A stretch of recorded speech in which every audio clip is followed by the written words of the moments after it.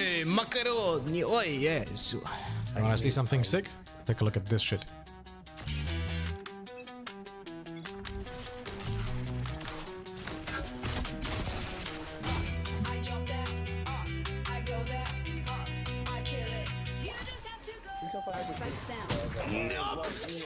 Down B. I jump there, I go there, I kill it. You just have to go.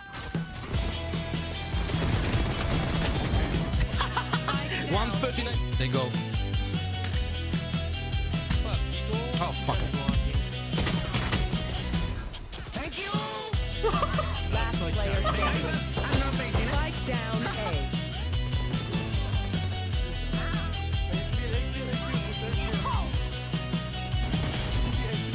One enemy. Fortnite, baby. Hey, again.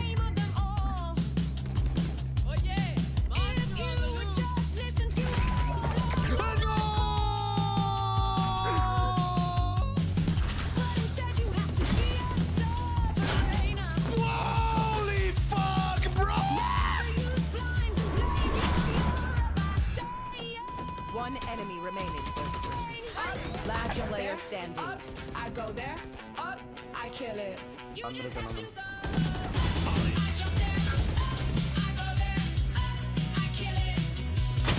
you. One enemy remaining. What the fuck? Thank you.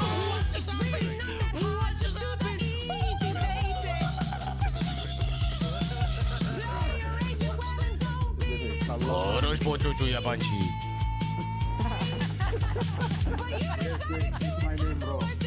Second kill. Sova 68. Guys, what the fuck, man? Why pushing you? Bro, I would advise you using your mic when you're playing the game so I know what you want to do. Why you pushing? Why you pushing? Up, I kill it. You just have to go.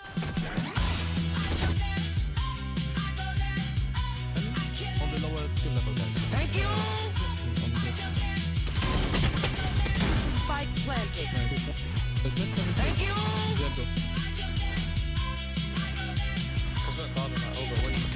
One enemy remaining.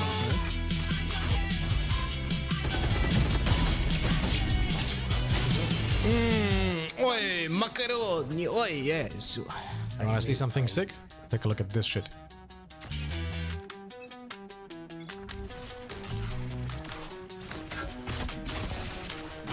I jump there. I go there. I kill it. You just have to go. Down B. I jump there. I go there. I kill it. You just have to go. 139. They go. Oh, fuck it. Thank you. Last player standing. Spike down A.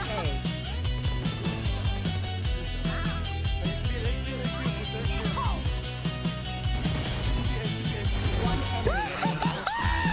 Fortnite, baby. Hey, again.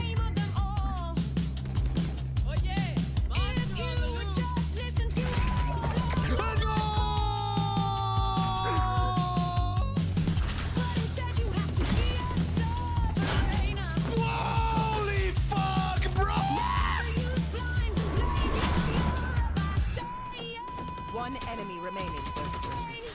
Last player standing. Up, I go there. Up, I kill it. You just have to go.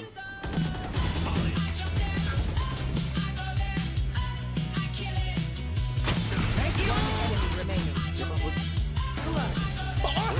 What the fuck? Thank you.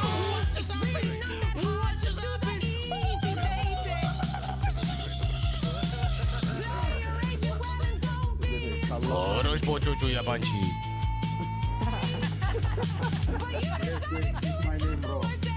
Second kill. Sova 68. Guys, what the fuck, man? Why pushing you?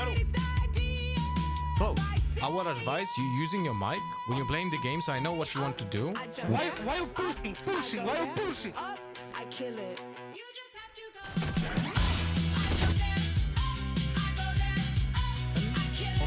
skill level, guys. Thank you. Spike planted. Thank you.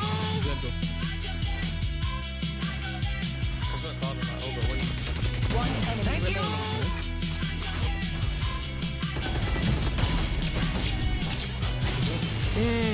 Oi, macaroni. Oi, yes. You wanna see something sick?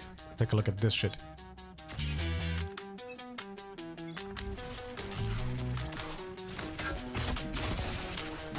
I jump there, I go there, I kill it. You just have to go. Strikes down. Down B. I jump there, I go there, I kill it. You just have to go.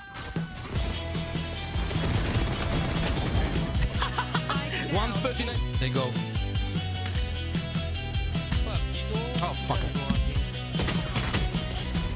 Thank you. Last player standing. Spike down A.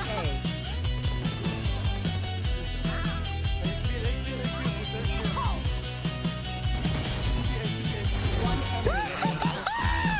Fortnite, baby. Hey, again.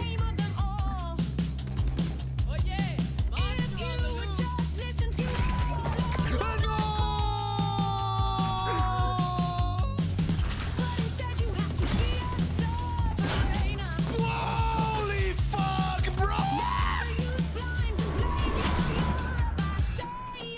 One enemy remaining.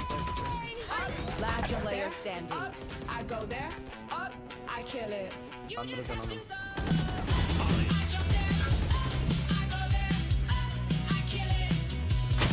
you. One enemy remaining. What the fuck? Thank you. It's really not hard, just do the easy basics. Play your agent well and don't be Хорош почучу ябанчи.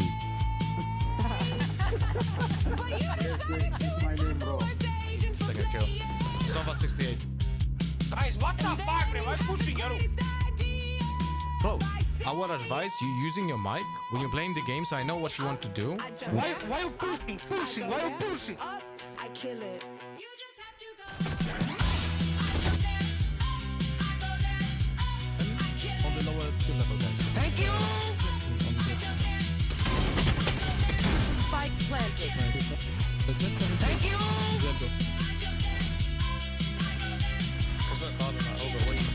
One enemy remaining.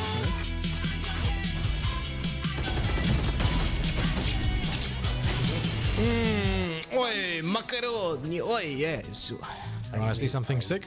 Take a look at this shit.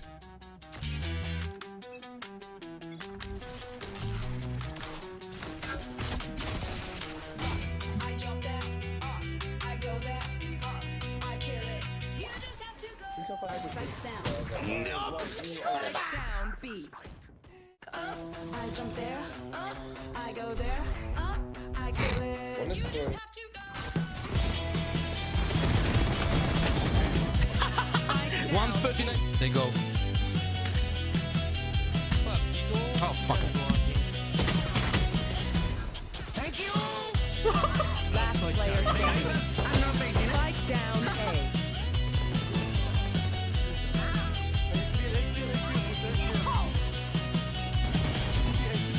One enemy remaining. Fortnite, baby. Hey, again.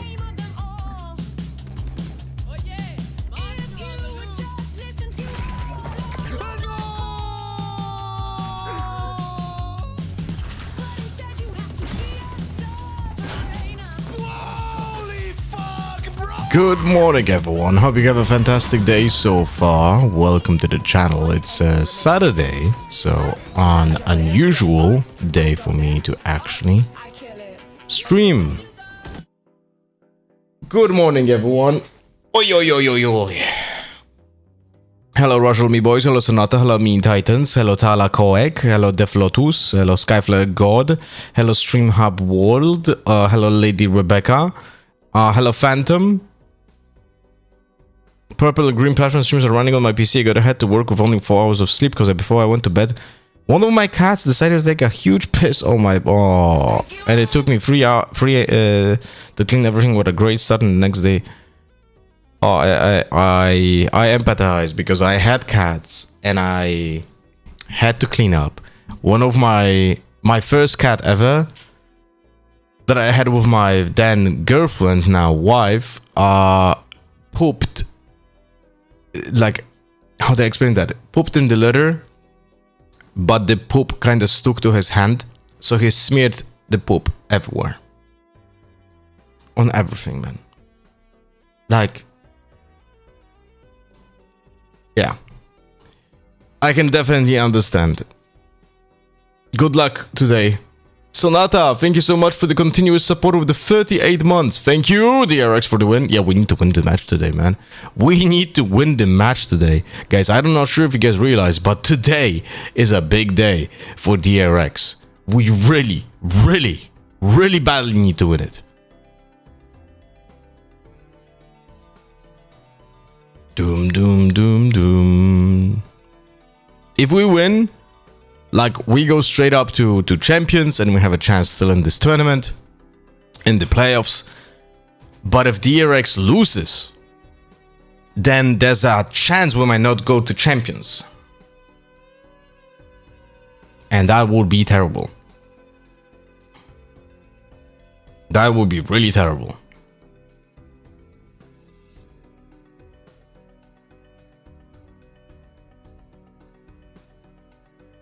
Me enjoying breakfast while Lotta tells cat poop stories. My pleasure, Arkina-chan. You know? It's kind of fucked that DRX played such a great stage 2 and played their worst match against Talon. And Talon played a great match against us. So it was like opposite spectrums, you know what I mean? Hopefully, we win today, and then it's not a problem. Are you doing TDM? No, I'm queuing now into a hag, and there's a chance we just do a TDM before the match starts. It depends on time left, you know? It depends on the time left.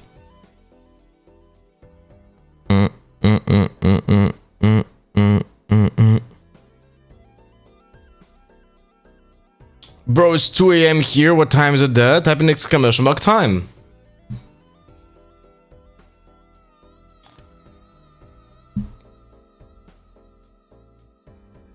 Here you go. You're up early. It's my normal start time. It's my normal start time.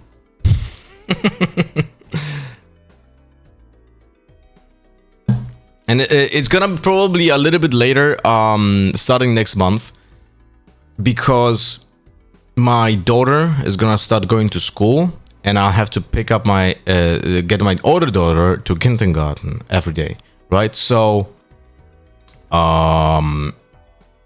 if I'm not mistaken, the school will start at 8 a.m. So probably what will have to happen is I'm taking both of my daughters. We get first to school. I leave my older daughter at school. Now, first week, we're gonna probably sacrifice more time for that shit, you know?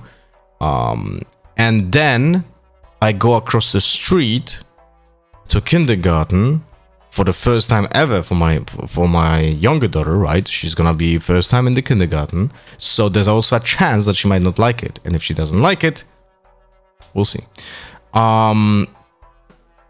So we're gonna be like after 8 a.m. in the kindergarten. I'm gonna leave her there. It's gonna take a few minutes, right? And then I'm gonna walk from the kindergarten to my office. And that's probably gonna take, I mean, not probably, that's gonna take another 15 minutes.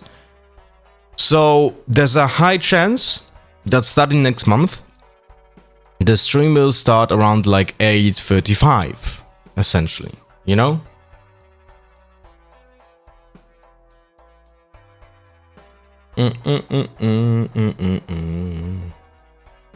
Take your daughter into the office and teach her the greatness of Valorant with its wholesome community instead of bringing her to school. Well, hopefully at some point my daughter will just like play games with me on stream. You know? But we have to like up the intensity of her English. That's for sure. No less.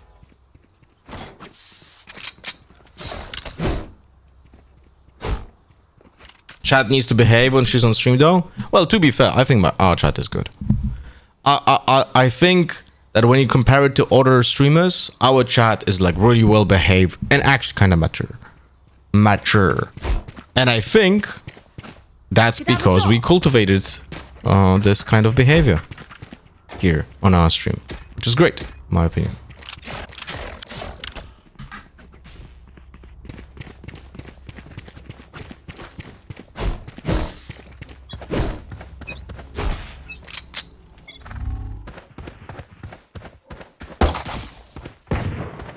Oh, nice. Scythe on C. Enemy spotted C. Enemy spotted C. Spike planted.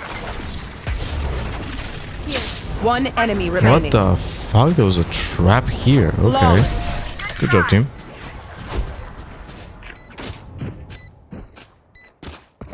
Keep Nah, after them. the pistol. Macaroni.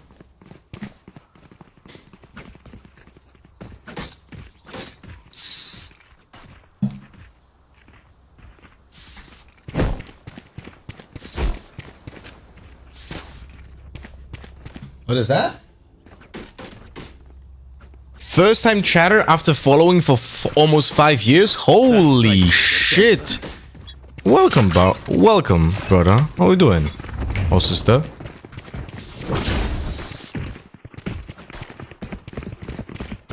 Here.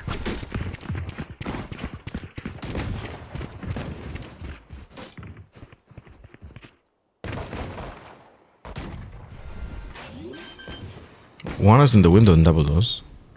Spike planted. We don't have a sentinel, that's why I was a little bit more like... One enemy remaining. That trap, I could have tried jumped that trap, no? Look, Enemy spotted A. yeah, I can jump that trap. Okay, that's good for the next round. That is good for the next round. We can actually go there. Work and life kept me busy. you know the drill. All good, my buddy. Stick to your Rolls and we'll crush it. How am I doing today? A bit better than yesterday. Yesterday I had like a little bit of my mental yesterday, you know, at the end of the stream. So I feel like it's just, you know, I'm human. Sometimes you're gonna have bad days, no? Sometimes you're gonna have good days. Sometimes you're gonna have terrible days. Sometimes you're just gonna go normal. It's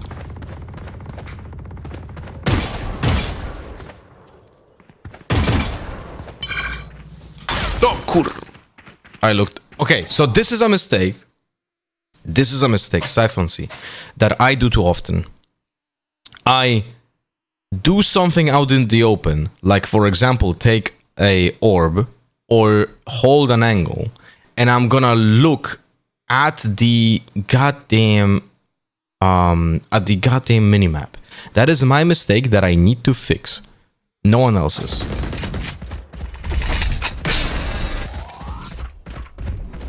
Last player standing. You rewatched the VOD. Wait, Cinco, you're telling me that you watched the game twice? Don't get blood on that jacket. Are you insane? Are you insane?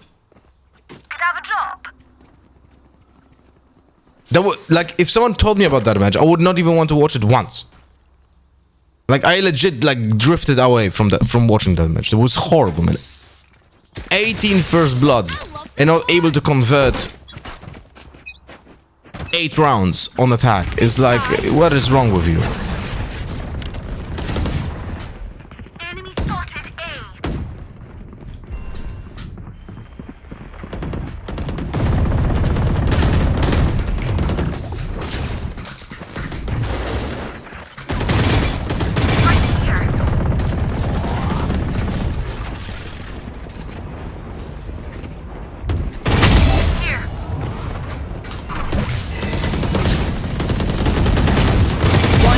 remaining. Dude, we got a good fucking smoke on CT. What the fuck is happening here? My ult is Are ready. you seeing this? I'll pick them apart. You clean up whatever's left.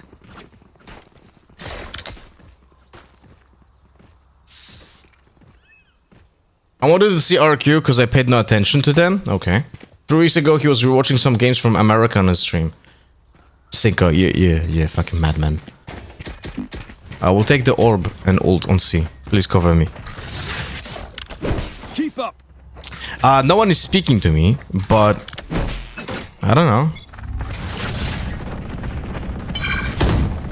Don't go yet, Jet. Let me go first.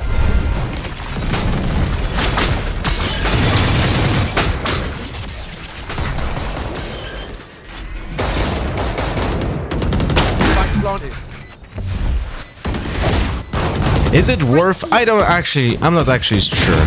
Is it worth to use the Phoenix ult to plant like a wingman? One enemy remaining.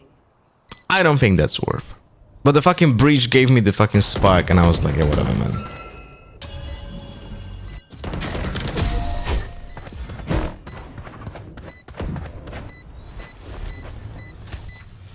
You should tell him that this was a good smoke. He never hears that for that smoke, I guess. Yeah, but... Oh, Jet is on my block list. Okay. But Breach, Clove, and Yoru literally don't speak. Could I have a drop? If we go A, Clove, this was a good smoke. Please do it again, okay? Good try.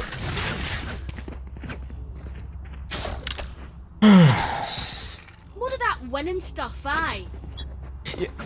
Is it a non-hack game? No, this is a hack game. This is a hack game. Good try. Nice one, Jet. Reloading. I have one more flash. I am low HP. Oh, can go in. Wait for us. We're going out. Nice trade. That's me being an idiot. Spike down. We have ult.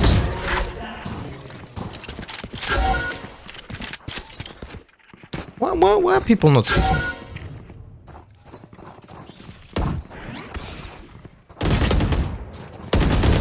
One enemy remaining. He's on the left. He pushed. Last player standing.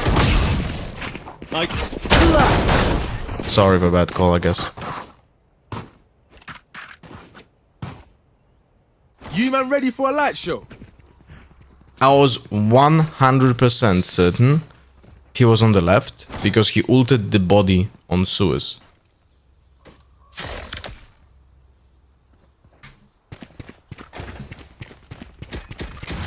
Could I have a drop?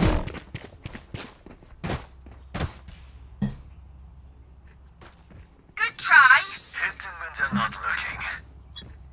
Right there.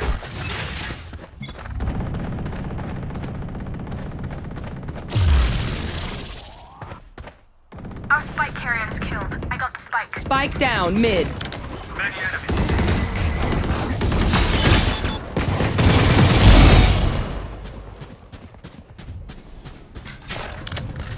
Got spike. One enemy remaining.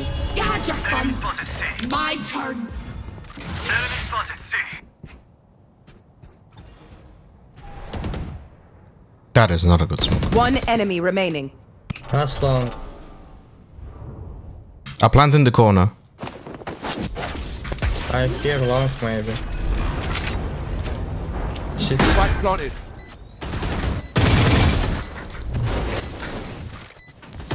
I play on your contact. Don't peek, don't peek. Don't peek. I'm not helping you, fuck you. It's unlosable. If the Yoru stands here, looks like fucking this, we never lose that. We never lose that situation. Doesn't have as many data. We never lose that situation. Wait, I killed Gecko?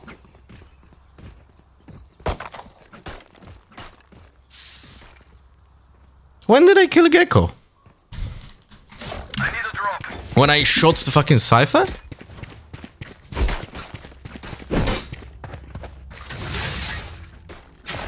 I guess.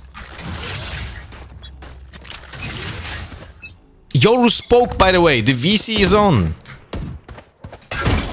God damn it. Enemy spotted B. ultimate's Come ready. see? Come see? No?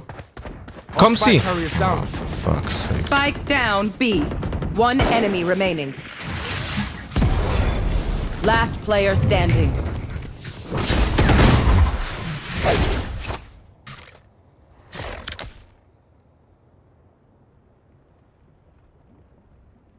Four v1, 3v1? Can't remember.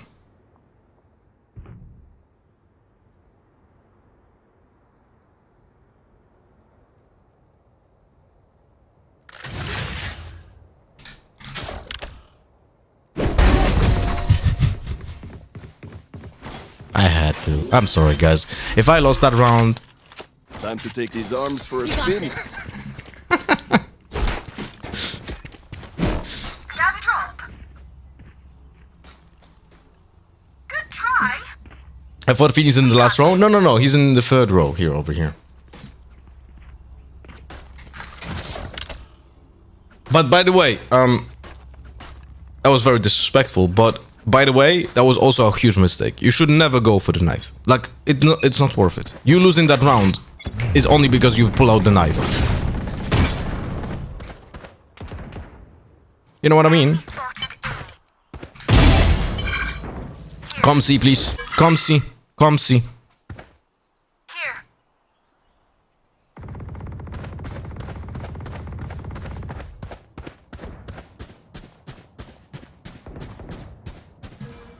No, Clove, you were doing good smokes. Why are you doing this fucking shit now?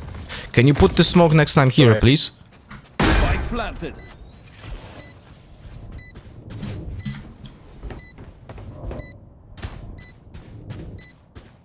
One enemy remaining.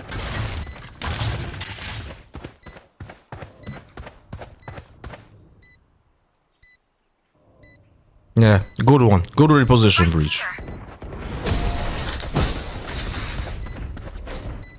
How can I train my aim? Exclamation mark gun hygiene, I brother. got your backs. Just, you know, from the front. Was it you're allergic to going see? I don't know. I mean, they were, to be fair, they were pushing A Suez and they were going back. But the Yoro had no, like, TP setup or anything. Will the fucking Cypher try to fight against me again? Let's try it out. Like, we actually won like 3 duels here, so maybe he's just an idiot.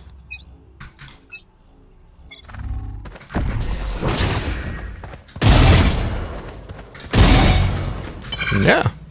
Can we please go see, My please? ultimate's ready. No? Okay.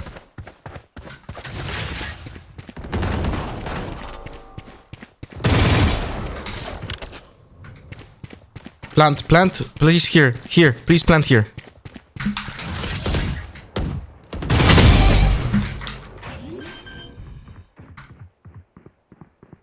Spike planted. My ult is ready. Enemy spotted A. Both there.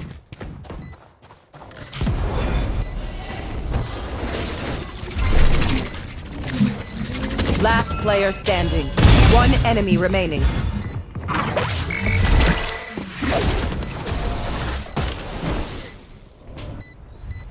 The double kill on C was sick though, no, guys? I'll do my job, you do yours. I need a drop. Cypher thinks that you're cheating already. Da!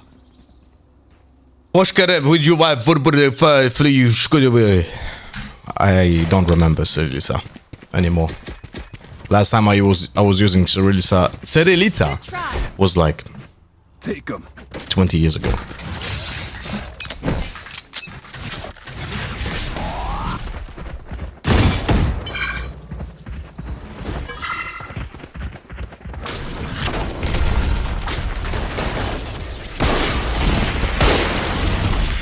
The fuck is that? My ult's ready. Ay, caramba.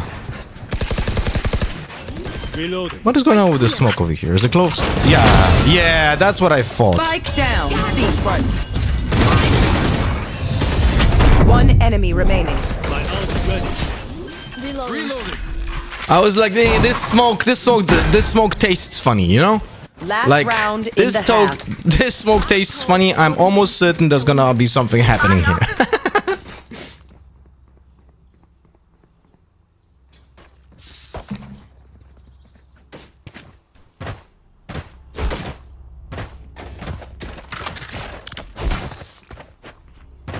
How many ults did I use this half? 4?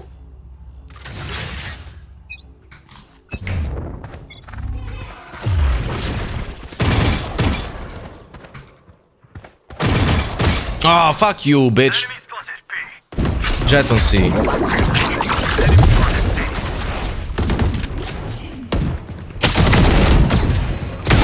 Nice. My ult's ready. Bridge has ult.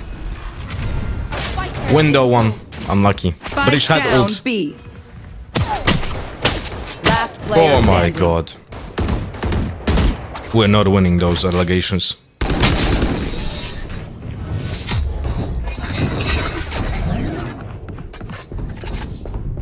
Switching sides. New fight, new tactics, keep it fresh, yeah? You know what's funny is that I am actually getting less ultimates because I died less. I died only 3 times. I earned only 3 orbs. If I died 8 times, I would have had 1 more ultimate.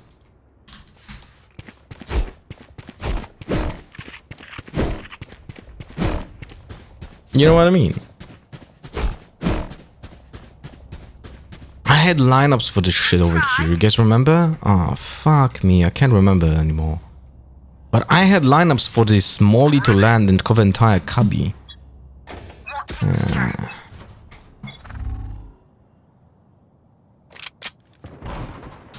That's another push.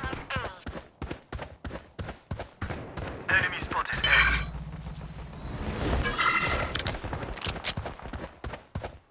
Spike down A. Enemy spotted A. 1 enemy remaining.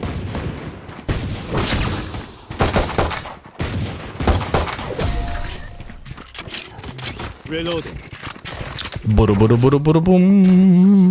Do I want to play with a sheriff? I don't. I should not. I should not play with a sheriff over here. But at the same time, you know, it's pistolerinho fliperinho, so I'm not buying a gun. Hello, Panda Roshar, how are we doing? Hello, Rushel me. Oh, I already said to you hello. No utils to help get kills, right? It's so sad about Jet. Like, it's all skill, man. It's there's nothing about the character that helps getting kills.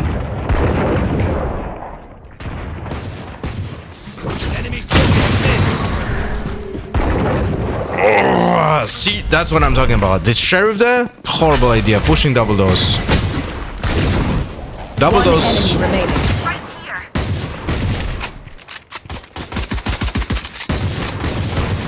If I will tell you just a difference. If I have a ghost there, right? I equip my gun so much faster than the sheriff is actually insane. It's full reaction time difference of a very bad person, by the way. It's 250 milliseconds difference between like well, it's actually a little bit less because the equip time after the flash is actually sped up, but it's gonna be still a massive difference there. So yeah, I should not be playing a sheriff like my gut told me.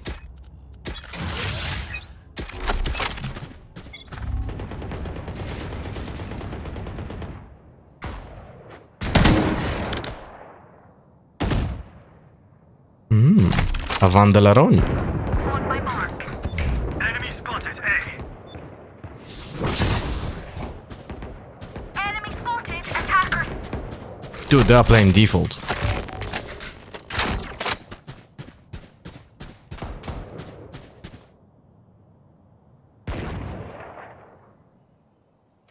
We got giga fucked.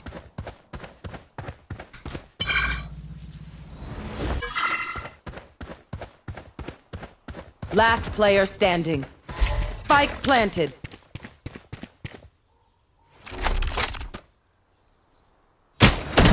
Flawless. Meh.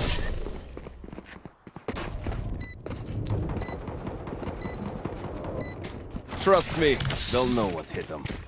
I'm gonna play A.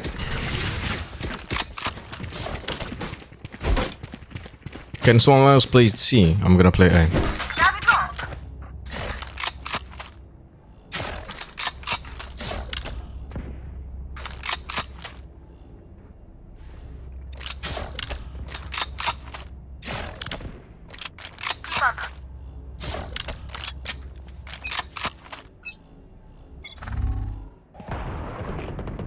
Steps on A.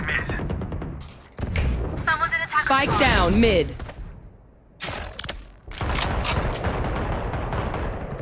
Enemy spotted mid. My ult's ready.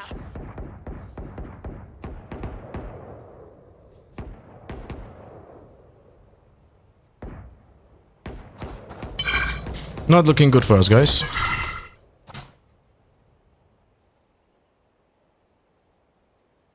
Last player standing. Reyna on C.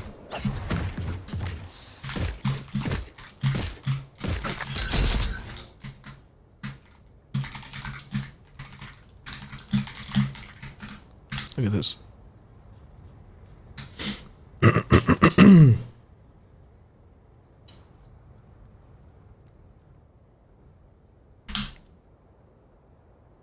Spike planted. We're only losing this this half, by the way, so far, because we're pushing against them.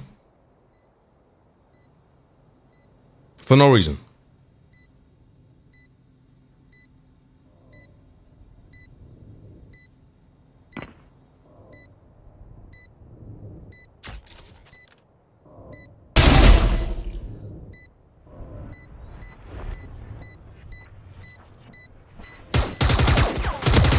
One enemy remaining.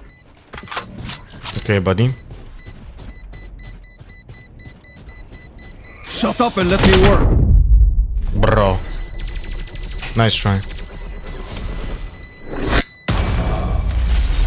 Please let's not push. Just hold angles. They're waiting for us to go forward. Race it to the spike side. Could have a drop.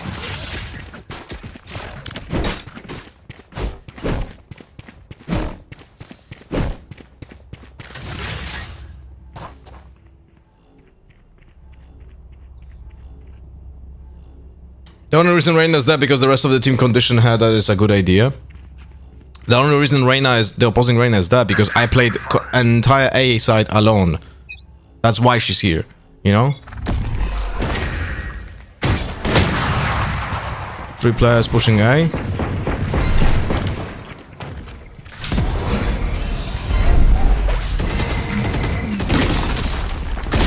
No, I wanted to push that fucking... Spike planted.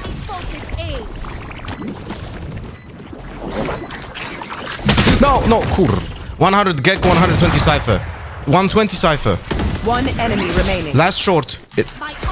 Just defuse, just defuse.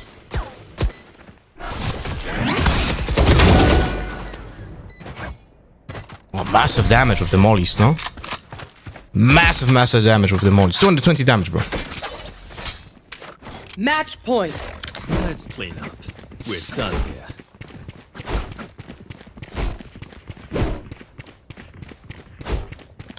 I should have... My mistake there. Like, I tried prioritizing... In my mind, I was prioritizing the molly over here over trying to get a kill with a weapon. I should have just prioritized killing with a weapon and not fucking mind the molly. You know? Could you drop me a gun, Clove? Good stuff. Enemy spotted mid. My ult. Many enemies mid.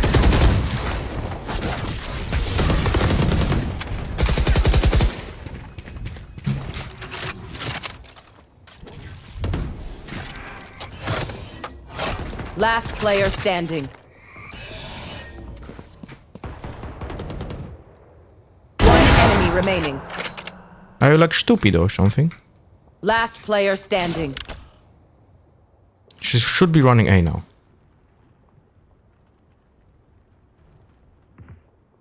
Still on B. She should be running towards A.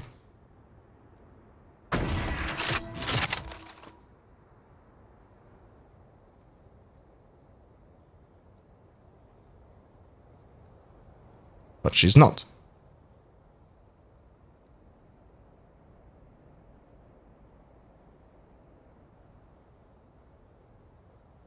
Thirty seconds left. I don't understand what's going on over here.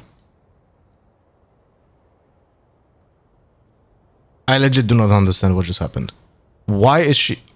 she should know I killed the Reyna from C. Why is she not on A?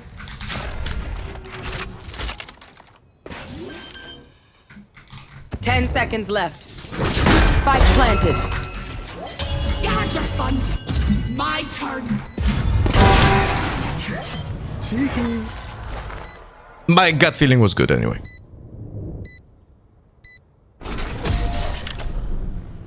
Defenders win. Ah, come on, bruv. Like it was gonna happen any other way. Bada bada bada bada bum. Phoenix, best agent to solo queue since the fucking buff. It's not even fucking close, man.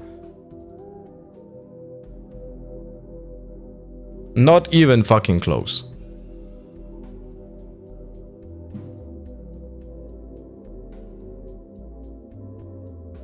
Boo boo boo boo boo boo.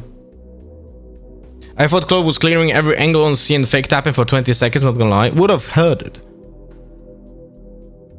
You would have been punished for thinking, well, if she goes C, Mao. Yeah, right?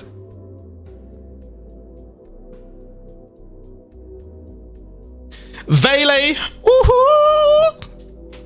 We're gonna find our way.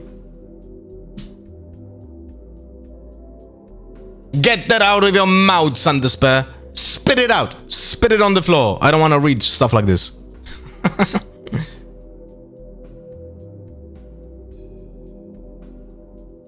Give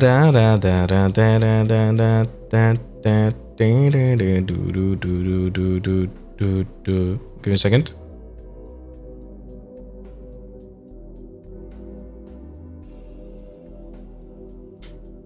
Apparently, a Polish streamer has a big Polish streamer that I know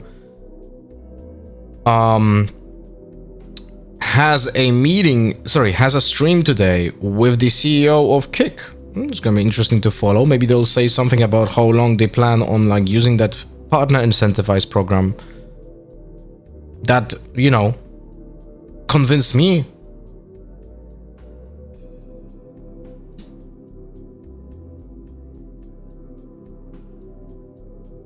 Hello, Toxic Sama. We play Korode. Vela. I cannot get over the fact that the jackets in this game have incredibly big zippers. I really can't get over that. Did you guys realize Killjoy's and Waylay's fucking zippers are like size of they're 4 times of a size of a tooth.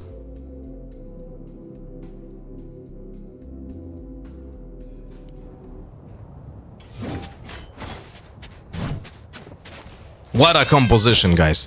This cannot be any worse. Waylay, Chamber, Jet, Reyna, Clove.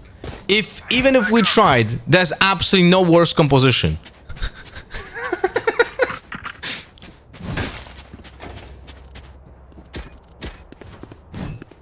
We're literally 0 util. I have the most util out of the entire team. Guys, me, Waylay. Waylay has the most util out of the entire team. Well, actually, I lied. Jet has. I have the spike. Morning, Vatsi. Enemy spotted mid.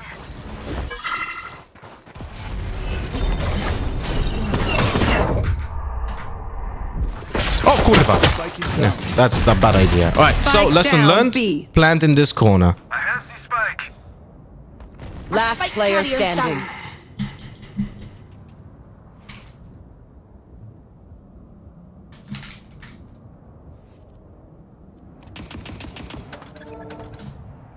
Very good, no penalty.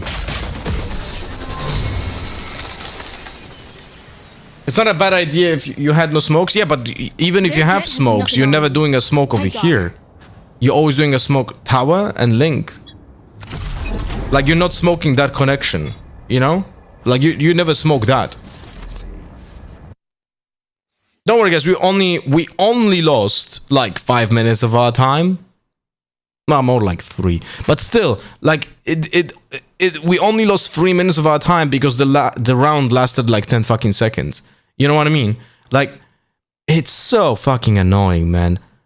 They really need to change this, but it will never happen. The same like they need to change the ping sounds. That will also never happen, most likely.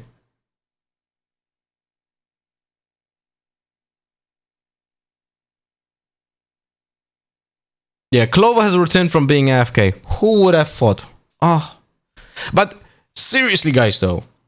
Seriously. Why? Like, people are still too stupid to completely abuse the system. Because you could absolutely abuse the system by forcing this to be a failsafe. What I mean by that is you go into a game, right? You go into a game and you have one guy go AFK, but he's at the PC, he's just not touching his keyboard, right? So he will still be able to play at some point. Like if he can just go in at any point of the pistol round. And then you play. By the way, look at the zippers. Look at the size of the fucking zippers. Look at this. Look how huge this is. Are you seeing this? Anyway, so you go to the pistol round, right? One guy goes AFK. You can still win a 4v5. If you win the 4v5, you move and you're still in the second round. There, like, that's it, right? Or if you see that you get like a 3 versus 3 or like a 4 versus 3, you just go back and play. But if you're losing, you just stay AFK.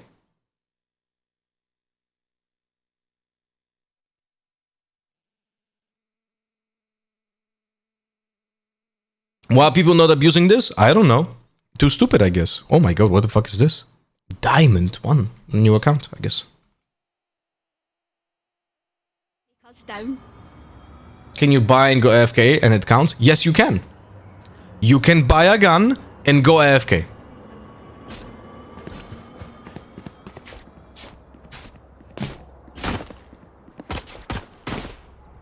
You can even move. You can like start the round. Like, look, I could go AFK here in this position with already a buy like this. And wait. And just wait. And just not do anything. Because it only counts when the barrier goes down.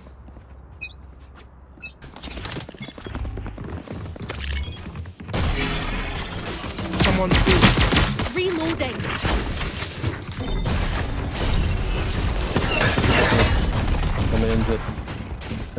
Spike down B. 60 on chamber. Taking the bus trip back.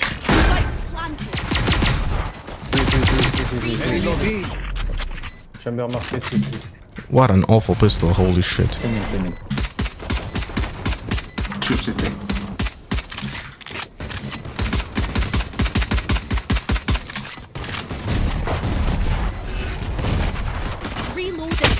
Enemy. 105, nice.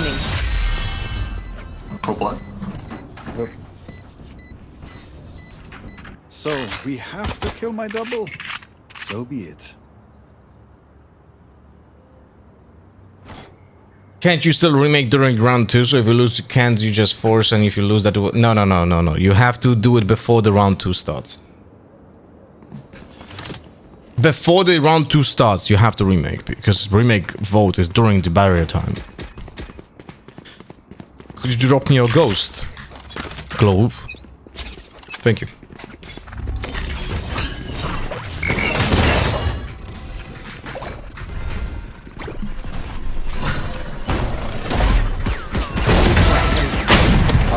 No, kurwa. Gecko in the backside, 30 damage, 30 damage. One enemy Nice, remaining. good job. That chamber goes like, whoa!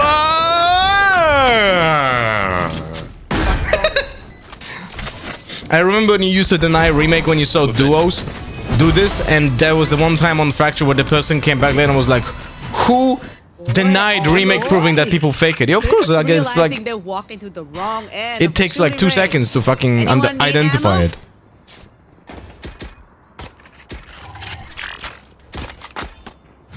If you beat the cash. Could I have a drop? You want to go A again? Let's go. Yeah, let's Can go. you shoot the gecko flash for me? Because I'm gonna try to like push it fast, okay? Yes. Okay. I'll go double. Dude, I need a fucking lineup for the grenade over here.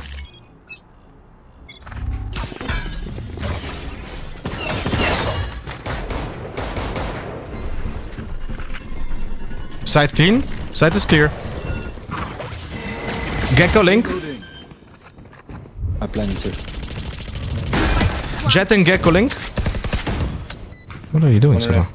Go push Phoenix. Go fight.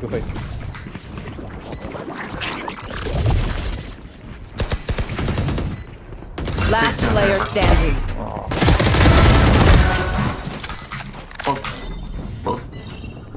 One enemy remaining. Elbow.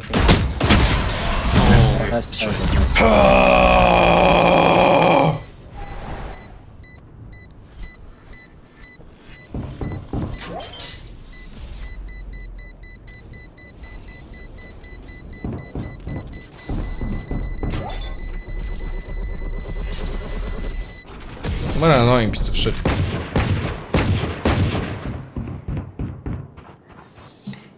Sova ruined the round. Unlucky. You look a lot better with some flame decals on, right? But you can see the value of the grenade, no? The the slow nade is fucking awesome. Right here. I take the orb and have ult. Reloading. Bonne chance, mes amis. Same. Maybe chamber gonna push. You take it. Maybe they are. Good. Hello? Can you fight, please? Spike down B.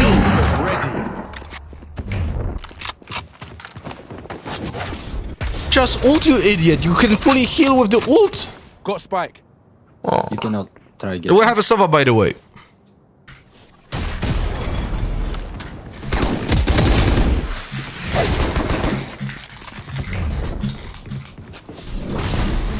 Last player standing.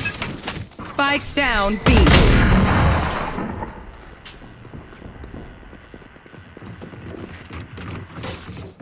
Okay, which gun to pick this time? Sova, if we go B, could you just put an arrow? Like anywhere for this? Maybe drone not. Drone is slow and doesn't reach the side. Arrow just clears it, and then we can drone side.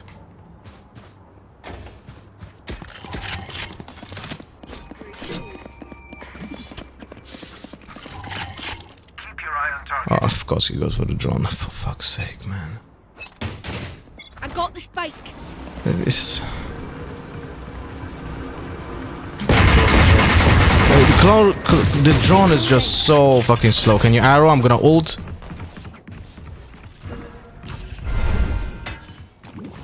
Ulting. Go in. Go plant. Go, go, go, go, go. On top.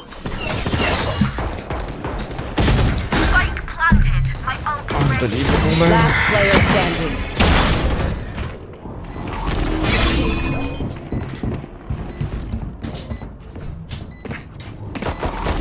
Alright, let's play default, please.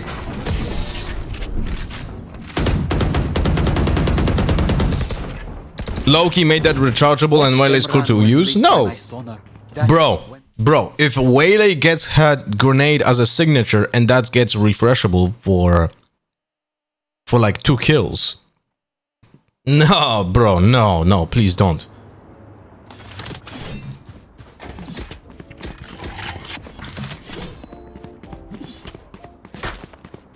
As predicted, teammates don't know how to execute. Nothing new. I mean, timer, but she's a duelist. Duelists have double kill refreshers. What is the point of this wall, bro? I have the spike.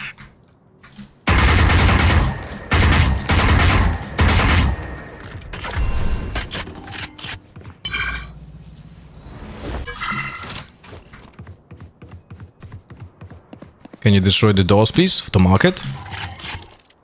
Yeah. Still one B. Chamber's not. 35 seconds to destroy doors. Can you, yeah, make noise on B or something and we go A. Phase 3. Don't plant,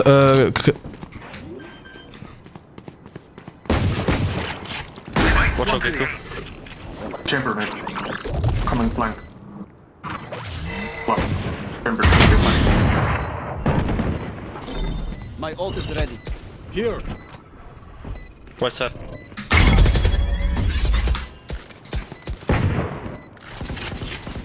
One enemy remaining. might be worst possible plant spot. Dude, don't even start. Don't even fucking start. History.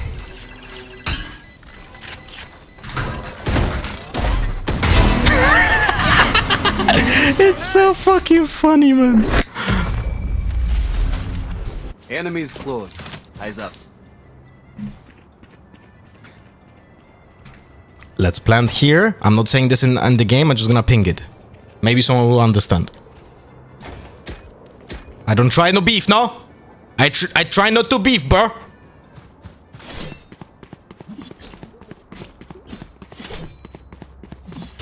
Sova, can you arrow here, please? Here. Got you, bro. Thank you. Ball flash to left. Wait. Okay. I come with you, Nelly. Check up double box. Did you see Spike the arrow? down A. Sorry. I have the spike.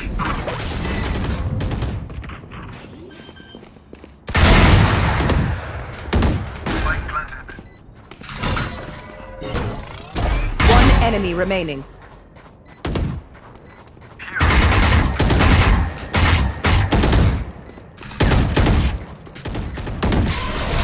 Check this. Sova, no bounce next time. Just put it on the edge, you know? I don't bounce it, bro. Hmm? It's not bounce it, bro. Then how did it manage to land inside? Bro, I put it on the roof. Please just charge it and land it here. Caution here. On this spot. Caution here. That's good enough. Guys, it bounced 100%.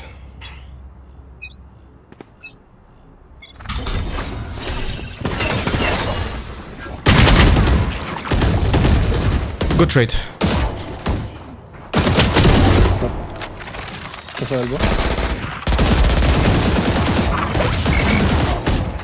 He's behind the box. Spike down A. Gecko's on site and one ring. Last player standing.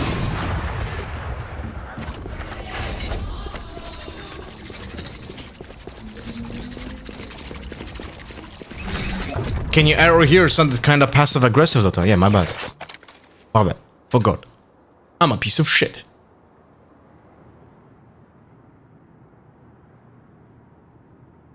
If I remember correctly, by the way, the arrow landed in this spot. I'm not gonna ping it because it will be distracting now. But I'm almost certain it landed over here. Like in this spot, like behind the window, so it had to like bounce like this. Don't be spending too many brain cells figuring them out.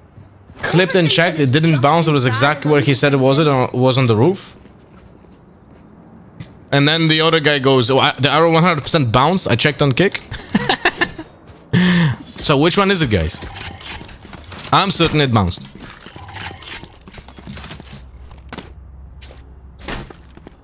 The point is, you just put the arrow here. You don't need to do anything special. They're rotating towards B. Someone's B. I saw in chamber B. One top mid. Holding mid. Don't go, operator there. Don't go. What are we doing? They're going back to A. They want from top mid.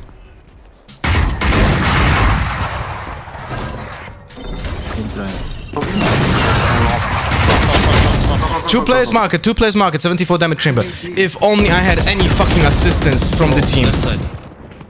Holy shit. You had ultimate. You have ultimate. Last player standing. Please use your ultimates if you have them. Like we had Sova and Phoenix ult. Why are we not using them? But I only had a classic. But you can go in there, pick up the gun from the jet as well without having any troubles. And all the chamber is 74 damage, so you need 2 bullets from a classic to kill him.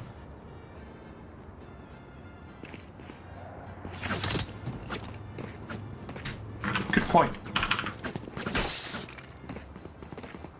Good call or could call? I'm actually not certain.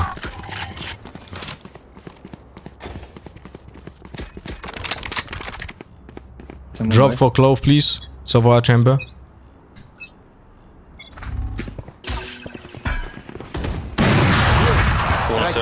Someone's A. Can someone hold me? Help, please. On the top, on top.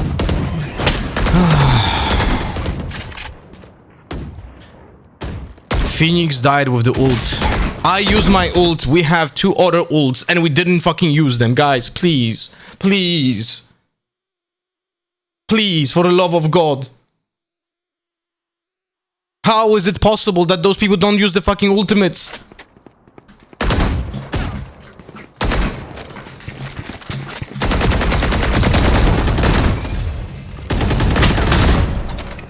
Guys, when I was just playing Phoenix the game before. I was just playing Phoenix the game before and I used 4 ultimates on attack alone.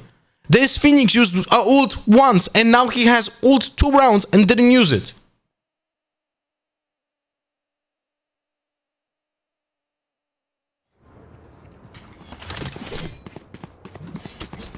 And I cannot micromanage. You can Phoenix if you want out.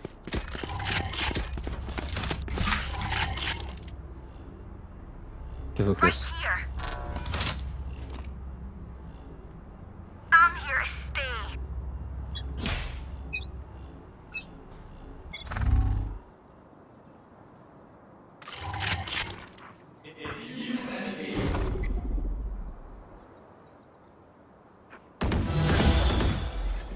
Good job, Phoenix. It's smoke, it's smoke, it's smoke. There's multiple B, I think. It's smoke.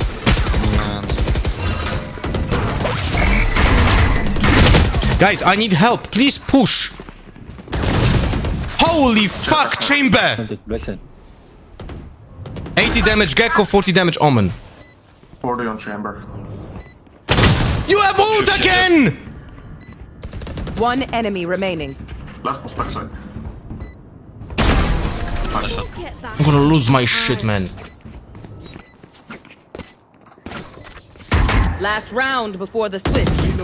Buy all you need. The fact that I can push through market, we have 3 players main, I have 1 guy behind me, and I have contact on 2 people. 2 people tried to kill me. Gecko and the Jet tried to kill me, right? I think the Jet, maybe someone else. But 2 people tried to kill me, and my teammates have 0 contact, is like insane. Need a drop.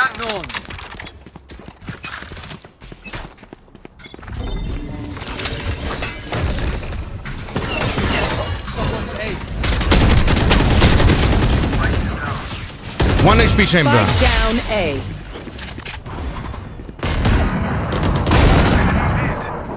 Oh, Jet. Oh, I whiffed.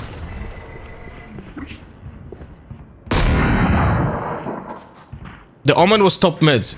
There were 2 people on market. Who killed the Phoenix, by the way? Was it Chamber killing the Phoenix as well? I don't get who was he shooting at.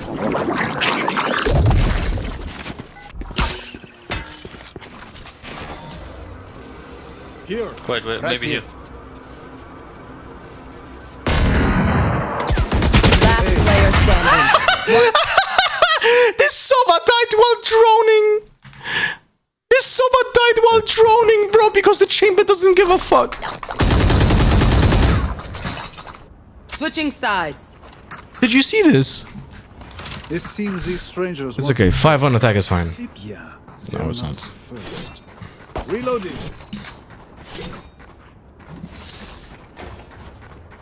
Always shoot the gecko blind. They have no flashes. It's just only paranoia and the gecko blind. So just shoot the gecko blind and we're fine. Sova didn't come where the gecko is and I saw it. Yeah. Chamber didn't hold his position. Gecko didn't. Sorry. Sova didn't call his position and Chamber didn't hold the position for the guy. So it's like insane. Watch out for the gecko flash through the window though. Step G.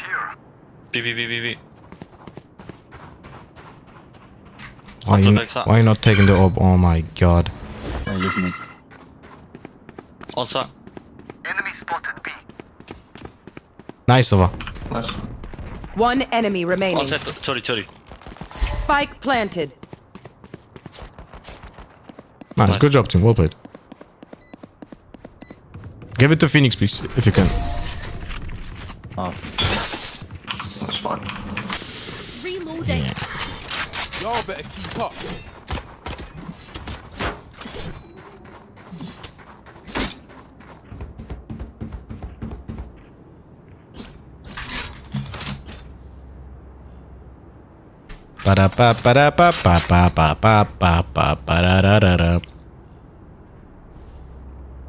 So, are you for the gecko flashes? Can you shoot it?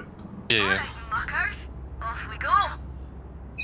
Is there giveaways, please? Dave2217. No, there's no giveaways. Yes, That's on A. Mid maybe.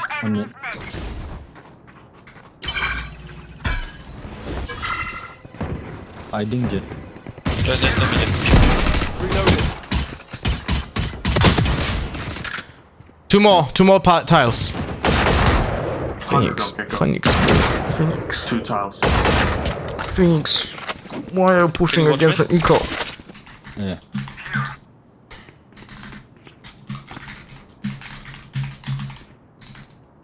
Alright, no, there's no point in asking.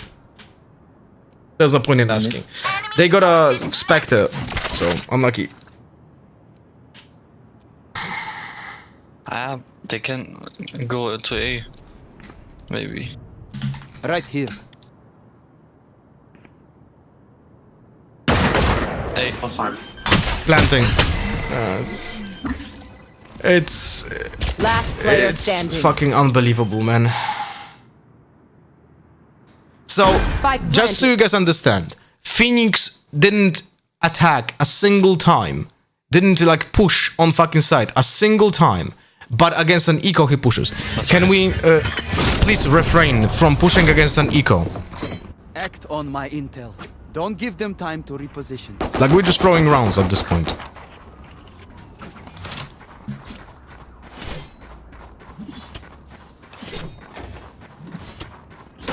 Pistolerino Flipperino. The game would have been won if we just won this round, by the way. But now it's very high chance we lose this game. The entire game was on the balance because of this one round, by the way. I'll clip that jet stream.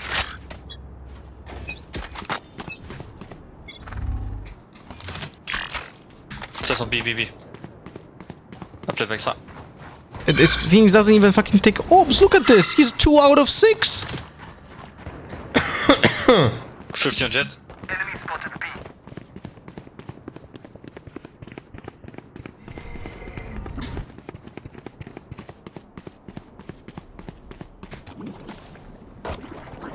Reloading.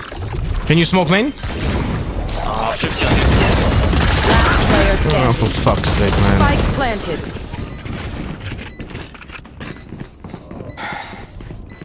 He's not gonna ult by taking the orb? Yeah, that's true. That's true. I'm 6 out of 8 orbs. Our Phoenix is 3 out of 6.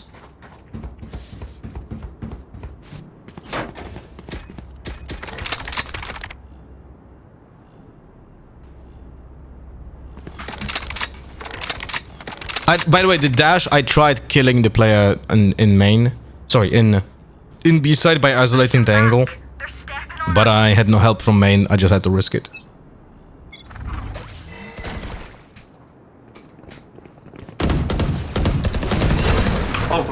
All on A.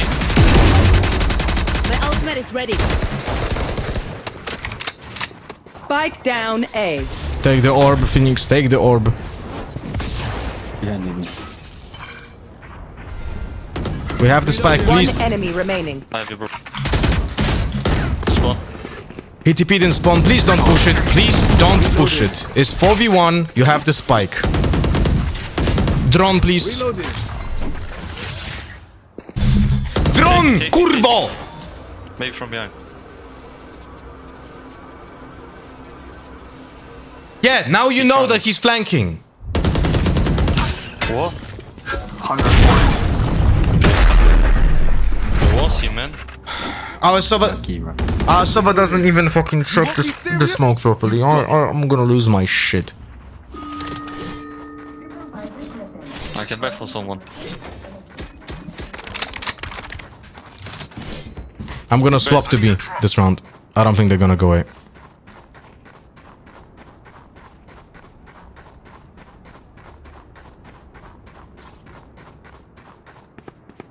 Don't hold back.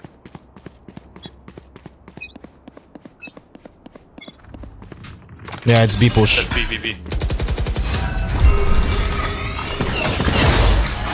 No, I fucked it up. Guys, I moved with the ultimate, so it left a fucking spot in here. I covered this when I pressed the fucking ult, but it has the fucking timer when you can still move it after activating it. Ah!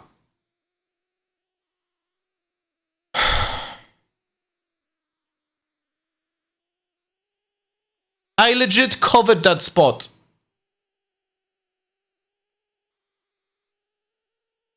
I don't know, I don't understand the purpose of that, by the way. I'm really trying to understand, but I don't get it. What's the purpose of being able...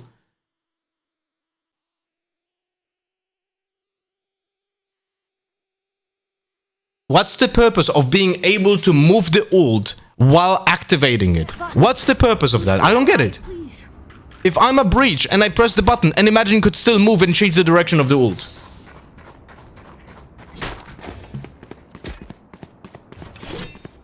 Who can understand this? Enemies marked 3, enemies displaced 4. Bro, it was perfect if I didn't fucking move it.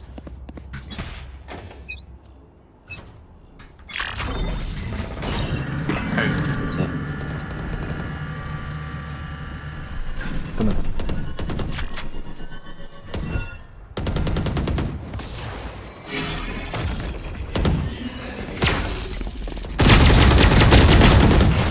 Chamber, you're absolute fucking cunt. Just Look at Chamber. Look at Chamber. Did you see this? He didn't go in Spike with me. down A. And he waited like 20 fucking seconds to shoot with me. Right here. all the 1 minute. Last player standing.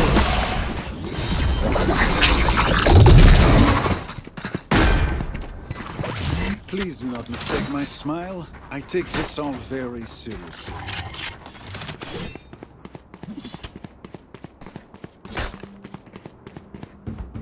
If he came out with you, you don't die, you both kill Omen, and you kill the 3 ISO out of the ult, yes. Chamber, please, next time, if you see me pushing out like this, just follow me. Don't bait me. If you push out with me, we kill this Omen for free, and we kill the ISO there as well, because he's in the ultimate.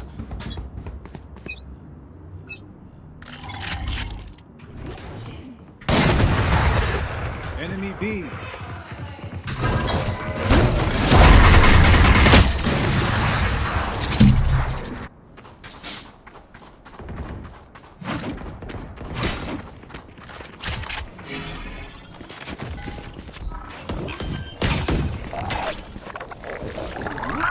Spike planted. Enemy spotted B.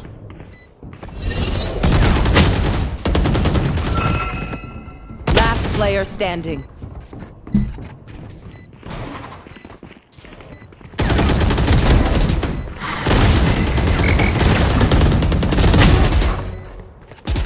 By the way, the only reason we're losing this game right now is because of Phoenix. Not sure if you guys understand.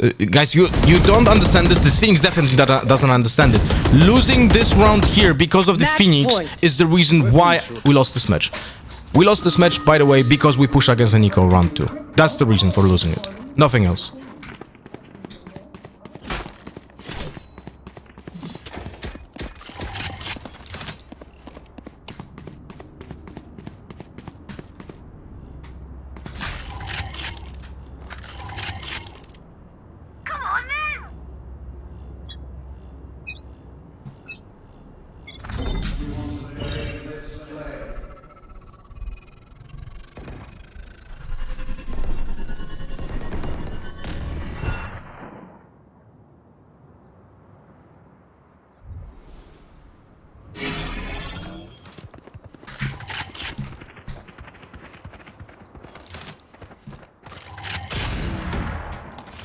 Enemy mid. Enemy spotted mid. Here. Spike down B.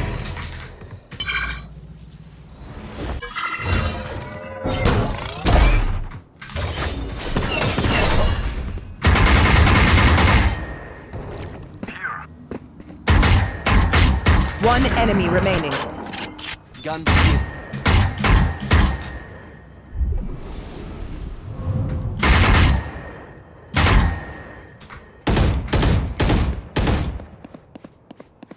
The fuck is the chamber at? 30 seconds left.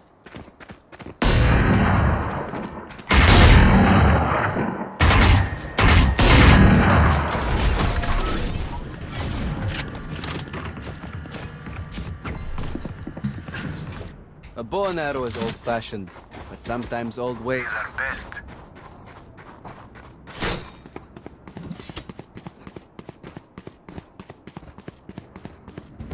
You know what's the most annoying thing about Jet? That no matter how hard he fucks up, he has 2 smokes to save his ass. What I find even more annoying is that he got slowed down by my grenade, and yet he was still able to smoke and right-click me, even when slowed down.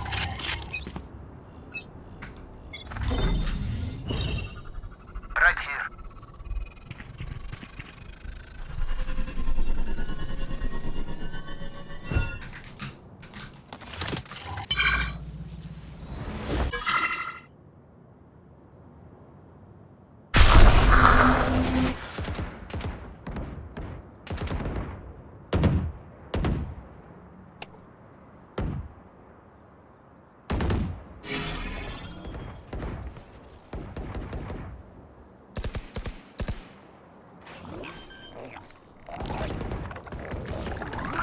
Spike planted.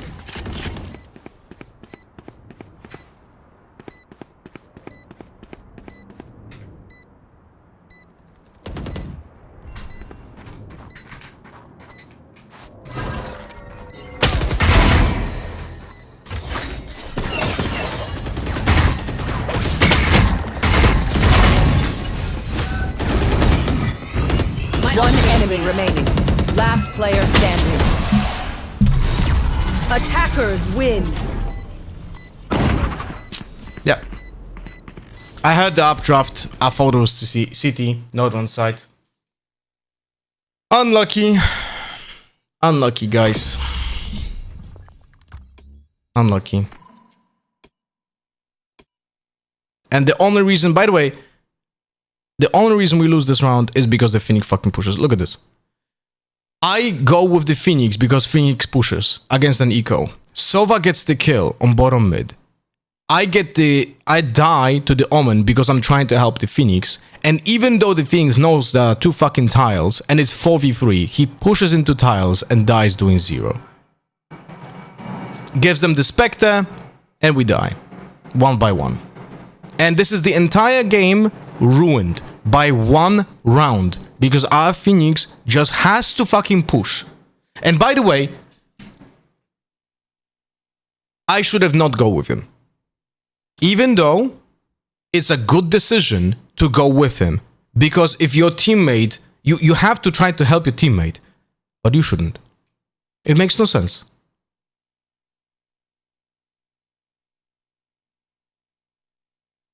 Like, it makes no sense.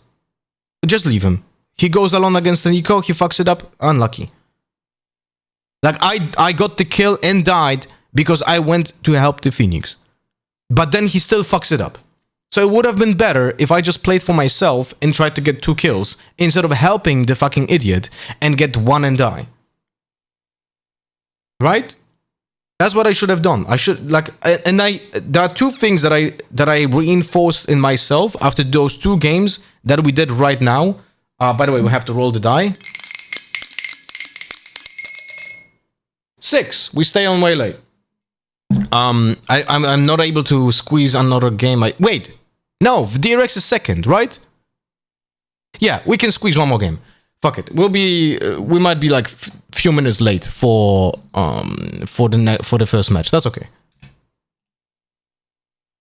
That's okay. But the things that I learned from today, right?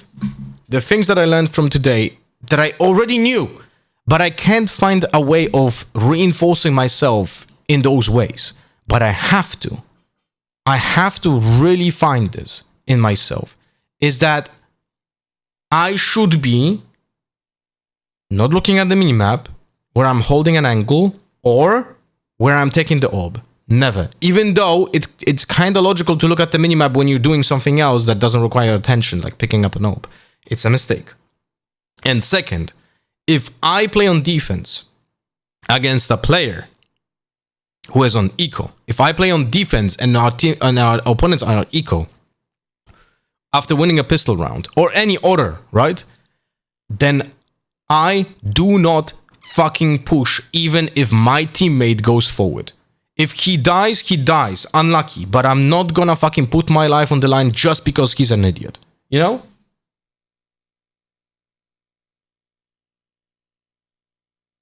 That's it. I have to play incorrectly.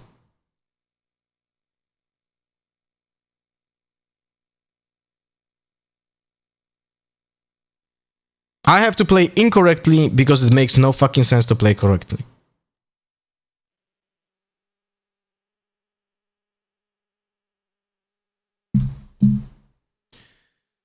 Anyway. Practice doesn't make perfect. It makes better. With Waylay though, you can use E and then go help teammates pushing. For what? For 8 seconds while shifting?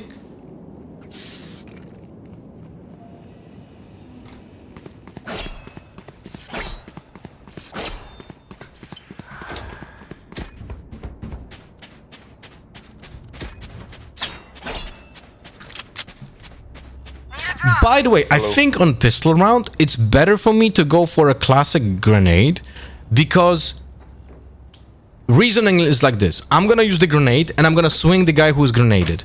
If I have a ghost, there's a chance I get one-tapped by the opponent's ghost and I don't get shit. But if the opponent has a ghost and I have armor, even if he gets 1 shot on me and that's a headshot, I am not dying. I cover you, You can go. Okay, I go in. They're planting. Okay, I'm coming.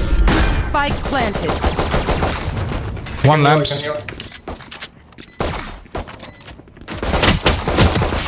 52 damage, Cypher and lamps.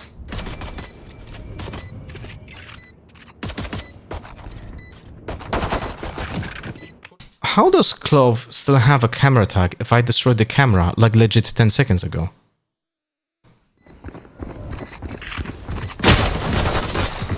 Nice.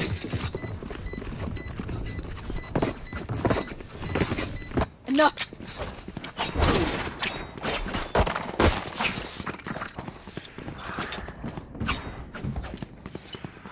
I guess I'll play A.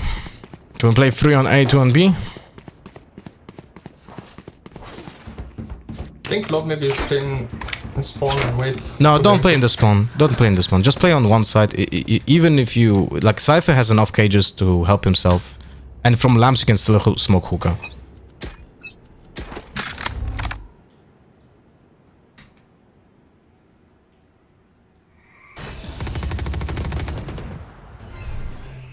On site already. Satchel then.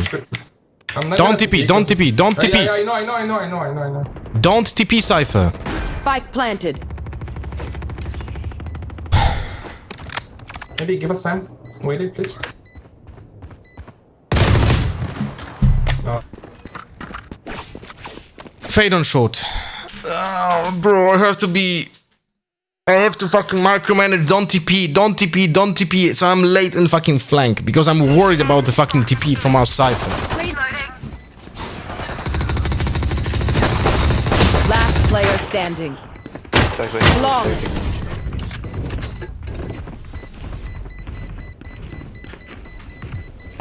Where will they go this time?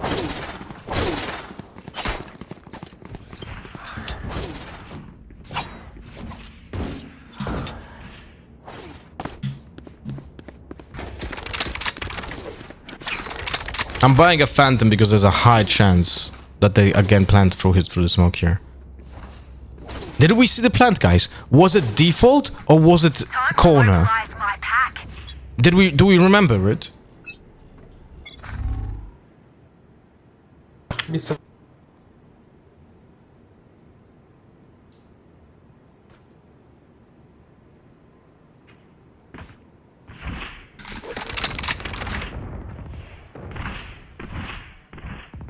Bro.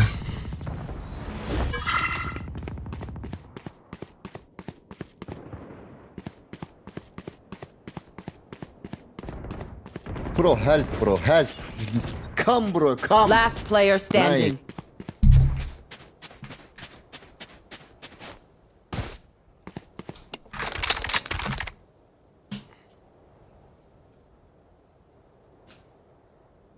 Spike planted.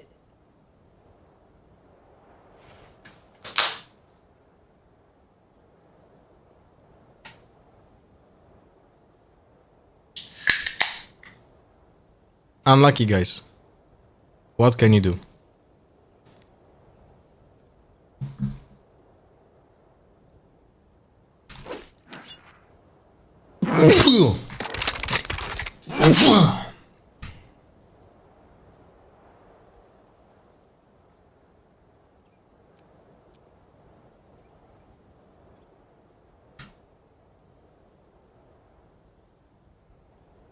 Thank you.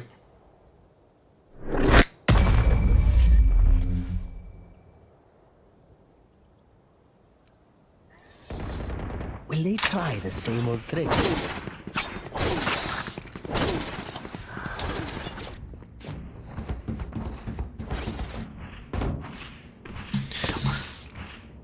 Reyna is surprised I'm not retaking 1v3 on B side.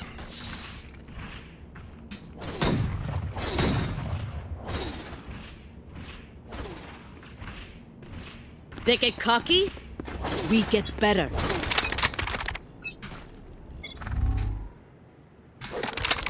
One, two. Pushing B.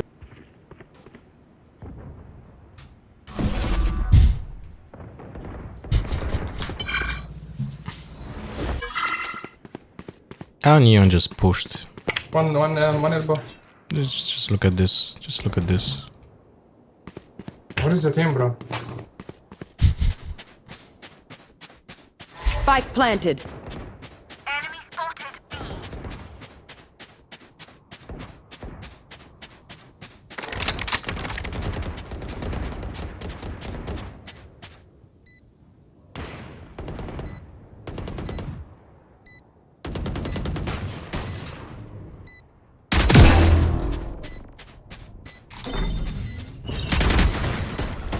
Last player standing. Two.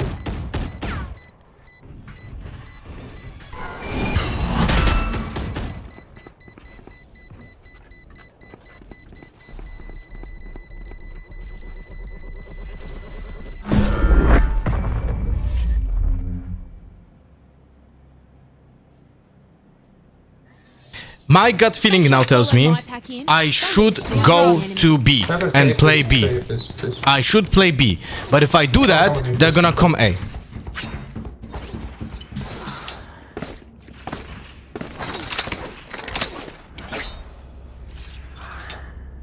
I'm like 100% certain they're gonna come A this time because my gut feeling tells me to go B and help B side.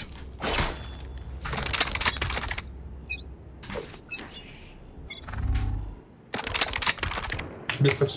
Kurwa.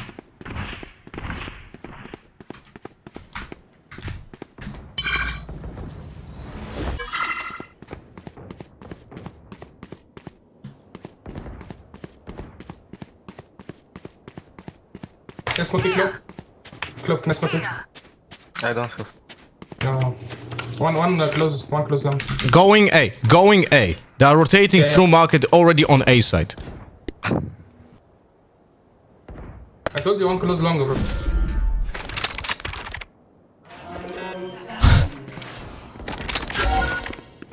Spike planted. Last player standing. Flawless. Cypher, I told you one close long. I told you. Cypher, please explain to me how is it my fault? Please explain to me how is it my fault?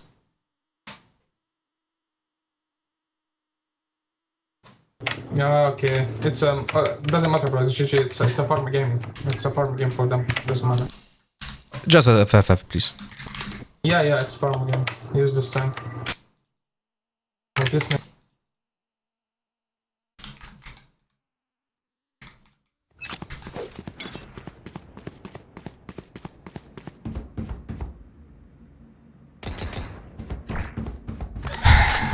This has nothing to do with my kit, guys. I play with idiots who can't fucking hold anything and over-rotate, but it's my fault that they fucking go to a different side that I'm playing on. That's what it is, guys. One enemy remaining. Spike down A. My ult's ready.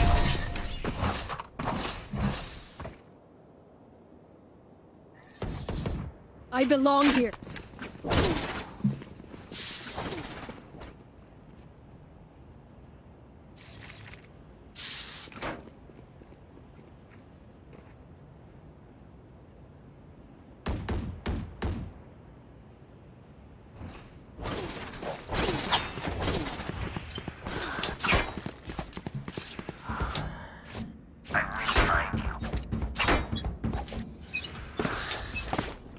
It is what it is. It is what it is.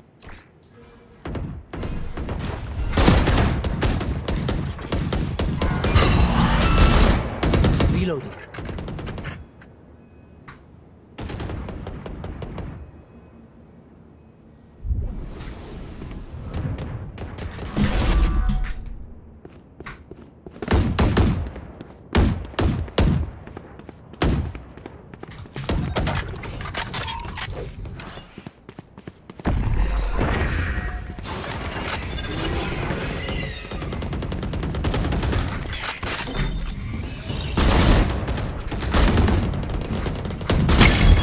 For fuck's sake.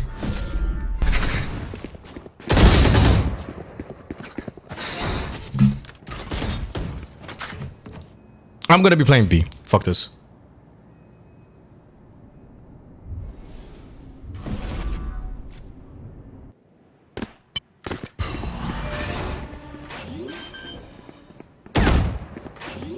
Thirty seconds left.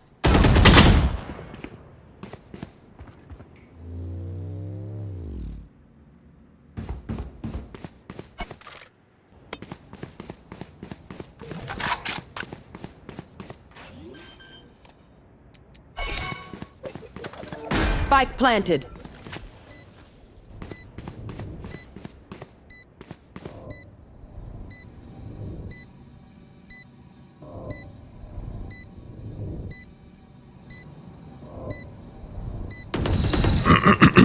Enemy spotted A.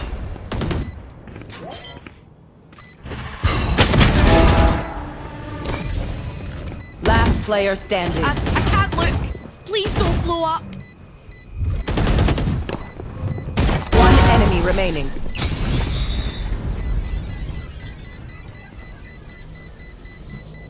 You know what we should do? I'll tell you.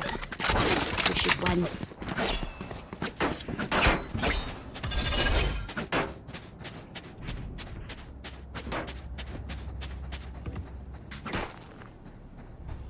Remember, not turn around when you ult.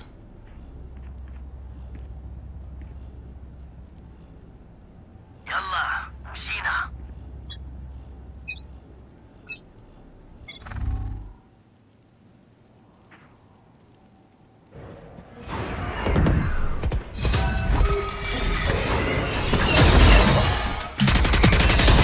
For fuck's sake. How did I even miss the ultimate? Would love to see the replay. Would love to see the replay on that.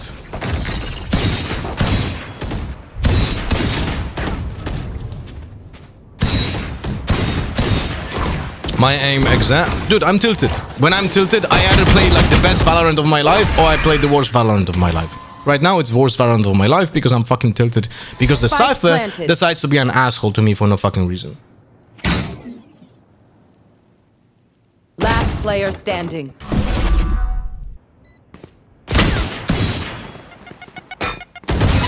Flawless.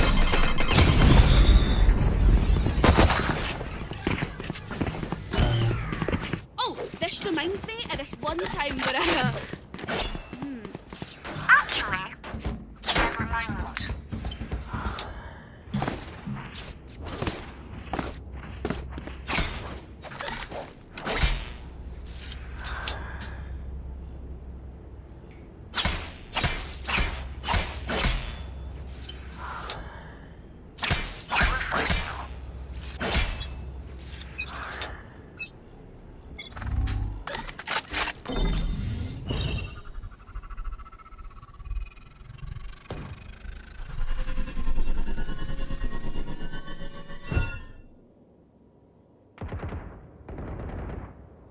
Wait, I was meant to play B. I already forgot.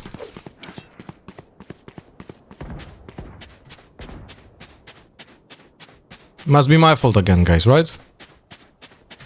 Spike planted.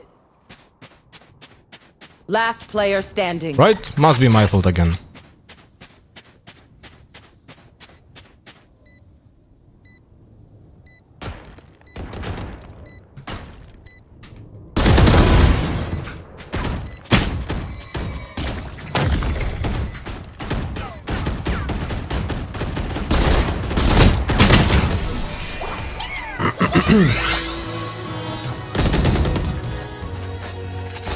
Listen up, you muckers. If I don't I mean, they get did back go up B. and give me a nudge, I might not be dead. 3 of my other teammates were B.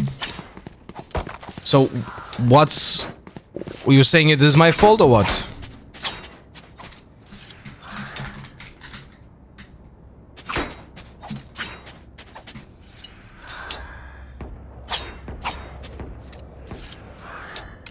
Oh shite, I lost my pet rock.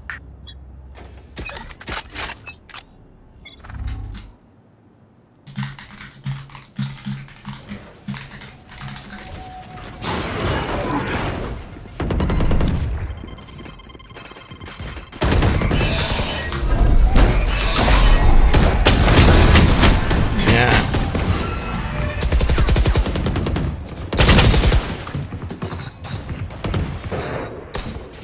Spike down B. Last player standing.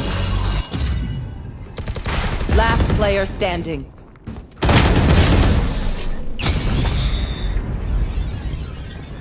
No, just a fourth wouldn't hurt since they did exit B, but not everyone can see the future. If I go B, we play 4 players on B and they go A, then you would say, oh bro, you should have played the A, because how can you play 4 players on one side, man? Makes no sense.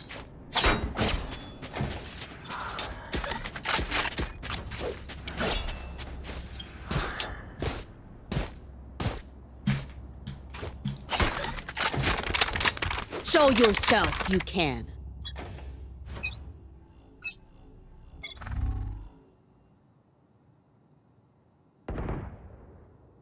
Ah, guess who's AFK? Guess who's fucking AFK, bro? It's...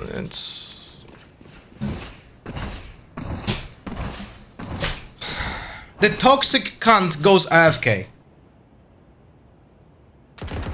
This, by the way... Spike down A. In the first row, when we had those, you can see the number of games on KO and Jet. Literally every single fucking game was like this in the first row. Spike An planted. incredibly toxic player goes AFK after fucking throwing the entire game.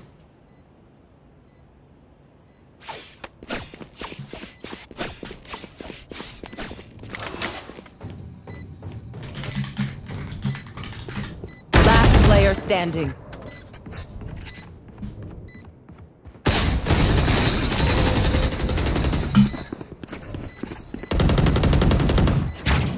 Last round in the half. Nothing will be saved after this. Music.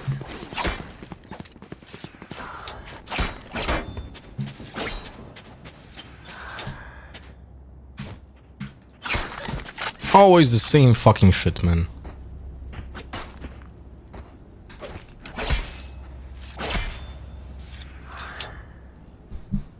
Watch me.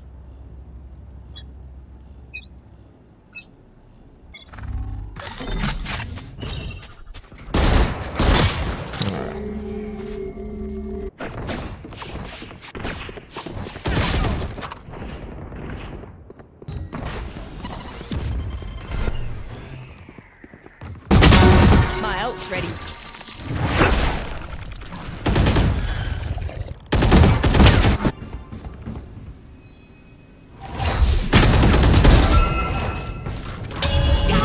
Does he pick up the other gun? No, he did not. Last player standing.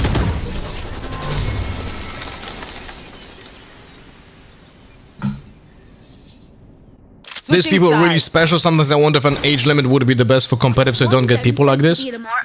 I'm sorry, how old do you think those people are?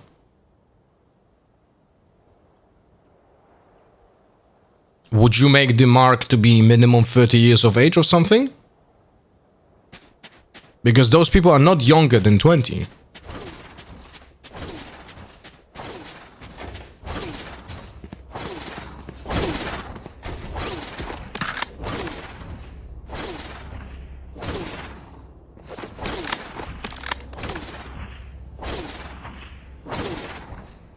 Come on, guys. We gotta dig in.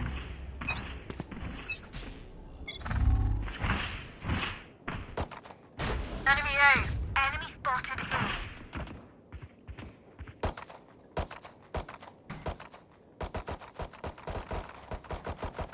A. Guess who's AFK? Enemy spotted A.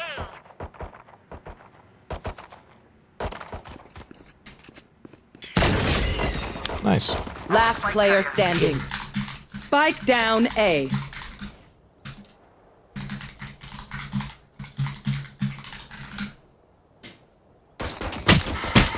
Flawless.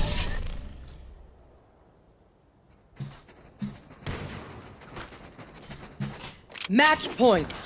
Charge and shoot. Easy enough. Good one, guys. Good one, guys. I'm so happy I sacrificed 20 minutes of my life to play this game.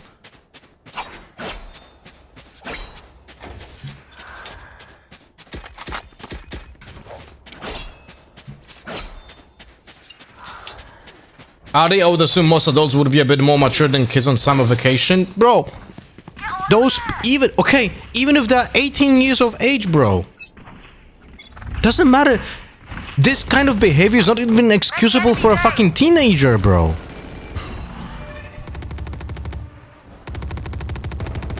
Our spike's down. Last player standing. Spike down A.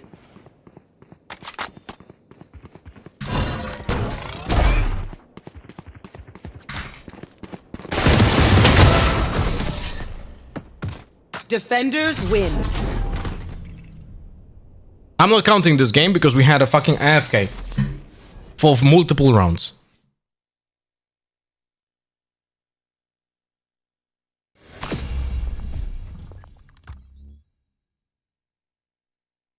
Asks who leave because of parents are toxic because they haven't grown yet. Dude, that has nothing to do. This guy just left the game because he's a toxic piece of shit. That's why.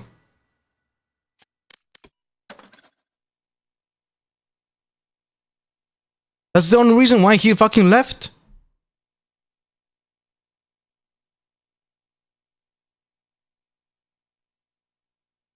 were counting into the losses, but we're not rolling a die. That's what I meant. 4.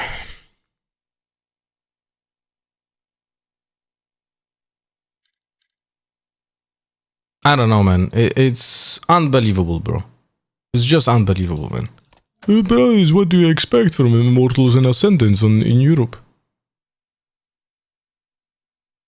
Age argument is stupid, in my opinion. Some people behave worse in their 40s than some 16-year-old or younger. Yeah, just look at me, man. Just look at me, how a 40 years old behaves. No? Raging at kids in a video game. Wait, I'm turning on the watch party, give me a second.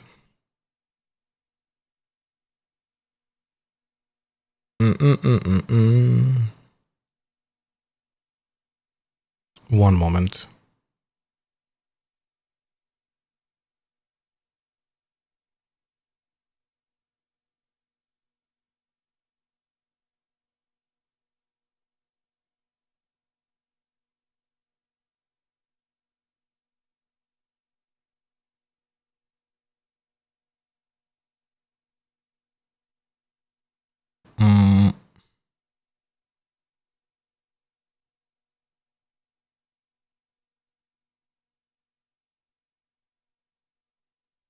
Okay, I had to fix something on my PC. YouTube, where's the YouTube?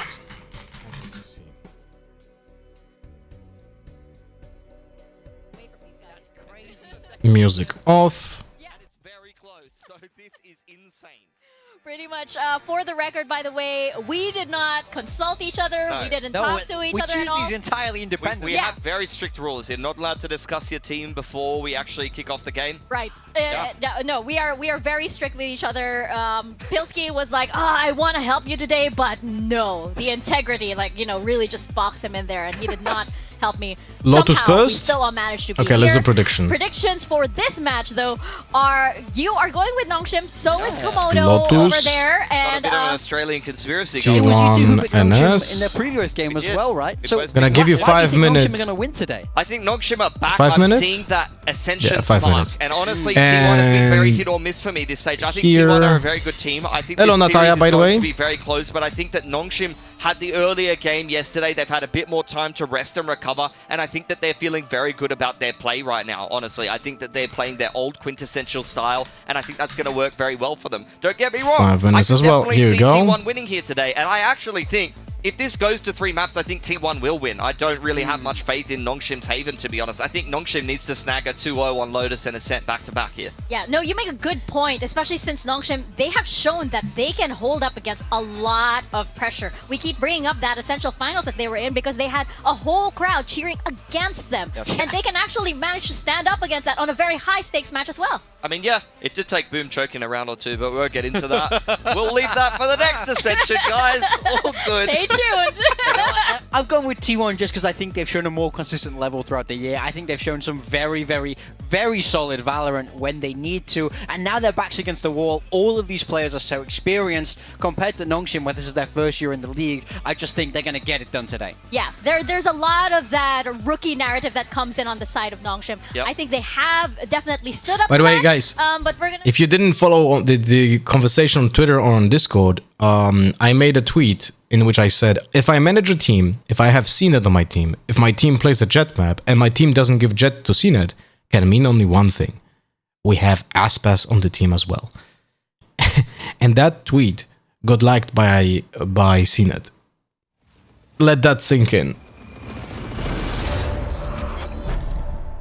So much to do today and slept for 2 hours. I'm really happy you're streaming. The only thing that keeps me awake, bro, 2 hours. Make sure to hydrate. Drink water, Natalia. The less you sleep, the more hydration you need. But water, okay? Water. Drink water.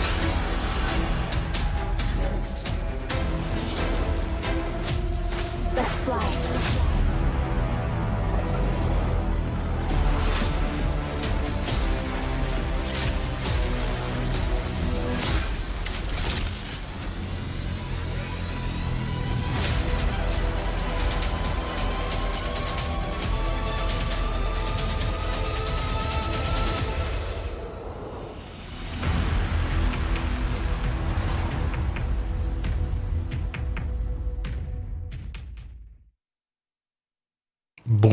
Bum bum bum.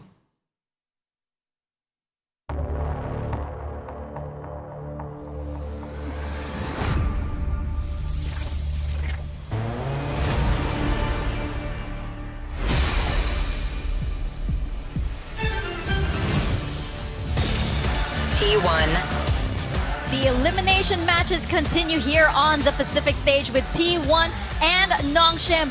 A tough loss to DRX and T1 tumbling to the lower bracket, and now it is do or die for them. If they want to head to Tokyo and take the Pacific throne, despite the global trophies, they've never been on top of Pacific, and they need this win if they're going to rewrite that story. Yeah, very true, Mika. They've experienced the highest of highs winning Masters Bangkok, but over in Pacific, they've always found it hard to get the wins here. But Nongshim will be their opponent, a young squad, and I think they need to use their experience, harness their collective knowledge, and secure their Champs Paris spot today. For sure, this is more than just an elimination match for them. This also determines their future. They're clearly the underdogs in this matchup, but there is a world where this team stays in Pacific. There is a world where this team makes it to champions, but it's T1 that stands in their way first. Can this team do the impossible? Nongshim are the new kids on the block here in Pacific. They came through as Ascension representatives. The young Korean squad have already had a hand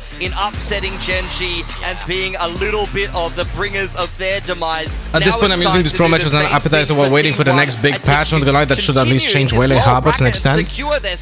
Next patch, I don't think we're getting any big changes, guys. Think about it this way. In September, we're getting replays. We have champions being played when? October? Wait, actually, let me check.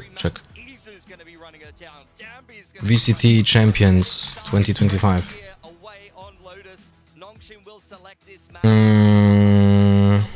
When does it happen? No. Huh? When does it play?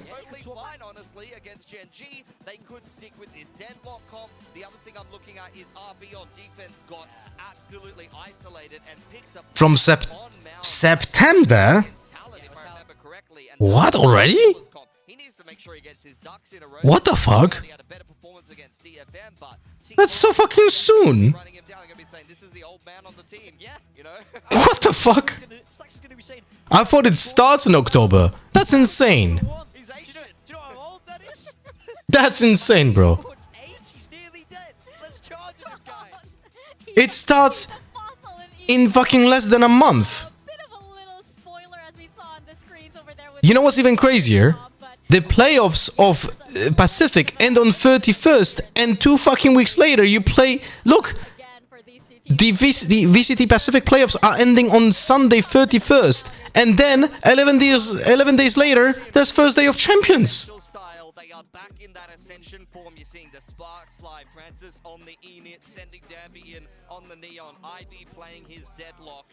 Have you tried ever playing Level Devil? I don't know what that is. There's a guy on your post saying that's why you don't have a team, completely missing the point. Yeah, he's an idiot. Like, what can you do? So this even makes me more certain. The next patch that we have will not have any big changes. Maybe some small balancing, like very small balancing. There will be nothing major before champions. That's it. There's no way. There's no way. Unless Riot wants to like release a new champion before fucking champions. But I don't think that's gonna happen. So we most likely not gonna see the Harbor rework or Waylay like changes or anything till the end of champions. Or like during the champions, maybe. You know? Remember that the replay system is going in almost September, right? That's right, we've got Nongshim, the up-and-comers, versus the Titans in T1, and we absolutely, unequivocally cannot stress how high stakes this game is right now. Yeah, absolutely. I mean, Nongshim, they give a little bit of a thank you very much over towards Boom, like, we're going to help you out there, but their job is not done just yet. It's a stepping stone, but the biggest stepping stone for me is the fact that Nongshim got the victory just the other day. They just got the win. Who do you favor as favorite for winning champs? I would have said Fnatic, but Team Liquid smashed them, but then Liquid did lose to KC yesterday. G2 has no prac with Leaf in quite a while now. Field sentence that all DRX are just good for third, fourth, but never considered enough to say they're good champs. I'll be honest with you, I don't think there's a singular team now that looks like they are best. Like I don't even think there's a singular team that will have more than 70-30 or even have 70-30 against other teams from the top. Like, every single team just feels like complete fluke. You know? Even Fnatic. Fnatic relies so much nowadays on just people shooting instead of like having actually good coordination and strats. It's kind of depressing. This map. Well, kind of like what Pilsky was saying, maybe hoping to isolate I think right now, if G2 had Leaf, I would have said G2 because that's what I think would be the case. But with G2 not having Leaf, I think that it's not their fault that it's you cannot really expect the same, you know? Francis needs to do. You got Ivy's utility around him as well. Eventually, Nongshim by the way, the fact that Izu plays Neon instead of Yoru and Buzz plays Yoru instead of something else. Careful in case Nongshim. I don't know, man. Izu is 10 times better on Yoru than Buzz. But nothing has happened for that just yet. And still not very good, by the way. This will be an A-site play, and Francis just picking up the horn. Oh, dead. That's quick. Still, though, with information, Nongshim will be able to arrive on site just without numbers. So Debbie has to be very careful. He's going to get stunned up, the rest of the team up from heaven. But without much angles, it's going to be Buzz who pushes up, finds the double. Someone in chat is going to be like, what are you talking about? Buzz is a great Yoru. He just got a 3K. By Meteor, which leaves RB alone. Has been good for these lurks. Buzz is actually very decent on Raze too, and Lotus is good for Raze. Yeah. Why just not play Raze instead of Neon, right? Right at the end, now, T1 I do understand that the reason why people build this composition is... Okay, I don't understand. I assume, okay? It's my assumption that T1 goes, you know what? Yoru can be very fast. He can kind of keep up with the pace of a Neon. And the other way around. Yoru can teleport like aggressively, and the character that can keep up with him is Neon. But Neon is garbage against Cyphers and Deadlocks unless you clear Util first. So why not just play Raze instead, who has better combo with the Fade and has better combo with and can still keep up with the Yoru by using satchels. I don't get it. Some slight trades, Francis. Fowler, though, pretty much secure that kill. Just once again, RB alone. Well, he has got here a bit early, but it is just the classic. If he can maybe finish off DH, there's a little bit of extra damage to live. Also, I absolutely despise this metagame where Yoru players are buying sheriffs. That's like insanity for me. But buying sheriffs on pistol rounds is something that I predicted over 2 years ago anyway. Like I was saying with that final kill. In the Reddit post that in my opinion... Wait, I actually show you the tweet. I don't know if it's a warm welcome, but it is certainly how you going. I'm going to shut you down time and time again if I can, because this is one of the things that I might get a little bit worried for. I said I'm going to play the devil's advocate and copy, because I was answering to it. That was 3 years ago. In copy what I've said on my Twitter, seems that no one thinks that what will happen an outcome of nerfing Classic to a point where it will be barely usable. That was after the heavy nerfs of the Classics, right? If Riot will heavy nerf Classic right-click, the timeline after that will be pistol runs will become only ghosts with minimal 230-100 util, making the pistol runs very monotonous. Agents like Jet, Reyna, Raze get an indirect buff by having absolutely bonkers signature for utility. To counter ghosts, players start buying sheriffs for 2 hits body shot kills. Without any utility, the meta will most likely settle on 3 ghosts plus 2 sheriffs on round 1. This is literally what we are watching right now lesser weapons in VCT. Yeah, you've got close range duels. Izu being able to stall and hold with a relay bolt. A C's getting thrown in as well. Where's RB? There's just no utility for Nongshim anymore either, by the way. Oh, just all of this, trying to take down a Link, and it's not happening. That is Izu getting the such first. good usage of Neon. Persia trying to hold off onto the other side. He's Just getting bunny and pushed on the hopping, doing ends. nothing. This is great RB stuff. now, once again, alone and cold, has to back off. Away from the action, away from the party, not allowed an avenue to get in there when the rest of his team is trying to get through that breakable door room.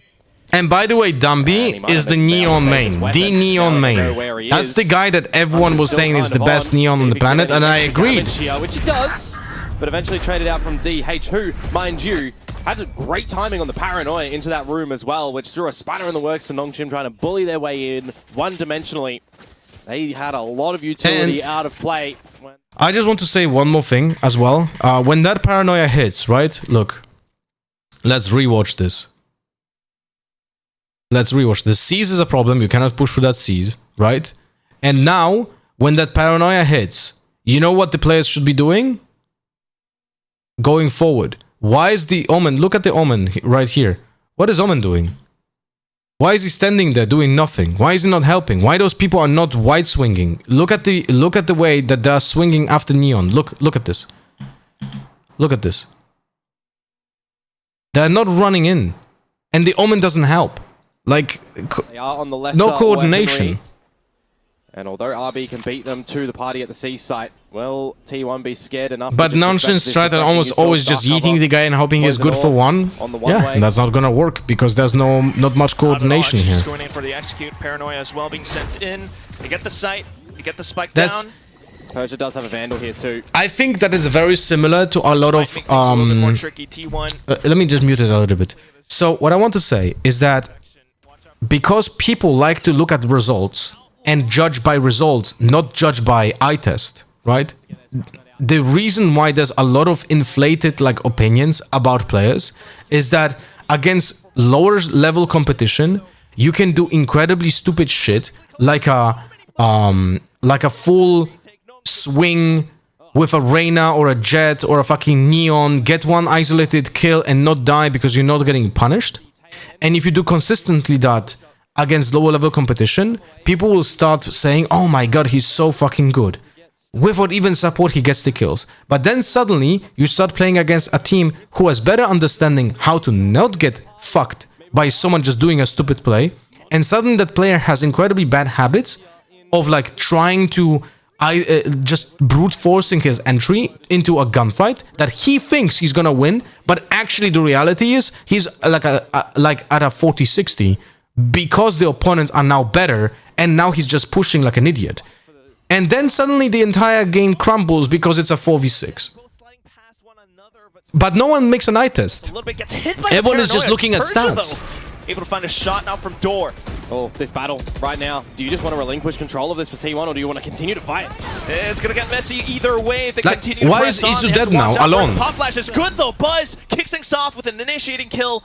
But now for Nongshim to kind of hold off for the angles. Francis finds another, and there are more players. Why is Francis swinging into a 3 players? 4v3, guys. No, look at this. 4v3. No one is helping him. He knows there are multiple players there because they just saw like multiple players shoot. He just fucking swings. Look at this. Gotta think about RB as well. There goes DH anyway. Persia now the only and one there goes the round. round. Hold it down. RB, he's respecting the sheer. Yeah, he's baited it out, so it does give him another option, but he has to wait for that barrier mesh at the front of B to expire, which now it does. A 2 versus 3. DH is low. They're gonna link up together. And again, how do you get come to my DH realization of my delusion. How can I be mad at just the example from the game before on stream, the rank game on Bind? How can I be mad at players not defending their side when fucking pro players are not defending the sides properly? To go up to 4. He switches the gun there. How can I be 14. How can I be mad at Jet2589 hashtag fucking never gonna back down or whatever, right? At swinging into B long and dying in the first 5 seconds, if Mr. Nongshim Francois swings in a 4v3 into 3 players that he knows that are there and just dies and loses the entire round because of it. Right? It's like, how can I be mad at someone who's just some random player on the internet? Not finding any immense value in the kill department, where the counterpart in Izu, well, he certainly is. Might even be able to break past RB this time, just hops over the snake bite. And they actually pushed through the snake bite. Nice. I like this. I like this T1. This is good. No one does it. Nuclear here, but it's actually proper. The Nightfall if they want to throw in the ult for this round, but Stax has just picked up his as well. All right, a couple of hero rifles. Nice hand, Francois. An opportunity, but Meteor denies it outright. T1 controlling every single choke at the moment. Still though, Demi makes it go for it, slides across, but no kills found after the first, and that will be Meteor picking up. I felt that way ever since people idolized TenZ and Aspas. They are just quite I think it was of what they need. the most outrageous like glorifications of incredibly bad decision making was, I think, TenZ. Like that's the absolute biggest one. He is smarter now, but he's not playing anymore, so it doesn't matter. But the first 2 years, TenZ was the absolute worst decision maker on the fucking planet, but his aim was just so much better than everyone else. And he was playing Broken Jet and an Arena, right? So he was tech pause. Okay, so we can just talk. So he was never getting punished. Like, he was never getting punished. And I remember Shazam just trying to fucking control him, and it was failing hard. Was just not able to make certain that TenZ doesn't make the stupid decisions that he was doing. But he was consistently getting away with it because he was getting the kill and never getting punished. You know? Who would be the other example of this kind of behavior that was like glorified because of it as well? I think Aspas is not a good representation because he's actually the opposite. He actually doesn't take that many risks. He's actually the opposite kind of player. He's trying to play more safe, and because of that, he has another set of issues. I think Ye wasn't taking bad decisions. He was punishing bad decisions. So he was playing Chamber, so he could play in stupid off angles and just play correctly for the way that he was set up. So I don't think that's his fault. He was just abusing what the game gave him, and the absolute incompetence of the opponents. I still remember that Ace, or was it a 4v1 clutch? 1v4 clutch on Bind, where he was pushing out of hookah. He dropped a Spectre on like a box and pushed in a 1v4 post plant with his Headhunter. And the opponents literally tried hunting for kills, killing a Chamber, and they all died and he defused. And that wasn't his fault. It was his opponent's fault. And that was essentially the entire year for Ye. Every round, he was just punishing people swinging, dry swinging, without any kind of util, never punishing his off-angle positioning, and because he was playing Chamber in the most broken state, he could be on everywhere on the fucking planet. You know? Kankan is another one. Yeah, Kankan is a good... Kankan is a good example.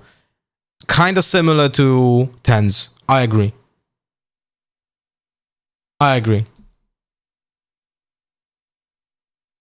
Scream, I don't think he's good, so that's another thing.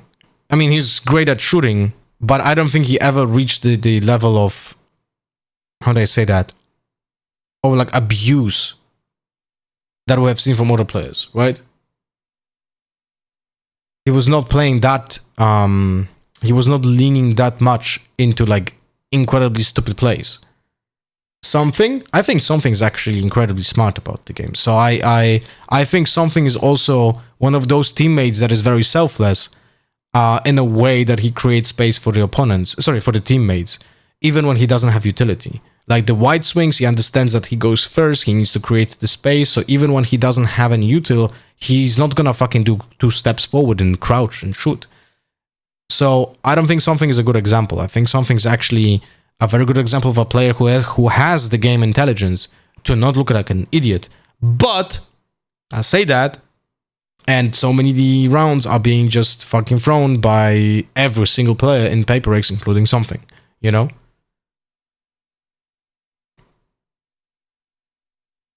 Who's the player that sprays the floor after each kill? That was Kankan. But I think he kind of a little bit fixed that habit, no? What about Demon 1? Well, to be fair, Demon 1 in his prime, he wasn't really playing duelists, no? He was like playing on Brimstone, for example, and getting kills. But another problem is that the teams who are utilizing Demon 1 right now, they do not realize that he should not be... He should be a support rifler. He should never be playing an entry. Really good, couldn't get it quite connected against RRQ, but they've reset themselves. They've had some breaths. And now in this 3 versus 1, something said teams don't play Reyna because they don't know how to play her, and Paper X knows that's why they're playing her, unless we're talking about game sets. Nah, bruh, that. Trying at least. They don't even use Reyna nowadays, no? Has been revealed, knows where Meteor is, and manages to take him down. Has the pit. I mean, the dimensional drift is definitely an angle, so is the Nightfall, and he's just going to push out straight in towards Buzz's crosshair. That's a rough one to come on through. After that tech timeout, T1 immediately answering with a fast-paced rubble fight. Are we going to get a timeout to come out or not? Huh? Nongshim on the defenses here, not looking too pretty. We see the trading of all this Neon utility and the Vice utility going out. Feels like as soon as you get a scan that's successive, you're just going to be able to frolic around and find all the frags. They have been trying to swap things around with RB. This was back during Ascend when they're comboing Reyna I with Skyflash and Harbor Walls. It was cool to be fair, but once you get practice against it's very one-dimensional. But the thing is, you can do that with any character. You don't. Doesn't have to be Reyna, doesn't have to be Harbor. Any smokes, any flashes, like any util that wants people to shoot it. You know? That's where T1 has the timing on the can be Gecko KO. It can be KO fade through the doors. Right? There's so many combos like that. And even worse is that now the Reyna's eye is even easier to destroy than earlier. Trying to go in for it. There's Nightfall being popped into the side as well. Dambi continuing to push through stairs. Looks for more targets, but Buzz holds it down inside a tree. He plays inside of the smoke again, but Dambi manages to trace him through. Stacks alongside DH. Playing as safe as possible. DH even teleporting away and Stacks. You don't get blinded if you're affected by Leer. No, you get blinded because you're affected by Leer. So if the flash onto the spike, if the flash explodes, but you're blinded, you're not getting flashed. But the thing is, if you shoot the eye, then you get blinded by the flash because you look straight up in the same direction. And if you don't shoot the eye, then you're blinded anyway. One that gets away from them for RB. This is a really bad start to Lotus for them, but for T1, again, another just coordinated play into the site. When you do see Dambi running around with the overdrive, he's finding a lot of those isolated duels, but Buzz is still just getting active. I can guarantee you, I somehow could find one pixel there, which would make the flash go fucking and explode in my own smoke. Not able to get active really early. Now we finally get that timeout, you know, able to get where you've got some of these key players I want to see it. A little bit too far behind the pack. Not able to get active. Shit. Dambi running around with the overdrive, he's finding a lot of those I can guarantee you, somehow... Wait. No, never mind. Wait, it did bounce a little bit weird. But Buzz is still just getting active, teaching at the moment from RB. Stacks has kind of got your number, and Buzz is pulling the rug out from under you. Playing Deadlock solo Senti when they know they're starting on defense seems criminal. But, guys, there shouldn't be a single team on the planet who changes their composition depending on which side of the map they're starting. First and foremost, because you should always know which side you're starting, because if you choose your own map, your opponents will always choose the side that is preferential, so you know which side you start on your own map. And if your opponent chooses a map, right, then you can choose which side you're on. So you always choose the preferential side of it. And you should never adjust your composition, because first and foremost, you should already know what is the plan for each map, which side you start with, and which maps can be chosen, right? And second of all, how do you guys? it's 7 maps. Even if you have a permaban, that's 6 maps. For 6 maps, you need to have a playbook. Teams don't have enough time or even discipline or motivation in some cases to actually have multiple playbooks for multiple compositions for one map. If they say that they have, they're just fucking lying. From getting closer into sight and off the utility, then you play for time as well. Steel guarded from Meteor. Nongshim have no choice but to back off. Got the C's going through. Well, maybe Danby trying to push on Francis. Some slight openings. It was a good fade. Still, though, you gotta watch out for players around stairs, and Danby goes in decisive with it, precise on the kills, but Ivy comes through as well. That's good retake, That's but that is you cannot really do it again. Push back very far without that with fade. Dimensional drift, as I'm highlighting, gets a lot of that space. They get all the holes control. You got a Nightfall that goes in. On return, you've got, you know, the Steel Garden that you're expecting to buy a little bit of time, but those traces there, Danby able to follow them. Francis as well. A necessary round for the guys over Before on Champs 23, Paper X was smashing teams with Reyna, Flash, Sky, or Gecko to beat teams, so I can allow him to think Reyna was really good, and his only orders didn't know how to. It got beaten so fucking bad versus EG in the final. Just a little bit now. We'll see if this can carry on for Nongshim. Back to the rubble fight. So not a fan of the splash. For a couple more, but still, T1 just break through every single player. It's again another round where RB is the last survivor. Round decided in 3 seconds, bro. Hopping over as well. Easer's already heard the footsteps. That's the 3rd K.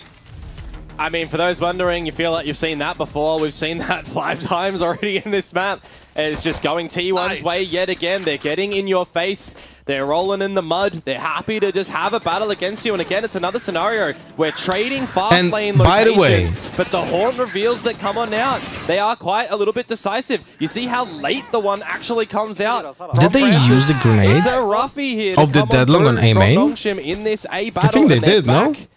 Into a rough spot on the buy. Some Sheriff's a Vandal for RB. And Ivy with a stinger. Imagine they would have anything to combat with. Now, heavily stuck towards the A side. And T1, imagine they had like a grenade. The coin yet again. They've done their homework. Guys, nothing over at the C side. Just think about it for a second. They play Fade. They play Fade and Deadlock, but have not a single damaging piece of utility that would allow to combat that. We cannot just say, yeah, well, but they have a Snakebite. Yeah, that's fucking tickling. That is flicking opponent's fucking health, not damaging it. Be a lurker, and that's nice just the opening of the site again. And that's Meteor, as Meteor does. Site completely cracked open. I don't see how Nongshim might be able to wrangle this one back. RB might have the hero Vandal, but just don't have any space. That's another thing that I don't like. Why do you do a slow on a one-way? Guys, just think about it. Like, this game is done and dusted, so we can talk about some garbage. Why would you activate 2 mollies? Wait, I'll actually teach you a little bit for your own ranked games, because some of you might actually play this way. So, look, this guy over here, right? First and foremost, you already have a one-way, so no one's gonna push this. So this is an overkill. You can time it, you can interval it. You will have a one-way is about to disappear, you pop the mollies. And you put the mollies not in this spot. You don't put the molly, I don't have the epic pen. You don't put the molly in this spot where people can see it. You can put the molly behind the box over here, and it will still have the same effect, but it cannot be shot.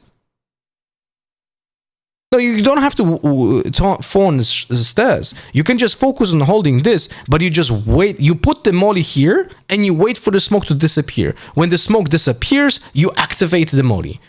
And you can legit hold it for 30 seconds over here alone. Just Francis off on the rotation. Plant down, Ivy, Gravnet, Annihilation. Just to try and go for it. Oh my god. Nightfall from Stacks just makes it that much more difficult. The Annihilation rip through does kind of capture onto one player, but T1 is right on it. Izu coming in to prevent more players pushing through. And they already broke the boy out of the cocoon too. Guys, so I legit was, in this game, I said Dambi is the best Neon player on the planet, but I legit think that what I explained with the bad habits and the praise from no eye test is actually hitting him hard right now. No one can help Dambi because Dambi is doing stupid shit. Look what he's doing. Just pay attention, okay? Pay attention. I'm gonna show it in the minimap. Look at this. He's going in, right? There's the ultimate going in. Now Dambi is gonna go in. He's going in. No one is ready for that. The smoke is holding off his position. The ult goes in. Omen still doesn't do anything. The paranoia countered that. But Dambi is just running around instead of hiding inside of the smoke that was used for him to hide in. You cannot blame anyone else here. Just Dambi. Dambi is just running around instead of hiding in the smoke that his teammates put in front of him to help him actually attack the site. This is lack of understanding of what's the game plan. This is looking to be a shut and dry case though on Lotus. Now, what is the title of the official VCT Pacific anthem? That's literally what it is. This is such a giveaway. The graphic even tells it. What? It's almost as giveaway as well, the way that T1 is playing this map right now. Is it a giveaway though? Because Nongshim have not been able to adapt. They've not been able to win the fights. They've not been able to weather through the storm and the maelstrom that T1 are throwing at them at the moment. That's a good way to frame it. So I hear you. It'll be easier to wipe away a map if it does come to a quick close and look towards the next. And by the way, Dambi's first muscle memory reaction in those situations is to run around because he's a Neon main and he's just running around like trying to be hard to hit. But now he's playing against better players. So that's not gonna work. Playing the double duelist deployment, getting the job done. Someone should count how many times Dambi dies on average per game while doing the bloop, bloop, bloop, bloop, bloop, bloop. Will equalize. And you got a bit of time to set up for a post plant as well. Take the forward space in towards spawn. Recognize hopefully early here, Quack, that it is a full-fledged flank from T1. Go, go, go. Good on the Deadlock utility being placed around stairs as well. RB's ready at this door with the snake spite if they open it. There it goes. Tosses it down. T1. If that paranoia is gonna be used before that snake bite is used, it was not even used. Taken down. They still have the The paranoia. rest of Nongshim trying to play around the site. This Now it's being used, okay. Times it just right, but not enough. Meteor still managed And a to smoke push on the spike. through. We It's got a double kill. we and got then a the smike, last one guys. from Izu. We got a smike. T1 has Well the played. pistol as well. Yeah, that's just coordination again from T1. Nice retake. Right, they weather and wait. I think the plan was obviously to use the paranoia on tree, but we have seen Izu just catch the timing on the closing doors over here after he stunned. So he made the executive decision to just go because he thought he has good timing instead of working with the paranoia, and then they used the paranoia on site instead, which I think was his own call. That wasn't the call of a team, so he just made this decision himself. The thing is, if he would have failed that, most likely the entire retake is don't botched. take this round, Nongshim might just look like the map is done. Brilliant grab net so far, but Izu has a relay bolt in response. Nice, Dambi. Continuing to push on through, trying to make some space up around tree. Francis gets yet another. Spike planted. Some potential utility from Stacks, but he just goes in for the dry and peaks, gets punished. And by the way, this will be a good round for my for a slow buy, right? This would be a good slow buy round because you know the opponents have to force. So actually, not buying here on defense would be a good call. Means it will be a tough contactual fight for Meteor. Of course, he's not going to be able to win it out. Buzz might have arrived, but has to back off. Maybe opts for the gate crash after an exit kill. Weapon retrieved. Nobody spotted. We're good. Oh, the hunt is on. Now the Outlaw is revealed, so you'll want to get your full shields up into the next round as Nongshim. But hey, you do manage to answer back with a Thrifty-esque round of your own. The Force Buy attempt working wonders, but it is still such a mountain to climb that they have to go through. And there's timeouts still available, of course, for T1 if it does start to come in play. Planted. Here a little bit earlier on from Nongshim that they changed their match comp to go against Talon, or after Talon, right? Feeling that this is going to be a little bit more suited compared to their opponents. Well, if you've done your research as T1, you're expecting this exact comp, and you, by all means, have kind of figured out a lot of the tells, a lot of the way that you're going to win this. And you've got your duelists, I mean, so confident at the moment to take Every time I join fights. this chat, this fucking emote gets me. Which emote? Squad. The wiggly sheriff in the wiggly hand? And that is a good start. Buzz, a bit overzealous with the Outlaw, wants to get a pick. I mentioned you got to be aware of getting the full shields. Nongshim do. Bar RB, who's slowing Glad you like it. over at this A spot. Can he be a bit Meteor-esque? Find the way into the A site. I mean, it is just a DH here. Why are you trying to even use the paranoia? Push up and manage to secure the frag. Says hello to the rookie of T1 at least. It'll be good to win this one flawless for Nongshim as well. Bulldogs, yes, you probably want to upgrade them into the full buy round of T1 soon, but they're still workable rifles. You pick up your Annihilation as Ivy as well for the next round. So it's not going to be flawless now. Not quite. I was going to say that would have been good for timing. Nongshim's economy. Yeah, and now Persia getting caught in the back. T1 evening things out. They can actually win this retake. Get closer to the spike, but They can actually win this retake. Another shot. Dambi with Never the mind, no coordination over He here. gets stunned up somewhat, but with the fancy footwork, dodges it and takes down Izu. I mean, that was what, 5 versus 3 at one If point they, in time. if he waited for that stun, they actually have a chance at winning this And some clutch. nice timing, I feel like, as well. RB slipping through the poison orb when the Prowler goes through. It's a good exchange of positions, but just over-expecting or under-expecting a player to still be up at the rope. There's some damage delivered, which inadvertently are going to help with some upgrades over on the side of Nongshim. Can be a little bit more competitive come this next delayed bonus round now. You're going to have Buzz down on some lighter shields and a Guardian too, which is interesting for me considering how methodical he's been to crack open some rounds in combination with the team. But hey, if he can get some Guardian shots out. So Vice is taking aggressively space on Mount. Like she's actually going through her own utility to get early information.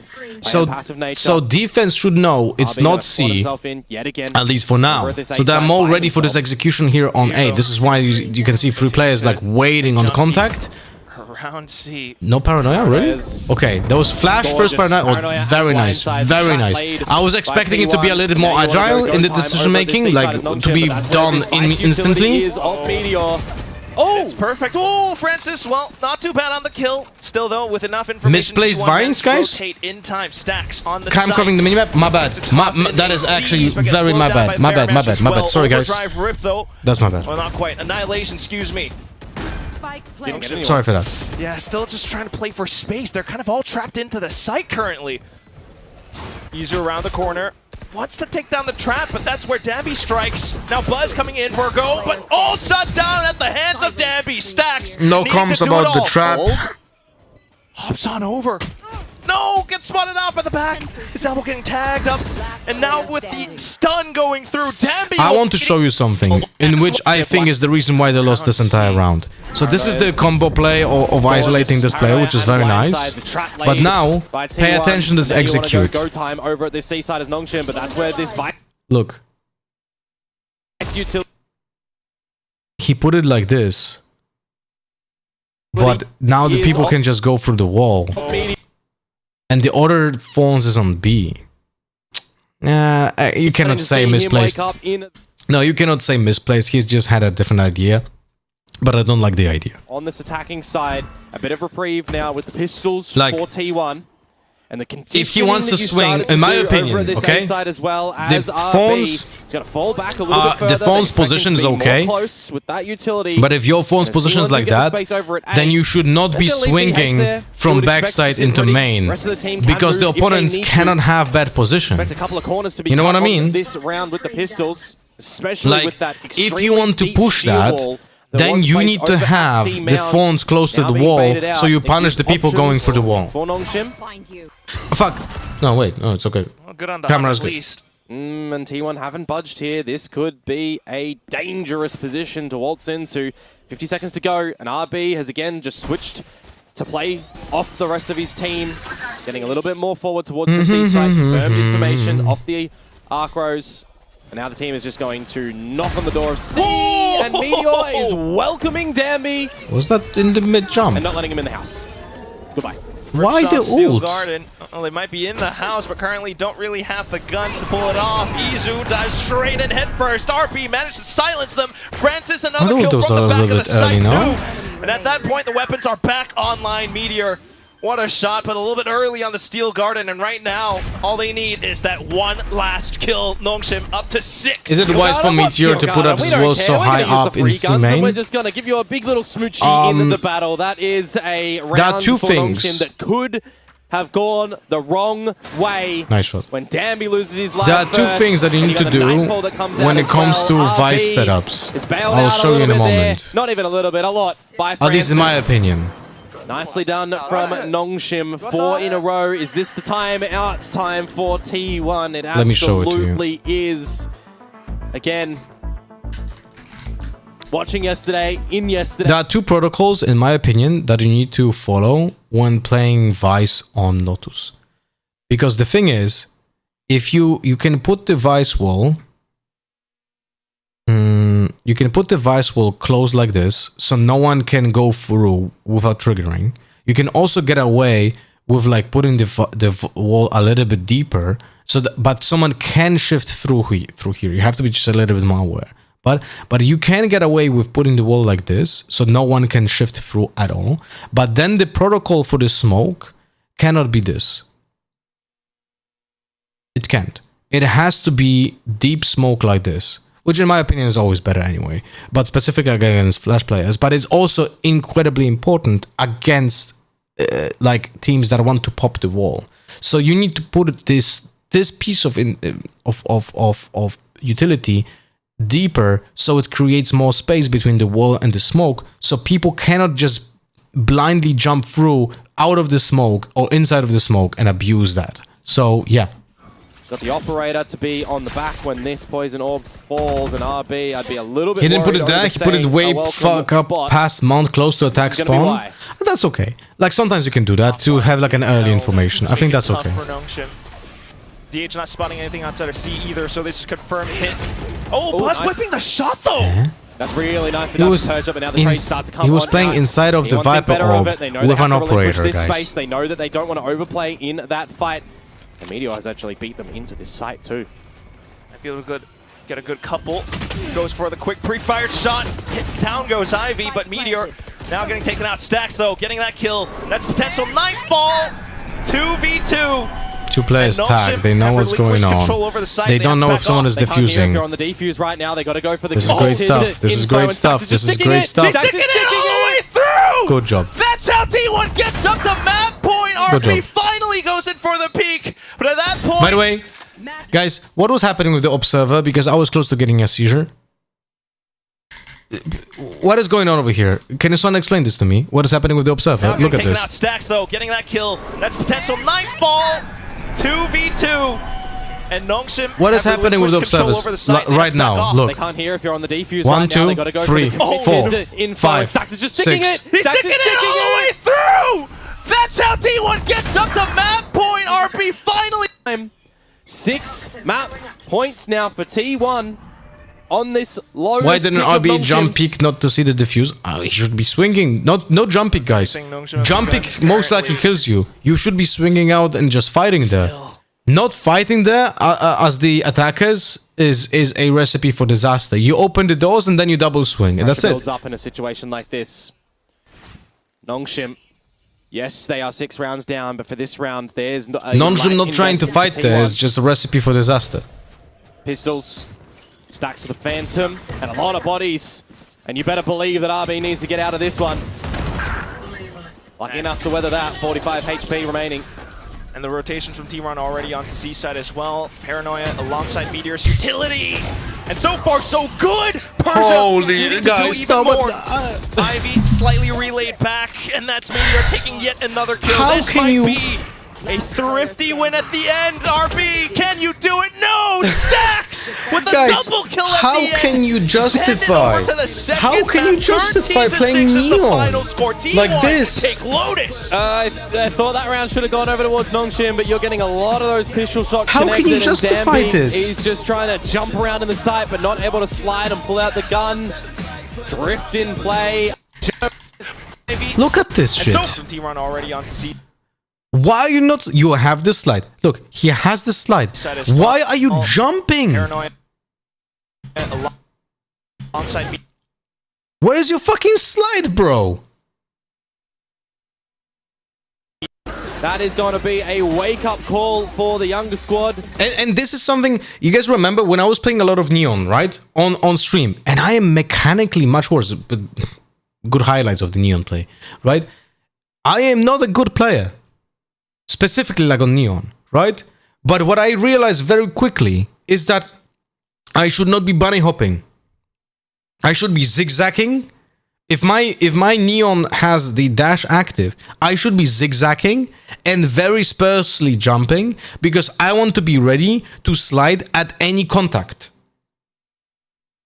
At any contact, slide. But you cannot slide if you're just bunny hopping. So zigzag around as a Neon and slide on contact, and you probably will increase your fucking effectiveness by like a magnitude, a big magnitude. Able to hold their own. Well, that's it. That's the first map done and dusted. Let's go back to the analyst desk and see what they have to say. Oh, you're right. Points.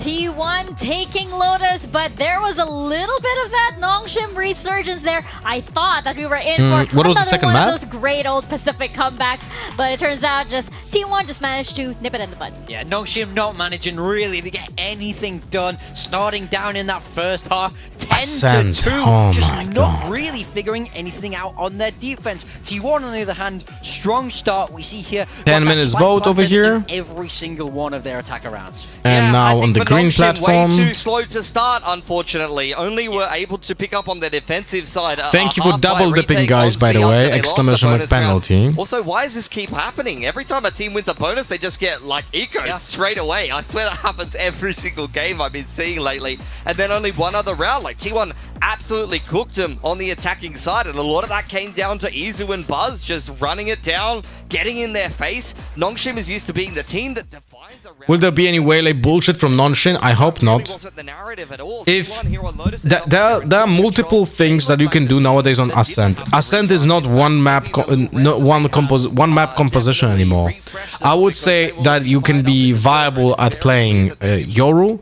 I still think you could probably have the strongest team composition with Yoru, but again, I don't recommend to any team play that composition because I don't think there's a single Yoru on the planet who would make it look good, you know?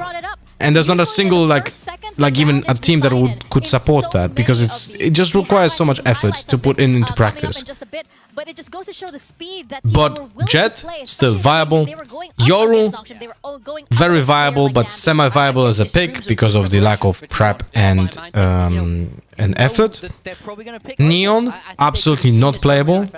Choosing to play Waylay is essentially saying we don't think Jet is better than Waylay, which in like when you think about that, that is like insane thing to say, right?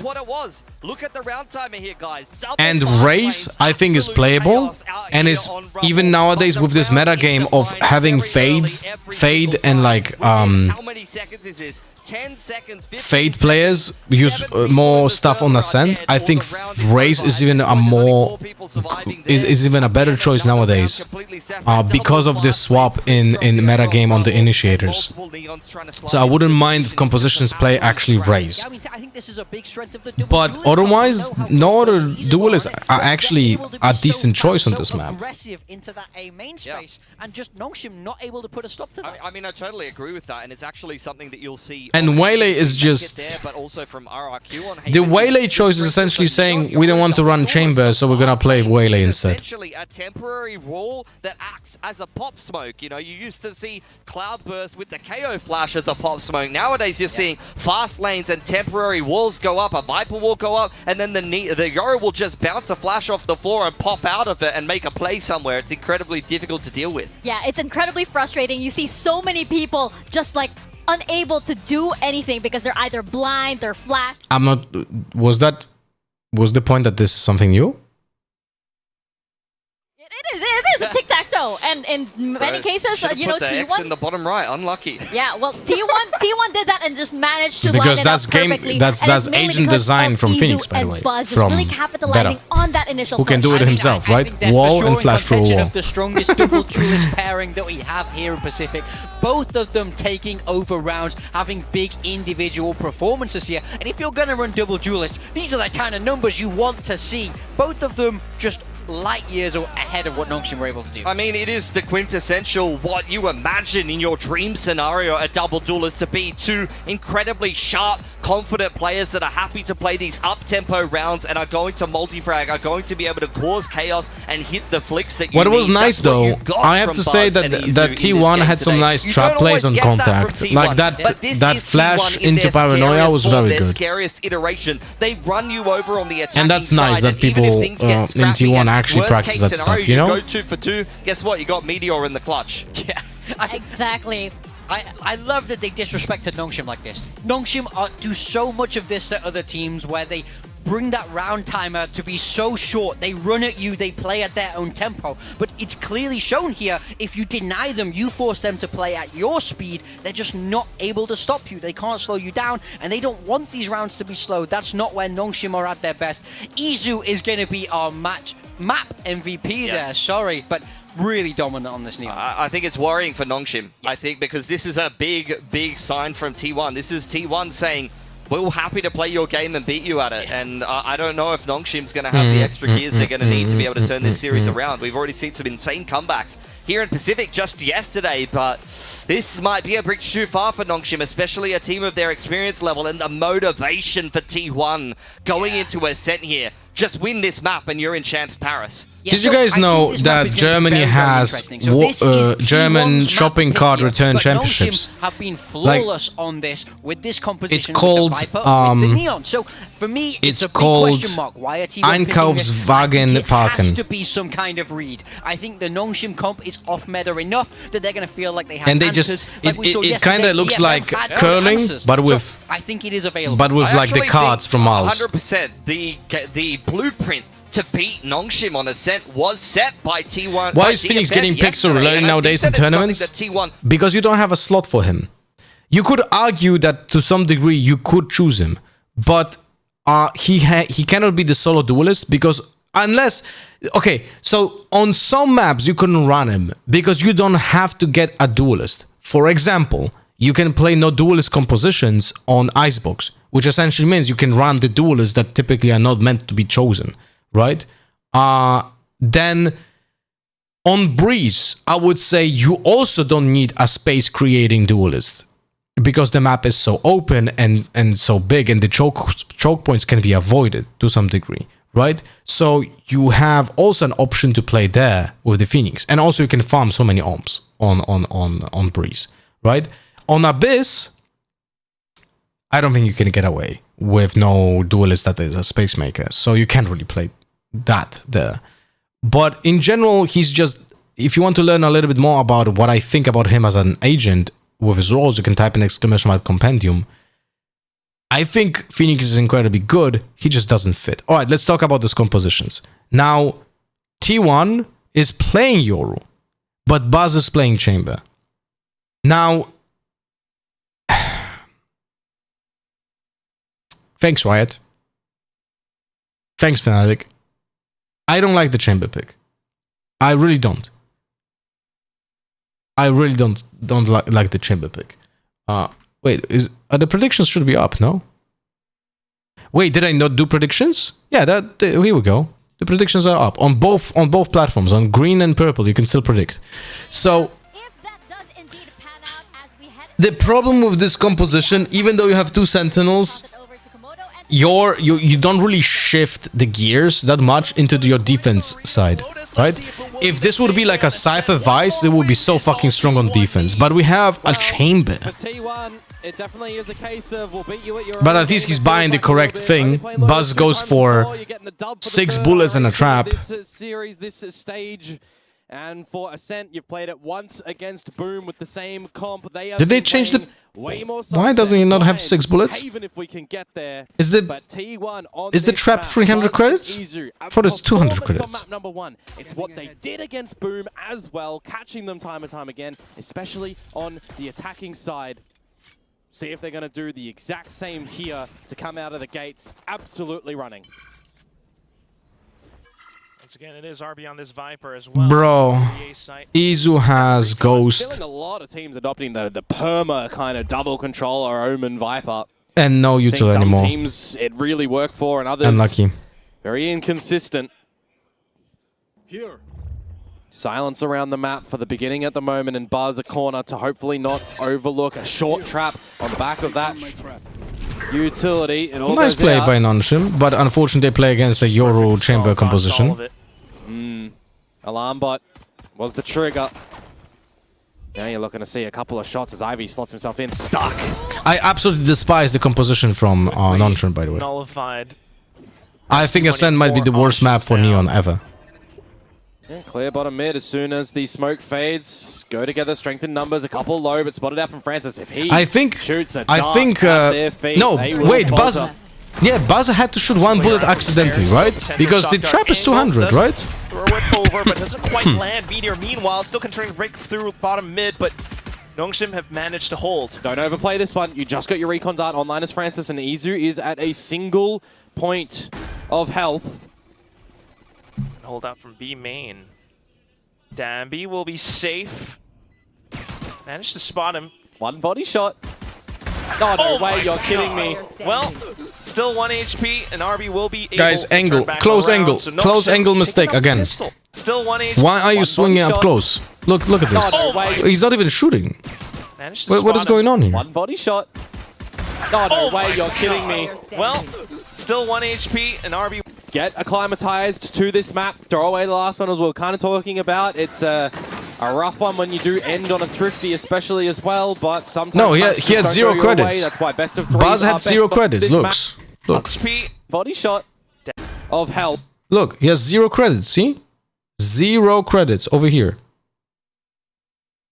That means that he spent the entire cash, but maybe I'm wrong, and maybe the trap is 300 credits? Change of play between fast and slow. I legit just can't remember. The A main engagements first and foremost. Also a double judge. Danby, RV, there goes the first snake bite kill. And then Danby slides out. Yeah, I didn't quite catch it if Buzz just waltzed into that with the decay of the toxins and then the snake bites just tickled him. Or if there was any extra damage thrown in the way. I mean, Francis is still holding the bolts anyways. Judge. Wait. Not something you want to have, Judge. Quick with the kill. It's the flawless round for Nongshim. Yeah, I mean, it's a very common scenario for Danby getting into just check trade minus 200? Yeah, that's what I thought. Or some sort of pistol. So Buzz shot 1 bullet pre-barrier time by accident. Focus me. But now it's time to focus up for Nongshim. Because I was certain you can have trap 6 bullets, because that's... You just walk through the wall and you... In my opinion, the buys that you should be doing on Chamber, the ones that have common sense, okay? It's trap 6 bullets, trap 2 bullets armor, and that's it. Those are the only 2 buys that you should be doing on Chamber. Can you shoot pre-round? Yes. Still with the options. DH. Yeah, it's not 150 per bullet, it's 100 per bullet. A little bit too hungry there. Draw out a little bit of early utility to see if it is a solidified play over at A or over at mid, where Francis is going to get bettered. Losing players early on, that makes that much more difficult to suss out what T1's plan currently is. No, that's Sheriff. Dart, bro, over towards B, remove a bit of this any Chamber who buys Sheriff on pistol round or Ghost on pistol round, Macro awareness for T1 at the moment. You should not be playing together with chamber. a couple of those mid duels. If you do that play, Ultimately, if you're a professional player, A right now, the dark covers someone either lied to you or you're just not very good. That Purge's here. They've seen the judge before. Couple seconds until the next dark cover arrives, but they're already here. As well as Danby up from tree. There goes the first couple of shots, but of course, with the spams through the fucked wall, up the- Danby still trying to be proactive. He fucked up. Gets a decent kill, the but eye. nonetheless, T1 breaks Sorry, the through. flower. Slight damage on this bonus round so Where far. did he put it? Couple of shots, But they're already here. Oh, he put it for wine only. Ah, okay. Well, for this game plan that T1's going to come out with on this map to change pace between slow and fast. Francois again, like Lotus swinging along for no reason without any utility. Yeah, I will be surprised. It's bad habits. See if there's going to be any further damage that Ivy can come out with here on the Spectre. Just going to have to potentially disrespect some positions here. Trying at least breaking window, making them think. Back into the smoke, but You should play shorty headhunter on chamber on pistol round? No. Respecting it as well. If you don't have a trap on pistol round, you're trolling. Goes in for the wide step. DH But will tap. okay, position that he's going to come from. we can actually add one more buy to common sense. For example, if let's say I'm playing split, going for trap, shorty, 3 bullets, I could say on split can make sense.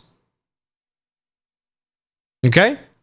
On that map, you could make an argument that this is an okay buy. But still look to just have that Ascension spark. Or is it going to fall over? Danby with the operator now. A bit of a different look for a top mid engagement against Izu. You drop him first. Could be quite handsome. Back on for a while.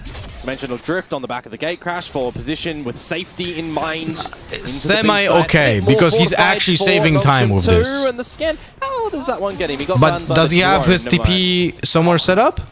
He died anyway. Quick on the draw as well. Well, Buzz will still continue to push on through though from... But I just don't see a point. Why would you push through mid when you can just do the same from B main? You know what I mean? This is quite worrisome actually for Nongshim. Doubling up at the back of site. The operator line now smoked off. Unless you're using the fast lane here as Danby to try. RB used to be one of my favorite players to watch. He kind of fell off. Pot shots at best. A relay if you hear noise. You need some assistance. You really are wanting Francis on the recon. He's just going to spam Buzz first. That shock darts through, expecting he's not playing Jet anymore, and that's where he was shining the most. Soon as well for some further info. Good shock dart. It's more damage chipping down against T1. Francois got a flower from his teammate. Eventually waterfall down. Oh, and that's both players inside of Boathouse eliminated. No, wait, sorry, the other way around. It was the Stacks who got a flower from Meteor. Instead of the op, but still inside of the smoke will be DH, and at that point you're just left with Persia. Cover going out. Tries to step across, but oh, it's another one tap for DH to end it. We're tied up 2-2. Really nicely done. At least now they have Izu on Yoru. Yeah, right. Honestly, they are not really giving too much. He set up TP in market one in the ultimate. About this recon dart that's going to come online. Yeah, I don't like that at all. Going to come online. Look, if your play is first and foremost, I don't like this Yoru ultimate from mid because he doesn't do anything. Like you could do space for the players in B main for you. You didn't even. He could have used. Look at this. Dimensional drift on the back. He could use the clone to destroy the trap over here for the chamber, right? You use the clone, you destroy the trap. You're going in. You do something. This TP in market will get you killed. You didn't check anything for B main or lane for the players, and now you're on site and you cannot do shit. What are you doing here? This is garbage. This is literally garbage. Look at this. No one is out. Like Omen TP'd out, but there's a guy here who's held by the fucking alarm. Those people are not out. You cannot do shit. Imagine helping your teammates through B main with the ultimate and comboing the paranoia with the Omen. Right? Oh, it's through the TP. Francis, that's a free weapon.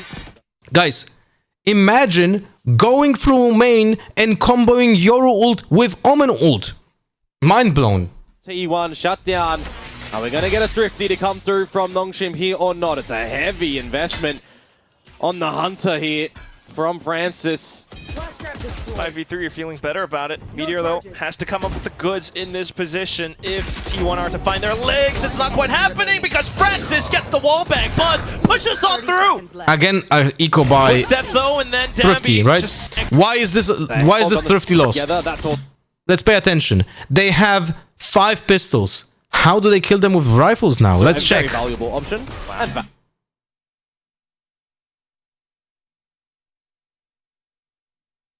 valid. Huh? Peculiar. Instead of having it ripe and ready and available. And then you can say the same thing about Buzz. He knew that there was a strong force around that A side still.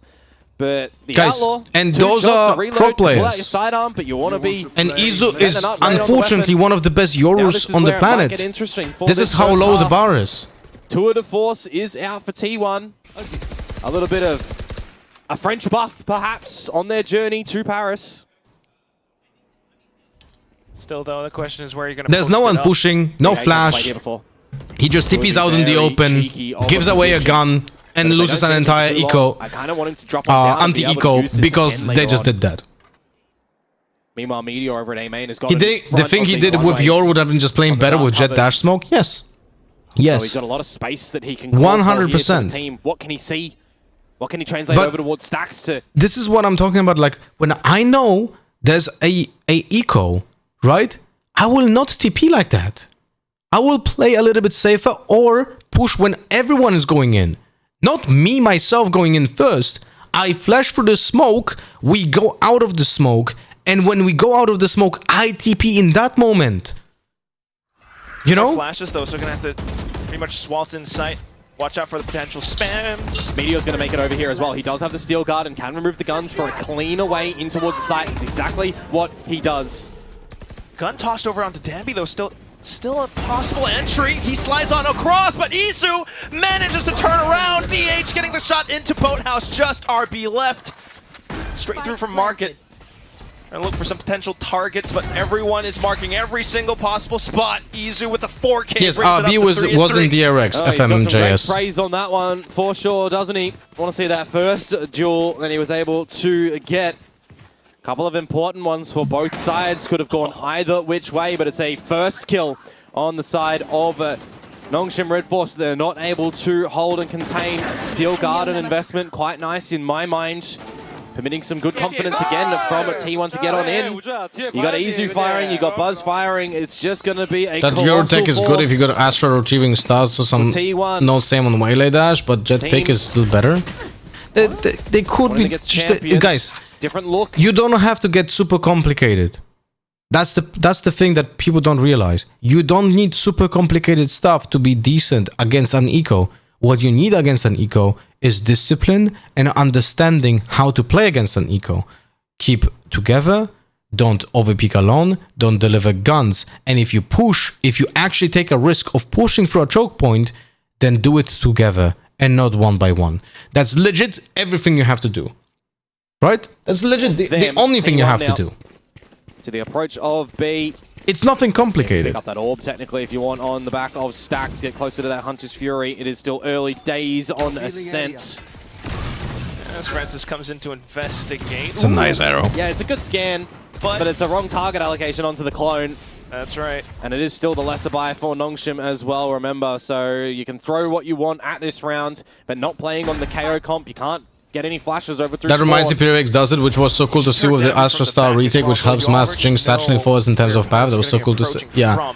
Yeah. It's a cool but complicated thing to do, by the way. It's not easy to execute. All 5 on the site for T1. Okay. Make it 4. A little step. Still got Buzz around the corner. DH with the smokes refreshed, but needing to keep his gun up.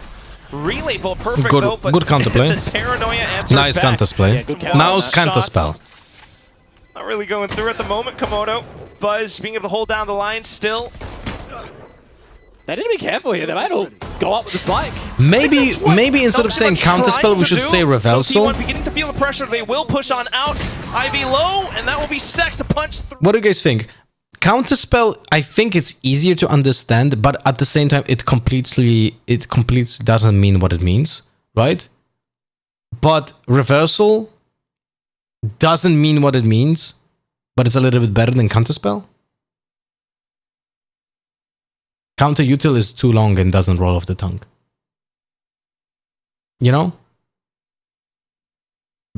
Like, I just want people to understand. You can say, if you could say that very quickly, it's just, you know, just reversal. Utility reversal. Doesn't roll off the tongue. But it's like, I don't know. Team assisting them to try and have a continual run, get to champ, stay in tier 1, him back in Pacific now. Counter skill? No one will understand what that means, though. 618 days since he'd seen Stacks. Ooh.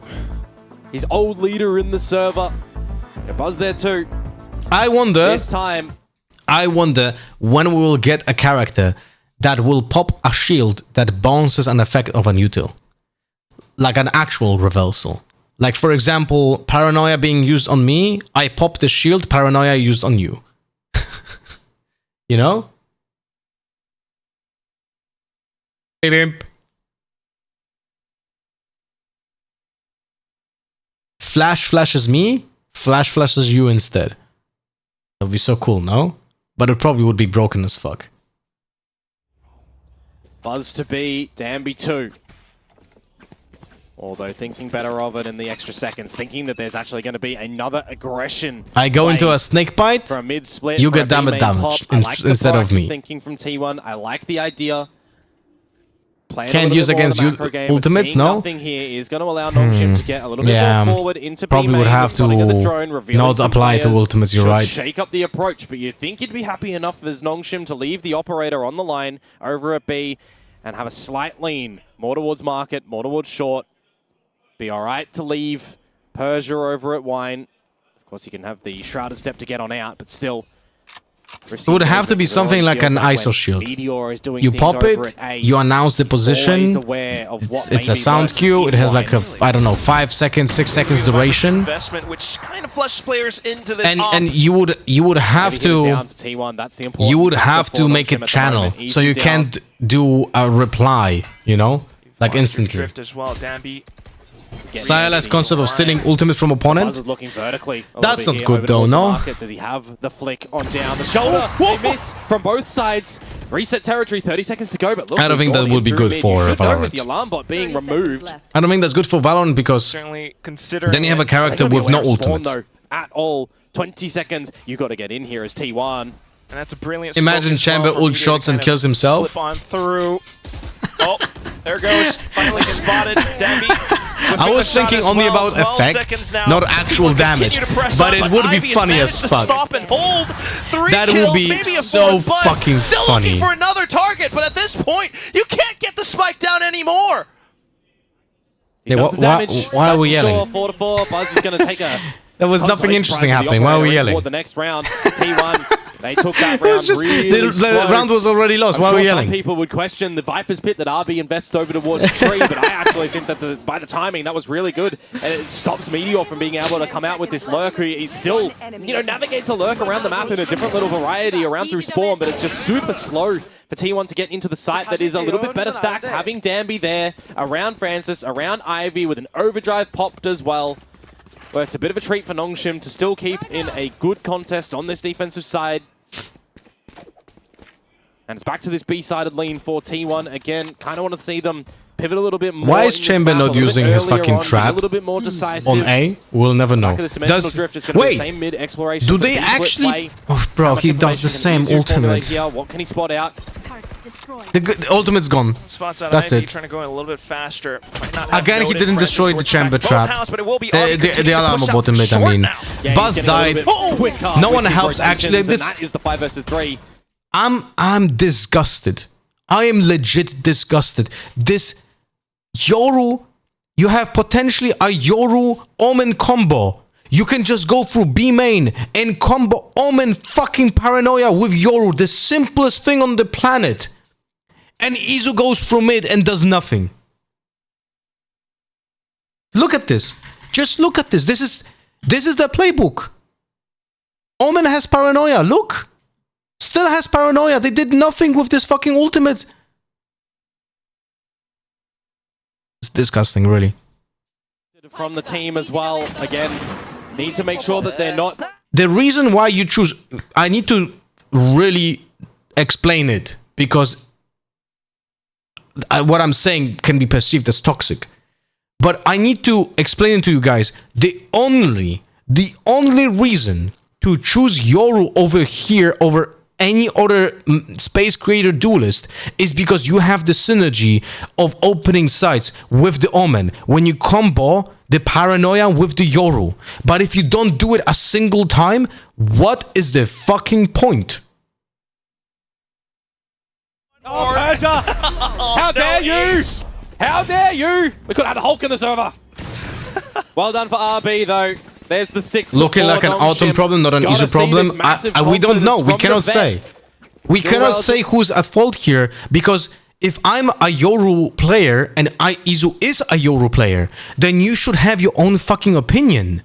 And you should say, look guys, I think this is really fucking strong. Let's do this. But if we don't know what's happening there. But if for example, if Izu says that he thinks I should, for example, ult through B main and we combo it with the Paranoia and we just open the side, right? And the coach goes, no. We do this complicated Yoru ultimate through mid that does nothing. And you don't even use clone to destroy alarm bot on mid to create space and pressure there. Then obviously it's a problem with the coach. But it might be that Izu thinks this is good, and the coach is clueless anyway. Because why would the coach then agree to this? So kind of, it's always a coach. It's always a coach fault. we kind of came to the conclusion. DFM was going to be a challenge for Nongshim. Because if I'm coaching a team and I see that this is our playbook, I'm like, what the fuck are we doing here? Like, that is just clueless, right? We're just here to be entertained, Komodo. Certainly is in the cards for Nongshim to push this into the 3rd map, currently playing around. But having no value out of Yoru ultimate on attack twice on Ascent is like you definitely doing something wrong. Not even an attempt at value. That's the entire problem. Not even an attempt at value, because if you would do the attempt and you fail, that's okay. You tried, didn't work out. You know what I mean? Yeah, you accept the tree as an A position. These positions, okay. RB just spotted them out by tiles. Yeah, it gives you information, mid-clear. You can start to play with that a little bit as T1 right now, and you definitely want to see a world in which RB can have some good time. Right now, teams are playing Yoru because he's strong, but not doing anything what makes him strong. Yeah. Mount around him yes. At tree, at A. 100% agree. Low already, and now down for the count. Will be Meteor to push up. Spots out RB as well, so RB feeling the pressure to retake space around Wine. Wine steps with the classic, but they don't land. The shorty does the trick. That Meteor just went for quadruple right click. Look to take over A. RB still on the other side, low HP, but finds the shot. That is a crispy headshot. Crack gonna come on out, but the challenge right now, he's blocked by the turret. How does he get a second onto Ivy? And now RB's position is known as well. He's sometimes unlucky, I guess. Positioned for the 1 versus 2. Where he's still relatively low, skulking across back up into heaven. Did he get past the turret? No, it has to jump over it. And that's gonna tell DH instantly turns around. He goes back towards the door, but at this point, this T1, all you're looking for is that little close angle, a disadvantage. Stacks beginning to burst. RB makes it close, but no dice. He has certainly tried to roll a couple of 6s in that one, but all he's got is snake eyes. That is rough. A couple of single shots traded by DH at the end, and little Timmy Turret has betrayed Nongshim there. 4 right clicks from Meteor. 4, guys. Just what a funny. Just wanted to remind you guys, if you are shooting with the classic, you should never do more than 2 right clicks. Okay? Left click, right click, right click, right click, right click, left click. That's what you do. And then you always refrain to left clicks. I mean, 6-6 on the cards, stacks with the Hunter's Fury, keeping in check the lockdown of Ivy, but then you've got still that Hunter's Fury for Francis and a pit. Ultimate game strengthened for Nongshim here. 4 times the charm, I guess. If he picks up the ulti or behind this operator. Or you do left click, right click, or you do content with holding line for now, drone out mid. And you're spotted. How much respect do you give him there as Persia? You did well to bait out that sheer. By the way, winning 5 rounds on attack on Ascent with Chamber Vice, this game should be done. His interest here as well. But it's all a ruse, or is it? We start to position towards the A site as Buzz removes the lockdown. No value for Ivy. Dambi, though, still online. Goes in for the swing. It's the relay bolt as well. Hops back into tree for safety.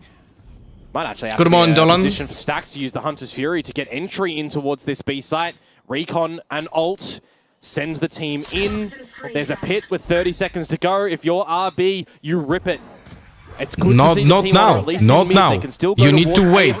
When they do the noise on B, that's when you rip it. If you rip it, now you do it. Now you do it. Nice. Good job, RB. This is a good play. Oh, you got Hunter Spears from Francis as well. It tags up onto a couple of players. Even takes down DH. Tougher fight for T1 now with 10 seconds to go. They have to just push past through, try to stick it inside of the pit. It actually goes down, but the kills are not found. RB has done his job. Still, though, it's 1v3. You just settle. You wait for your teammates here, or maybe you don't. You just bring out the little shotty. And RB will dispatch of Meteor. 7-5 at the half. Now we're getting. I like how the caster's like, you wait for the teammates and you're guaranteed to win. Maybe not. Yes, I am. I'm chained to this text for all the entertainment this week. But my oh my, do you know if the DRX crop top is shipped worldwide? I actually do not know another this. Scenario though there for T1. The time does get the better of them. They're stalled out very nicely by Nongshim at every turning point. I actually do not know Job this. is not done. Nongshim, they know it. They cannot start to celebrate at all. Is it already in the shop? Attention. They have to change their game plan on this attacking side, and it's Nongshim, right? We didn't get to see too much of that over on Lotus. They were shut down really early.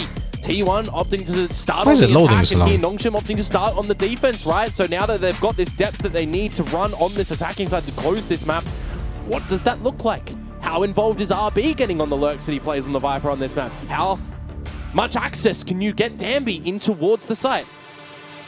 It's undoubtedly true. You saw it onto Lotus. I mean, don't get me wrong. This first half, RB was doing a little bit better, a little bit more proactive. Agent there, by the way. I prefer Buzz on the Yoru because it means generally Izu is on the Neon, and I think that double duelist look is better than the Buzz Chamber and Izu Yoru, which is still valid. I'm just a Chamber hater, so that's why that's there. Wait, is this someone's parent? We're voting for, yes, Valorant with the Nongshim players instead. No, Ramyun! Kind of flip-flopped a little bit. But yeah, Ramyun's a little bit more comforting. That said, yes, you do want to see RB getting a little bit more proactive. Back on Lotus, he was having a rougher time with it. Still on this Viper, of course, but right now it's a completely different storyline. He's up to 17 kills. Yeah, he's been putting in a bit of a mountain effort in this one. Persia, not so much, but I think the timing and such and what he's been kept in check is still being good. Maybe you mixed it up with the Paper X crop top? Active will get on this now attacking side. Ivy just gonna get peppered down by 2 shots to the head hunter. Is Ivy playing aggressive in the open with Francis while he has Killjoy ultimate because he knows it will be Sova ulted right away? Otherwise, I don't know why take the risk. No, they just take the risk for no reason. Trying to slide across. That's about relay bolts. Clears out a little bit more space. Buzz, though, still a force to be reckoned with. The right clicks quickly silencing Persia, though, out from stairs. Now RB out from B main. Perfect timing on the snake bite as well. Continues to stifle T1 somewhat. Izu, though, slips past, but it's Persia with a frenzy. Yeah, luckily enough to have the frenzy there, you'd feel like. Spraying out the bullets very rapid, fast. And now it's Francis too. He could potentially even look to grab that gun, upgrade from the classic. No, it's on the lane. This is interesting positioning. 45 seconds to go. Guys on lane. Has really moved positions. DH now stuck. Down B.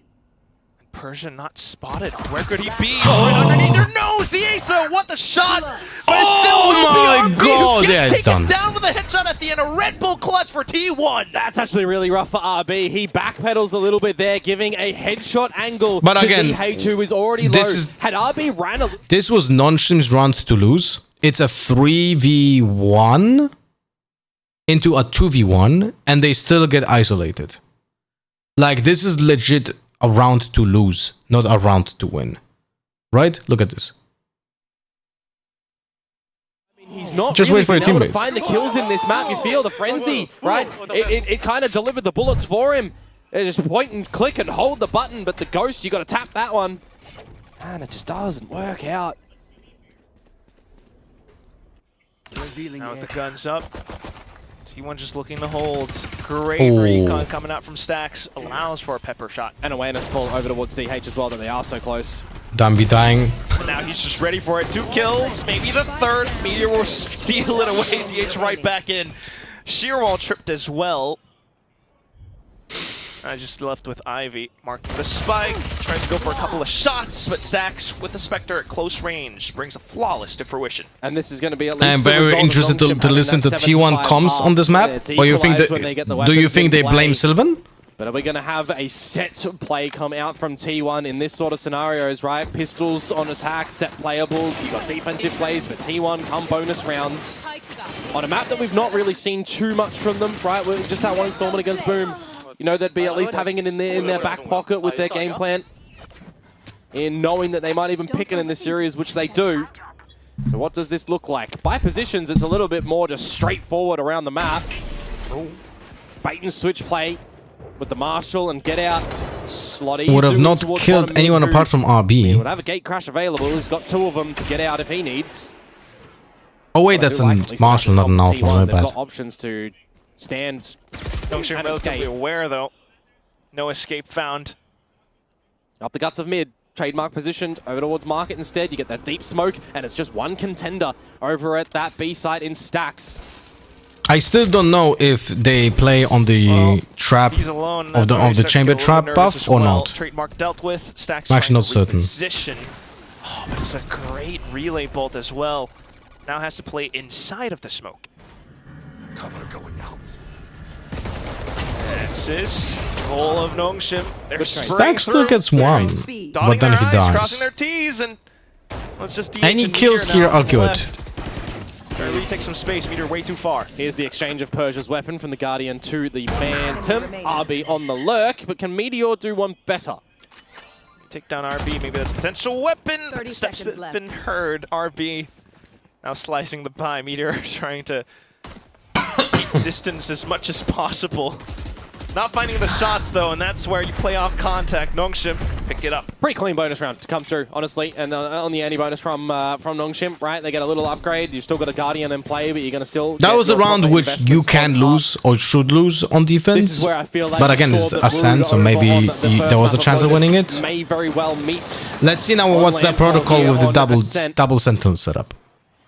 The guns are out on this defensive side now. I'm not saying there's only one solution to those things. I just want to see what their solutions are. So like, where's Vice, where's Chamber? How do they play off each other? Never mind. B is just completely not guarded. That's where Nongshim are going to start off too. Fuck me, I hit the fucking microphone with my headphones even while doing achoo. Now, I heavily dislike this positioning. Unless it's literally just like VOD-reviewed counterplay, and they know something we don't, I heavily dislike this, because they play 2 Sentinels, and not a single Sentinel is actually helping B. B main is just Sova. This is a full stack on A. When they announce the position on the operator, I hate that. Still gets spotted and out with the drone, though. Okay, gets forced off, so at least you're alright. They shouldn't be pushing into A, by the way. If I am attacking here, I don't push into A because I know where the operator is. But Nongshim is gonna go, you know what? We're just gonna dry swing into the same angle that the operator already announced his position without a TP away from. This is good stuff. Ending up on the A site now. Francis though, opening kill onto DH, but Meteor stuck in the corner, still good for 1. Spike drop, he goes for another, and a 3rd! Yep. Buzz still online as well, and even though Meteor's down, he is a threat. Izu will be the decider, and that will be an 8-8 tied up.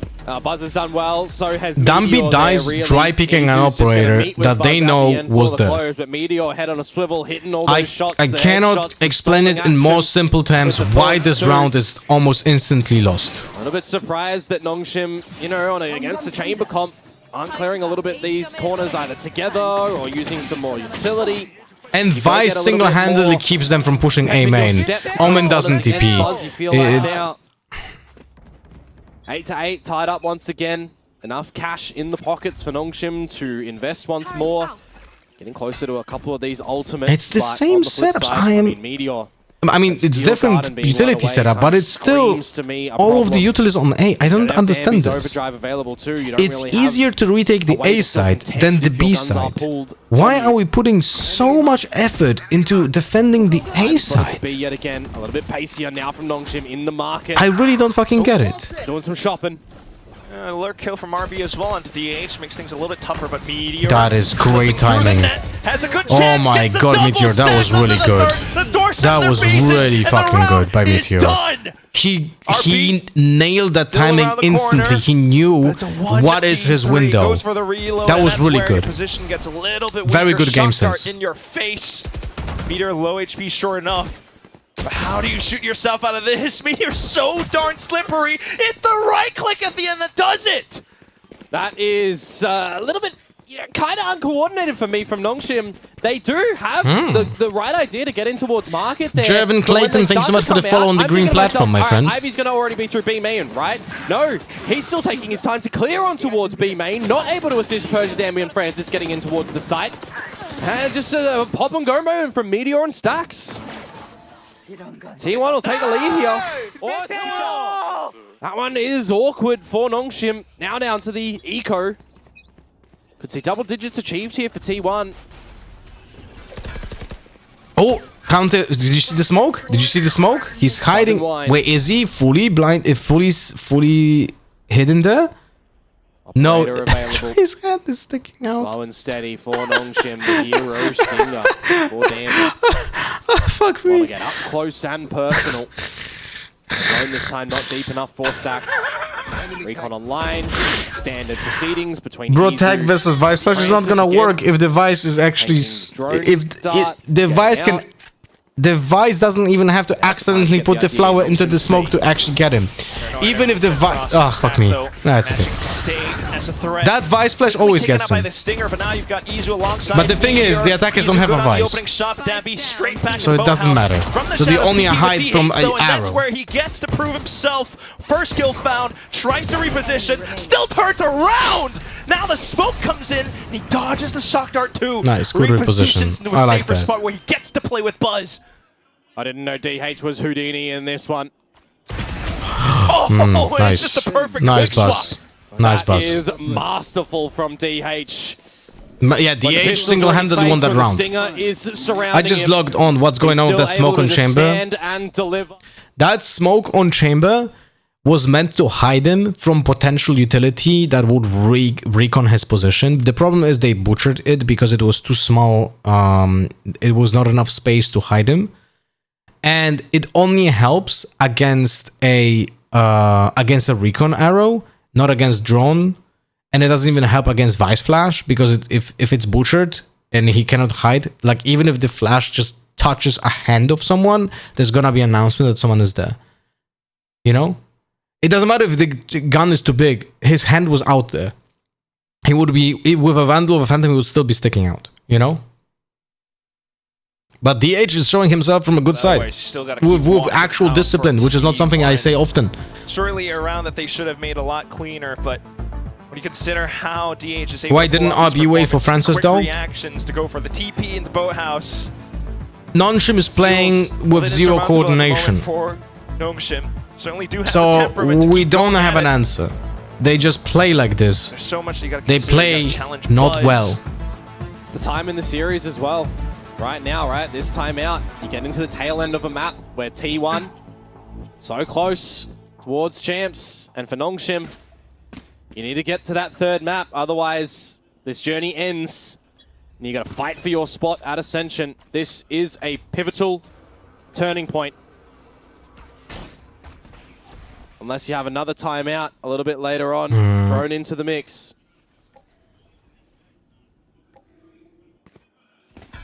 Getting a little bit slower this time, looking for an execute play. Relay bolt is decent so far. You've got Hunter Sphere into back of sight as well. Dambi looking for an opportunity. Not using the good Vice wall, by the way. From back of spawn, but I swear, I didn't see a single impact from Dambi on Neon. Right back, but it's 2v3 now. Francis trying to push up against Izu as much as possible. Viper's Pit invested too. Made him look. Guys, Spike made him look. And RB made him do look. It all. Pushes out across. No pit now. There's the pit. Unlucky. It's going to eventually dissipate, that's true. 50 That's 1 seconds to HP. go. DH just makes RB go down so darn low. Wall bangs viable. Straight into the boot. T1 up to 11. Feels like it doesn't really matter who is in the back of the boathouse for T1 at the moment. They are just going And they're playing Neon offense, but there are better options. Neon is actually the worst duelist with mobility on this for this map. The actual worst. The numbers and the crossfires and the toing and throwing around the Nongshim plays similar to high-level solo rank game, all decent players, but zero coordination. Yes. Time and time again. Very reactive. Hello, Easy, I mean. In just the shots, firing of the bullets. Let's go.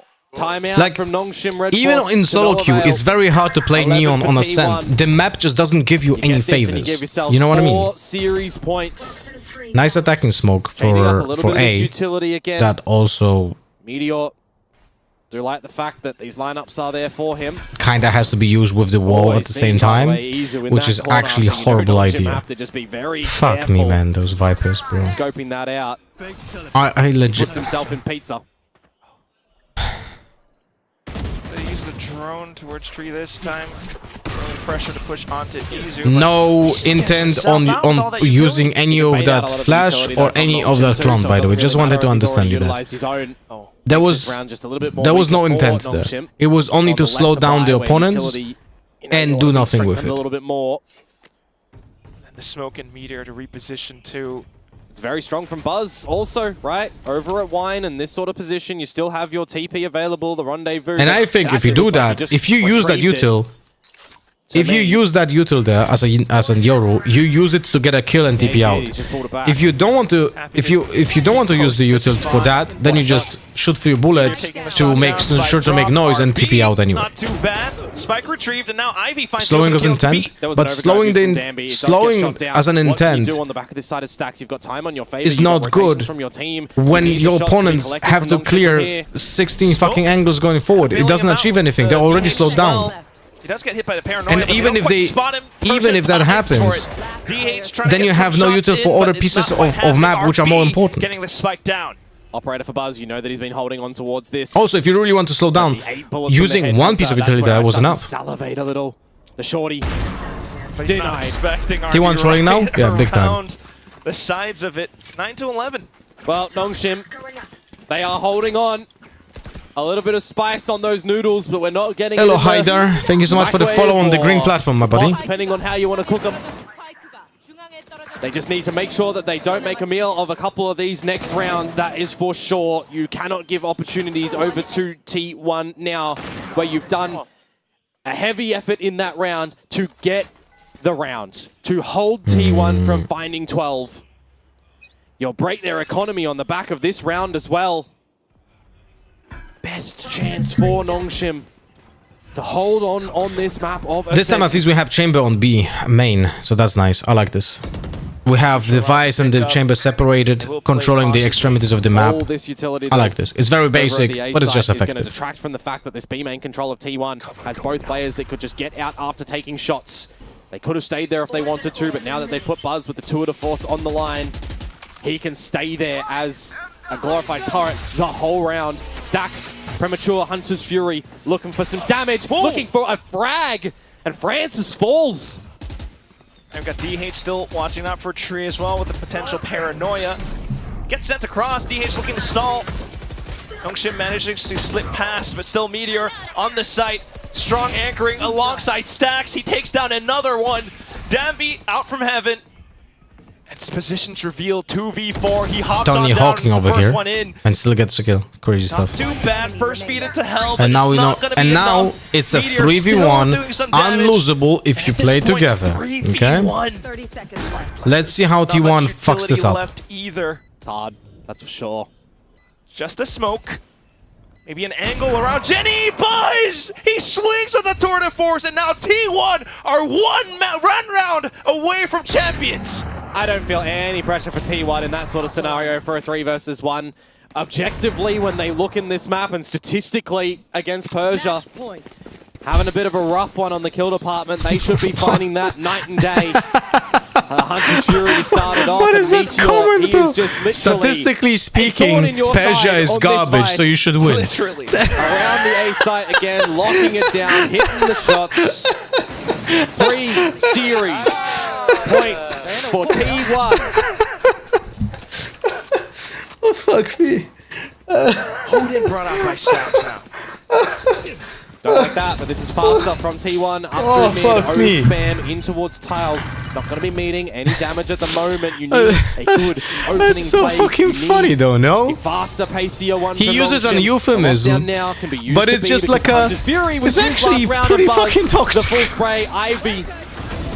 Oh, and it's Izu as well. King crashes away from the Like he lockdown. could have said, In like, front of all of this T1 statistically here. speaking, it's a 3v1. If they keep the numbers up, it's impossible for Persia to win. But no, instead he goes, statistically speaking, That's even more bullets. Persia is into not the doing well, hailstorm. Dambi so they managing should to win. slip I'm like, past that hold out doesn't from matter. Lane, but he hears footsteps. The spike has to be guarded with their lives. All the droning, all the shots. One more.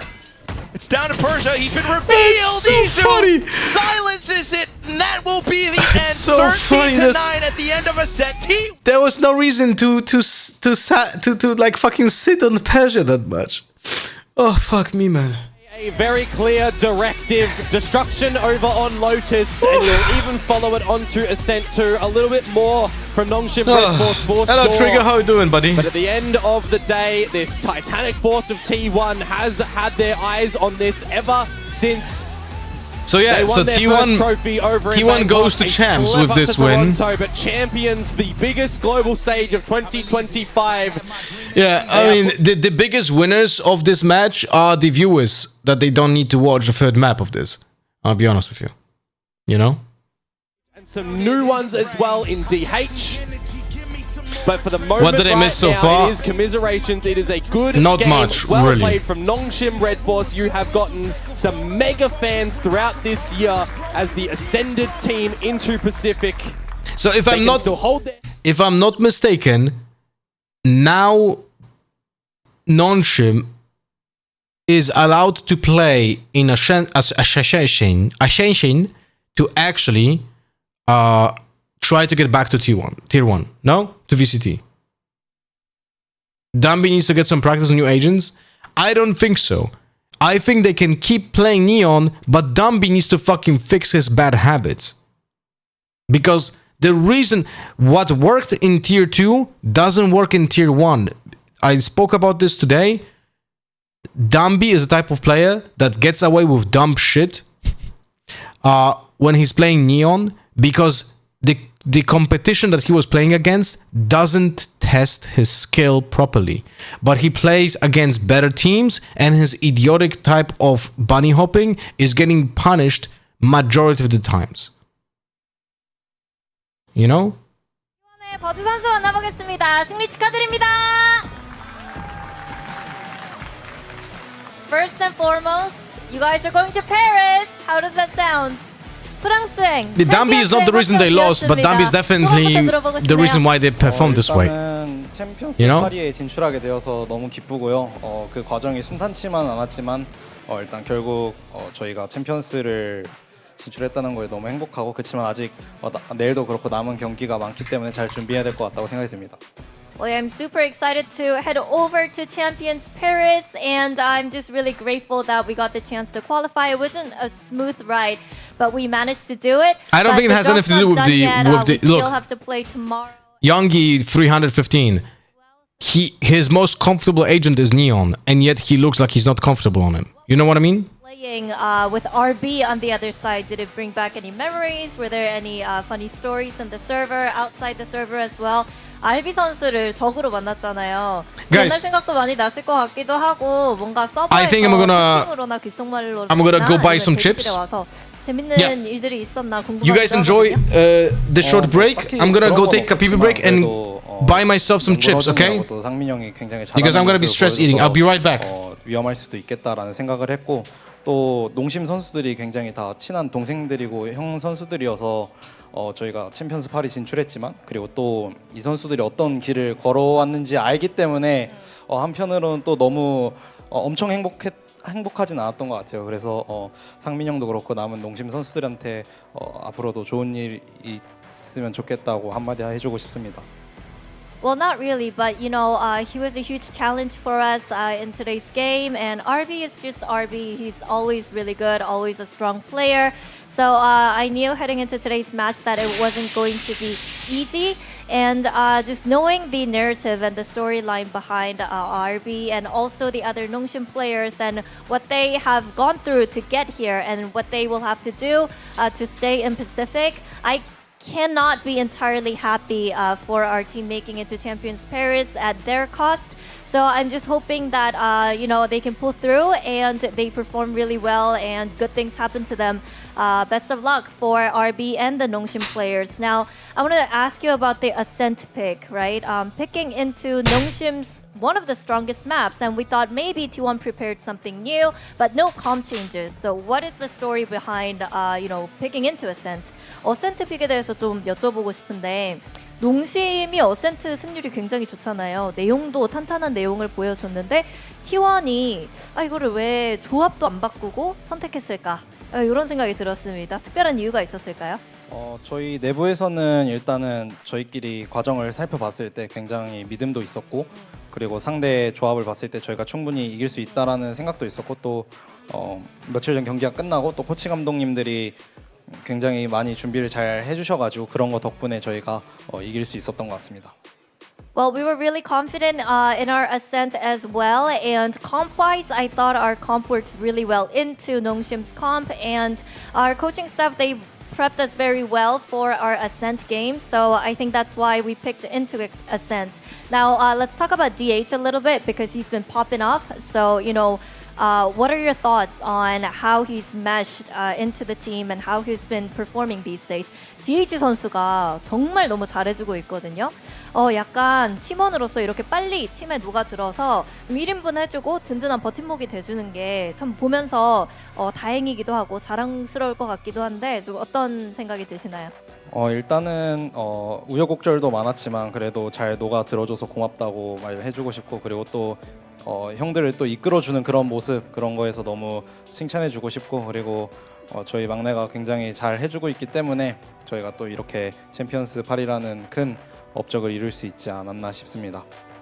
Well, yeah, I mean, it must have been tough for him to try to fit into this team as quick as possible, but, you know, he managed to do it very well, and I think with T1 players helping him gel into the team as well, I think he deserves some credit when it comes to T1 qualifying for Champions Paris too. Now, next up will be DRX and RRQ. We have them on stage right now. Who do you think you'll face tomorrow?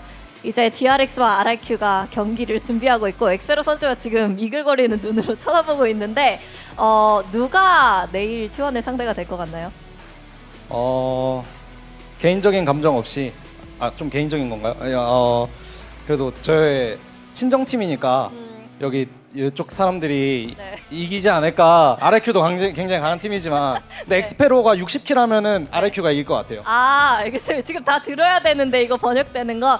Well, no personal feelings involved. Well, actually personal feelings involved. I hope that my former team DRX, people on stage over here to the right side of me will win. But RRQ is a strong team, so if Xpharaoh dropped 60 kills today, I think RRQ can win. Well, thank you for your insight and your predictions. Congratulations, Buzz, and best of luck tomorrow. 이렇게 해서 버즈 선수가 나왔습니다. 감사합니다.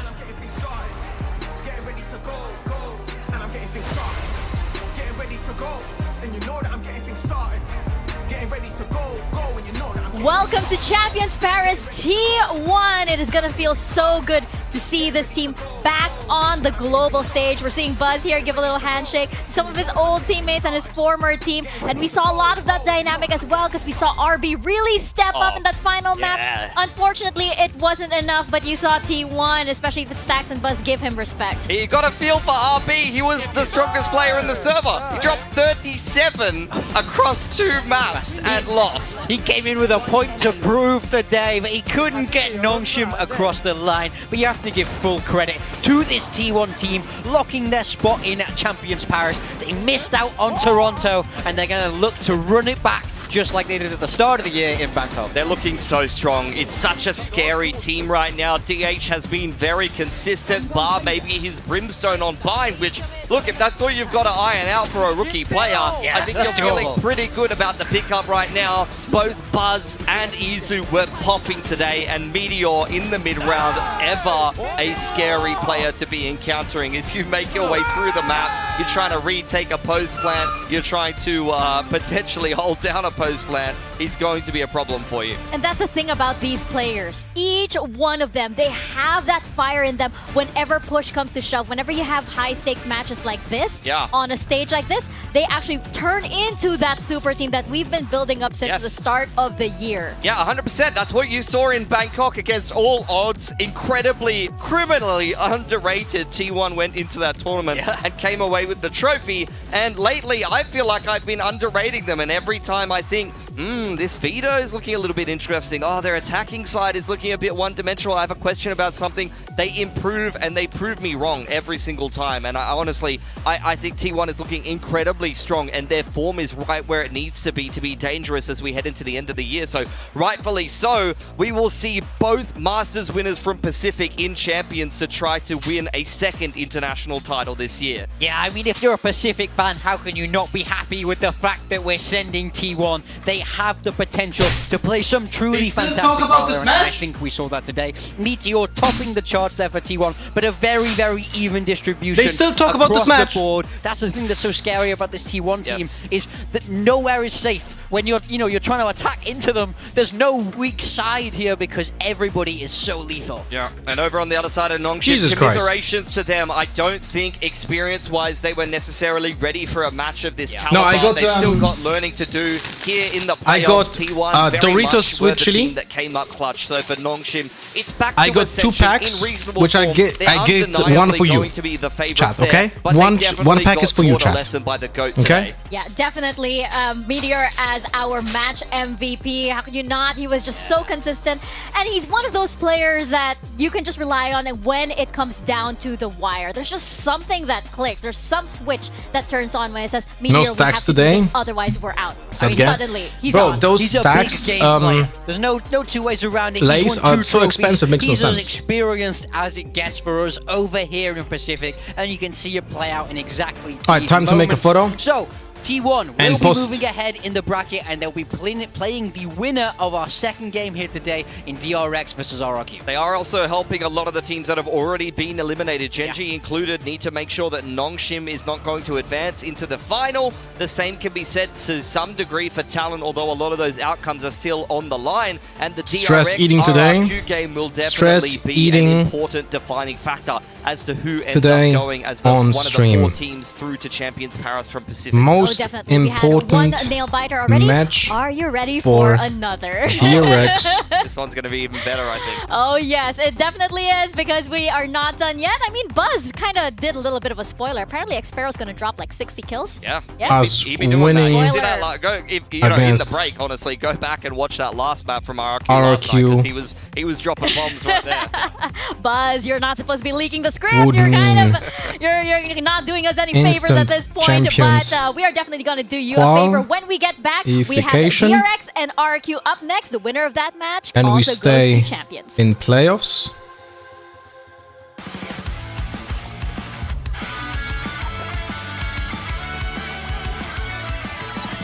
VCT Pacific.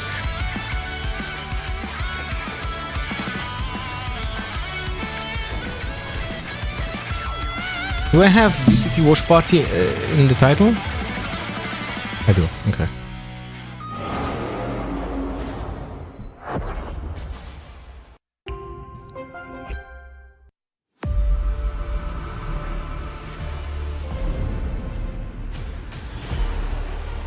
Genji also wants us to win because of their champs position being fully dependent on other teams' performance.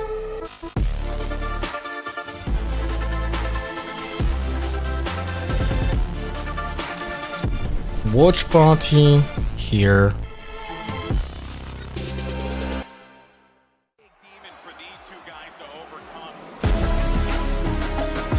And I'm linking the green platform, of course.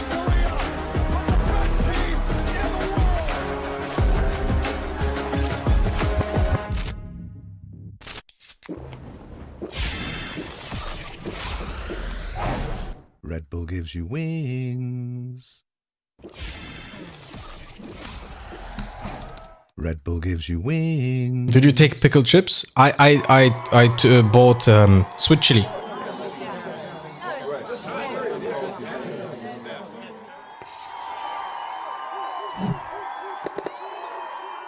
Red Bull gives you wings. I am so stressed. Like, you cannot believe how stressed I am about this match.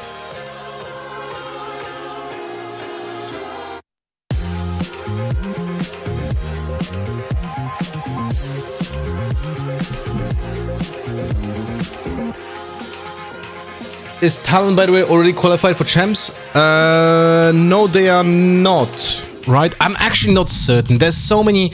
There was a good post in Reddit. Reddit Valorant competitive. As long as I'm good enough. No one cares about that.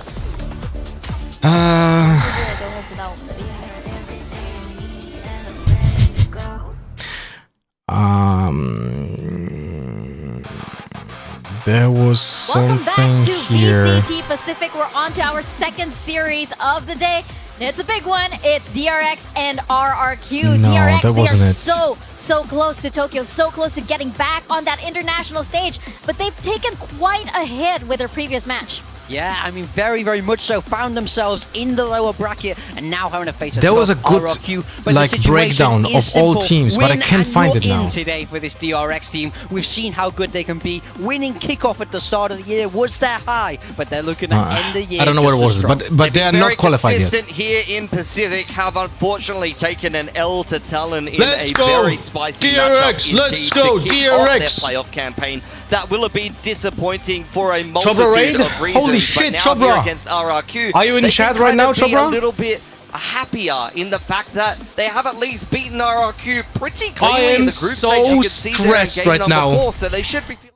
Chobra, you want to join a call? You're going to sleep or something? But of course, RRQ on the other side. Because I am so stressed. I already have pack of chips to stress eat. It's We did see how against That's Gen so G, much on the RRQ line. was able to make I gotta one join the of last Nonshin fan meet. most amazing comebacks that we've seen Well, on I'm the stage. It's a look big question condolences whether DRX for the can match, put a stopper Chobra. to Hopefully that next, kind of a hopefully they win in comeback. Ascension and get back, right? Because that's on the line right now, right for them. They are on a little bit of a heater, especially after the comeback to Gen G yesterday. They But now, fuck me, man.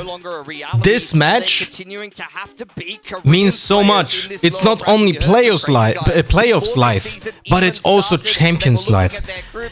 One match for two things. Guess what? Here in the playoffs, it's nothing but It's Koreans. You had your chance against the SEA.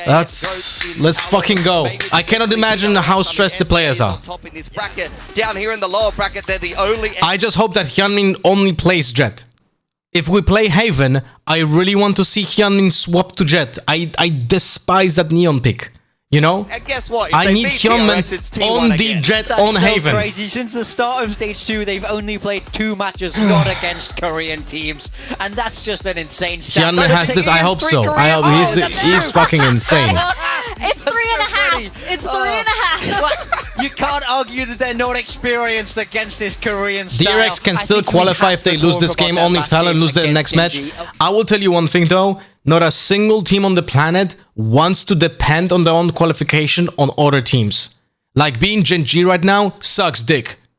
Like massive donga being sucked right now because they're like whatever. We cannot do anything. We just have to watch other teams. It's awful. right? It's an awful thing to do. So no one wants to think about that. Ever consistent. Crazy Guy was the one who had a bit of an overperformance yesterday. And Xperia, although he's a little bit below his average overall, the main thing to keep in mind there is that map 1, he had an absolute stinker. He was a non-factor on Haven. But the third map, he stepped up. So we have to win. That's the thing. All of these I'm talking about sucking dicks and Joe appears in the chat. Yep. downs, but Yep, remember checks that out. Ewok Checks picked these out. players specifically for that potential to come back. Because remember how Jemkin once upon a time had 0 kills, and Ewok managed to see him and say, Stress I eating like begins. that guy. And we heard yesterday it was apparently Jemkin who was the motivator, saying, "Hey, man, if Secret can do this to us, then we can do this to them." They were inspired. They were inspired. Nothing gets me more hyped up than Jemkin just go, I think we can win, guys. Like, You know that if he's just saying in his that, normal voice. you Like, know, I can't imagine Jemkin even raising his voice, to be honest. And he's just a monster. we need a hype Jemkin. Also- one day.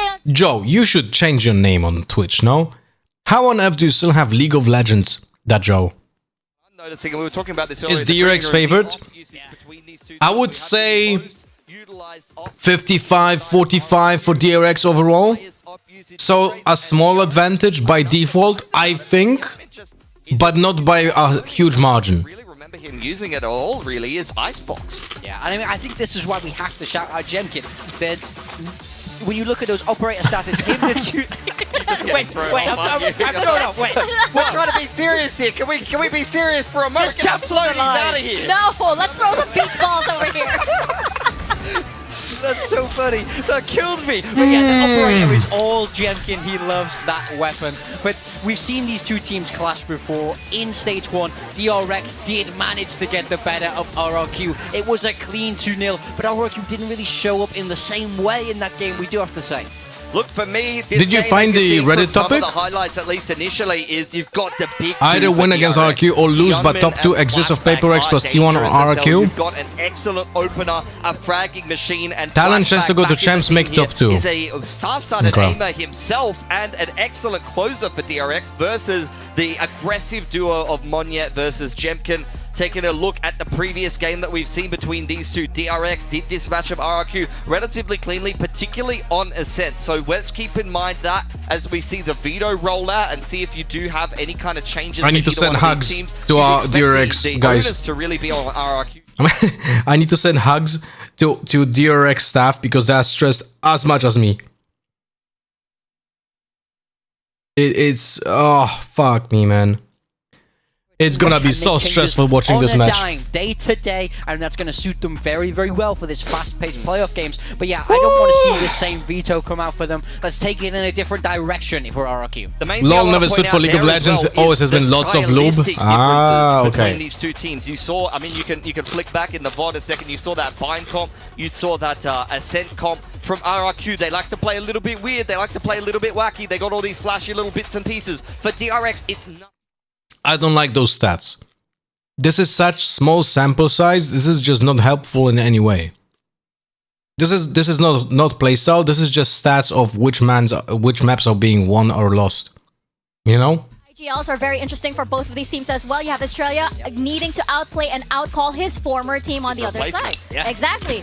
And we're bringing up the map veto right now. And I also just want to call back to that episode of Timeout when Ewok, there was this debate on like who's got the greatest IGLs here in Pacific, and Ewok just threw down like I his don't timeout like card and Icebox. said, our new IGL. I At really that don't time, like Crazy Guy Icebox was for not us. yet revealed, but he had that much confidence. We in choose Crazy Guy Corrode! already. He was right. Yesterday, he was definitely Right right. again. Pulled an excellent comeback on the attacking side and frag to boot. But looking at the picks here, Icebox Corrode, we didn't see these in the last one. Bind as well as Haven taken out in the second phase, and Ascent will be the decider. So that will We be really a repeat. didn't play DRX well. did dispatch of RRQ last time. Corrode, Really the last time we come to played, a I game there hope on we Ascent. fucking But fixed the it. RRQ selection of Icebox is an interesting one. You can see it right here. Both of these teams have been successful on this map, and actually in very dominant fashion, and not to mention the fact that this could be mirror comps. Yeah, I think that's the most important thing. Both of these teams have shown that they can Put play hard this map monitor to a on the very, screen, very high and unfortunately standard. didn't charge Is my this mirror comp? I love the Sage on this map. my watch. Love It's Sage literally off. versus Sage, but absolutely, this is going to be a...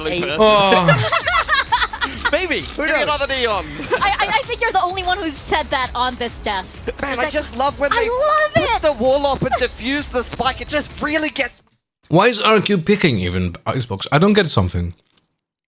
I don't get why is RRQ picking Icebox. To the site, and then they can't move because there's a slow orb. But we have to bring this up as well. Of course, one of the big revealing things I think on the side of DRX was that recently Mako unfortunately was not able to perform at the level that we expect him to, and he acknowledges it too. Yeah, against Talon, that was not a good series from Mako. It's single-handedly kind of losing Talon that series, unfortunately. Sorry, DRX that series against Talon, unfortunately. So it's good to see he's put it out there. He's feeling more confident. He's amping himself up. He's had a day to rest to play himself back into form, and you could even see in some of those, like, you had the player cam of Mako. Yeah. He was whiffing some shots he should never be whiffing. You could tell he was frustrated with himself. Yeah.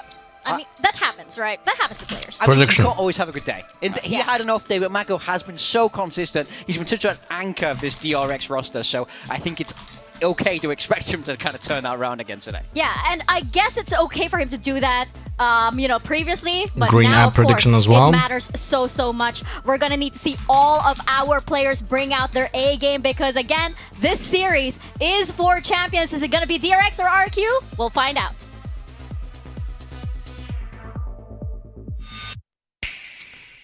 Oh. What is your take that VCT still plays on the old patch? Do you think that VCT should always play on the latest patch or not? I think that it's a little bit of context dependent. I think in general, 2 weeks for a patch should be applied. You know? It's like, there might be like a big change of, let's say, completed rework of a character in the middle of the season. I don't think it should be instantly available on a live service. Sorry, on a live tournament. But at the same time, if it would be up to me, I would make it that way.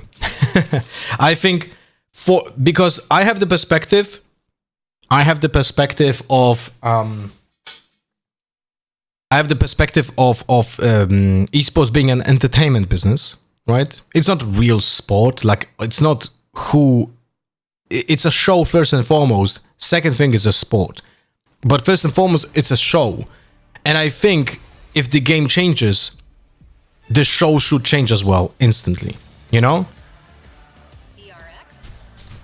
So I think if there's a change in the game, it should be immediately made in the game on tournaments as well, in my opinion. Paris, it's DRX versus RRQ, and DRX, they sailed through the group stage with flying colors, but here in the playoffs, it's much stormier seas for them. Talon knocked them down to the lower bracket previously, and now it's DRX's last chance for Tokyo. Yeah, they had a little bit of a turbulent year, changing rosters. They're finally finding some consistency, but boom, now they're in the lower bracket. No more second chances here. A win gets them into Champions Paris, but it's not all over if they lose. It just gets very tricky. They want to keep things simple today. A clean 2-0, just like they did last time. Hopefully it's a lot simpler for them, but of course, on the other side, it's RRQ, and they just came back from pulling off a near impossible comeback yesterday versus Gen G.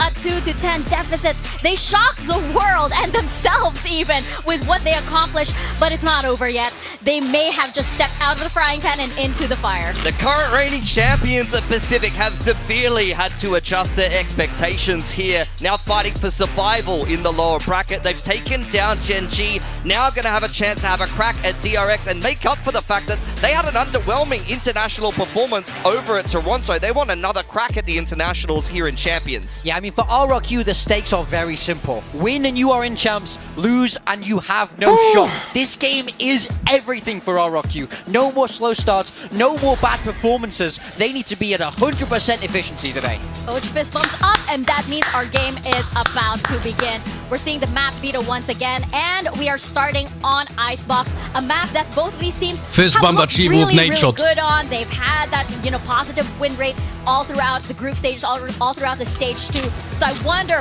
what is going to happen. I can be sure it's a banger, though. I mean, it's a key matchup in every position. Both of the IGLs on the Sage. You've got the Jet head-to-head of Jemkin and Hyunmin, two of the best Jets that we have here in Pacific.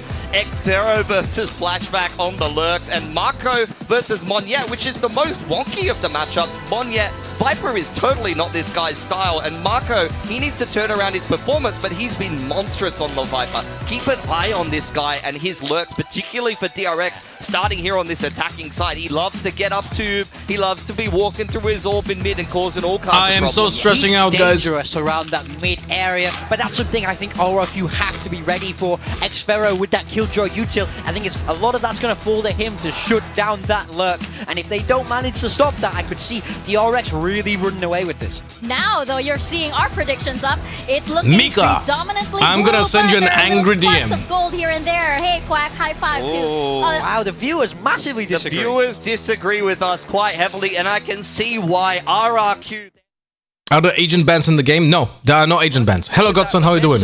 It is mirror comps here, guys. Neither one of these teams feeling like they need to change anything, but I'll remind you, RRQ opted to take DRX to Icebox here when both of them have been successful. They're saying, we are better at this comp, we are better at this map, and we're going to go 1-0 up here. I think it's even more than that. It's saying our players are better than your players, directly head-to-head. They know this is going to be a mirror comp. They know what's happening. This is a lot of faith. Wait, did I fuck it up? Crazy guy, especially to be able to outcall their own IGL of Australia. Yeah, it's gonna be a spicy, spicy match indeed. We're gonna find out if the comeback king of kings. Augmented Monkey, very much for the 17 months. Welcome back. Let's go, DRX. Paris. We are heading into oh shit, Icebox. not this, Let's not toss this it on over scene. to Komodo and Quack.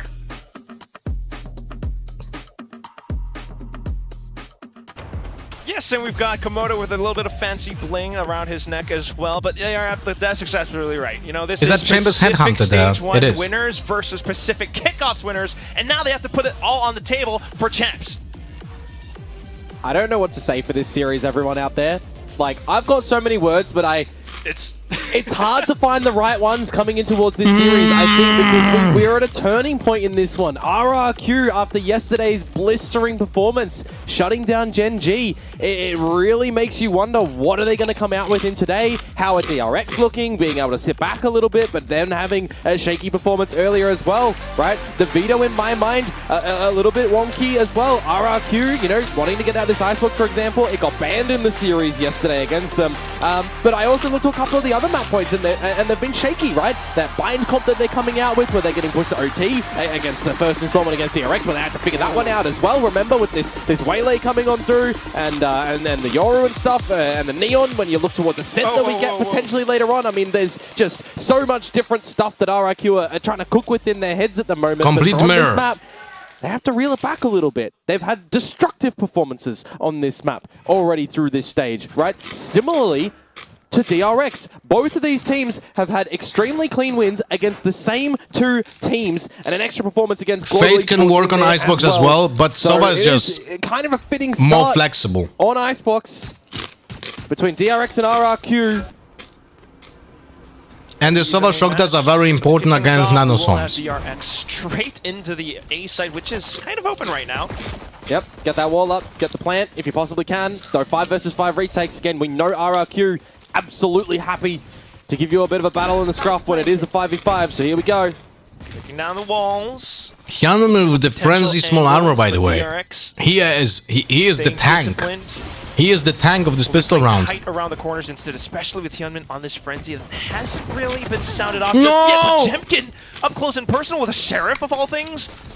I've got the screen going out, the wall going down just as Big Time loves the defuse getting stuck all the way through Jemkin. He's not letting go, and Monyet picks up the kills at the end too. There's nothing that you can do there. The vertical wall, you want any We sort should of stay on this side. utility All of that us is should stay angled on a this little side bit because higher. of the Sage It'll wall. heat the wall, but that's not even the problem there. It's just hitting your shots. DRX not able to really collect upon that.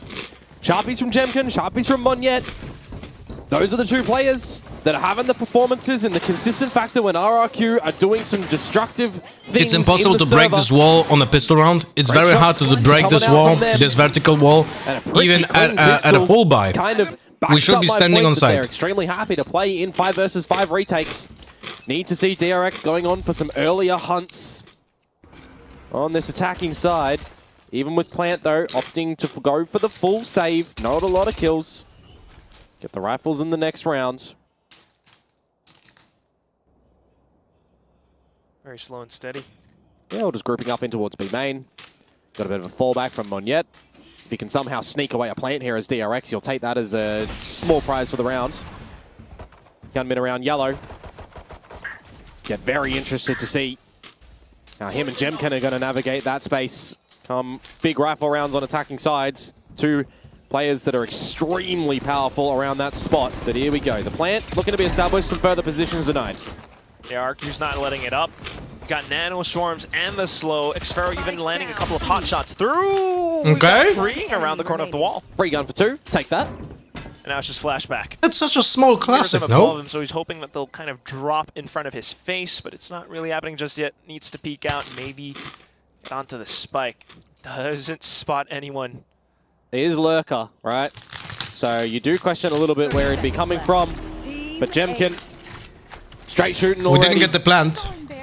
But we got 2 kills, and we are all 5 classics, so we should have a full buy. The DRX that we've seen coming out as Alpha. Yep, there's a full buy here. Number 1 and number 2. It is going to be a mighty battle in this server. Series deserves 3. Series deserves brilliant scorelines, close scorelines, great battles, heroic plays. Yeah, all good, all good. It's already shaping up to be just that. RRQ carrying on that form from yesterday, but right now it's the double sheriff buy up. Yeah, there's enough for some damage here from RRQ, that's for certain. Bulldogs as well, and the player stacking of 3 over at this A site, just leaving Cushy to his own devices in mid on the back of that turret, and of course Monyet over at B by itself. So you want to remove a little bit of this utility, give yourself some options as DRX. Something that we've seen. We didn't allow this map as well as the defenders to push out of A main. Sage reses time and time again. In general, like 3, nearly 4 this spot should be ours already at the beginning. Those. For now, Marco removing the turret from mid is important macro objective. And we got a free kill on B for no reason. So Monyet losing his life on B will make us regroup. But there was a question of regrouping A or B. Seems like we're slowly regrouping B. In RRQ are just playing the odds. Which means they gamble stack on A really at this one. You've got and play full retake, which is good decision making by both teams here. Certainly trying to get a little bit of a back yellow trap now that they start to pivot towards this site. And DRX extremely passive before getting that wall down and getting the plan. Maximizing Estrella again. 1 away from the res. No reason to now get any kind of like risks. There's the slow behind yellow, waiting for the shot. We don't know if they have the wall or not, and that is something that we have to pay attention to. For dinner, but he should still look to find some desserts here. Meanwhile, RRQ just waiting for the toxic screen to go down first. That's the wall. Still being held true. Jemkin on the now play time. Don't swing.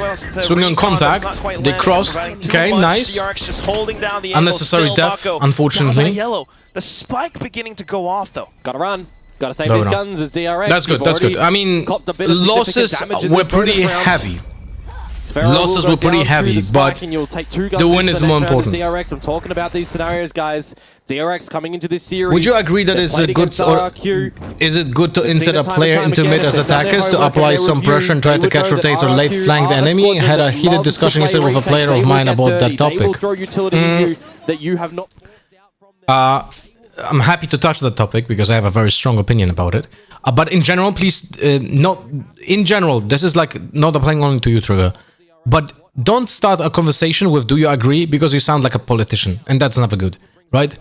It's kind of like this kind of try to put your opponent, try to put your dialogue target in an uncomfortable position, right? In my opinion, Icebox is mismanaged by the majority of the professional teams because they don't lurk from it. They don't put pressure on it. I think if you don't do that, the defenders are too comfortable at holding sites and playing retakes.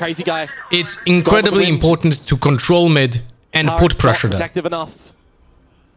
And with that opening frag, but it's also very important to understand that if you do that, you might get counted because you will get pushed, right? That is gorgeous timing. And try to isolate. Just knows that RQ's going to get proactive with it. But I think it's pivotal for the attackers to have control here on mid. Doable, feels the pressure and gets out with the tailwind. Stray does have heal, remember, too, so he can give that over to Marco a little bit later on, but he's thrown caution in your heads as RRQ with his mid-spot position, and you're already having a save call for them. I mean, they're it's saving the understandable. They're operator. in a player deficit. It's not like they have an advantage coming in towards this retake. I'm talking about Now, maximizing efforts as unfortunately, DRX. You have to hunt for we the kills don't early really on. have They that get much the kills. economy. So Makes it a hell of a the only person that should hunt for the kills here is either Hyunmin or Killjoy. But only one. We cannot lose 2 players. We can only lose 1 player over here to build up the economy. So, flashback good. This is a good kill. Now we can still push forward a little bit with one of the players. Mako is actually a good choice because he's 2 away from the ultimate. So he's gonna be able to get, even if he dies here, it's semi-fine. You get 1 close to the ult, which is okay. Oh fuck, what a flick. Thank God there's a banner in the middle of the screen so we can enjoy it. Jemkin, so you can give it another go in the next round, but 5 years of this banner in the middle of the screen, and when I was part of the broadcast at VCT MEA, I delivered feedback to the production that this banner on top of the screen doesn't really help in any way, and it's meaningless. Can we just do it on the bottom of the screen instead? Convert those into even more in the upcoming round, but otherwise, all eyes on Mako still with how effective he's being. I mean, we saw his Mako's 1 away from the ult. If I would be calling for DRX, this round would be aggressive A push, get the orb for Viper, and ult sight. He's doing good so far, so it's going to be a boon for DRX. If But Mako, this round is, yeah, I don't like this at all. I say that. I don't like this at all. We got predictable. We got predictable. Mako did 3 rounds in a row by being aggressive in mid, and now we also got them a gun. Got that operator. I heavily dislike this. Start to get some damage in if you make a right call. Jemkin is on another postcode with that op over at B, however, and DRX have already silently crept in towards this site. Now known. 2 players in CT. Establishing the plans. Sheriff Phantom. RRQ take down the wall again. Just Still didn't plant. Was seen crossing behind this wall by Crazy Guy, who just picks up a kill. They know that Freeing is stuck here. Confirmed by the drone. So pushing up closer. Yeah, we threw this now round. is Monyet. It's going to be Xfero out from screens. They fan out across both sides. Estrella tries to play sneaky, drops down, but Xfero just turns back We in. threw this round. What am I talking about though, Quack, here, when there's a player All the pieces now. Remember, that's something that I try to talk about in ranked as well. If your lurker player dies first, you have to be aggressive and compensate for that, right? So you're 4v5 in post plant. This is why Hyunmin was trying to get 1 and go back with his dash, but then he fails at that, and the entire round just crumbles like domino pieces, you know? Flawless conversion, pretty much, just only losing Crazy Guy. But you steal the guns, you back up. That your was money, really rough round to lose. You reclaim the lead. Got to see more from Hyunmin to be the tip of the spear from DRX now on this attacking side, as we have a little bit more of a split approach from DRX and a bit of a more backing spot over at this B side for RRQ. Especially with the op lines being held too. The garage. Yeah, if you're not droning that out as freeing, which you just used already, then you're kind of incentivized not to go to that B site.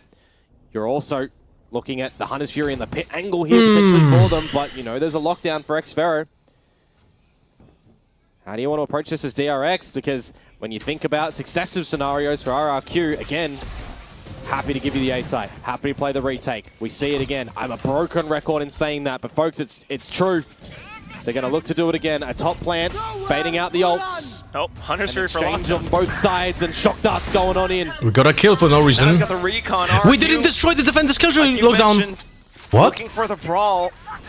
Got the res coming in. Can he get back in the pit? Yes, he can. Oh! That's okay. That's okay. For DRX. Laser around on top of 410 and shuts down Xfero. Position No, review, no, and no, he why are we pushing? repositions as well. Monyet getting taken down. And RRQ look to surround the site. No! They managed to isolate Mako. Now Hyunmin on towards the corner. Dash forward, dash forward. Nice. Gets another kill. I would like out. the dash to side behind the boxes, but that's okay as well. Step into the crosshairs. 4K Let's go, Hyunmin. So you're going to have Hyunmin activate in a round such as that, and he absolutely delivers, doesn't he? The lockdown doesn't get destroyed by the Hunter's Fury, but they manage to get out of it and then slip back into the pit as Mako. And a sneaky snake he certainly was in that round to at least try to offset things and assist. Jemkin at the top of the screens. I saw Monyet get up there as well. A couple of angles in that post plant. You're not really expecting too much. Is Hyunmin just VCT Goper? By the looks of it as DRX. But they hold true to bounce back. Equalize 3-3. Go at it again with another buy round from both the sides. Crazy Guy down to the Stinger. And Hyunmin, without a rifle of his own, just the blades. Looking to slice and dice. Me Quack yet again. You're putting a lot of a premium on Jamkin's shoulders once more with that operator. Yeah, it's just not really in the right spot at the moment. Crazy Guy knowing to watch out for mid because Mako has been quite the menace. I think we should have one Killjoy Nanoswarm being used on Boiler to destroy the Killjoy turret. But it seems like we're not doing that. Or we don't even have the lineup? I don't know. Operator in play.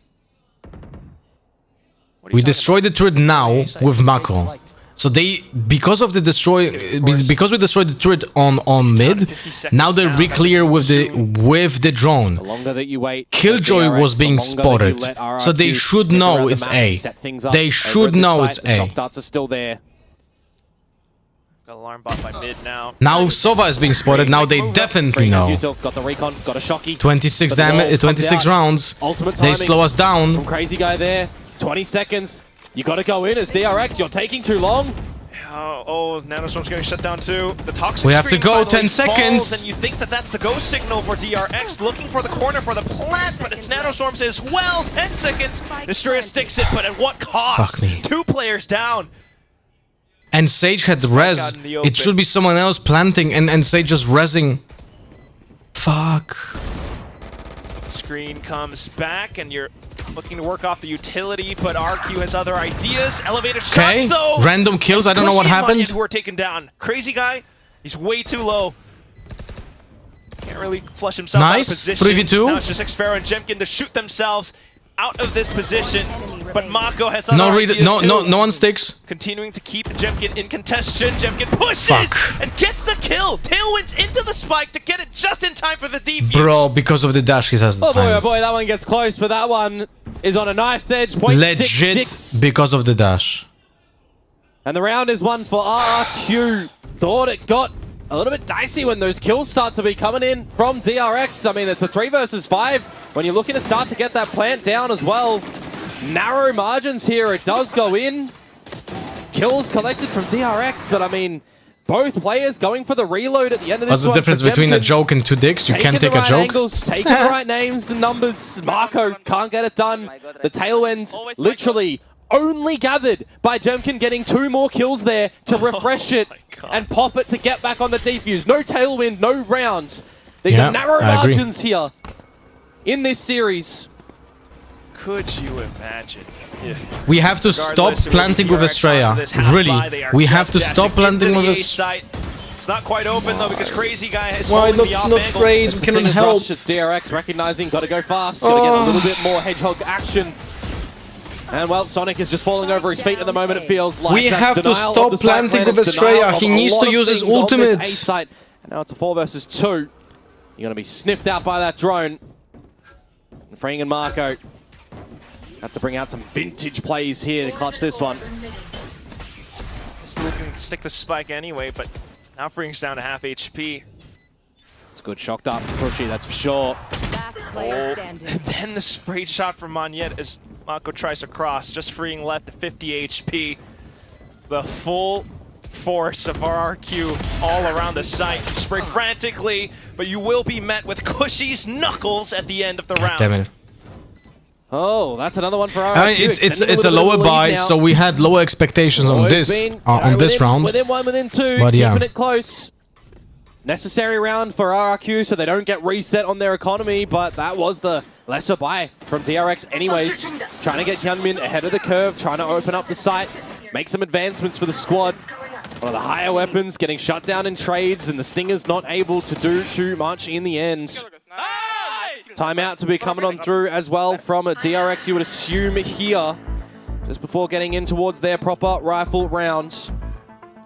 Both of these teams definitely needing to maximize and give yourself as much chances as you possibly can. Do not want to see, because I'll get angry, teams holding high at timeouts, not using them when we're seeing the same thing over and over, not working. Had to answer my wife one moment. Real adjustments. Not yet, anyway. RQ, meanwhile, keeping on top of it all. They're starting to get a little bit more proactive to check. But at some point, you would hope that DRX maybe tries to challenge the B site, because that has been, I think you mentioned before, relatively ignored. So Op's still in play for Jemkin. At least they won't be ignorant of it. That's the thing, though, right? DRX gonna know that the B site they've not seen anything for a little bit. You can definitely change up your approach, get your drone in, get a little bit closer. If you can push Jemkin off the operator line, it's hard to make him fall back a little bit, but there will be a bit more backing up from Monyet. Still have that ultimate from Estrella for the past 3 rounds, I think. Together, they're not on double duelists, but it's a scary duo. What was the damage? Oh, I think he's just been tagged through. Fring just got hit by what? A little bit? By a phantom. Okay. Drone protected as well, so Jemkin somewhat concealed. Interesting. Oh, I feel like if Marco just put a pixel out of place, he would have been removed. Oh, he's just dispatched of him. But we can't rely on stuff like this. Monyet around the corner, and Marco figures it out. Don't re-peek, Marco, please, please, please, please. He can shoot. Please, Marco. Makes you a little bit Don't antsy. re-peek. His ambition there. Please, Estrella, don't plant. Let someone else plant. You do the wall. Gets killed. You do the wall, and someone else plants, please. The A site now. Overwhelmed. There's the res. Res first, res first, res first, res first, res first. That's 2 kills now. He goes back in and hunkers down for a third, but Estrella denies. Crazy guy, though, looking to deny this potential. He hears the res going through and finds the target. Monyet arriving on the crime scene. Crazy guy flicks upwards, and now it's just Mako left. No spike in the round. 30 seconds And the res, left. you would assume you want to give yourself as much as We are as you so can. You're gonna get disconnected, Xfero back man. on up. It's just a body. When the res from Estrella It's a 5v4 and we're so disconnected in Marco, it. 1 versus 3. No access to the pit. He'd need 2 kills and then bring it in a 1 versus 1. You can use that wall as a cover, so that's Need okay. the angles, need the crosshair placement. Still, though, Couldn't play RRQ is not gonna aggressively. give it to him 1 by 1. Just trying to check for information currently, Yeah, and those- Xfer will be the one to put him down into the ground. Feel like he hits the harder one in this battle against Jemkin on that operator. Can you Can't suggest get the DRX to ones do in some the end. K-pop dance walks Pressure out? amounts in the 1 versus 3. For sure, buddy. The heart beats fast. Operator to be retrieved before getting the defuse. And RRQ will extend the lead. They secure the half no matter what. They are looking for extra rounds on this defensive side now. When there's no lockdown or Hunter's Fury in sight for RRQ, they have to have in the back of their minds too that they're both available on the flip side, on the side I thought he'd insta-res Hyunmin after the wall. Yeah, that would be my case as well, like insta-res there. So you have chance at fighting still. I don't know. Tying it up. I mean, I was going to say too, the barrier wall that comes out from Crazy Guy. I mean, you've planned it in a way that you can't really even deny the spike. Because of that wall, it's just rough scenes for Marco. That's a hell of a contest between Crazy Guy and Stray as well. Now maybe it's rough scenes for Marco, calling for some rotations already. A little bit more of a stampede from DRX in this lesser buy towards the B site. I'm Need to talking farm about the some ultimate orbs, game. no? Forgetting that the Marco credits could are get it almost to have gone for ult. DRX in this round. They get the space. Already you have RRQ here. It would be potentially winnable if we have the ultimate, I feel like it's got to be an but angle we that they didn't need to take get the a little bit orb. further into this site. They can't just plant and escape. Tried to push up for it. Planting down with the wall as I'm well. not sure I agree with this, Xfero but just spam. Do love now this you default. definitely They didn't wanna try and want. get a bit Even of if you a had it, you wrap wouldn't on like site. Now to. that it's just been made redundant, you kind of can't force the issue now. There's no flank to be seen. RRQ do not need to do so. They know they've got strength in numbers. They know they've got better weaponry. They know they've got chip damage. Speaking of Xfero, need some bandages for that wound, and Crazy Guy is quick on it. Still okay. You've planted freeing back into yellow. Maybe some potential damage. 30 seconds left. Consolation damage that you would be happy with. Otherwise, into the A site. If you're trying to get an angle back into a round and you've just gone for a lockdown play, that slow orb that comes from Crazy Guy landing there stops you jumping up on top They of didn't pipes. leave B, so Nerd. And I love it. RRQ. Having the macro and the micro plays, and right now it's just Monyet. He will burst, getting all three in a volley of bullets. Again, lower buy, not many expectations this round, but we need two more. Confirming the lead at the half, no matter what now, and DRX will be getting the guns back in. They want to try and make this one 7-5, if at all possible. But what do they look to do? Change it up, shut out time and time again at this little B. Maybe they want to Mako to plant first. I mean, now Mako has the ult either way, right? I was just thinking maybe we wanted to just ult on B this round to try to win it, but we didn't. So that was a different call. 6 for RRQ and 4 of them by Defuse. Successful retakes. Still controlling the lines on the map with this op still. Drone, spotting, Marco, down for the count, mid, overwhelmed, A site. Yeah, and that's C-trigger, this is what I was saying. It's important to have pressure on mid, to be respected. But if you don't control the pace yourself and you get punished, then you're fucked. One player detained, but that doesn't matter because they're not even on site. Managed to swarm around the site, maybe looking to get the spike down as soon as possible. Really good utility usage, just combining. Why are we not playing? Why are we not planting in the corner? On this corner, Cushy, Monyet ahead of the curve, Xfero and Hunmin. This is falling to pieces and flashback. He falters too. Look, it's another flawless from RRQ. I will just show you something. I am very surprised. Like, we have control of everything. Look, we are controlling this, right? We are controlling this. Those two spots are being controlled. And even though there's util there, why just don't we plant here? Just here, right now, in this moment. You don't have to wait. Don't wait. Your playing is controlling this. Like, see this? This is being controlled, this is being controlled. Why are we just not planting in this particular moment without even the wall? Like through the slow.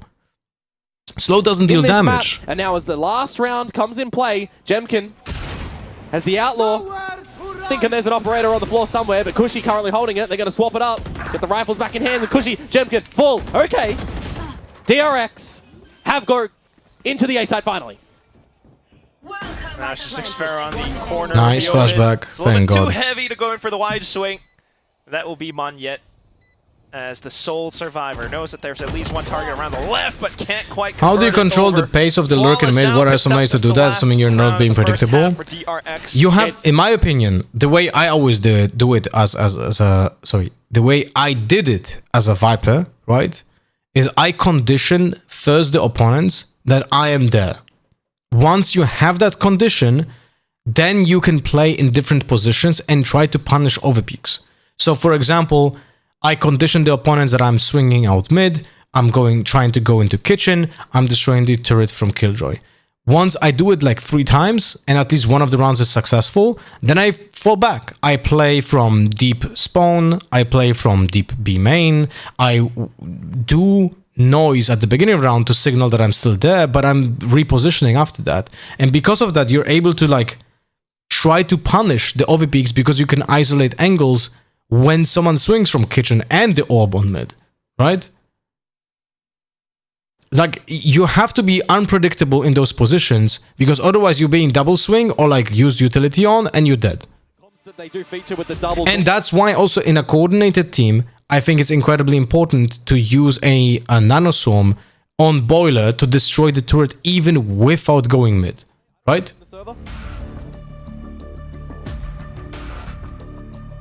But at least for this map, thinking as to what RRQ could potentially pull off, having been the one to select it as well in the first place. We need the pistol round. We really badly need the pistol round. Would you say Viper Killjoy should pressure lurk mid? Yes.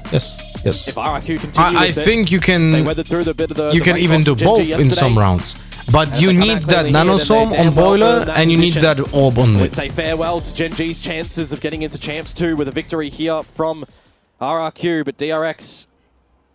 Like, Mako, for example, was single-handedly winning us 3 rounds, but also single-handedly losing us 2 rounds. Maps and rounds and all that because he died mid first, right? Like, there's a lot of like, let's say, pressure on the player who plays mid. A lot of pressure on Mako because you need to play flawless.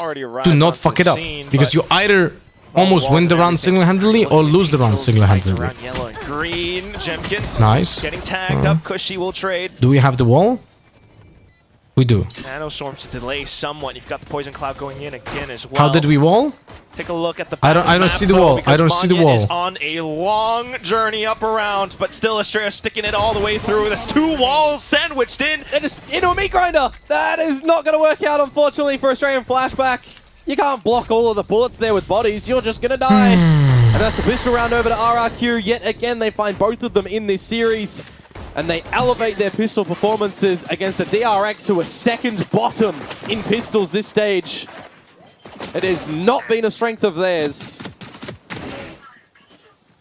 I don't like this wall at all. DRX, who are second bottom. I don't like this wall at all, guys. There's 2 walls on going in. I'll be honest with you. Journey up. Meat grinder. But still Estrella sticking it.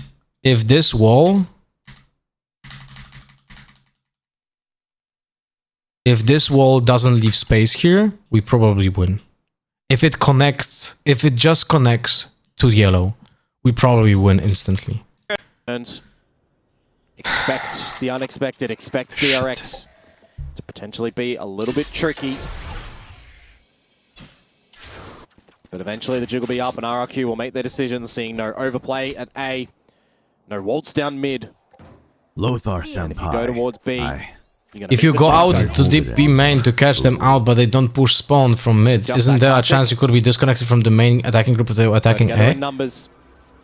That doesn't matter because you have your own job. You're kind of on like an island, and your job depends on the context of what your team does. But it doesn't matter what like. If you don't fail at your job, the other part of the team has their own job to do. Having a field day over at the But the thing made the teams go back to Sage on Icebox as well. We're seeing her less and less at this out for a year. Unfortunately, I see Sage yes, it is just the pistols, but we need as to see better macro agent from that allows you to fix very obvious glaring mistakes in the team because you have a piece of utility that allows you to play safer, that allows you to have a little bit worse fundamentals, you know? I would honestly just say DRX have all 5 go up with the spike. That's here a lot of teams are using it just as a it makes the floor potentially of the team a little bit higher. Oh boy, DRX. Yeah, they're not really playing any forward positions. I think they recognize the situation. They just don't want to give any frags over, which is absolutely yeah, we're dying fine. to the spike. RRQ kind of know that as well. Just the pistol for Cushy. They've traded guns. He can hunt. He's going in for it. We'll crouch down and flick onto the second and one. he gets his Hunter's Fury with that. That's the worst case scenario for DRX. That's the one thing that you don't want on the back of that eco round. You feel for DRX off the loss of that. The 3 of them will go down to the spike, but then you will have Cushy sitting happily. You are getting outdone at the moment as DRX. You need to just have a blessing right now bestowed upon you to get back into this map. You need to do an RRQ from yesterday on Sunset. Surely one would think that 10-4 is easier than 10-2. Hey, RRQ has suffered a 12-3 before. Just saying. I know. Yes, yes, they have. That is short, yes. Different stakes, but I mean, it puts them in the position that this series here is must-win for champs. Had they won that previous series, they'd have more points and it would be a better scenario. Anywho, yeah, it's a very close quality of a full buy for RRQ. Got a rifle round for DRX to see if and they have the Sova ultimate. This is not looking good for us. More spread around the map, droning out, spotting nothing. Tube looked after. Rifles very present for RRQ. And around the corner, it's Mako. Oh, and Mako falls. It was a way early snake bite, so a bit of panic, and it settles in. The rest of DRX might rotate over, but right now RRQ's in control. Shock darts, slows, Hunter's Fury, Nano, post-plant daze. Okay, there's Viper gone. That's the wall gone. It's a bit of pressure. Freeing will come back in through the middle, and RRQ will be a little bit paranoid as well. Still though, Spike continues to tick away. Crazy guy gets sussed out. Okay, 3 versus 4. We have the Sage wall. Responsibility on for Jemkin to at least break down the wall, but it doesn't quite go through. Hunter's Fury tracks on over, and you've got Xpero coming out with the flank now. spots out a couple more targets and looks to play around the time. Okay, we got it. Flashback crouches in, gets the kill. Hyunmin sticks the defuse. DRX are back on the board. Oh, they get through the Hunter's Fury and all the extra utility. Xpera tries to lob out that nano. A little bit of a commitment to the fight. You want to get them off it, and by the position at the end of Cushy too, you can't get out of Shock Dart. It's already been half defused. Thank God Freeing killed the Viper. With the Viper, we will never win this. A Sova agent. Thought to myself that he's going to have these lineups as well, but just away from things in the garage. Very well protected by Flashback. Costly though, yeah, it is very costly. 4K. But it's job you know, not done just yet. Guns are plenty again from RRQ. Getting aggressive. We never saw this from DRX. I mean, from RRQ, sorry, they didn't need to. So the fact that DRX are going for it. We know it's not A now, we know it's not B. So that means that we have to put attention into mid. We'll stay safe away from it. Now thinking back to go back through into B side potentially. Well, the Outlaw actually going to be quite interesting to see for Xpera here too. Yeah, we're clearing mid now because of the lack of pressure of B and A. And you will die to that gun. So now we know it has to be one of the sides, but we don't know which one because RRQ concealed the information pretty nicely because of this Viper wall on B. So we have to be ready or potential execute here. That's why there's a Sage slow in hand. Trying to play slow against and now we reposition. But Chemkin gets ahead. Elevation though. And gets baited into a swing from Hyunmin. This is nice. I don't know if it's accidental or not, but it was a good play. It's 5v4, big advantage now. Now just don't overpeak and don't die before they actually go to side. Just play safe. Needing to push up, but it's not quite happening just yet. There that wasn't playing safe, but he got 2. So that's okay. I mean, sorry, he got 1, but it's still like the rest there. Just to stall and prevent them from going through. The wall comes up though, and Hyunmin looks to get ahead of it. 10 seconds. More angles. Okay. No spike just yet. Crazy guy trying to stick it now, but he's stuck in a 1v3. The angles not supporting. He will get off just in time for one more kill, but after that, the ropes play, and it's going to be Mako dumping down onto him. The defuse does come down, but really what does that do for RRQ?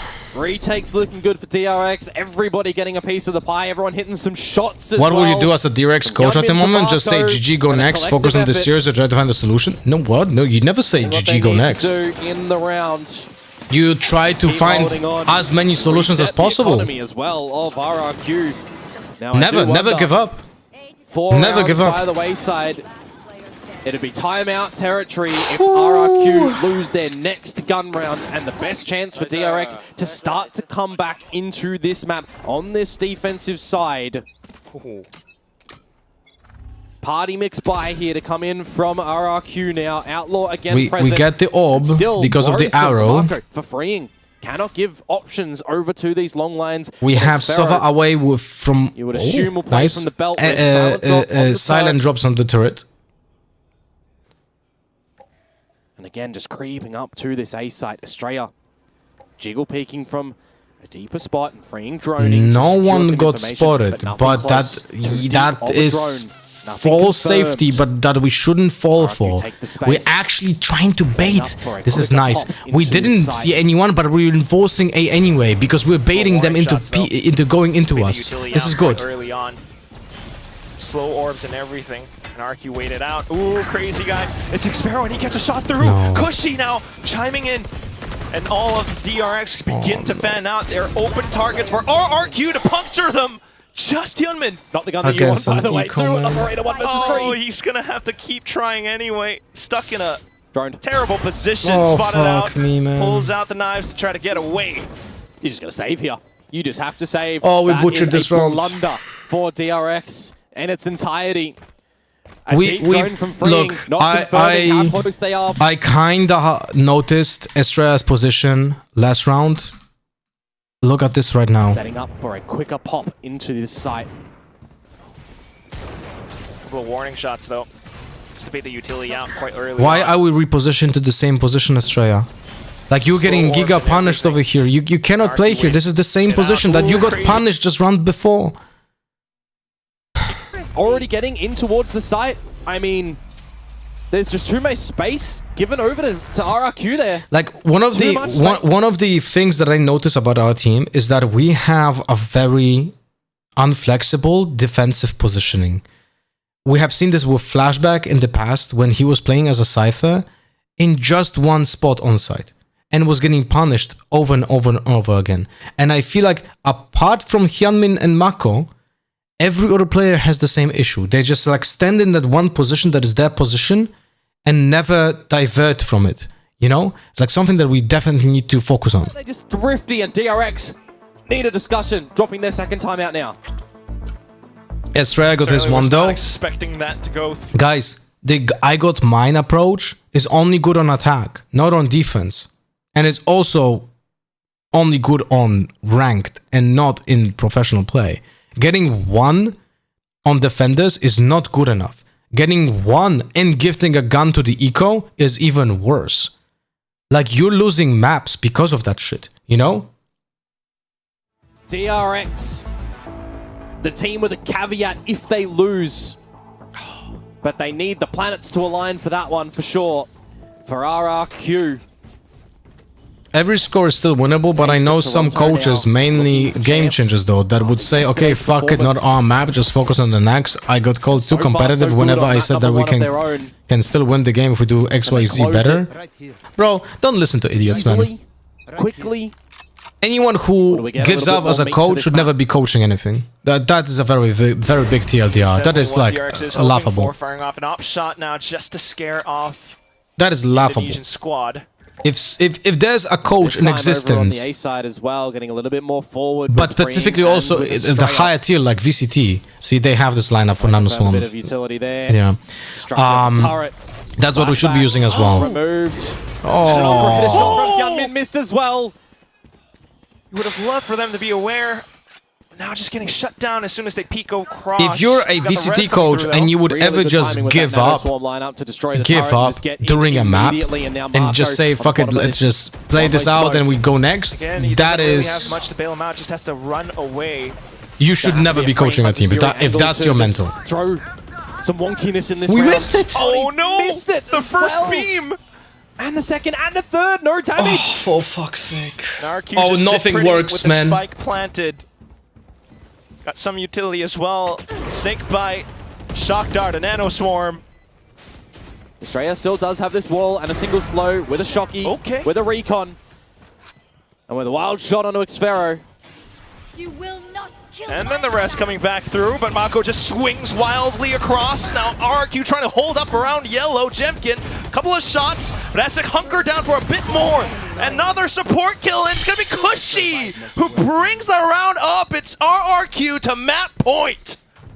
Oh, they get it done yet again. Do DRX qualify for champs if they win today? Yes, if we win this match, we're qualified for champs, but also go still in playoffs. The first chunk of the barrier. Get an angle, get some eyes on the spike. And yes, there's operator shots and collective kills from DRX, but it is just not enough. I highlighted earlier, I want to see what Hyunmin can do around yellow, what Jemkin can do around yellow. And he's delivered there. Is that the decisive blow to come through from RRQ, or are they going to close this map? We're losing this map not because RRQ are better than us. We're losing this map because we're doing macro mistakes. Macro mistakes, peeking one by one, not using the pressure that we're creating, not repositioning. In the sand. Those are the reasons why we're losing. The dart bring position here too. We are giving them easy kills. Just quickly deal with it. Lockdown for lockdown. And then Crazy Guy to get shut down. Some legs in the race for DRX as they back off away out of this range, but still, then will be RRQ pushing up. They got 2 kills. That is absolutely enormous for RRQ. 4 detained. They've got so much time on the clock, they can settle a little bit. But hello, Sunshine. 4 players detained. Marco funny. On a hunt with doesn't matter much, but it was funny. Can't go too far forward anymore. Spike down. Oh, still trying to flush Mako out of position. He sits in the snake bite way too low. And he slithers on out. That is so lucky. He tanked as much as possible to make sure he doesn't get spammed. It was a correct decision. 30 seconds. Oh, and there they go. Cloudburst for cover. The whole team pushes on up. Mako with flashback though, up with elevation. Xfero, Mako to play off contact. DRX hanging by threat, but they survive. Oh, that this threat was is like there, but they've got this was like 5% to win this round. We got this one. We can get the next 5. to push, to go forward, to contest in that lockdown, get some kills, put yourself in better favor, but a slight overcommitment.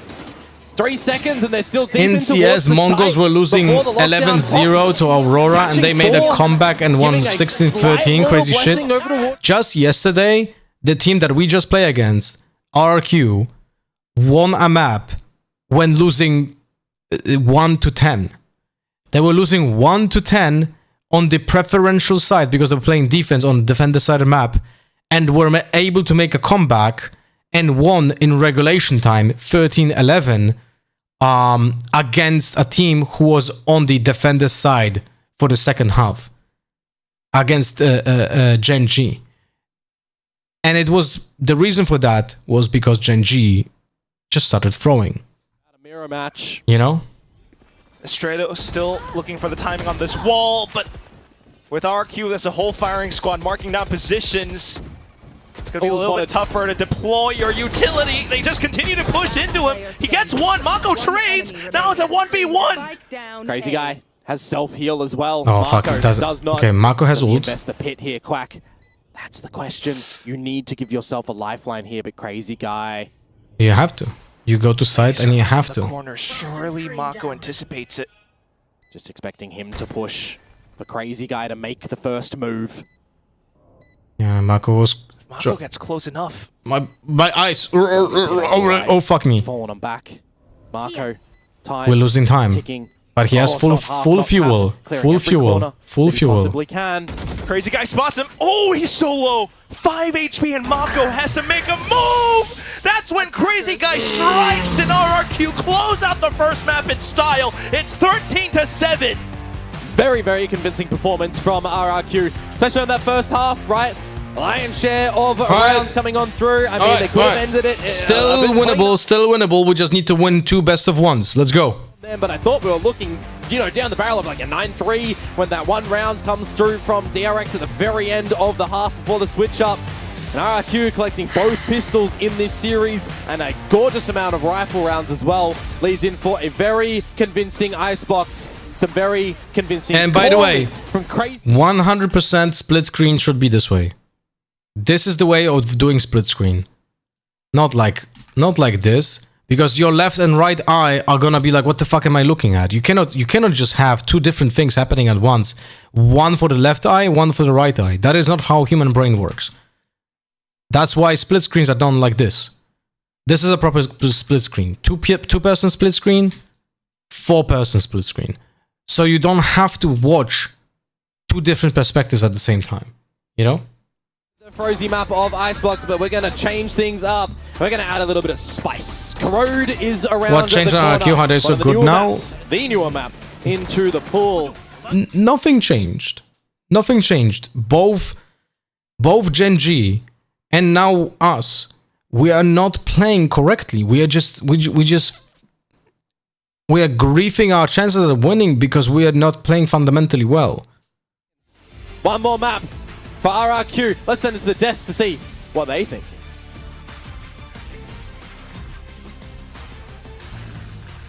RRQ managed to take Icebox from DRX. It looks like it took a little while for DRX players to warm up a little bit. They were starting to get some ground. Losing that thrifty on defense legit through the entire half. You know?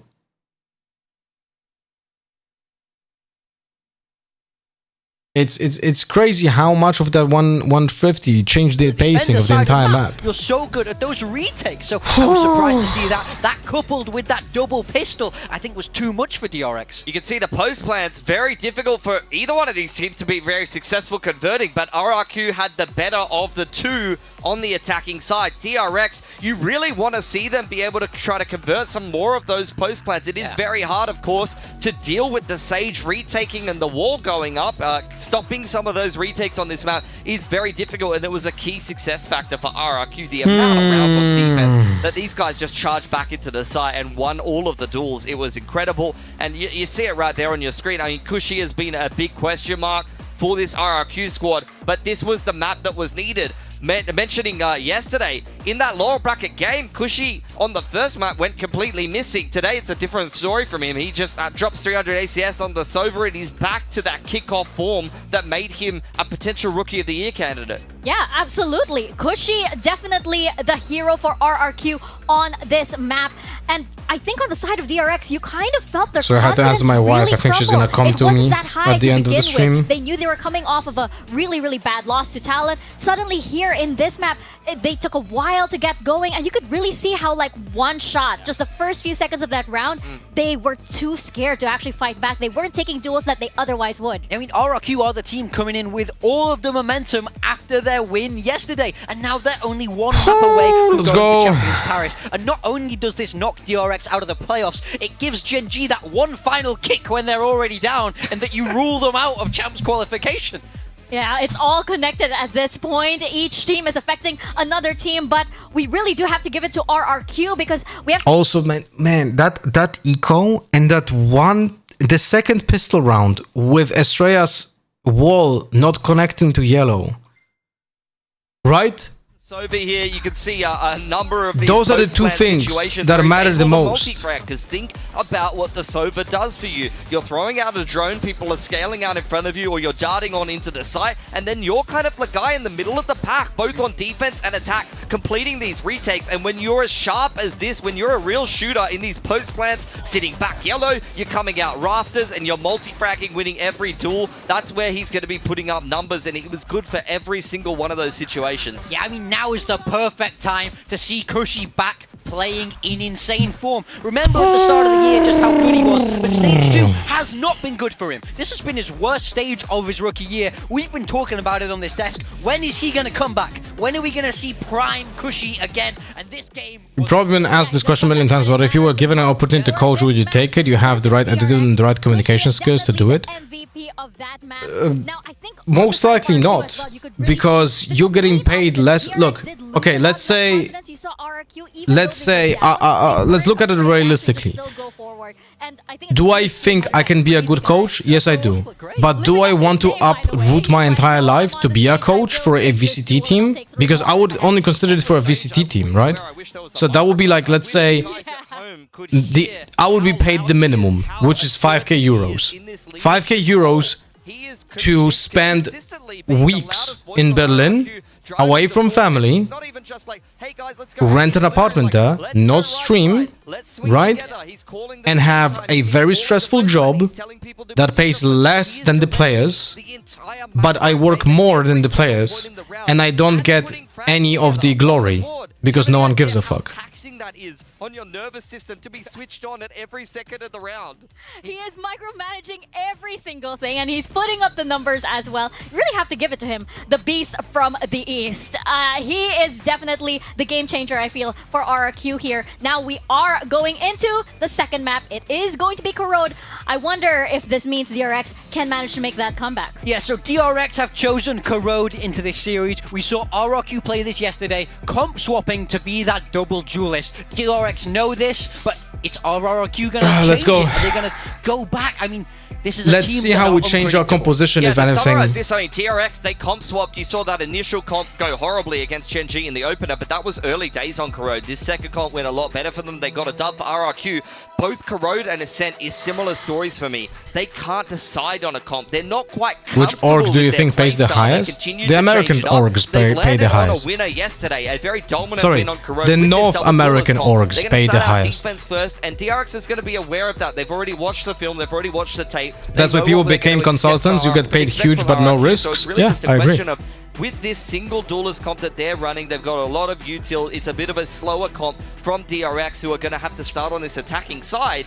Are they going to be able to shut down the waylay on these info lines? You know, Chemkin on these off angles, Monye sliding at you with the set plays that the Neon is going to be running it. Because as you're moving through the map, you're going to be disrupted. RRQ is going to get in your face, and if you can't deal with that, I'm sorry, but you're going to be out of the playoffs here in Pacific, and RRQ's going to Champions. Yeah, you got to wonder if yesterday's match, you know, revealed a lot, and maybe Gen G did DRX a favor here by letting RRQ just lay out their cards. I spent 49 hours per week, excluding officials, when I was coaching a GC team, and I earned 200 euros from it. If I went jobless in Germany, I would have gotten more for doing nothing. I mean, it's even worse in Tier 2. But that's not my biggest issue for DRX today. My biggest issue for DRX today is that they're flat. They're not showing up to this game in the form that they need. Per week? I'm assuming that's per month. You've seen Germans also earn per month, not per week. When they're playing assertively, they're trusting their game plan. You see them flying into the site on the attacking side. War goes up. Yeoman's getting entries everywhere. Marco's on the lurk. Where was that on Icebox? If these players don't switch on and they're not this assertive, quick kind of pace team that makes these snappy decisions and this perfect synchronization with each other, then they're just going to get rolled over by RRQ with the double duelist here. I mean, RRQ just have so much momentum. They must feel like they were chosen to run this lower bracket at this point after what happened yesterday. But you're totally right. I think now DRX's backs are truly against the wall. They have to win this map too if they want to keep rolling into the playoffs. Otherwise, Champions qualification gets very tricky and you're not in control of your own destiny anymore. Definitely. Again, this series is so important because the winner of this qualifies to Champions Paris. And it looks as though RRQ, they are just that much further ahead than DRX at this point. But this is Corrode. This is going to be DRX's map pick. It is. RRQ have opted to start out on the defensive side. They want to put the wall up, but okay, we play the same composition. Not necessarily just play a traditional defense. They want to get aggressive and Jam can with waylay Neon. They want to take their fate into their own no hands. True Sentinel for RRQ, so win on their opponent's map. Oh shit! Oh fuck me. So the approach of RRQ for this map will be proactive defense. They want to be proactive with the Fade, Omen, and Neon waylay pushes. Like if I'm looking at this composition and I have to play against it, I am calling for our attackers to not be pushing and committing in the first second of full buy rounds or against full ecos, because there's most likely there's a higher chance that a team will try something really risky on defense when they are lower buy. So for example, they might try for like a paranoia. Here, push forward, and Neon and Waylay are gonna just push together with that, right? That's what's gonna most likely happen over here, like this. Something like that, right? And support. Same can happen over here. Omen is gonna stand here, Paranoia like this, and the players are gonna push on, and they will play on contact or something. A lot of setups like this can be done with a Neon and Waylay. With a scoreline such as that, so Corrode right now, DRX have a lot to do, starting on this attacking side, up through mid, at least for now, but a lot of bullets peppered their way. Yeah, so exposed, the relay bolting, collapsing into them. Still though, you've got the Paranoia sent up by Mako, and a decent shot from Estrella to try to hold things nice. back. Good job. Just jumping across. Good job, shots, way too low now, has to hang back. That was good. Suffers a shot. Something good like space creation. In my mind, but Jenkin, crazy guy. Or was that actually flashbacks jumping? Estrella's low I think it was flashback, no? 24 though. It's the ghost. 2 seconds till I. Hands, so 2 seconds till I. The leaders both we alive. wait for the tap. We use the eye. Haunt that just came back too. Thinking to send it across. You've got the smokes up around the spike, but flashback up above. Nice. Will just descend upon RRQ. Fucking go! Mention the Haunt for good reason. Gets a good spot at the end on towards Jemkin. The pistol round goes DRX's way. You still had Waylay for this map? Yeah. Bit more of a scrap. What is the reason to play Waylay here over Jet? Who can convince me? Because if you say ultimate, that is not a factor. You're gonna have 3 ultimates per game. Maybe 4. Maybe 4. That is like super, like it's an 8 orber. Most likely 3. Like there's no point. When you consider that once upon a time they entry to the device, you can play Yoru. You can play Yoru instead of the Waylay or just Jet and do the same. You swing out, bam, he pop forward with the dash, and you still have util. Now an opportunity for DRX to double down. First shot. Harry Kuntama, like, good.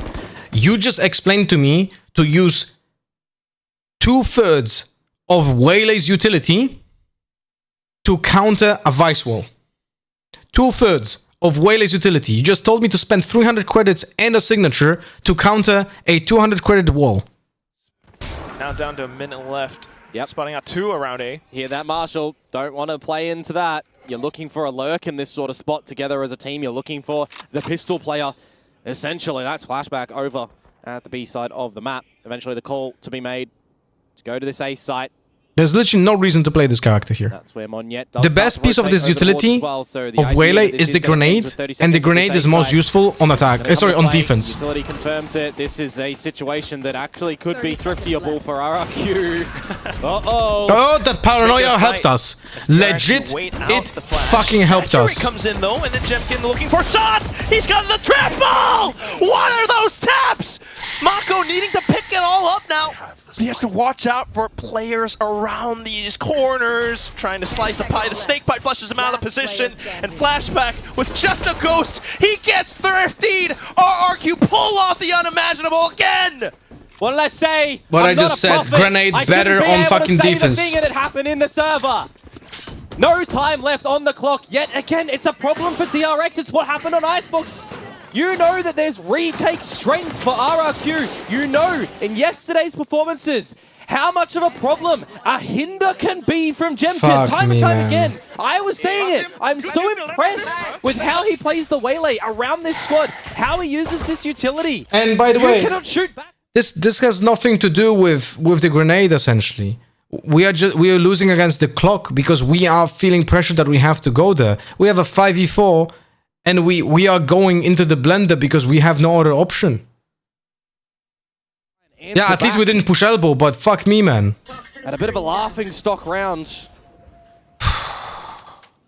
Sets yourselves up for RRQ right now to get some better strength on this defensive side. Pistolerinho Fliperinho is a big problem because now a lot of teams globally Jemkin should never be close to the ultimate, but now he is.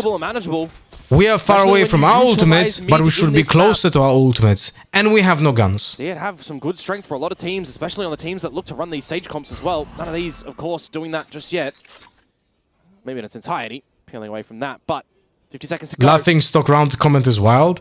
Well, it's still not as wild that, like, angling for a B this is more justified than that 3v1 Persia comment. Personal with these weapons.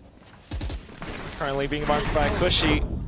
The C's somewhat early, so still a chance to get within range. Okay. There they go. Stingers ripped a piece. Okay. And it will be Mako getting the final one. Didn't see 2 kills, so I have no idea how they happened, but that's okay. 4v2 should not be losable. We have suddenly 3 guns. I don't know. Thanks, DRX. Let's fucking go! They pilfer all of the weapons.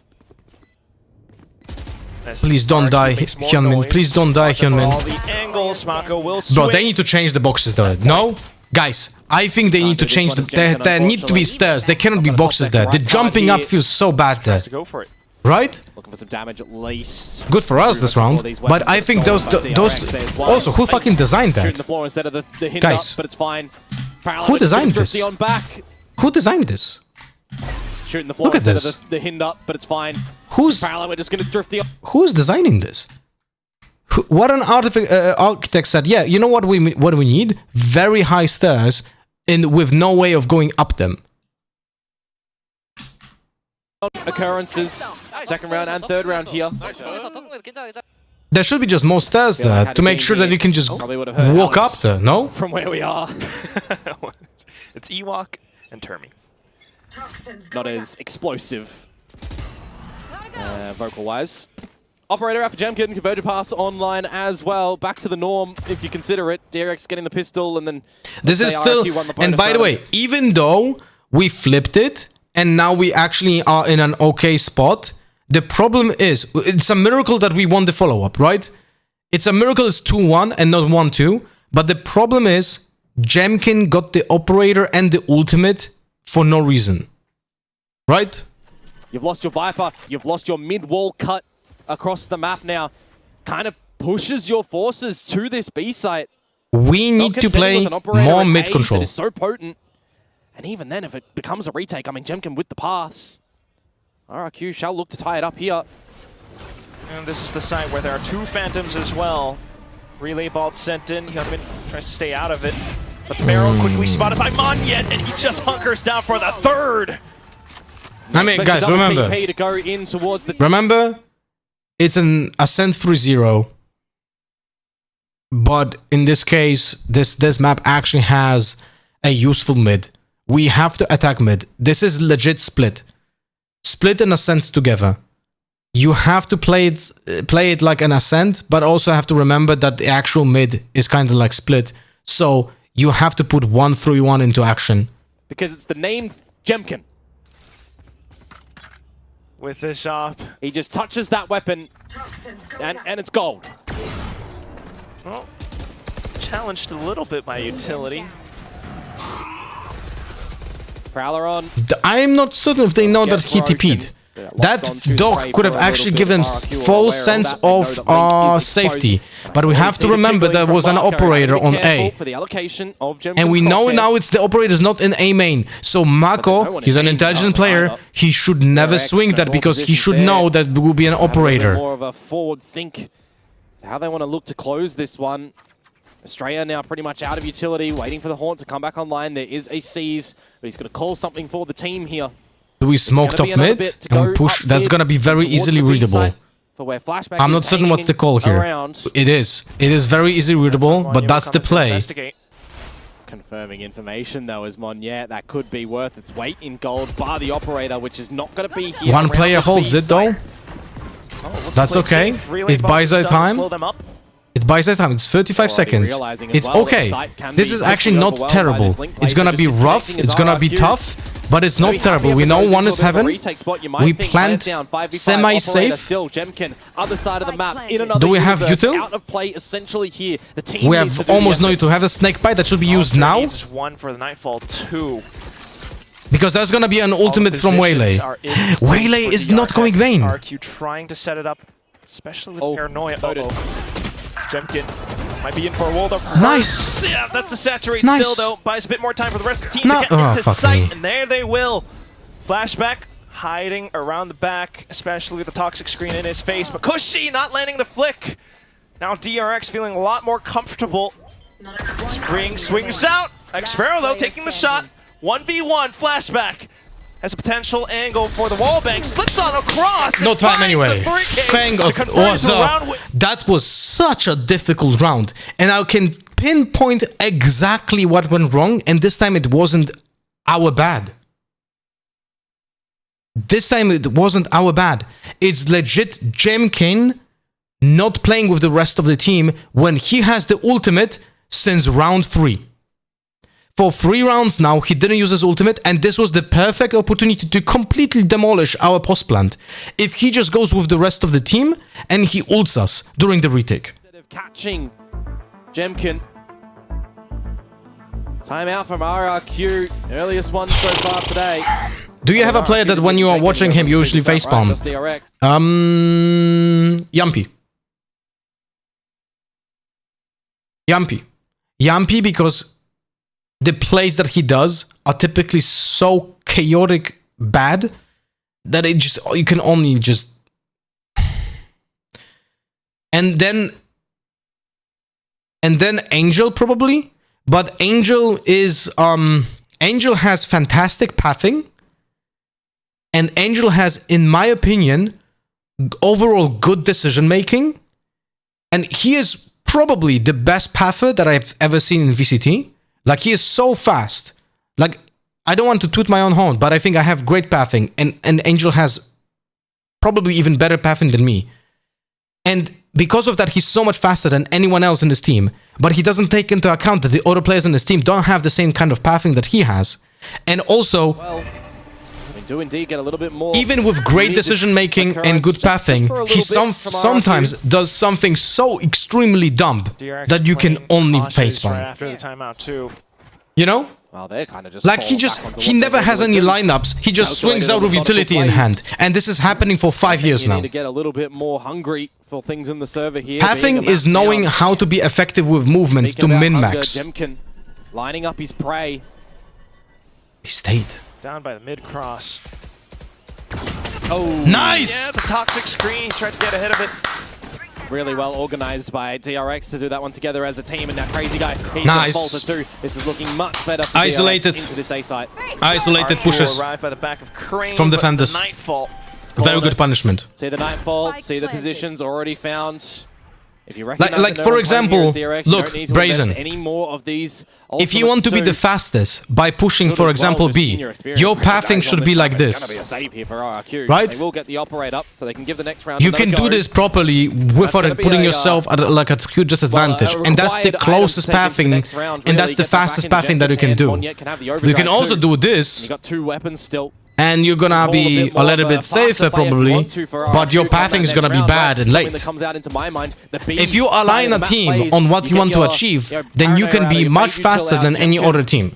It was something, pathing in general was something that me and my team in CS, we actually practiced and coordinated when pushing, you know? Like that's something that we were able to make really efficient as a team, and because of that we are able to be much faster than other teams. In CS is even more important because in CS you start at a spawn without barriers, right? And if that's the case, then pathing counts even more because your pathing line is longer than in Valorant. You know what I mean? You have to run more in CS. So your pathing matters even more in CS. As RRQ. What do you think of RRQ not having a Sentinel? Well, I explained it in the beginning already, that this composition is risky, but it shows to you the game plan already. They want to have more explosive attacking rounds, and they want to have proactive defense. Makes a good go of it against. But as you can see, this proactive defense actually bites them back because we hold. RRQ, they've got some possible angles. Monyeta slides in, Steel Guard and Rip though, and he quickly spots out to the next target, but swaps over their shorty. A double kill found, and it's the Viper's pick quickly ripped. Monyeta zap around. Goes in for the overdrive just to try to trace out his opponents. So he's kind of spotting them. Xfero in for a couple of more sprays as well. Fire support, and he knows where Freeing is. Swaps back, and in around, Freeing comes over. It's a spike though, and Xfero gets off at the right time. I thought the laser beams were going to be able to polish. No, flashback, man. You spammed it. He should be 1 HP. You don't need to go in. You spammed it correctly. Because of the Viper split, you should know that he should be 1 HP because so much time passed. So 1 bullet should be enough to kill him. You sprayed like 6 or 7. He didn't die. That means that you can just play time. Oh, fuck me. An overdrive. Hey, not flashback. Freeing. But just a more coordinated retake against the forces of DRX. Very well positioned. Where are you? Bring them down. Back to the drawing board. Would you say that a team should do these fundamentals in a scrim or dedicated practice session? I think in general, and VC teams don't do that, by the way. You should do drills in custom maps. And VCT teams don't do that shit. No, Hyunmin, the close angle, man. Just a decay, Mako. Yeah, the decay, really a problem. Mega convergent path from the back as well, and the rest of the team will arrive. The cavalry is here. And Estrella can do nothing but to just sit down. Jemkin, the upshot to end it all. And the convergent path thrown in there as well. It cordons off so much of the site and just catches you in. You're hindered. And as soon as he just gets in with He's not thinking about that in that moment. Sub bro, and that's terrible. You cannot excuse that. Like, guys, professional players need to think of the fly and need to think about the possibilities, specifically when you are the one that are doing the play. If you're a Viper player and you set up a Viper's pit, you should know how much DK your opponent will be at, and you should know how your own play affects the round. The excuse of he's not thinking about that in that moment means that you're just not good. You know? That means that you don't do something that you should be able to do. A map down, an RRQ proving that Corrode might not be as easy as DRX might have thought. No, sir. It's hanging in the balance. That potential to go over to Champs. Coach Termy definitely not happy the past 2 rounds. Really, they don't do that? Why don't? So they just have the scrim blocks, reviews, and that's it? Yeah, most VCT teams don't do dedicated practice to retakes. They don't do dedicated practice for rotations. They don't do dedicated practice to understand macro. I don't know why. I have no idea. But teams don't do that. And I know that for certain because I spoke with the players. Got them online, right? Talk about the money state for DRX too. It's something that I said, you know, it's on the edge. They can't go for a full buy, but they're going to give it a good old go with the Stingers. And a Sheriff a flashback. I think the 5th one probably elevates your percentages like 20% or something like that with the 5 Stingers, but anywho. See what they're going to be able to manage here. Bit of a mid-exploration early on. Bit more of a default across the board from RRQ. Controllers, Initiator, and Duelists from left to right. It's going to be the controller leading the charge, though, but quickly nullified by Monyet. Now you got the siege. Okay, the 1-for-1 is good for us. Goes off the rip. This is positive for us. We just got an advantage by getting this 1-for-1. Also because we are on lower buy. We just got a Phantom for free. It may very well be ill-advised. These are where you need some good macro decisions. Harry Kintama, John QT doesn't matter what he did because John QT lost the round already even before he started shooting at him. You go top mid or not, you've lost freeing. What a check by Crazy Guy. Flashback still in towards mid. You're into the site now as DRX. You got to look to get this plant down. Very necessary. Still, though, with Crazy Guy right around the corner, you toss in that Seize. He can fall back as well with this Paranoia available. And there's a Nightfall, remember, from Cushy, so the team can actually have pretty if Hellman with the ultimate, I wouldn't mind if he wants... If we know who is alone, we could isolate that. 2, 3, got all of them. Every single player hit by all the utility. Now the Snakebite coming in as well. Nice flash. Holy shit, that was a good flash. And Exparrow to dump in nice attempt, onto though. DRX. No chance for survival with Hyunmin. Operator, salvage, not even really needed in the round on the retake. I saw a Saturate be thrown on by, but the team of RRQ just coordinated in the retake. I think that was an expected scenario going into that as well with the Paranoia that I'm highlighting and the Nightfall that goes on in, collecting on all 3. Makes it a little bit of a problematic spot when you're in towards the site. You've got some Stingers and some lesser buyers. You kind of need to stay there. Yes, Hyunmin got the Phantom. 56 green viewers. Really Thank you very much for joining in, guys. Just too many numbers to contend with. Actually, I got lost in the source. Jemkin did get involved. Disregard what I said. RRQ as a collective effort, getting the job done. Getting through the timeout that comes away from DRX, but you would assume it's going to be for this round here. The Rifles back in possession. For DRX, a dominated round. You've lost Marco. Again first, a DRX casualty. The proactive mid plays getting caught out now by RRQ. It's Cushy again. He's going to continue tossing out utility just to check. Spots out Hyunmin.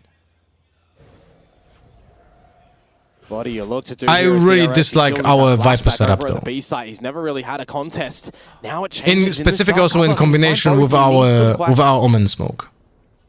Goes over to the corner, waits for the smoke to possibly dissipate. Crazy Guy takes the first fall. Fuck, if he gets 2, it's actually a very high chance at winning. As well, you don't have any access to like a pit, for example. Nice. You too. Nice. Good job, Hyunmin. 3 versus 3. Still though, quick read. He's getting damage. Nice. 3 versus 2. Unlosable if you play correctly. 3 versus 1. Unlosable if you play correctly. Contact play. Contact play. The only one left, and he goes in for the wide swing. Freeing shuts it down. No one was playing contact, but once again. Oh, we are back to equilibrium. A well-fought-for round for DRX. Honestly, losing Marco first and foremost. You think it's just going to be another round in which may even... I annoy Lothar with my questions, but I really love his insight. You don't annoy me. Guys, I might sound like I'm annoyed, but it's just my natural voice. Like, that just... I am not annoyed with the questions. Powerful lines and catching Monyet off guard. That's just how I sound. Starting to get a little bit of these... things working. Isn't Viper considered a sentinel role with how pros play her? You could say that when she had more util. I will admit. Now she's just like a... Momentum-wise, confidence-wise. Now she's just like, meh. Made that defensive side a little bit better. She's neither a controller, neither a sentinel. This is a little bit uncertain, but you just have to go for it anyway. The flash, the prowler spots up Jemkin. He tosses There's a grenade. Exaggerate though at perfect time. There goes the flash. Refrex back into safety. And the whole team is here to just spam through this one choke. DRX though still right around the back. You've got Flashback who takes some shots, but Crazy Guy fires through. They've got a small couple of moments in the site itself as well to get situated. Get that plant down. You got a dark cover available. Wrestling bitch voice, yeah, a little bit, no? It's Omen. Let's see how they play this out. Viper v Viper. But 2 versus 2. And locked in at the elbow. That's going to be the pivotal point. Sparrow. Nice! Quick on the sidestep. We are taking the gunfight. I'm not sure I like this. He's already tossed his smoke We have in. Molly. Goes for the tap to try to flush them out. Now we know that he's not defusing it. But with Most the likely. edge of the smoke right around elbow, it's tough. But we have to push it together. Go back in for the challenge. They will double peek No? into him. No, not quite. Mako? He's onto the classic and he's looking for the tabs. He finds it! Okay. I think the call was to diversify the peaks because of the low amount of time, but I want to show you something. Look when Mako peaks. Look. He's onto the... Look where the timer is. Not enough to get half. And even if Mako dies, he loses. Because there's not enough time. He's looking for the tabs. He finds it! It's the call to diversify the peaks is to buy more time, essentially. It was risky because if Mako dies there with the random spam, we lose the round. So they instead of going together into different spots, they instead opted for we buy more A time. little bit more priority on the middle of the map for RRQ with a Guardian in play from Monyet and Odin from Crazy Guy. Surprised that we're only getting our first one in the last round of this half. That. Yeah, I'm really not a fan of our mid setup of the smokes. The Viper Wall and the smoke supplement here, I don't like that. Nice.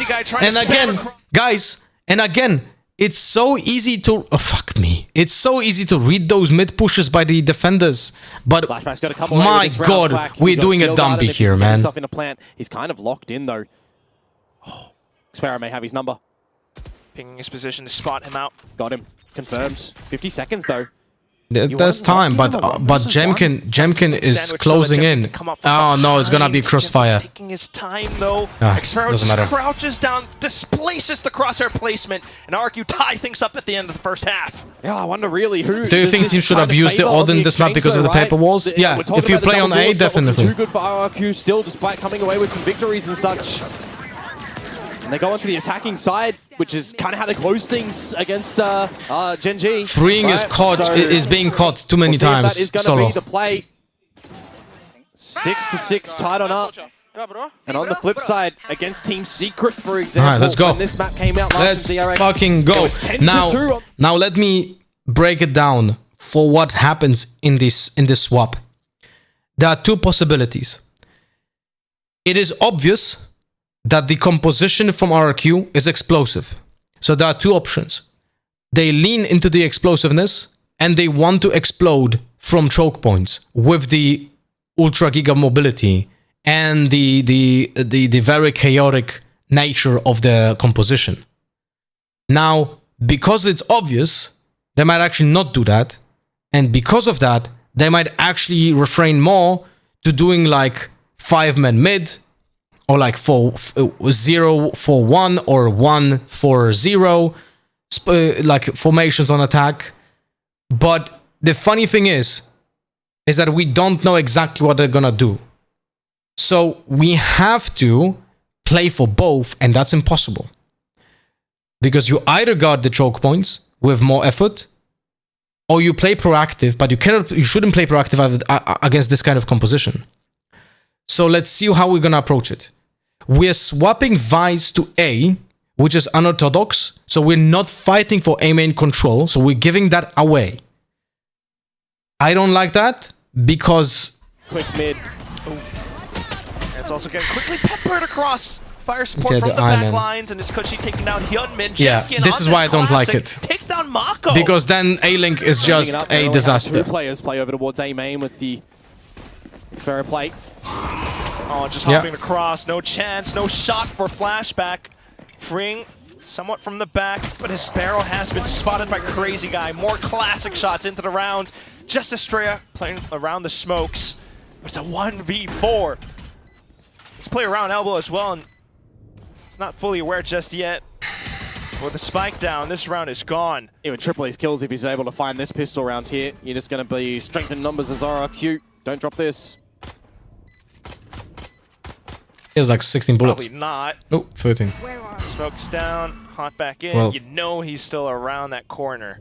He can kill every single person with one bullet, though. I don't think he's going to be tripling his kill count anytime soon. He does make a go for it. Steps in. Spike beginning to tick off. RRQ certainly peeks in together at the same time. Cushy. Isn't Vice a good counter to that? Because her wall can separate the mid-explosion. This series, and I mean, Not the one it's used on the A main. Was found. Pistol round to DRX. It flips over immediately. Man, the eye on mid just literally... A bit of a change up. The fade eye on mid, not being shot, literally loses us the round.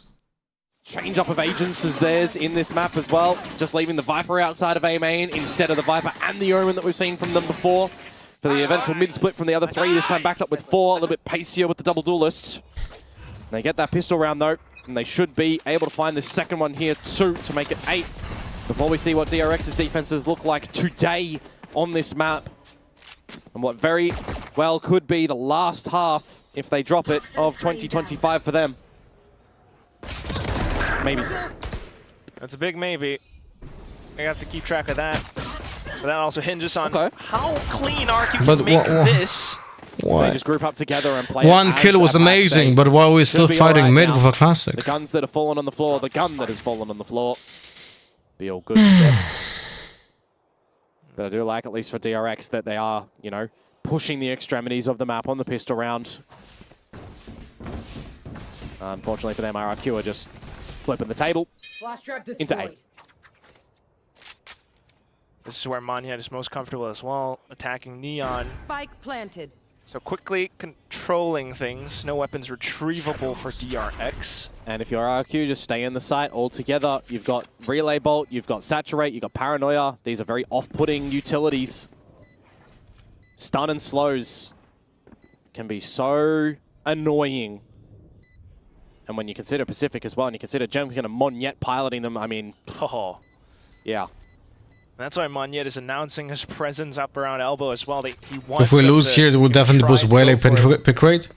Even if we win, it will boost the Waylay's pick rate, because that one grenade clip is going to tell everyone, oh my god, this is so strong, bro. Which is not a lie, it is strong. Now that they've won the round, surviving with the 4 weapons into the bonus 2. The overall character is just not good. Up with the explosion. And we'll transition into the first round for DRX on this defensive side. But hey, at least they don't play Deadlock instead of Waylay. That's good. This pack mentality that RRQ has can be. DRX certainly needs to adjust quite a bit. Nice, guys. Take a breath here. Oh. And I go, huh? In my exclaim of my breath, because there's an Odin on Estrella in the bonus round. It will shred RRQ though if they do walk into these walls. Oh my god. Oh, he's not even allowed to take a single shot, mate. That's cursed. It's just not meant to be. Now a predictable positioning, man. As well, and that's when RRQ goes through a main flashback. You got to remember though, with this Vice, the sheer, the deeper placement. For fuck's Monyet sake. is just hitting the headshot. Marco, he needs to dig deep. He needs to find more than just those 2. It's a bonus round. DRX should be night and day in this round, you would assume, but as I said, the heavy investment from RRQ with all the rifles. They've got the plant down now for a 3-3 post-plant. Not too bad. Look at what Jemkin's got. Saturate, Snake Bite, fast lane. An RRQ push up to try to control around Crane. Kyunmin. Oh, what? How did he get the transfer? Despite getting what stalled and the freeing, gets fuck? An RRQ push up to try to control around Crane. Kyunmin. Oh, what? Holy shit. Try to control around Crane. Kyunmin. Oh! What a flick, bro. What the fuck. Both 2 flicks. Incredible stuff. Holy fuck. over to that A side of things. Flashback. 5 versus 3 that they're managing to come back in towards that. Marco with the 2 shots. I need to see within the saturate just that flick too. I mean, we saw throughout this week when Achilles was here a monstrous flick earlier on. That 2 incredible flicks, man. Single bullet to Jemkin. Fuck me. You saw that's where the saturate came. Yeah, but it's like a needle in a haystack affair that may happen. Marco and Hyunmin together. DRX get the bonus round, retain the Odin. The economy of RRQ not down for the count just yet either. Please don't play in that position on mid anymore. I beg you guys. In the back lane, and in the open. What the hell? Doozy. Why? Oh, Straya's right around the corner with the Odin, but he's been stunned and concussed up. Has to back off Hyunmin. It's like a poison chalice at the moment. You cannot. Why are we just like walking up map. like this? Can't quite hold the Outlaw either. Mako, not too bad. But he does get tagged to 10 HP. Quack. The Outlaw got a chunk.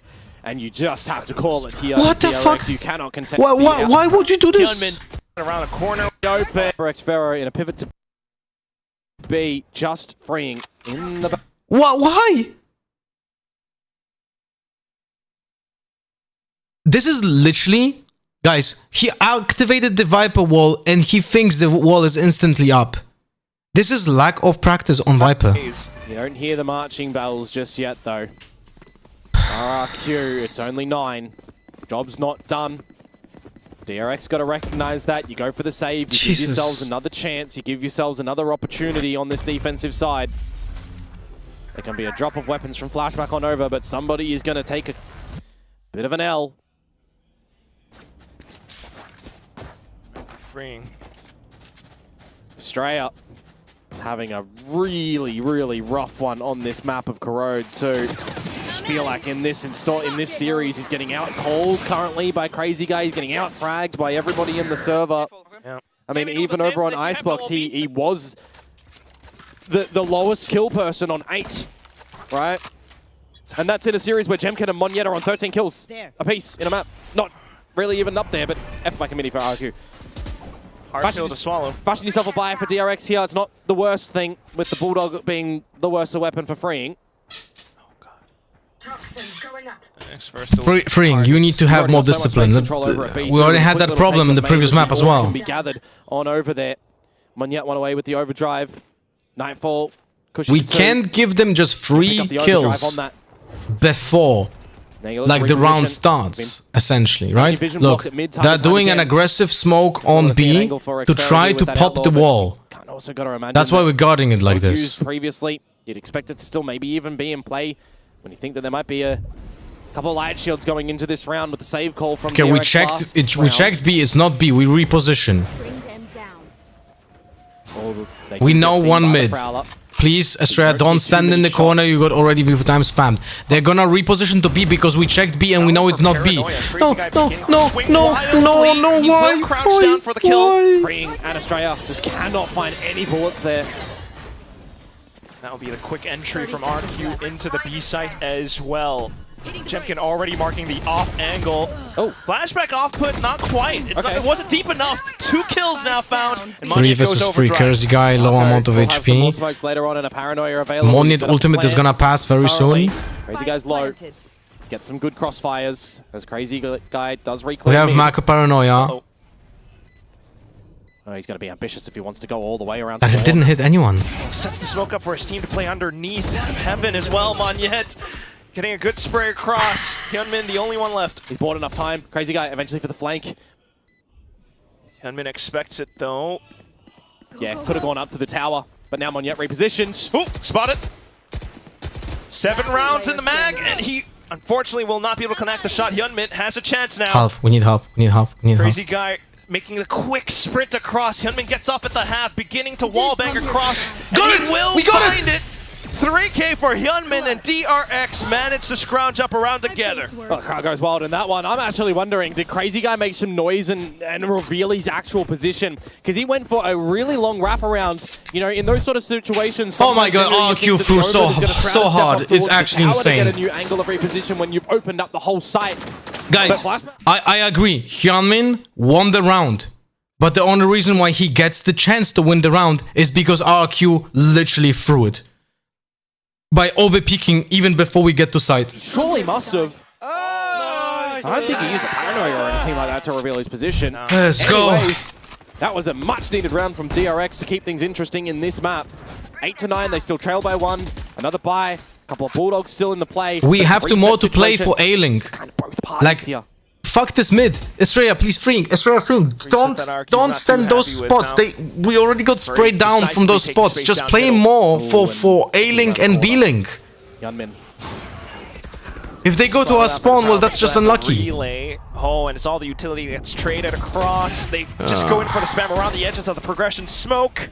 Estrella trying to stall as best as possible, but Jemkin just bypasses some of it with the rest of the team relaying forward. Amako doesn't survive. It's so abusive. It is so absolutely abusive there. They've got the one-way smoke over towards the elbow. They've got the paranoia that comes through. They've got the second layer of the hinder. You're essentially isolating any trades there towards Hyunmin, so he can't get traded by his team. I don't like our positioning. We're getting isolated when we shouldn't. We know that A-Link and B-Link are the vital spots. Those are the spots where we should be either playing off from, but we need to just make sure that we are holding this not from up close, because from up close we're just getting fucked. Flashback. And they don't have a lot of util. The util is one and done, and they have to use it anyway. So we can just hold from longer angles and just make them use it. You got to see a timeout from DRX here. It is D-Day. Getting into round 11, getting into round 12 for RRQ. Gun's not there, man. Hey, just look at how Jemkin pilots this waylay as well. I mean, And also, the smokes, I know they're made very fast, but Mako's smoke killed our player because they couldn't spam it from inside of the smoke, RRQ right now, and what they want to do to close out this map, they have a Nightfall to throw into the mix, and just those 2 weapons that are going to be saved from the previous round for DRX. The rest of it, pennies. We cannot do trap plays. We cannot do proactive like trap plays because they can be easily countered by the stun from Neon and the grenade from Waylay. And we cannot do like proactive pushes towards like B main, for example, like they can, because we don't have that kind of composition, you know? Bigger utility, gonna draw out some of the bits from DRX. I really heavily dislike the wall in A main. Like the Vice wall in A main, I think it has zero value. Look like for DRX. No one executes from A main anyway. there it goes. Complete nightmare for DRX as they get trailed across. Monyet pushing on the right flank. Just Hyunmin, who has to back off with his one hero weapon. Yeah, he was Nightfall actually, so those traces still a little bit trackable. 5 versus 3. Do you even use the overdrive to get in? I mean... No, you don't. You gotta be set up for it, but right now he's not really fighting too much. Just plays around the corner. He crouches in for a 2K. What? And then flashback out from the Now we have other ult. side. 1v1. You have ult. 1v1. No real smoke available yet. Hyunmin still has the movement. Still though, health very similar. You gotta slice the pie around the corners. Crazy Guy gets the flick on the Hyunmin. Another clutch from Crazy Guy yesterday. I was thinking we're gonna use the ultimate and just slide in with the ult. Crucial bits outside of the calling. I mean, we kind of gave him the MVP for a reason, right? He had a monstrous effort in that series. Yes, he doesn't get as many kills overall as Jemkin or Monyet, but it's a masterclass in calling yesterday. Get him on the analyst desk as well, having a chat with him. This guy has just elevated. I think, look, it would be my decision. I'm not saying one is better than the other, but I feel like ulting, you know that you dealt damage to the Omen, right? The team calls damage to the Omen. So running in with the ult and the slide maybe had a higher chance, you know? This is a heart puncher to DRX right now.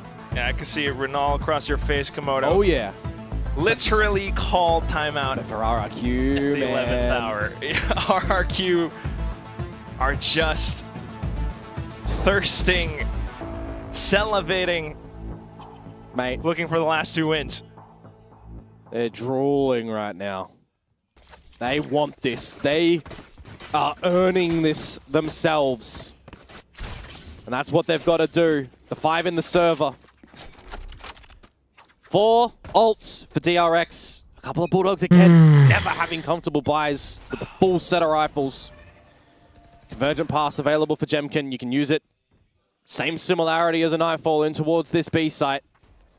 As they start to creep on up towards the site, bait out any forward utility, see if the Shia is there. It is not. It's over to the A site. Did you see that he dropped the gun? This is good. This is good behavior by Monyet. He went to drop. Outside A main. He went to bunny hop to activate the wall. Try and get the vision on the cross. And dropped the gun beforehand, so in case he gets unlucky, he doesn't drop the gun. Expect a crossfire in this sort of location. Marco to pull attention away from Hyunmin. Oh no, the reload after that. Oh my god. So he realized it. RRQ. He realized that he fucked up. Gotta recognize it. Shot the first, they didn't consider the second corner. Jemkin actually checks it. Mako though, still with a shot out from Link. He continues to swing for a double. That was a double peek. That was okay. Taking down Monyet. Even though it's very risky, it's a double peek. It's fine. For DRX to try and close out the rest of this round. The Shia kind of gives up the information. You didn't able to light speed over it, but the shots, it doesn't matter. Xfero finds Marco. You get out of dodge. You dodge the steel guard, and 30 seconds to go. Your Omen and Crazy Guy's dead, so you can't quick repause in towards the B site. You are locked in towards A. You dodge the Nightfall, but 20 seconds. What? And they just go in together as a pack. What? Convergent paths into sight now. And if Xfero gets himself into sight, there will be a Viper's Pit. Estrella trying to hold the angle to the best of his ability. Goes in, digs onto a second, but it wasn't enough. 1v1 freeings here. Pit is done. He can beat the timing. He can deny the DP. Oh, he's got it, but the trade! Trades it up and RRQ secure series points. Now this is the moment, ladies and gentlemen, and folks around watching this one. 12-8. Out of dodge. You dodge the you didn't able to light speed. Your Omen and Crazy Guy's dead. So 60 seconds. How do we miss the fade ult? That fade ult. That fade ult. What? How do we aim? Like just aim forward. It covers the same thing. Just aim like this. It covers the same thing. You don't have to do this. Can't quick repause. How much time was it? Visibility. 3.5 seconds. Still though, freeing off towards the back, doesn't have the range. Pit deployed around B, but it's all gone, but not. Freeing and flashback, sorry, again. And by the way, freeing didn't have to go into the Viper's Pit. He could have just sprayed outside because he knows it's Viper not planting and the other guy's 10 HP. That was a pit as well now. Leads into a problematic spot. You gotta get close. You gotta get in a duel. Monyet and Xfero. Now. He should never go into the pit. He knows exactly where it's planted. He can just spam through the pit and get lucky on the planter that has only 10 HP because we know that he is planting. Dirty. Makes it clean though, just holding the corner around elbow. There is a bit of time with his plant going down as well. Xfero knows where one is, but where does he expect? He hears the rotation. Just a stink mic to work around. Place around the site. How do we play this out? Do we have the flower? No, the flower is left on A. We have 0 utility. To look and strike against the Korean counterparts. He plays into the corner. Flashback goes in to check for it. It's a pre-fired shot, and DRX will secure one more round. Quarter of the way there. DRX 1 out of 4. To make this comeback, to push us into OT. What a battle in mid. Overdrives around, trades I'm so stressed out, holy fuck. Disgusting shots. As I said, that judge, though, had to securely find a kill, and it does on Monyet. Not expecting that position. Flashback clearing corners. Very patient retake to come through for DRX. They have 3 more chances. RRQ have their investments here. Drop this, take an eco, go for the last round of regulation. They still trying to play aggressive up middle. The spam's going through. Noting at least Estrella's position. We again don't want to put like a lot of effort into a link. I don't get it. Control looking to be established. Force them back from mid. take the space. We know it's a weak point. Why are we not even putting one Fawns over here? One Fawns over here. We don't need this here because we have the wall. Just throw off Flashback's line. Mako quickly setting up more smokes. Still though, Jemkin possibly going off the refract. But unfortunately, pulls off. From the shadows to just clear all of Elbow. You get the information now that Flashback is there. Hunt and everything tossed in, but it's going to be Mako with the burst. Monyet trades it up. Hiding inside of the smoke is Estrella. Oh, he fires up a blind shot. Reveals his position. Crazy guy chiming in. Flashback through the smoke. The whole of DRX are starting to circle around. 3v3, plant goes down, fast line out. Viper's very far away. Late to the and he's so isolated. If he wins this... More pressure. Oh, Xpharaoh stands tall though. Takes down Fring. Hyunmin getting the shot through. We know where he is. We know where he is. Xpharaoh, position noted. Can't quite go, but he swings wide. What a shot. And that will be that. RRQ close out the second map, 13-9, and they lock in Champion Paris! For Rags to Royalty, RRQs rise from the shadows of SEA to stand as world champion contenders now. Masters Toronto be damned, a first taste, a glimpse, a learning experience. It's champs time now. It's time to hunt for the King's crown. This means so much to these players. They have made it to champions. RRQ, the This is the first time RRQ goes to champions, no? And DRX knocked out just yet. A slimmer of a chance for them to potentially still get to champions, but it's out of their own hands now. They will take a bow, a very heartfelt bow to the home crowd here in Korea. And they'll give fist bumps to We can still get to champions, but it's not with our own doing. And Gen G is fucked, by the way. Korean Slayers.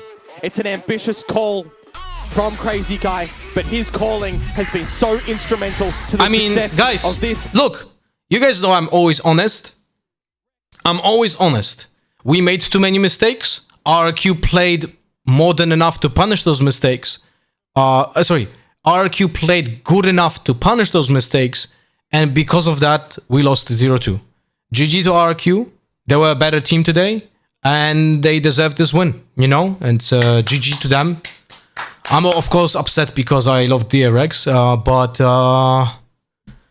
you know, sometimes you lose, sometimes you win.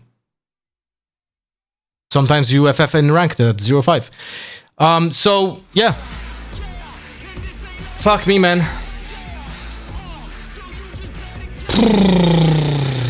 And it will be RRQ securing their slot in Champions Paris. Congratulations, Xpharaoh. You didn't even need 60 kills to win. Here you go, Kushi. Join me for an interview. So, 자, 이렇게 쿠시 선수 만나보도록 하겠습니다. 승리 축하드립니다. For us to be in champions, what does it depend on? Talon has to get to top 2, no? RRQ에게는 두 번째 국제 대회이기도 하고요. 이번 챔피언스 한 해 가장 큰 대회인데 결국에 참가하게 됐거든요. 소감부터 들어보도록 하겠습니다. Congratulations, Kushi. You guys are going to Paris. I mean, Monyet was excited. He was crying and everything. And, you know, this will be your second global I can't remember. Where was it? But also the biggest one of the year. So, what are the feelings? How are you feeling right now? I have no words like how to express my feelings right now because basically it's my first year. I'm so happy to be here, but suddenly I'm like going to champion, so for sure. 아 정말 말로 다 할 수 없는 Talon needs to lose. 하면서 아니 퍼시픽 본인에게는 첫 해인데 이렇게 챔피언스라는 하나의 가장 큰 대회에 참가할 수 있어서 정말 너무나도 기쁘다고 얘기를 했는데요. 사실 아까 경기 끝나고 모니에 선수가 정말 많이 울면서 막 좋은 감정을 표현하기도 했지만 But Talon needs to lose 2 matches. 보여주기도 했는데 어떤 얘기를 팀원들끼리 하면서 Talon needs to lose upper final and Talon needs to lose lower final. Right after you guys finished that map on the road, we saw Monyet just crying. What were the talks? You know, what were you telling him? What was he saying? I was just saying like, congrats, bro. you went to champions, and yeah, basically that's it. That's it? Yeah, Why do you that's think you cried? Happy. Happy? Happy. 기쁨의 눈물인 것 같은데 그래가지고 야 축하한다.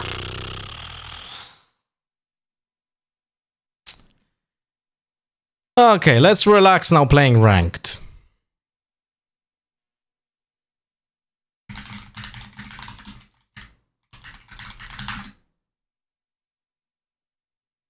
Let's show that waylay, guys. You know what I mean?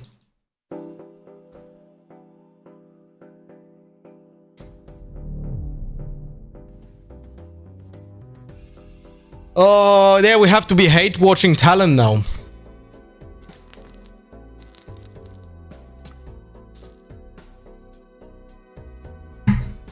We have to be hate watching talent now.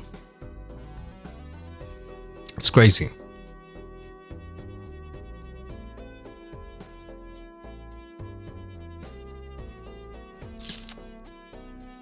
That is crazy.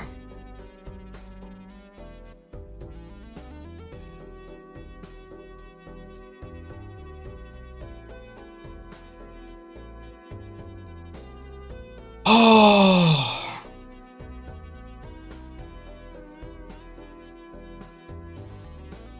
Paper Rex is playing tomorrow first, no? Is it?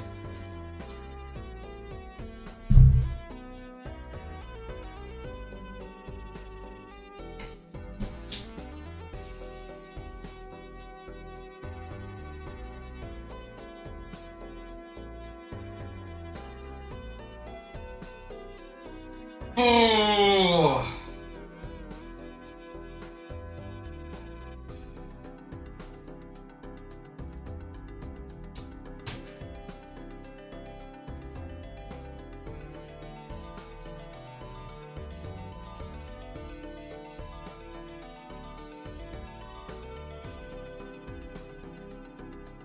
Fuck me, man.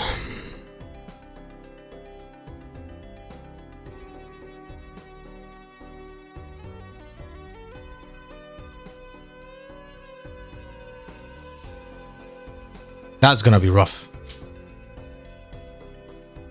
You're gonna be a Paper X fan tomorrow? Yes, I will be. I definitely will be. I am 100% a PRX fan tomorrow. I'm gonna watch only the Paper X match tomorrow. Because I have to do something, and we don't have to watch DRX, unfortunately. So I'm gonna stream tomorrow morning, and we'll see how that goes.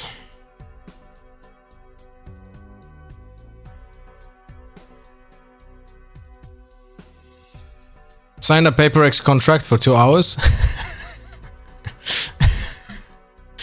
Oh, fuck me, man. Oh, Jesus, the stress today, man. Fuck me. God damn it, man.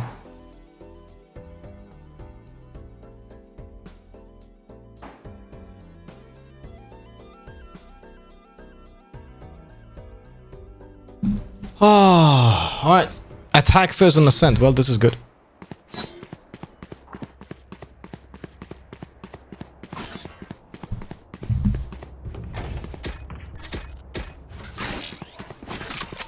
Hello, guys. Hello. Are we going fast? Yeah, why not? Okay, Sova, can you instantly arrow sight from here? No, I can't. That's great stuff.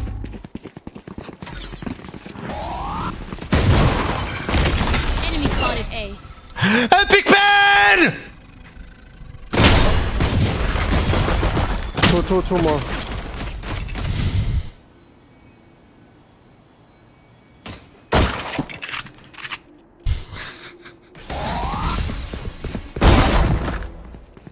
Reloading. Last player standing. Enemy spotted A. Fuck! Guys, I blame you. I blame you. No one reminded me about Epic pen. Fuck me. try, bro.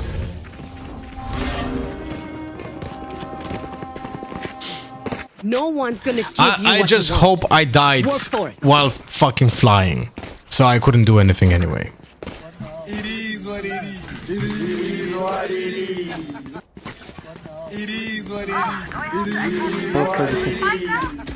It is what it is. It is what it is, guys. It is what it is. It is what it is. I'm gonna say it is what it is. It is what it is.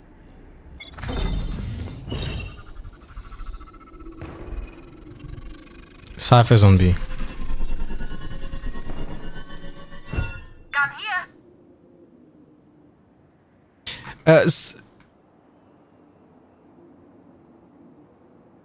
Who asked me something about Waylay? Spitta, the TP that you did yesterday next on bind on long B was very confusing because we didn't see the animation.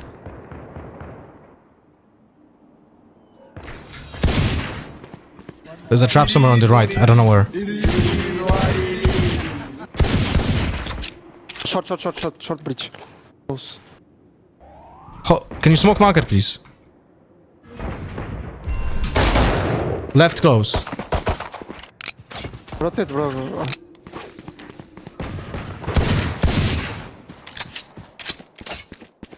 It takes really weird path. No, it's not about the path itself. Because it should, when you TP, like let's imagine this is long B, you trigger the TP, the refract, you go into the showers, and then you do the refract, then it should go like here, like this, and it goes through spawn, right? But the thing is, we didn't see the animation completely. There was no going in. Alright, lucky socks. Don't fail me now.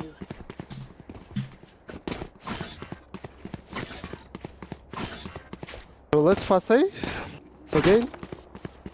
We need to split, I think. Don't fast, we need to do drone first. Because the jet plays off breach contact. Okay.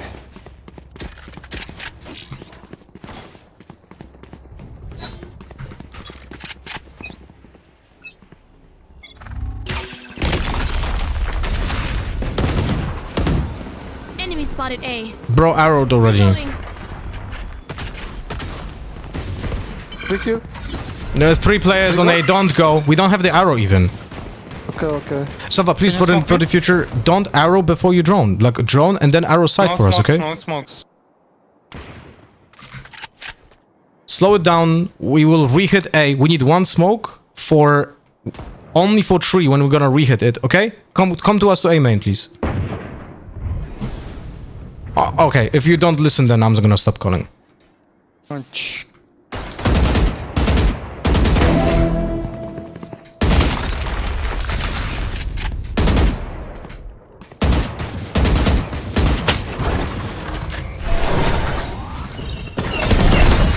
took shot. One enemy remaining. No, wait. Bro, you're playing like an idiot, pushing and using an arrow before you drone, and you have a comment about my crosser? I know, because you've shown me. Now show them. Play default, we don't have an initiator.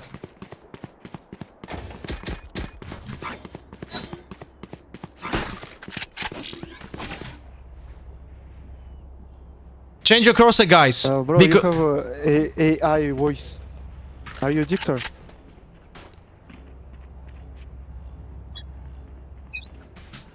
Dictator?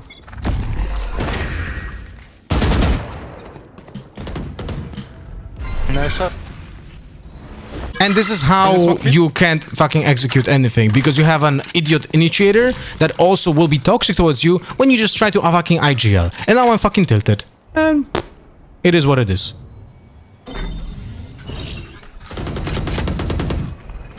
Let's go. One more, Heaven.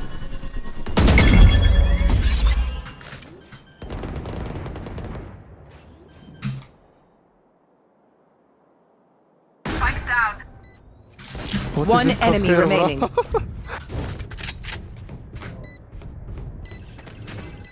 And by the way, just so you...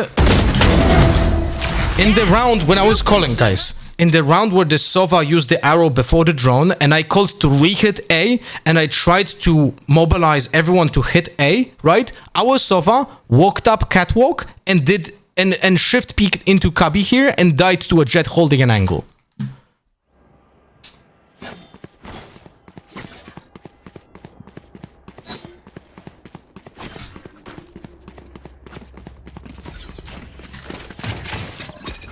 We're not equal.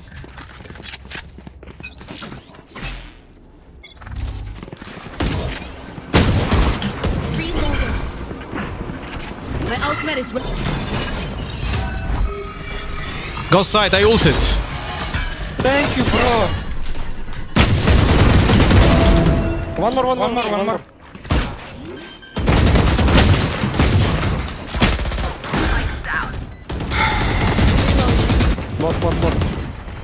My ultimate is ready.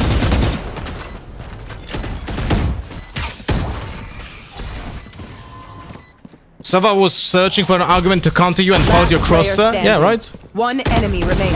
Oh, fuck.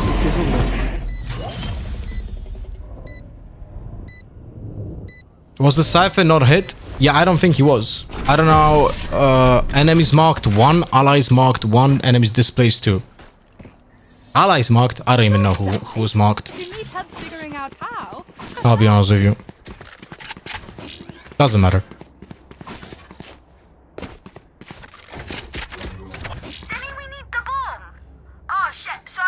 Oh, Spike, boys. Can you hear me, really?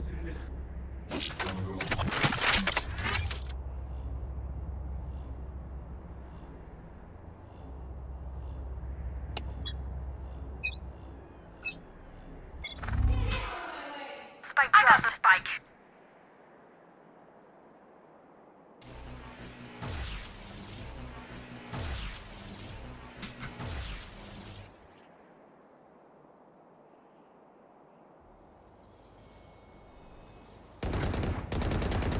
We have no flank protection, just so you guys understand. Go. Spike down A. To detain. Planted.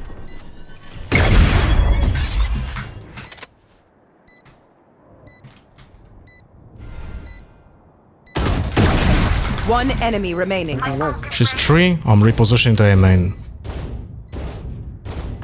Short. 3. Nice. Oh, I hit her.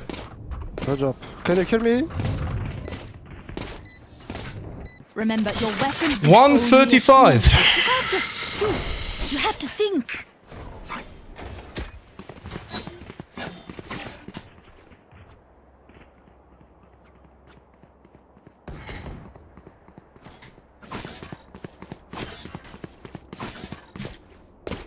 Let's play default maybe. They are pushing. Time for a field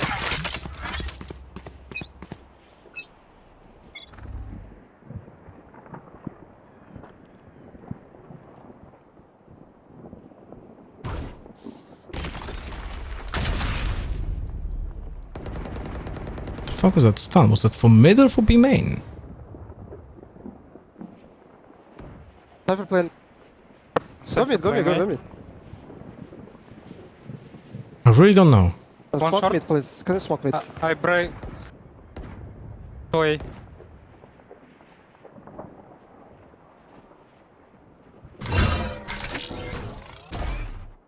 I did it to create pressure on B when we were pushing A.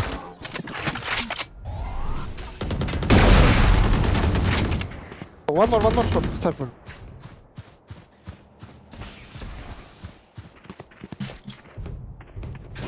Аккуратно, main.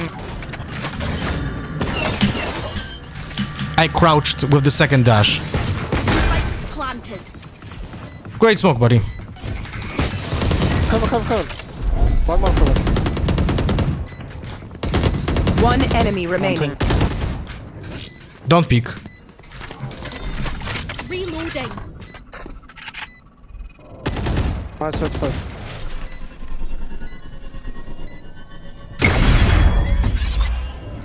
Play on my contact now. Out. Last player standing. Nice. How'd you think that was gonna end? This place is nice, but not nice enough. Need a drop.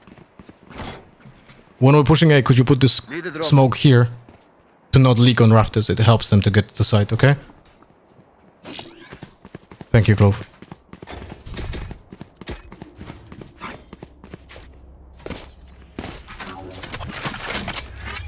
Oh, I'm not dropping you, so fuck off. I'm gonna swing short. Uh-huh. Yeah, Alsava doesn't have a gun. He has a 4.4k and doesn't have a gun. He's for sure gonna find a reason for this, no?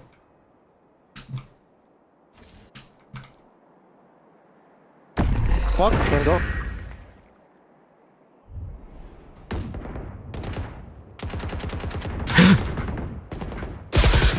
There was a like two players mid.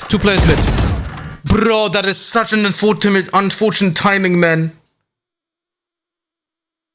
That was such an unfortunate timing. Last player standing.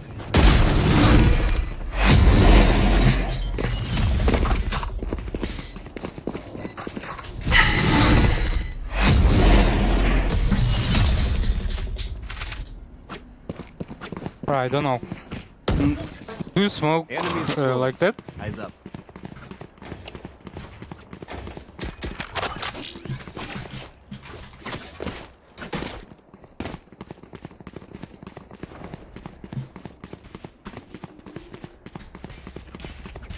We need to smoke short, most likely operator there. Okay, we go mid. I try to destroy one trap on B and go back. Get on with it.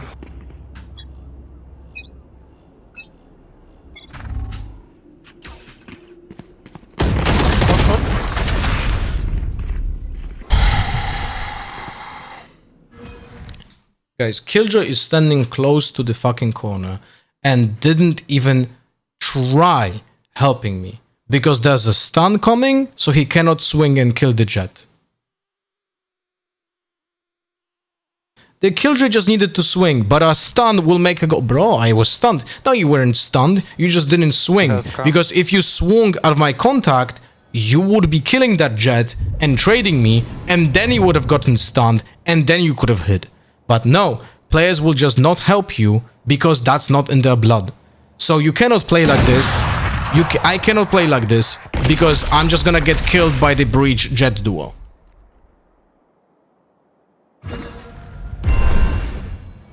Anyone else since the engine change had the sensitivity randomly changed in game? I changed it back to my normal settings yesterday. Today I launched the game, it's randomly increased again? No, never heard about it. Do you have smoke? 30 seconds left. Cypher's still here, you go into a trap. 3, 2, 1, you walk into a trap right now. No? It's on A? What the fuck? Wait. One behind. One market, one flank. One main. On you. Last player standing.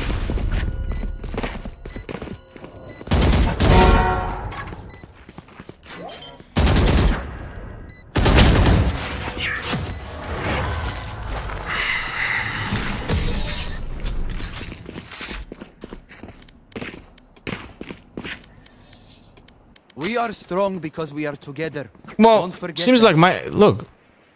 It seems like it happens to me as well. Watching this. I mean, it doesn't change much. It's literally meaningless amount. But it did change. Can I get this? Can I get this? It's kind of interesting.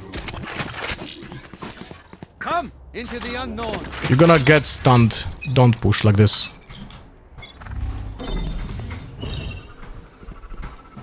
Pushing. One market.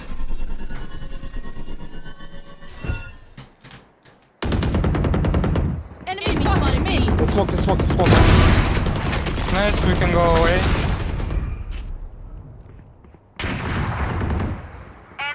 Go back. Go away. I'm holding mid. Don't smoke it. Operator market. Unlucky.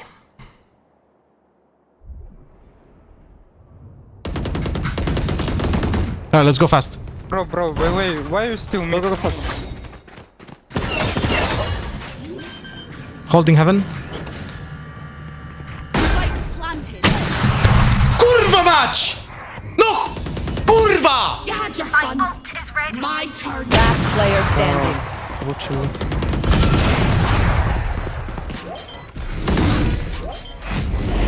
Killjoy, I got a kill on fucking short, and now I died because my own jet used the smoke to help them fucking retake.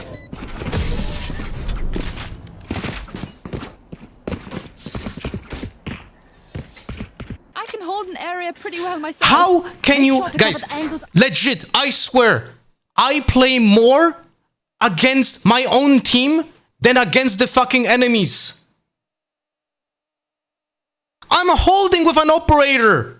And the jet just fucking smokes and gives them a retake smoke. I'm not taking the spike. Fuck you. Keep up. At some point, we'll have to get the spike. And by the way, I'm the reason that we lose because I bought an operator and got a kill with it, and I had a chance at getting a second one. Right? It's my fault, guys. I got the opening kill that round, and I was helping the planter, but my own jet killed me with the fucking smoke.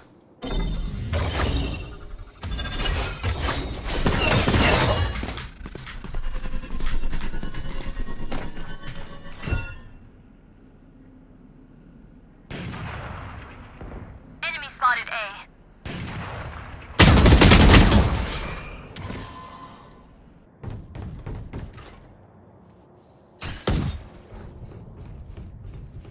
The moment you see that smoke, you back off and let your team deal with it. How? Bro, please. Please, Dr. Devil. How do I deal with it? I'm in the middle of the fucking site having a fantastic angle. What do I do? Where do I go? With an operator. Please tell me. What should I do when I'm standing here? What should I do? In those 2 seconds. I have 2 seconds to react.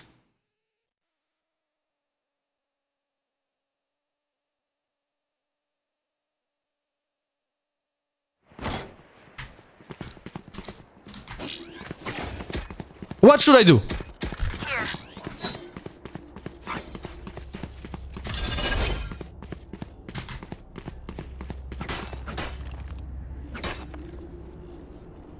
They're not better than me.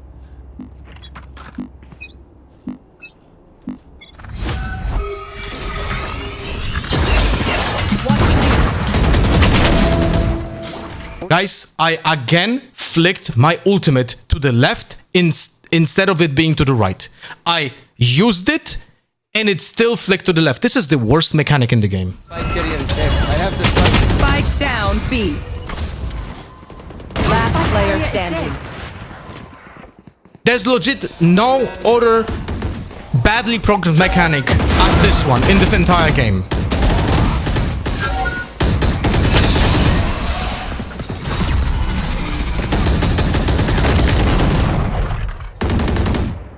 Switching sides. I legit pressed it, and I hold it, and it still gets flicked to the left.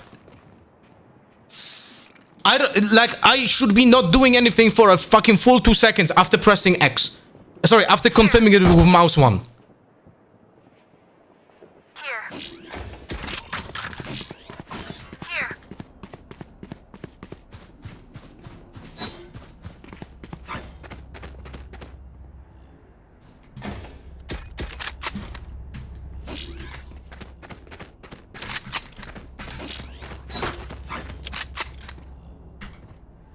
I'll no lose to these bears. B, on B, steps B.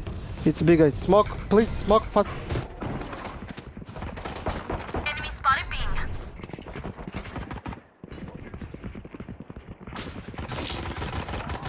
Two more.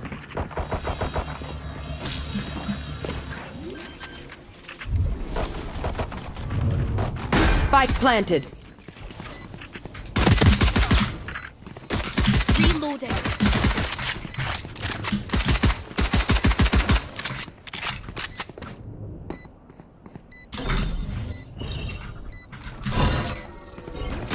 enemy remaining.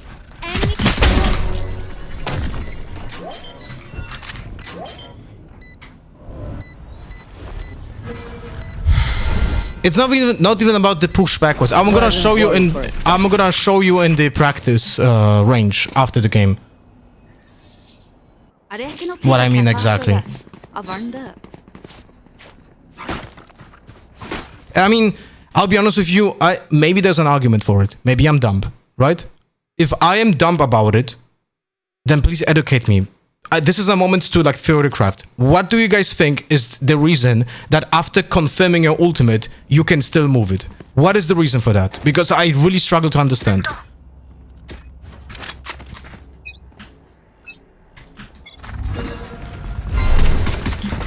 Billing.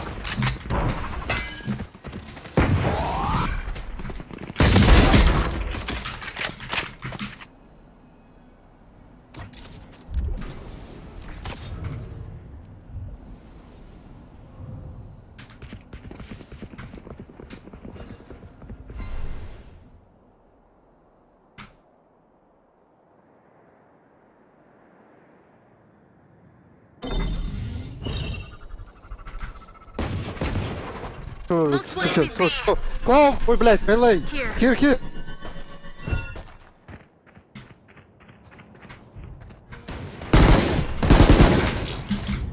Reloading. Good one. Losing a Nico. Here.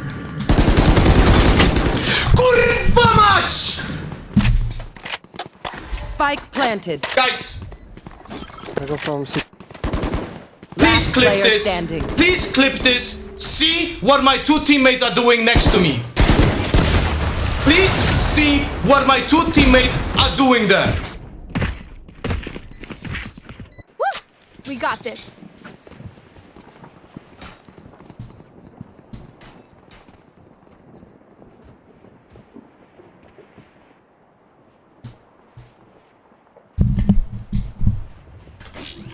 This is not possible to play, man. How can you play the game, guys? Legit, how can you fucking play the game? Me.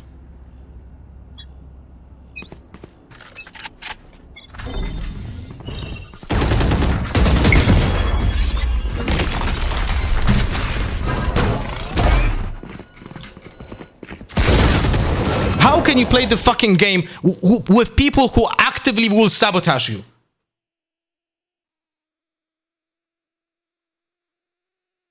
I don't fucking get it, man.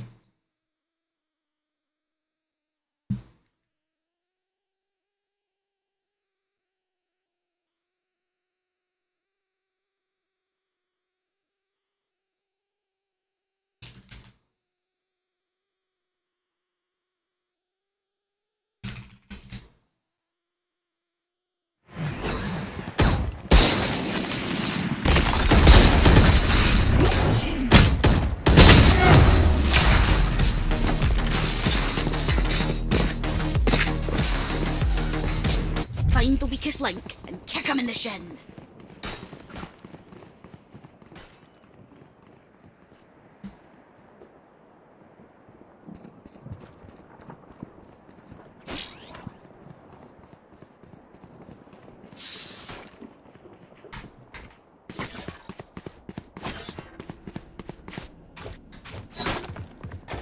I'll find them.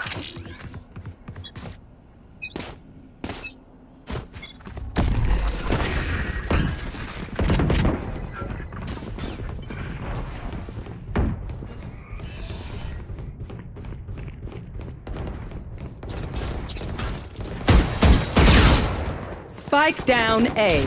One enemy remaining.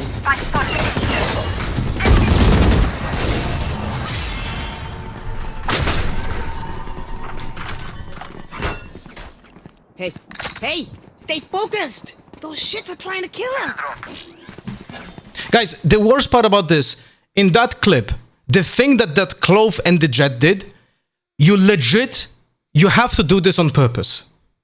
There's no way that a person who plays a tactical FPS shooter and has more than 10 hours in that fucking game will do that like as a muscle memory or something. There's no way.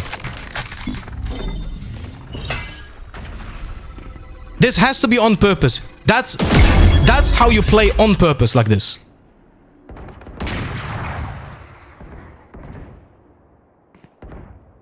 And there's nothing you can do about it.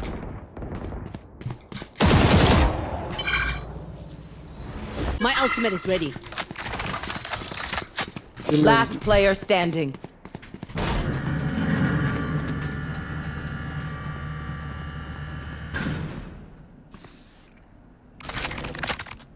Spike planted.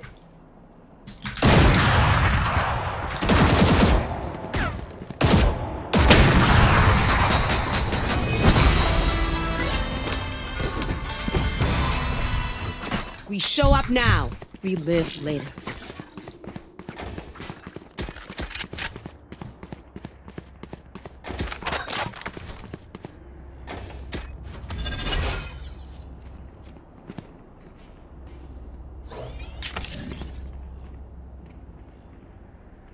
Here.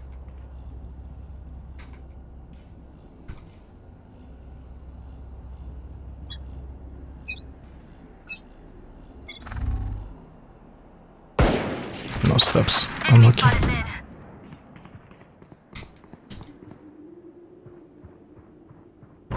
No, they're pushing A. Enemy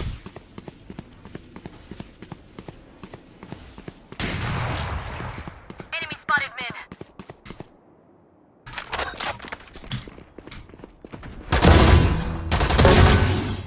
It's two here, two more. Still gonna lose this. Last player standing. Yep.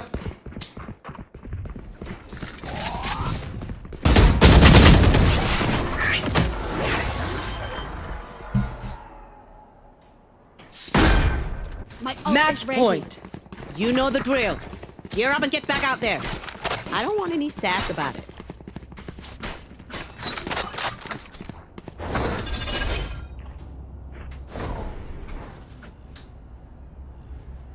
This is the setup.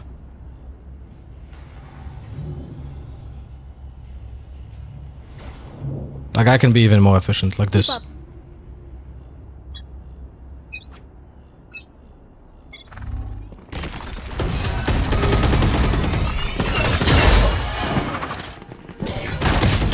Yeah, unlucky. Clove was AFK, so now she's late, so she's not affected by the ultimate because she's running out of the spawn right now. Unlucky.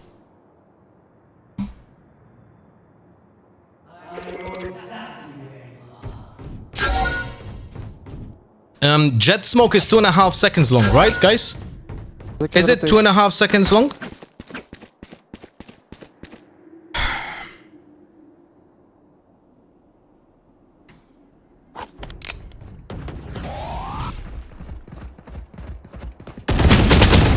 It's a good one so far. Too bad you don't have my crosser.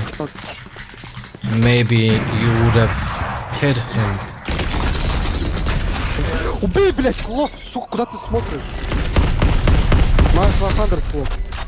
Last player standing.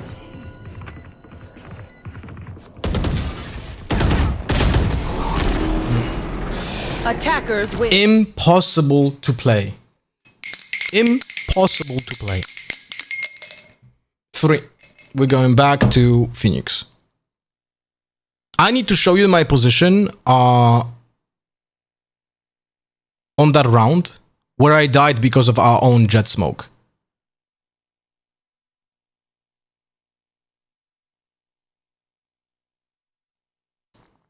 This was on attack, right? I got the first blood with the operator. Let me find it. It wasn't first blood. It was this. No, that wasn't this.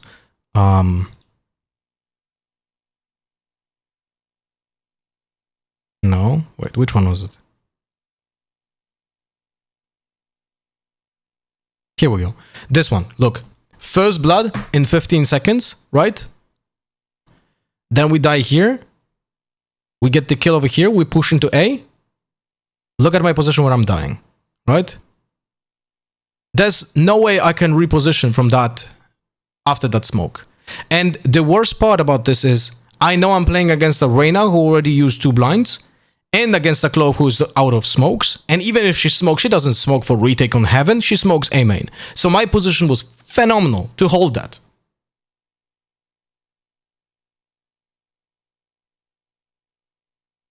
And I'm getting killed by my own jet smoke. And there's no way I can reposition. If I reposition in those 2 seconds, I'm still out in the open and I'm dead.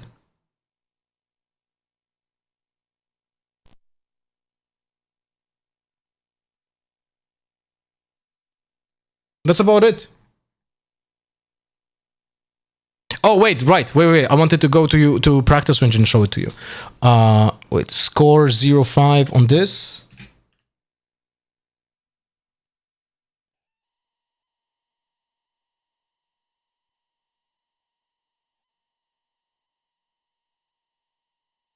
My ultimate's ready. So, look. My ultimate is ready.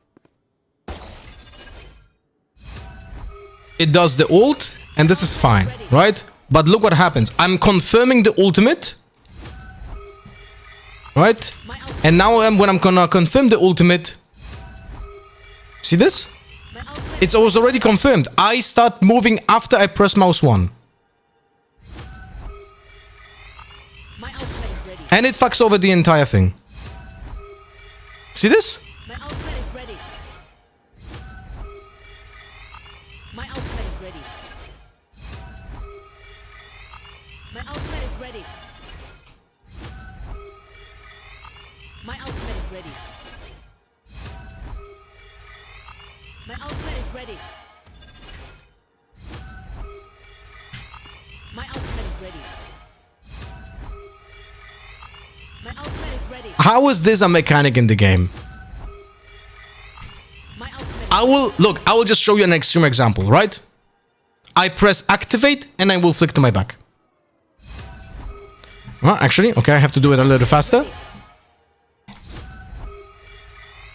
My ultimate is ready. Okay, maybe this is the maximum I can? Wait, actually, is there like a artificial obstacle? That is interesting. It artificially slows down your crosser. Because look, I can swing from here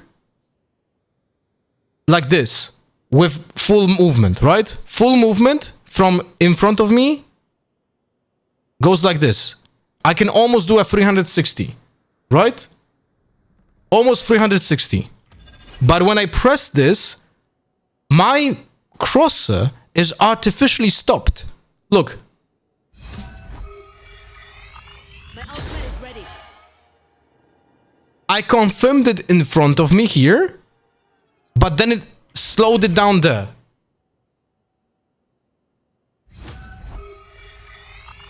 But I confirmed it here. Look, this is the confirmation. It's such an clumsy mechanic. It just drives me insane. You are supposed to play a character who is like super, like kind of like Neon. You are doing stuff very quickly. Yeah, Sova ult doesn't work like this. Look, with the Sova ult,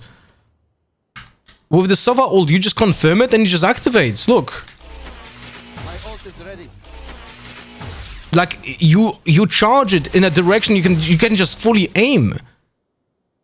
Breach ult would be a good comparison. Look, breach ult. My ult's ready. My ult's ready. My ult's ready. My ult's ready. You cannot wait. Can you move it? Wait. Let me check. Dude, you can also fuck up the breach ult. My ult's ready. You can also fuck up the breach ult the same exact way. I don't know how did I even not realize this with the breach ult. Is it because I know why. Okay, I know why it doesn't matter. I know why it doesn't matter. Because the breach ult is much bigger than the waylay ult. Right? It's much bigger than the waylay ult. So it doesn't matter because it still covers exactly the same thing that you wanted. But the Waylay ult is smaller. So if you miss it by those 2 meters, it actually matters. And Fade ult, yeah, Fade ult. Where's Fade? Fade ult doesn't move. My ult is ready. See? My ult is You confirm it, it's gone. My ult is This is how Waylay ult should work.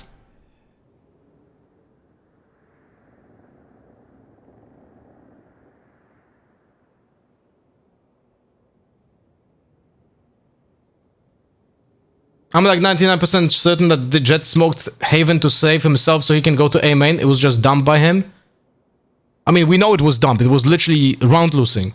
But you can do the same smoke as a one-way, and then it's okay. You know? Is there something wrong with the mic input? What do you mean? With my mic?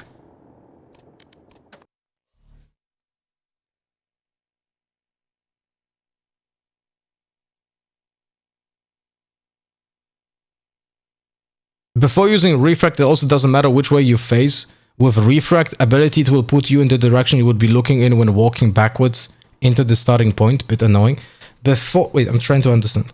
Before using refract, it also doesn't matter which way you face. With refract ability, it will put you into the direction you would be looking in when walking backwards into the starting point. Bit annoying. Oh, I mean, it is kinda logical. No? It's kinda logical because your character just drives like parks into that spot. With your TP you can think of which way you face. Yeah, but it's different here because it literally the character just flows like imagine being a car that drives with the back, right? But I can understand the frustration, but it is logical that it has this kind of mechanic.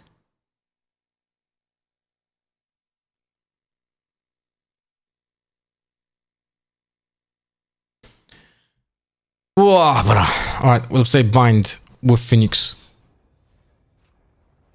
And by the way, another game where lesson learned, I should not be IGLing.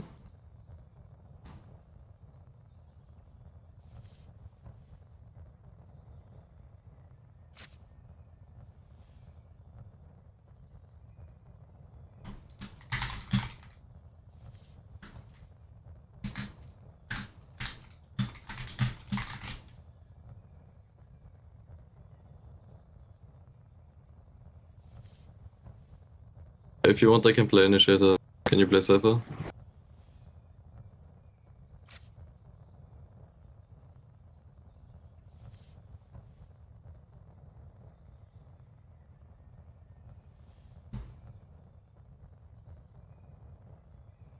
Oh, I need to charge my phone.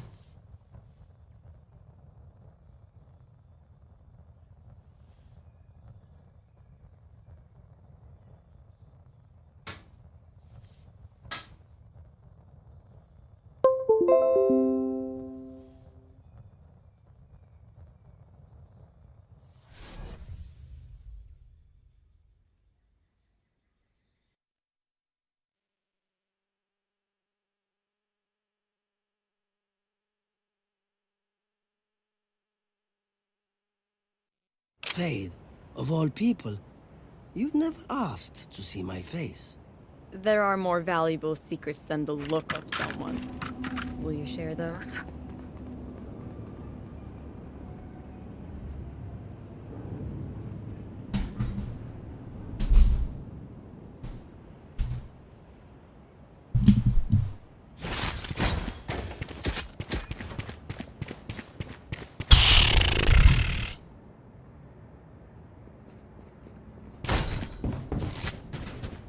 Careful here.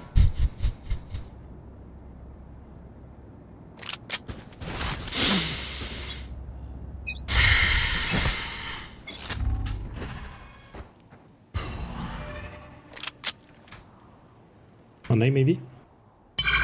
Why? That's it. Alright guys, we just have an AFK, it's okay. But the storm is down. There's one Beth, one short. Going B. Going B hookah. Multiple players hookah. Welcome. Love you, Mike. I'm saying no to the remake, by the way. TP it on site. Or smoke, I don't know. One garden. Spike planted. One elbow. Is someone playing with the Brimstone in a duo? No. No.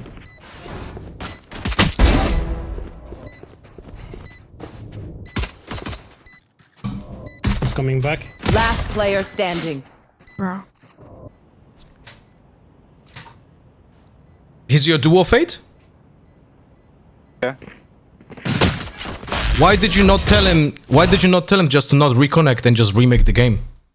We just started the game with a huge handicap for no reason whatsoever.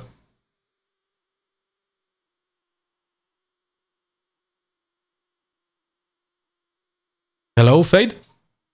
Yeah? Did you hear my question? She was just remaked. No, bro, we're cooked. Sorry, it's okay, it's okay. We win. No, it's not okay. We just started the game 0-1 because you guys reconnected back. Round, please, it's the most important round of the game.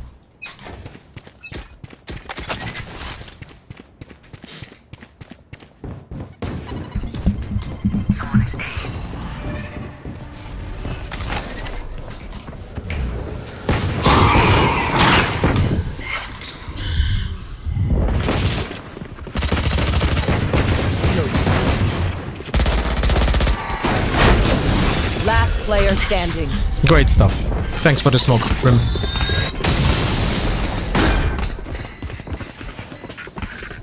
They will scurry, and then they will die. No, I'm saying no to remakes if I know that someone is abusing the remake system. This person is just an idiot.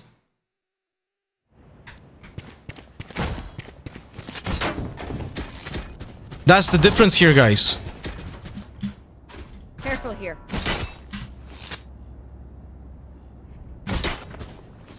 Guys, if you play with a duo, please, for the love of God, don't grieve yourself. If your duo didn't connect to the game, tell him, don't connect. Don't connect. There's no reason to. We remake, we lose nothing.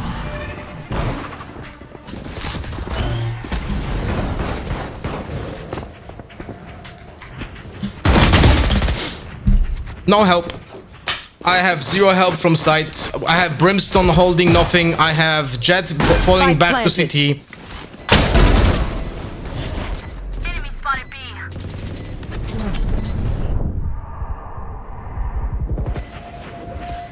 Last player standing.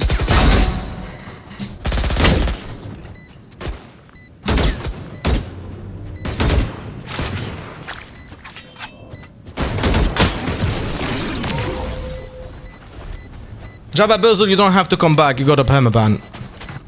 If they try something, I'll see it.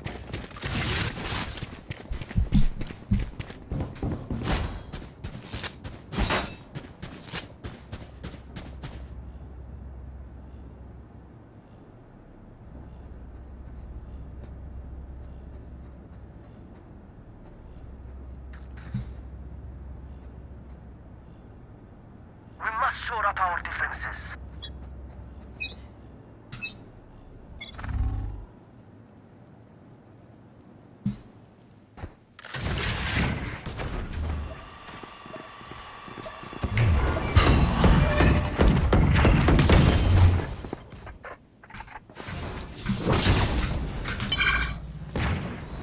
My ultimate's ready. Good smoke, Brimstone. Very useful.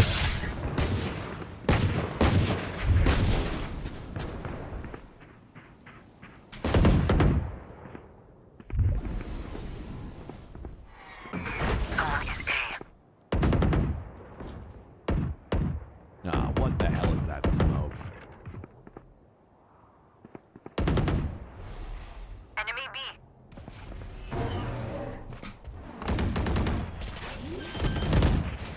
Spike down B.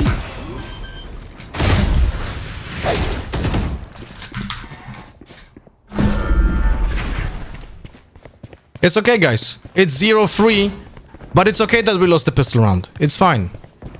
Spike planted. Last player standing. It's okay that we lost the pistol round for no reason, and now it's 0-3. It's okay. It's good match, guys. Good match.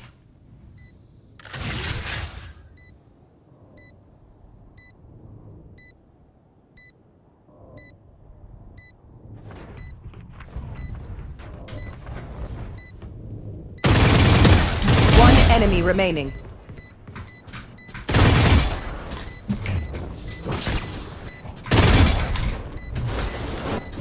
Oh, good.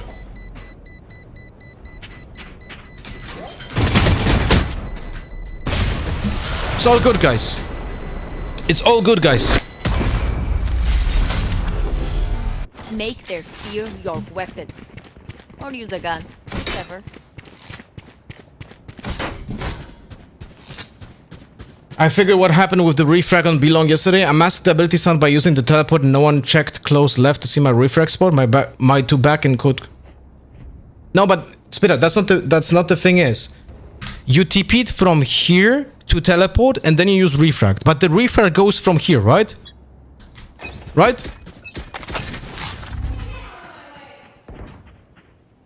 Enemy spotted A.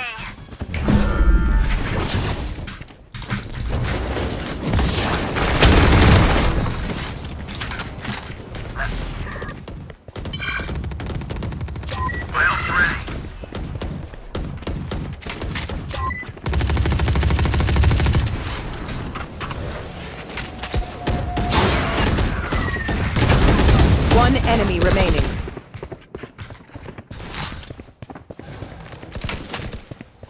Someone is A. Flawless. Spitter, so if you teleport from here and you go to here, then your refrag takes you like this, right? It goes through the spawn and goes through garden, correct?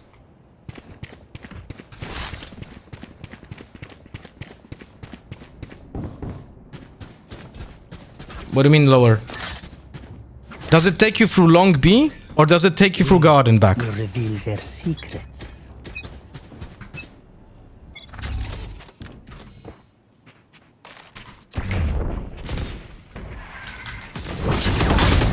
Nice. Goes to A short from T-spawn, then market. But does it go to... My question is, does it go through garden or B long? Doesn't matter what else happens. Is it going from long B or is it going from garden?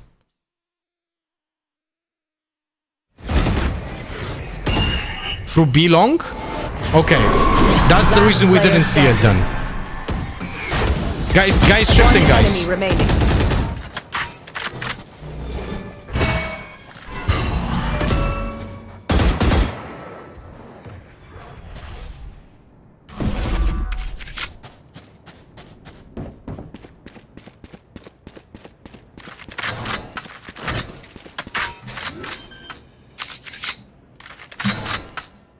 Spike planted.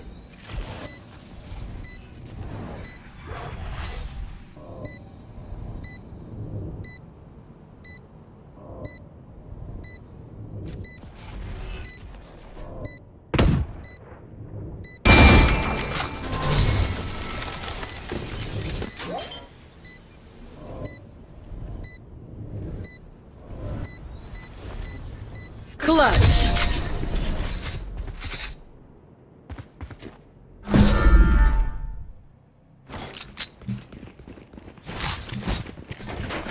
I'm gonna swap to A.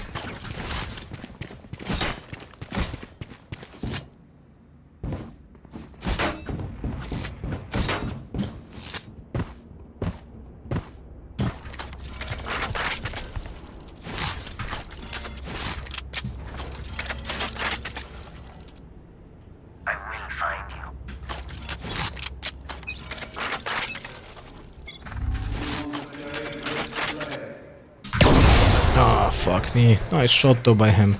That was a satchel that I didn't hear, by the way. So he had to use a satchel before the barrier dropped, and he was too fast for me to even hear it. I need to be more ready when I play against Raze like this.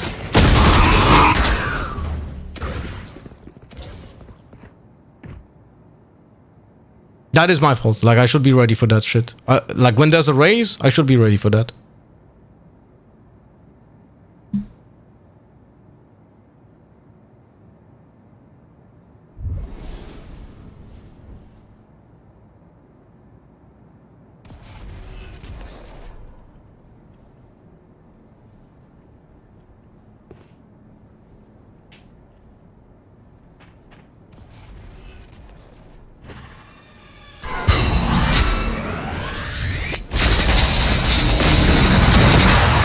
Enemy spotted B.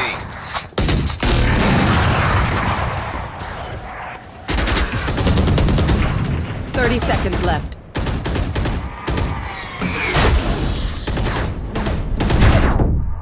Activate camera, see what's happening. Last player Nope. standing. There's a still trap in front of you, peek out of it. Guys, if you're paranoid because of the One enemy remaining. because of the omen, Spike planted. just activate the camera and you will see it.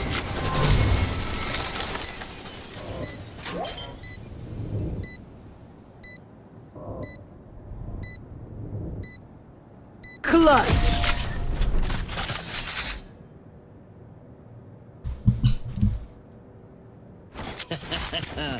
I need this. Equipment.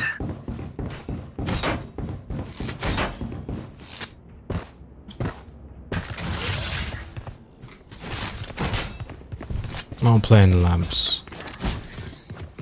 If they're pushing B, I'm just gonna TP for hookah.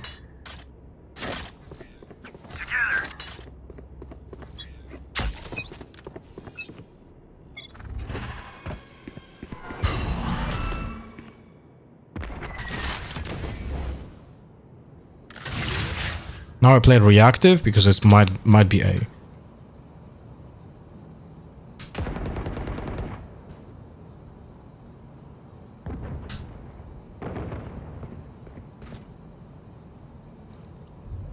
Is it happening on B? I don't even know. Like, what the fuck happened there?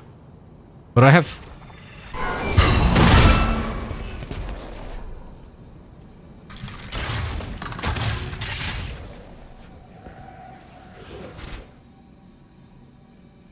If I hear a push, I'm activating the ult. It's gonna be a... This is gonna be a fucking B push. They're gonna TP.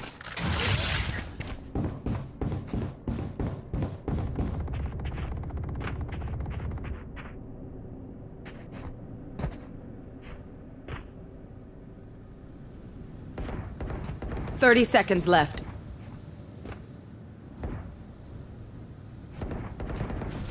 One TP. One long.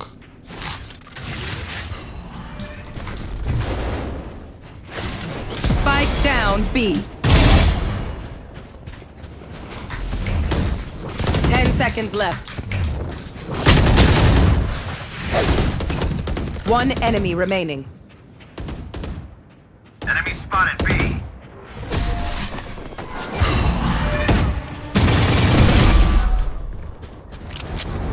We get a pick. Oh! We move in. Shit. Got it?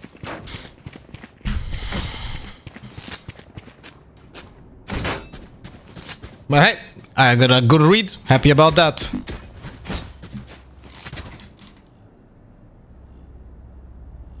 Just got back. Anything fun happened so far? Did you see the clip of Clove baiting me on Ascent? I can't remember the last time I got so fucking mad. Twice in one game.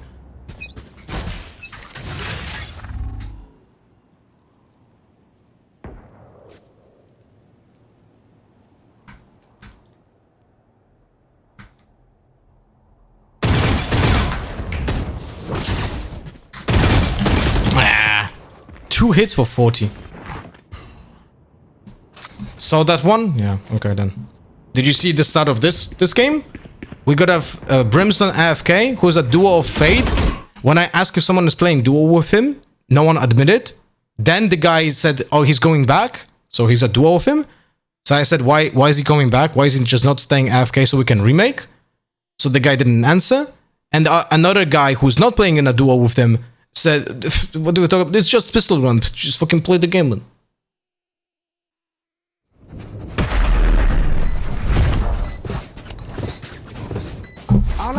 And we started the game 0-4 because of that.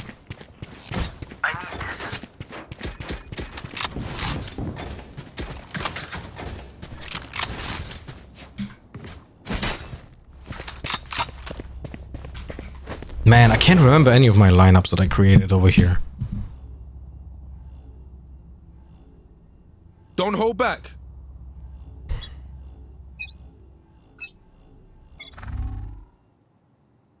Legit can't remember it.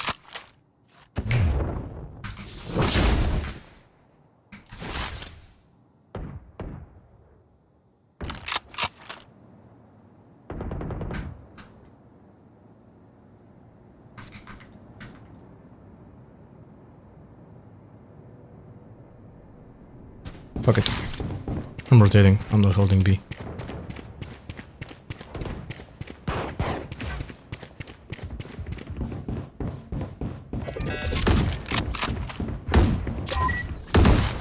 Yeah, they're of course already now on B side. Great stuff.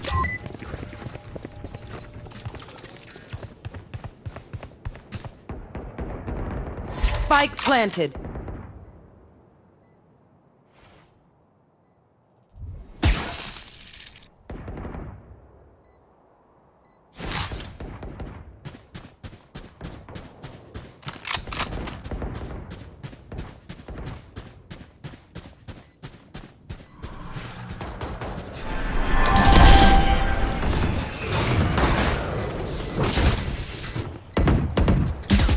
Enemy remaining. Last player standing.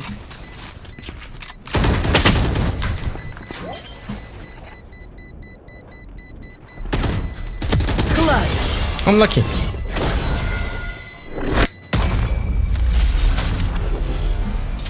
No more doubts. We're ready. I'm saving.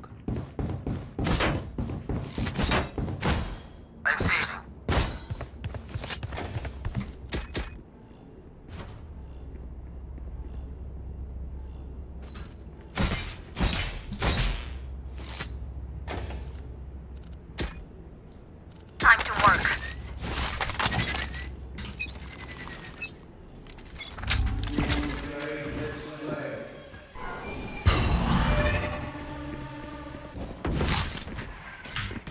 Ah, that's the operator.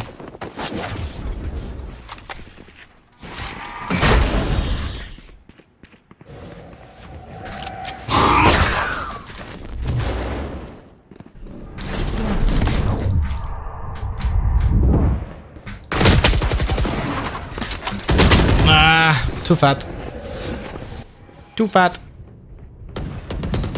And I didn't count the fucking jet dash in. I didn't realize there was a jet with me there as well. Spike planted. Enemy A.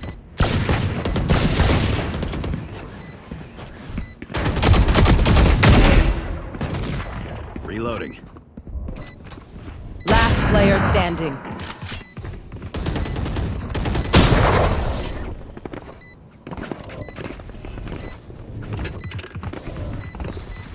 Last round before the switch. Use everything you have. We lose it anyway.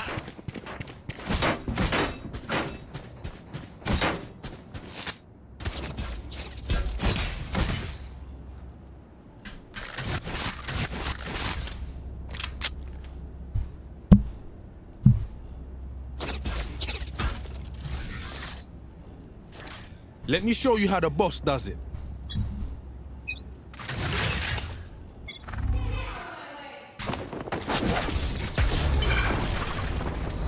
My ultimate's ready.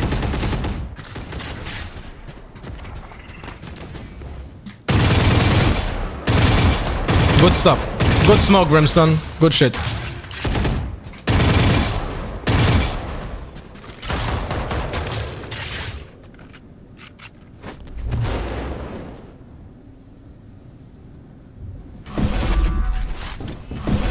2 TPs. And there was no fakes. This was a real TP. Brimstone, you're fucking useless, holy fuck.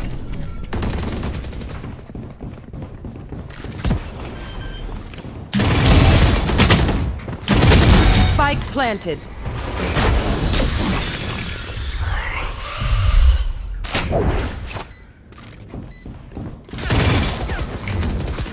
One enemy remaining. Last player standing.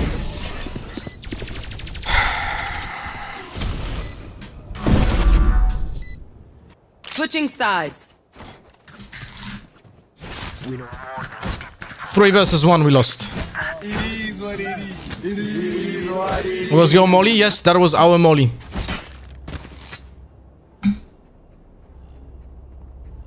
They don't have a fucking brimstone, guys.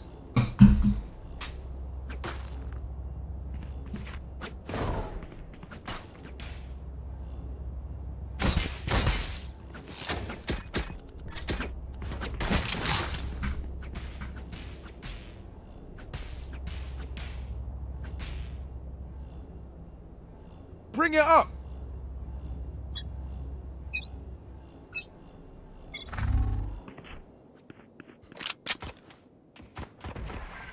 Enemy spotted A.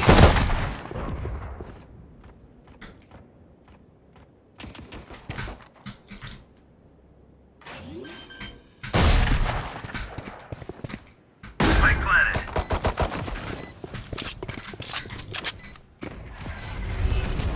Enemy A.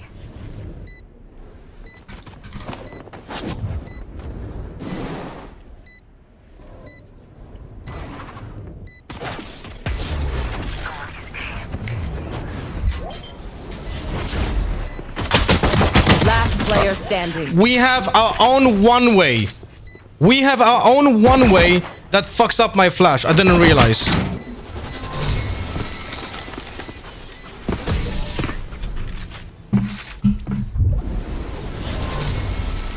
Unlucky. I got your backs. Just, you know, from the front.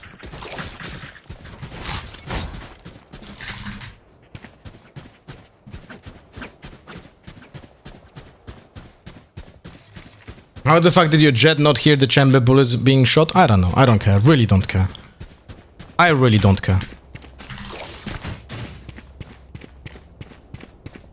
Let's go. People will just actively fucking sabotage games. I can do that as well.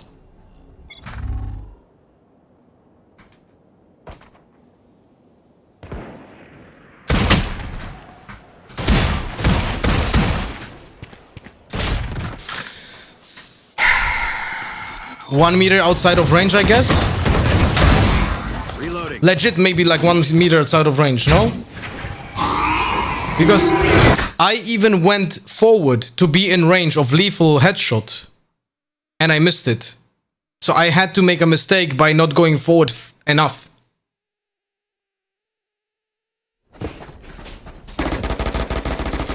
Now remember, wipe the prints from your guns. It's just good crime scene etiquette.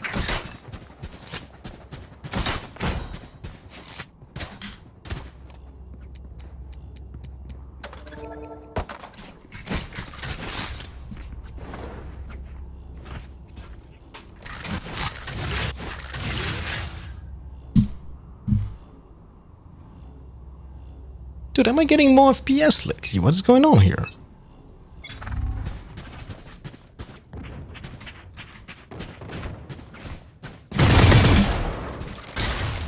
It's like 2 body shots, no?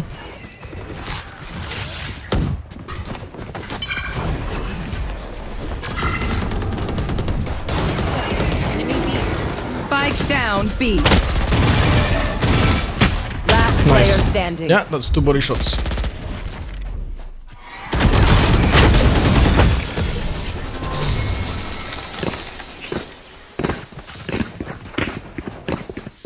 I'll teach them to respect their elders.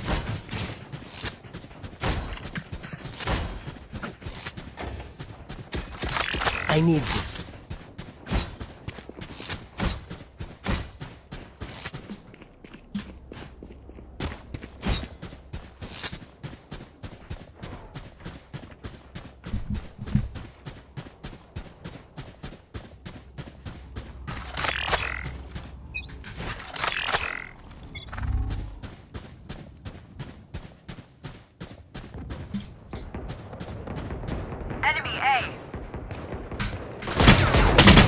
Bruh.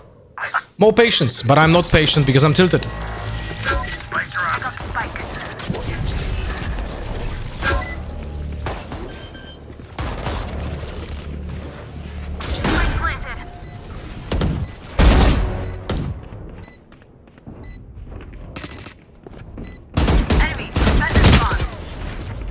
Last player standing.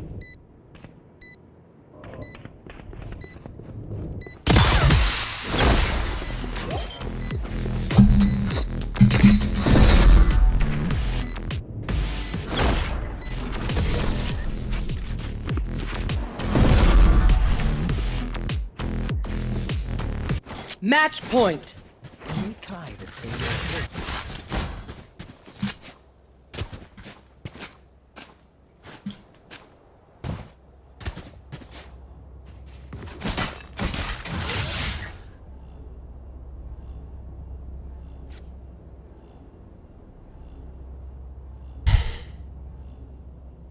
Guys, do I count... I mean, I count it as a loss. Do I roll the die for starting the game 4v5?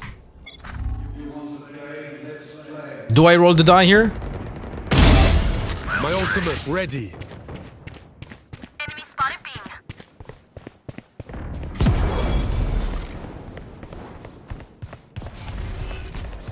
Thank you.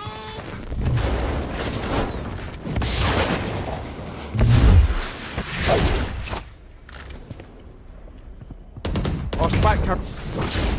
Spike down A. One enemy remaining. Got spike.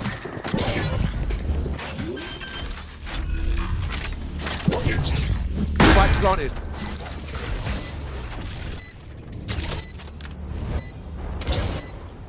Last player standing.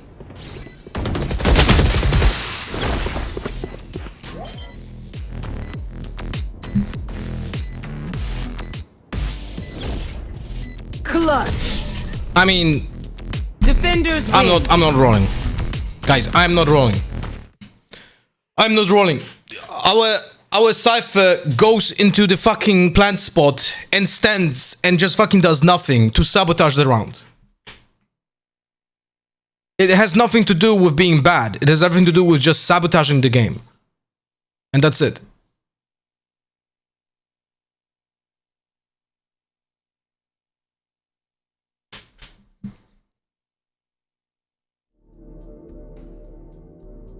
Alright. No comms, not saying anything in the game. No reason to get agitated. We get 2 AFKs, whatever, doesn't matter. Just play the game.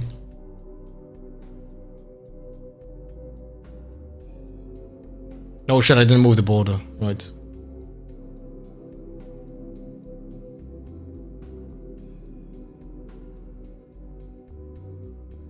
But did I finish the topic, by the way? I don't think I finished the topic.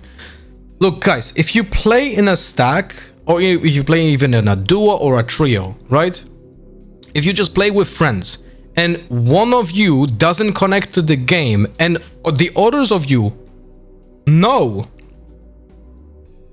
that that's the case, that you didn't connect to the game and you're AFK, please don't connect back.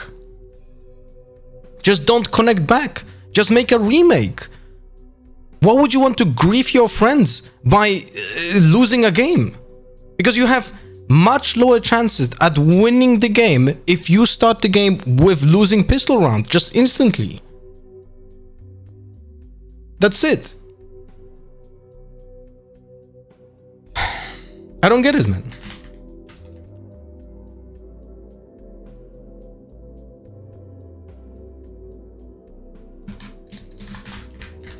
Like, you start the game with a huge handicap, and yet people will not do a remake, man. When you play in that fucking duo or trio or whatever. I don't fucking get it, man.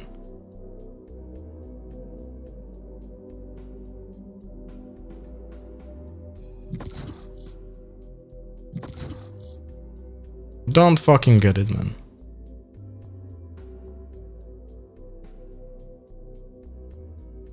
Match found. How was the Epic game today? The first match was horrible quality. The second match, RRQ was better than us. Just take a seat. I got this. Have you tried Battlefield 6? Yes, I did. I didn't enjoy it one bit. It's not a game for me.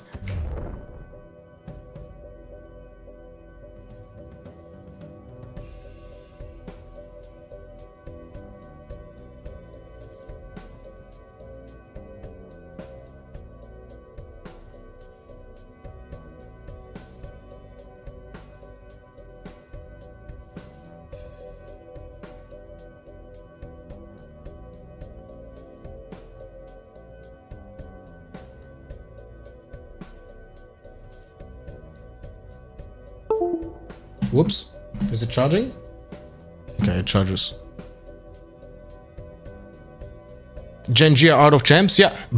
Because our loss essentially makes Gen G not go to champs like 100%. So Gen G's run for this year is over.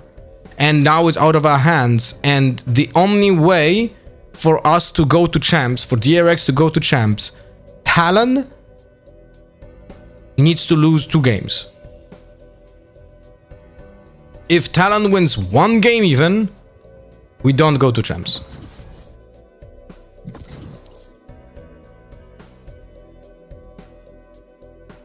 They were contenders for the trophy? Well, obviously not, because they were losing everything. That's like saying we are contenders for the trophy even though we didn't show up with good form in the past 3 matches. Sorry, 2 matches. 2 matches?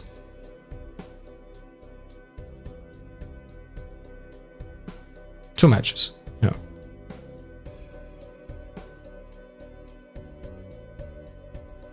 Like it had nothing to do with look, you cannot be a contender for a title if you don't play well.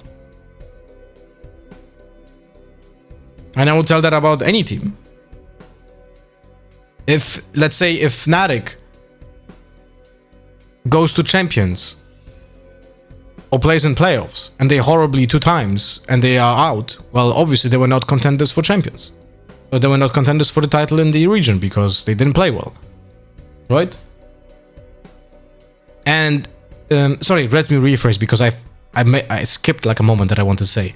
If you didn't play well in the previous stage, right? For example, if Gen G goes 5-0 in group stage, then they are contender for the title in the playoffs, but they lose 2 times and they're out.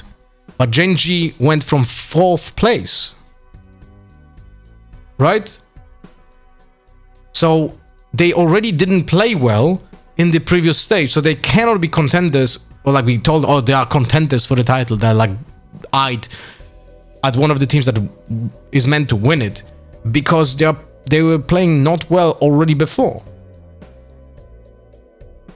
DRX is out. We're out of playoffs. Yes, correct. And there's still a chance for us to go into champs if Talon loses tomorrow and if Talon loses the next match after that. If Talon wins even 1 match, we're fucked.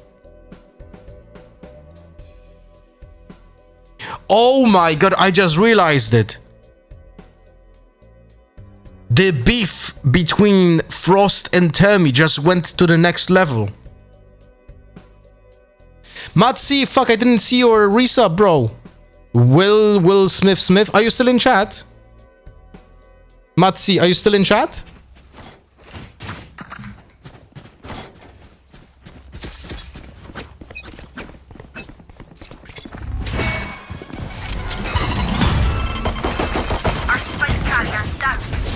Spike down A.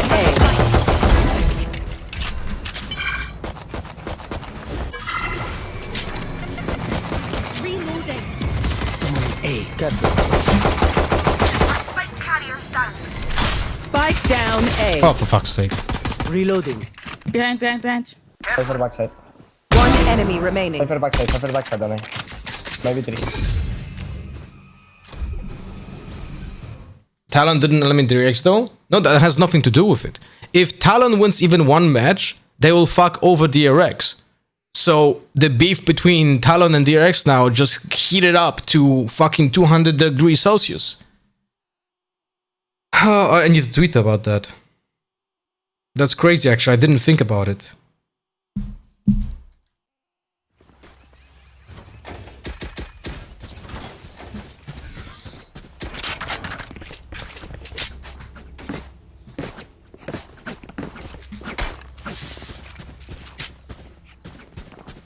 Leave the dream seer to me. Careful.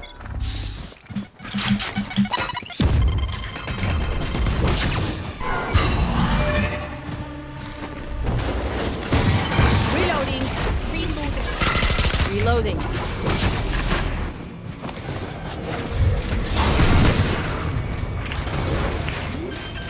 Seven. Reloading. Spike planted. Reloading. Flank. How are we getting flanked? How are we getting flanked when we have a Cypher alive? Last player standing.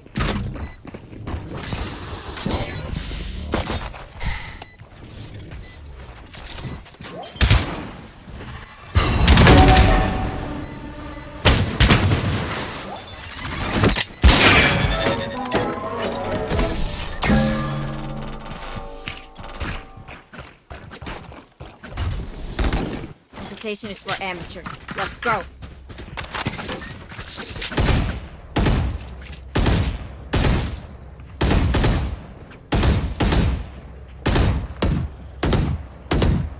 Reloading. Last force. I'm saving. My eyes will tip the balance. How do I tweet this?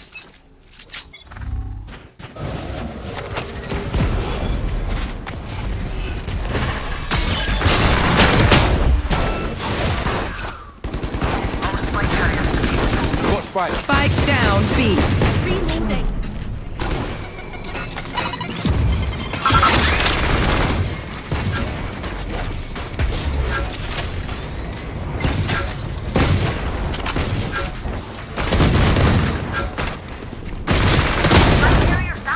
$19.90 Spike 17. down Good B. stuff. Last player standing. Flawless.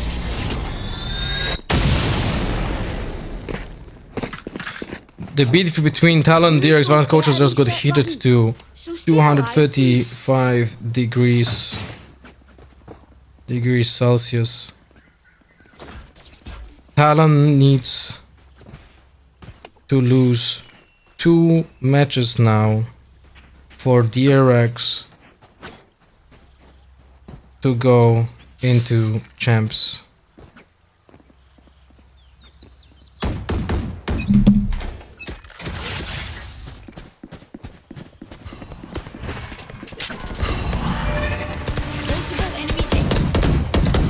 Reloading.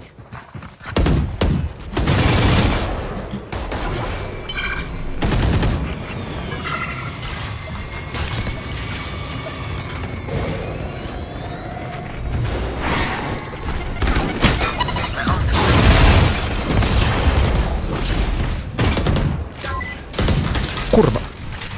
Ole. One drop. Spike planted.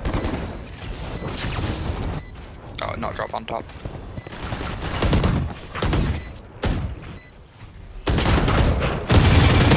One enemy remaining. Because we got traded, said something. Mate, flanked.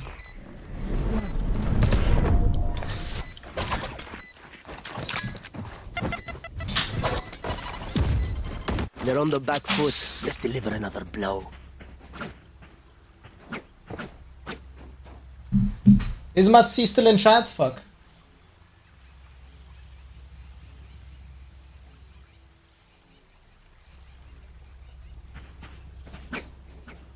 Good raids. Can I get your sheriff? Huh? Yeah.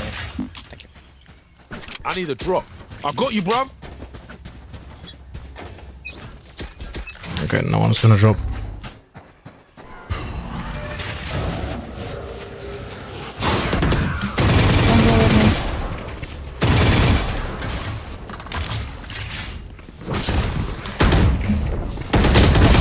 For fuck's sake, man. Okay, so Fate just left me. That's so good. He's lagging, not in chat. Okay, tell him thank you very much for the sub. Because I didn't see it when he did it a few minutes ago. Italian connection too bad or Italiano?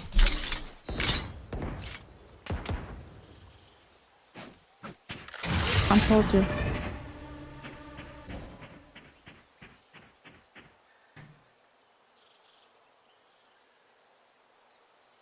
Could be out. I don't know.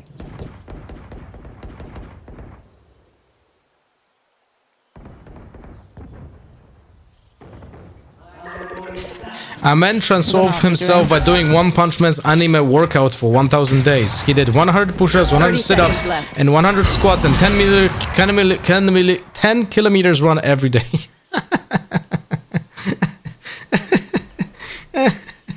Fuck me, man.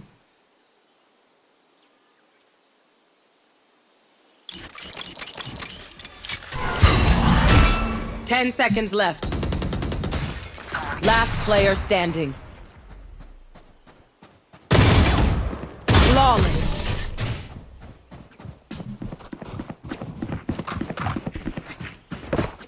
They're usually distracted once I reveal them. Make sure you take advantage. I'm just gonna push fast close.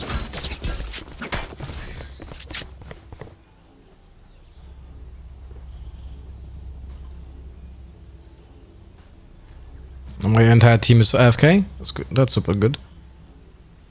Their fears betrayed them. Look at this. That's just AFK.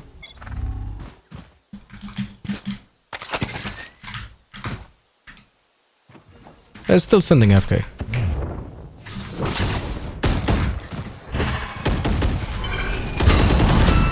My ultimate ready. Out. Spike down A. Behind.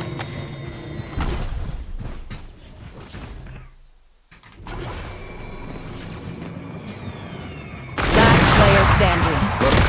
Flawless. Good one. Let's default. 1B. You say and 2 on the other side. Sorry, ears still I ringing. can solo B.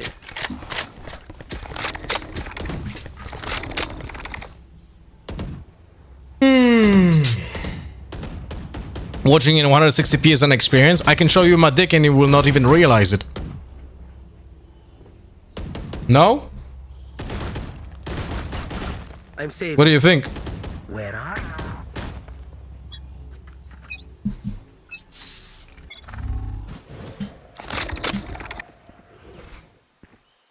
I was hoping the operator was gonna stand here. Ah, right. My Scythe is just standing AFK, guys. Look at this. How can we play the game? I have retrieved the spike. I dropped the spike. Cool shit. One enemy remaining.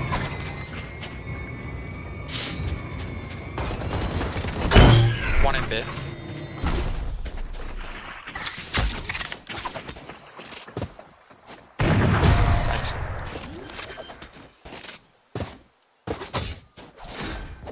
Will the Twitch mods admins be watching at 160p as well? Yeah, that's probably not what's gonna happen.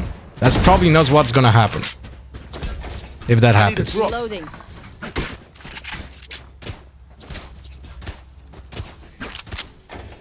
I need a drop.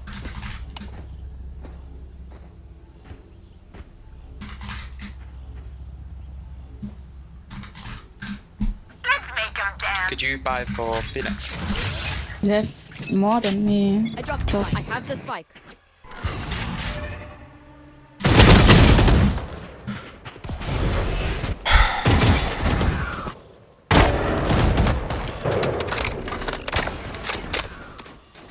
I think 2 on B. I don't think we should go B. You know what? I think I need to legit stop thinking. I need to start playing like every single Reyna, like every single chamber, just overpeak everything. I should be just swinging every single angle, never play for teammates. Like legit, that's what I need to do, I think. Every round. Because why should I care if I get 3 people standing in spawn for 10 seconds after the round starts? Every round. Why should I care? Right?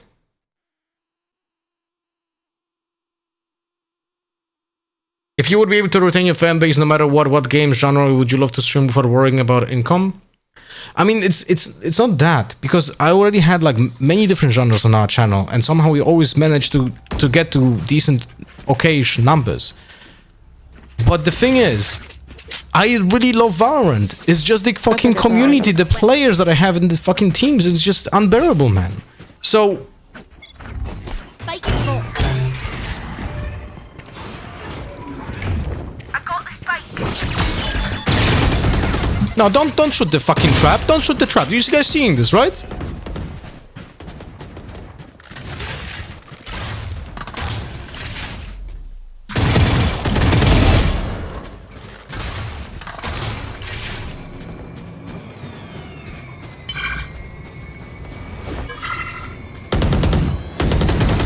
Last player standing.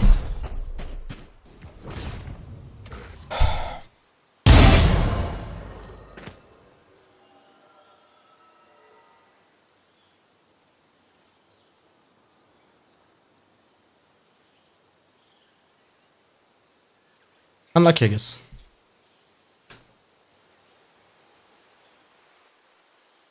If Riot can fix ranked Valorant, it would be great to stream. I mean, so I think it's long gone. I think it's unfixable now. Really. Spike planted. One enemy remaining. Clutch. One. One dream. I don't know, ends. Gopper, who said that. I have no clue. I have no clue who said that. Would you say if someone wants to stream, do you think they should quit that job and go full-time or just a hobby unless you succeed? Do you have... if you believe in yourself and you have enough savings to live 2 years without earning a single dollar, yes, you can go for that. But probably you're not gonna make it anyway. Guys, if you ever start streaming with the incentive for it to become your job, you already failed. Did you see the pixel that didn't flash me?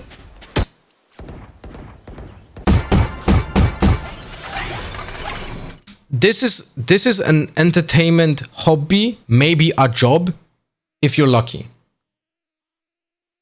Right? There's legit... It's the same with being a musician, the same being with an actor, the same with being a writer, the same with any artistic or entertainment job, right? You have to start as a hobby, as a passion project, and you do other jobs to sustain that dream of yours. And if it turns out to a job, great for you. But if you ever I was trying to hide behind the corner because I was certain I'm gonna be fully flashed. So I was jumping, like that's it. But if you ever try being a musician or a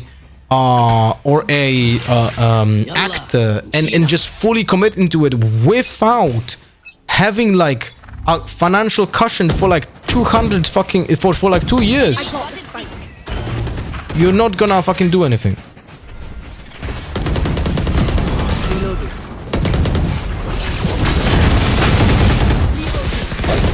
Spike carriers down. I have retrieved the Spike down. C.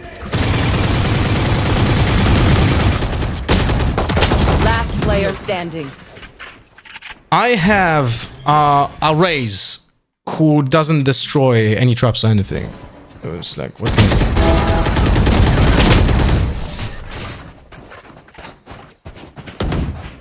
do? I took a crazy 2-hour nap and I don't know what year it is. Last it's 2025.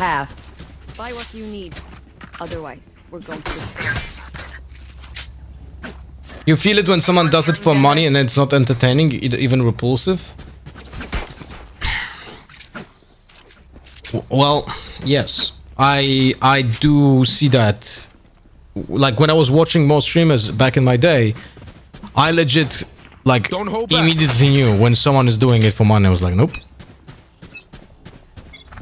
The constant asking for subs, the constant asking for donations, it's disgusting.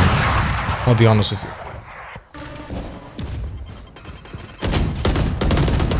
Our spike carrier's down. Spike down A.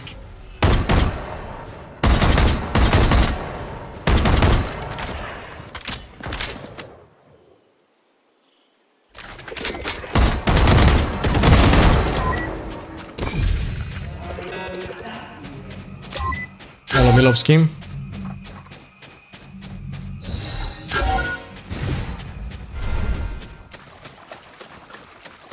By the way, after this season, I think after we finish Hag on this account, Enemy remaining. I think I'll completely abandon this account. It's... Although there's not much difference. Doesn't matter if it's Ascendant Shitters or like Immortal Freeze, quality is the same. But it just annoys me. Switching sides. You know what we should do? I'll tell you. We should win.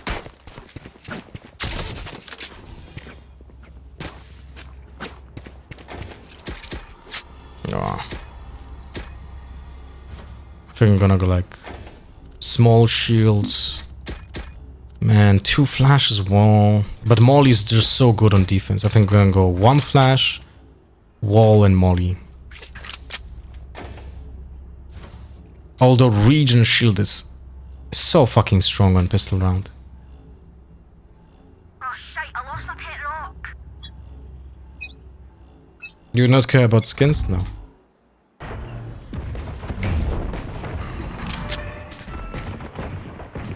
Multiple enemies A. One enemy remaining. Oh, good mind. Spike down, attacker spawn.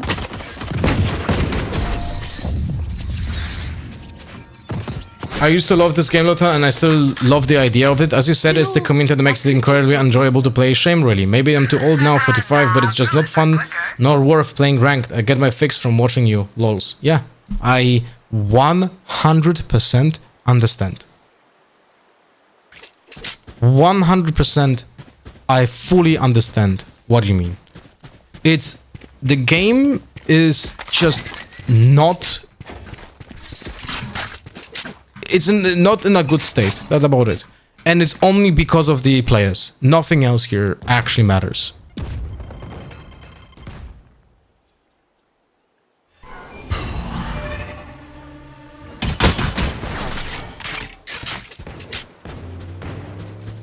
Ah, nice. Ah, nice. Ah. Very nice. Against an eco, we lost 2 fucking players on B.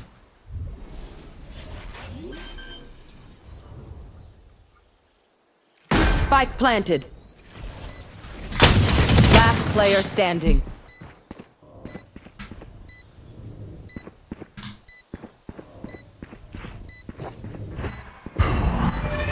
I haven't played this game in 9 months. I'm not surprised. I'm really not surprised.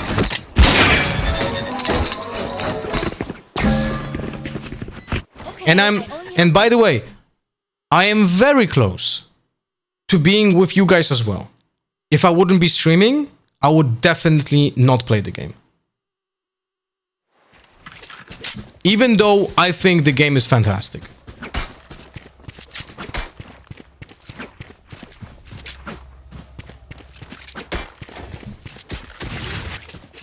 And it's I don't know.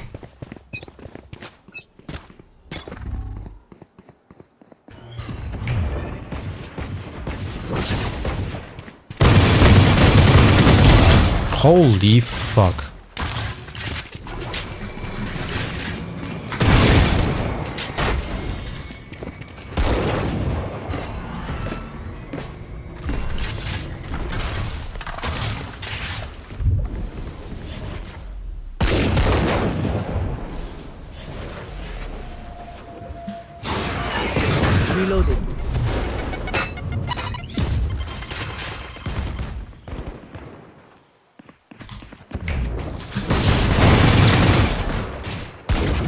down, C. One enemy remaining.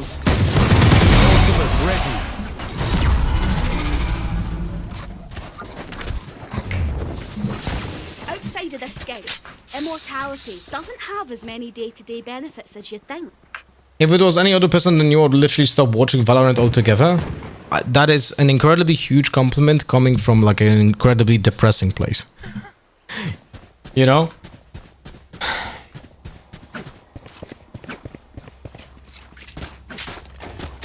And I'll be honest with you guys, there's a very... I'm not saying this with full chest, right? But there's a very high chance that I'm actually gonna quit Valorant in the near future. There's a very, very high chance for that. There are a few factors at play, but there's a chance for that. And we're gonna just stream something else, and that's it.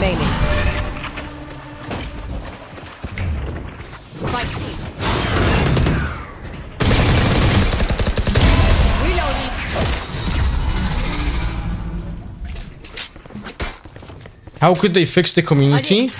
First and foremost, fixing the community should have been from the initial get-go. From 5 years ago, there should have been already systems in place to ensure and motivate best behavior. But that wasn't being done.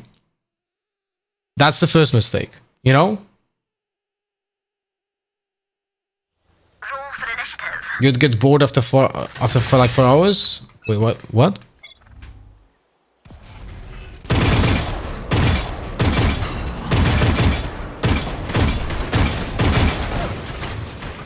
Oh, Major Arena, okay.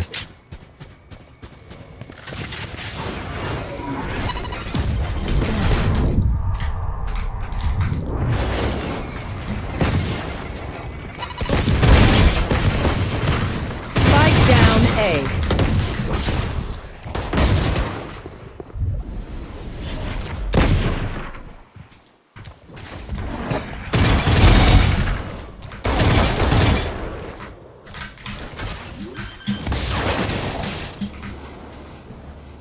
Spike planted. Last player Oh, standing. for fuck's sake, man. One enemy remaining.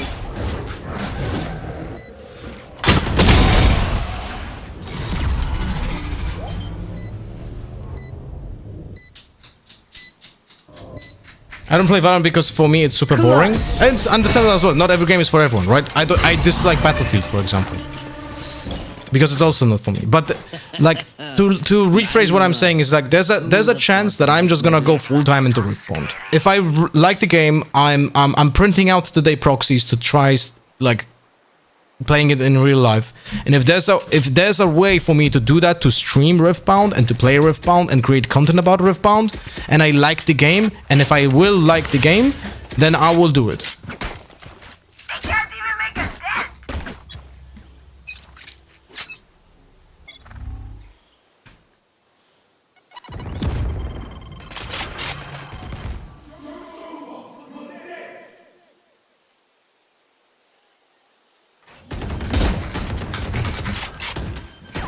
Aye.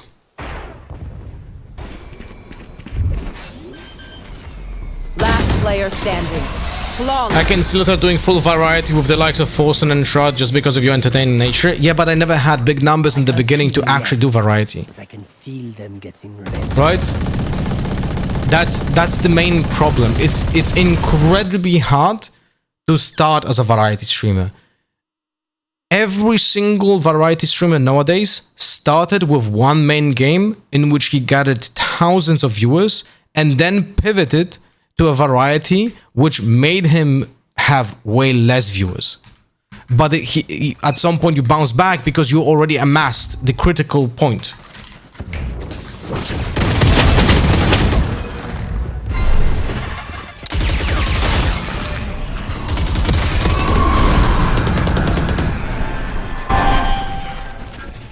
Spike down B. Imagine using the grenade over here. One enemy remaining.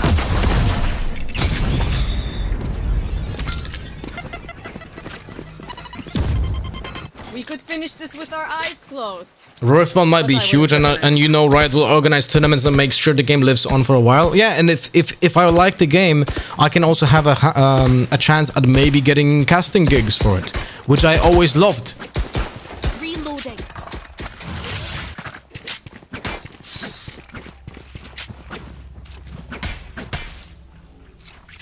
They are mine.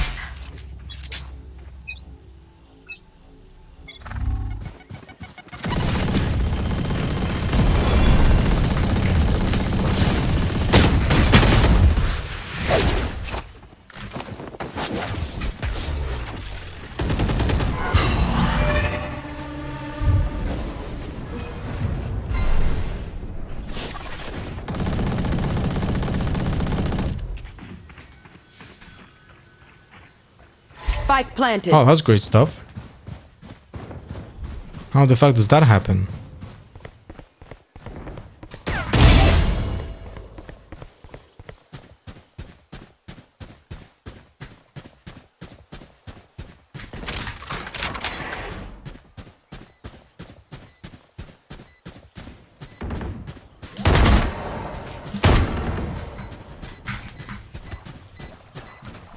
One enemy remaining. The finisher of the skin is really cool, by the way. Match point. We win this battle, we win this war. Is Roofman a new Riot game? Yes, it's a physical card game.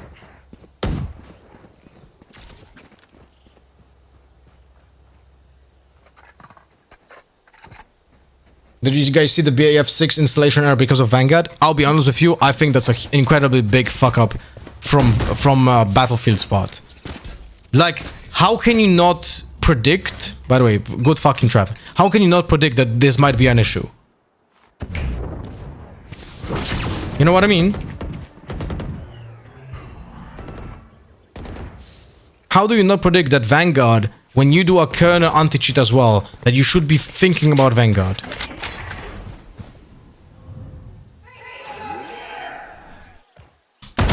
Last player Right? standing. Spike planted.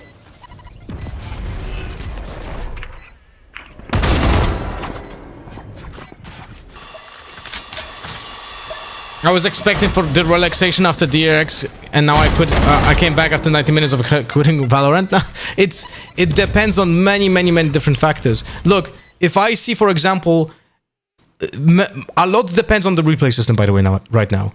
If the replay system, if I see that the replay system will allow us now in September or in the very near future to watch different players' perspective from, like, I don't know, let's say Voffy here, like, I would like to send you my demo. Here's this demo file, 500 kilobytes, and I can watch his demo on my PC and stream that. That most likely motivates me enough to actually create completely new type of content, and that I will actually very much enjoy. You know?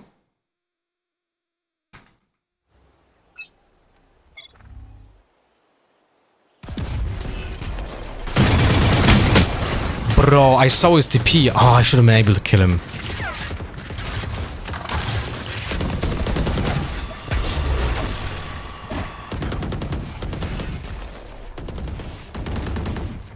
Spike down A. One enemy remaining. I wonder how much did I hit him. Defenders win. Okay, time for coffee. My treat.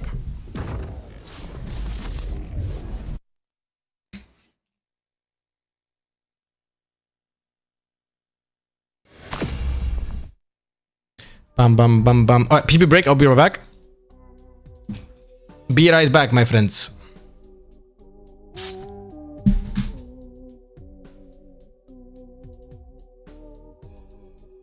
So yeah, like, for me, the biggest would be, am I able to watch a perspective of a pro player, for example, right? And then, if that will be a possibility, I will do content like how to play like Mako, how to play like Exter, how to play like this and that. And I will go and I will explain every single VOD review, full breakdown. I think that might actually have a chance at even popping up on YouTube, because it's gonna be educational content based upon a fucking pro player's name. That's by the way, I think the only way of pushing people to actually learn anything, right, is actually using a pro player as a bait. Their favorite pro player. How to play like Alpha.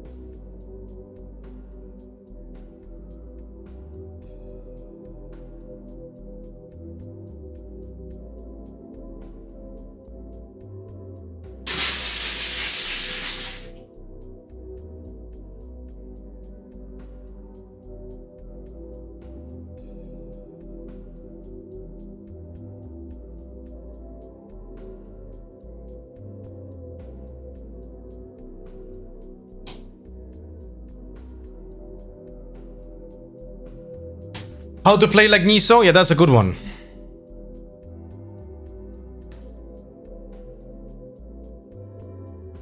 So yeah, I mean, that's one way of maybe going into the future, and I wouldn't mind it. I would actually be pretty happy if that would be a possibility, you know?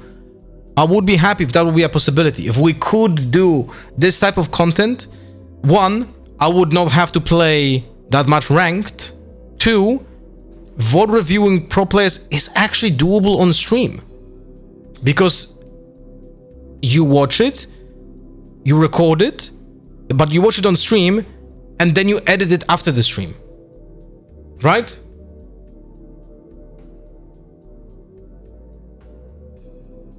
What is this? Launch version will enable you to analyze your recently played games starting with your competitive games, starting looking into other modes over time. We'll be looking into other modes over time. Each player's perspective. You'll be able to click through each player's observer cam, and you'll have an observer cam. I already watched that, bro. We really couldn't be more. There's nothing. That is nothing that answers any of my questions there. Mini Titans.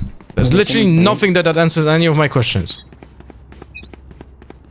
I don't know if I'll be able to watch perspective of a different player from a different game.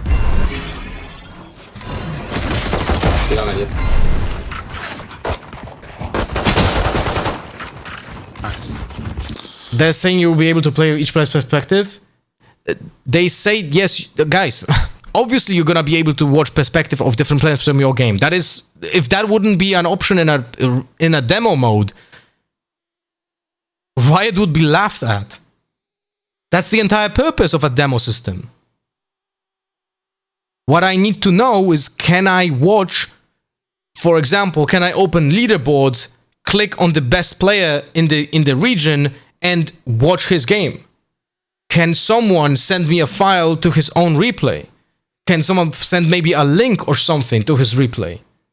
Right? That's what I need to know. First breach detected. All security staff with level 6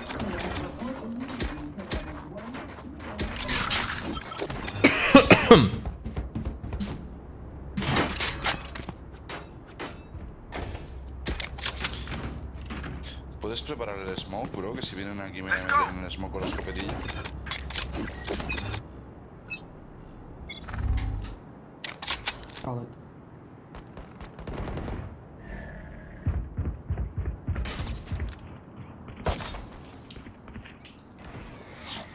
Entran ya aquí en B. Yeah, I'm not gonna use 300 credits to go through a trap. Spike planted.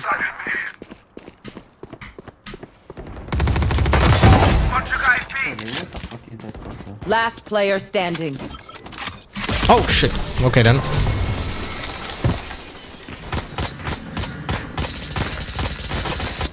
Maybe it will implement in the future, but who knows? They didn't say anything if there's gonna be an option in any of the, of those videos. They're not saying that's gonna be a possibility or not gonna be a possibility, so we don't know.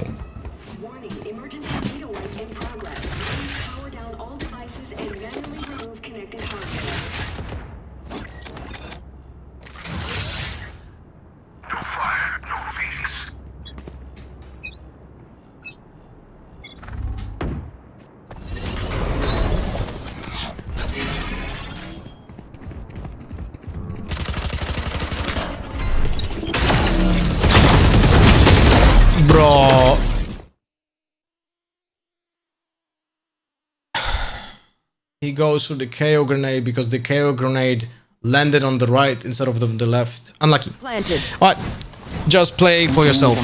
Don't look at the other utility pieces. It's okay. Last player standing. I should have just killed 2 there. Or at least 1, you know? It's my fault.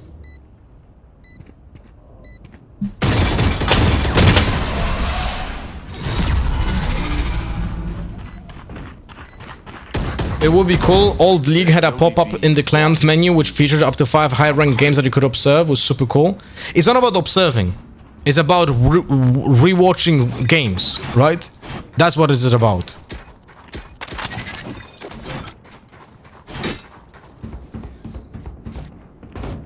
I can dodge this this double damage and suppress. I must weave my web back. But once you observe, you could download. Yeah, but you should not be able to observe that.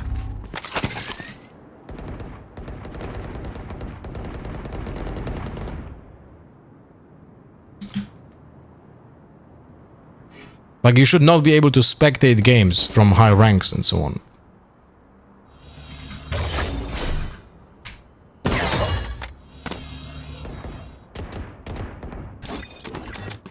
Actually, this is incredibly stupid of me because I cannot jump through the auto trap.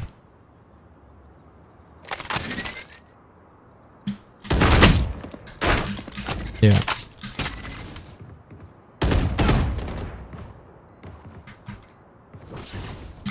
Last player standing. This Phoenix doesn't enter. Yeah, still has 2 flashes and he holds the flank. Unlucky, I guess. Many brain cells figuring them out. Overthinking is just as bad as underthinking.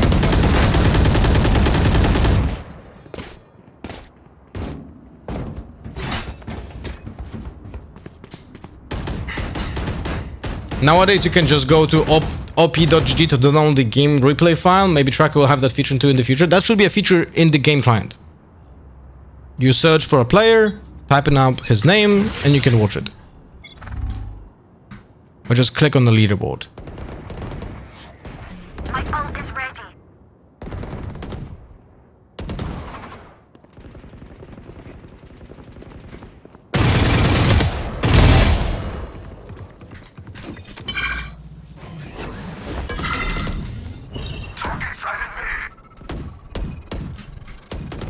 One enemy remaining.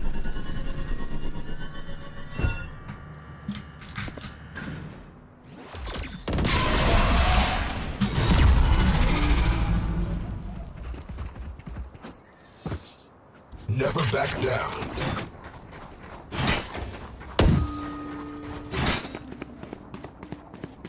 And so yeah, if that's gonna be a thing, if that's gonna be a thing for Valorant, I think that is a very big chance for me as a content creator to create content that I really like myself. Make me proud.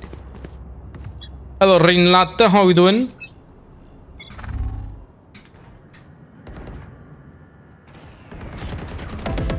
Bunch of guys,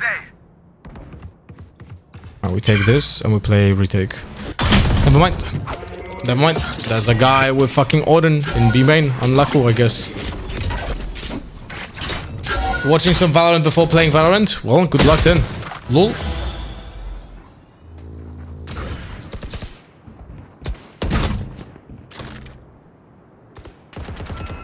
You had your fun. My turn. Enemy spotted B.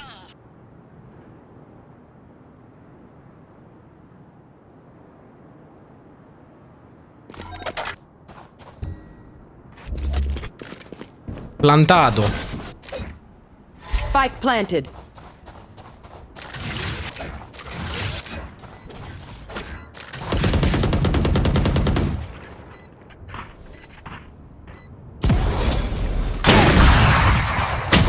Last player standing.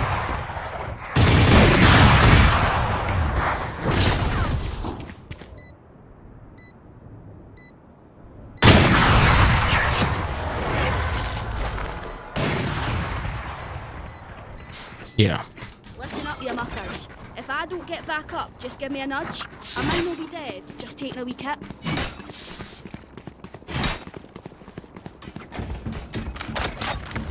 Alright. What the fuck did How I just can I ult witness? this? To like fully cover it.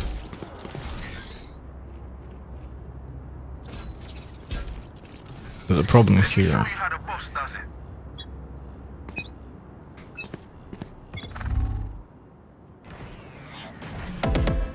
I would say anyway.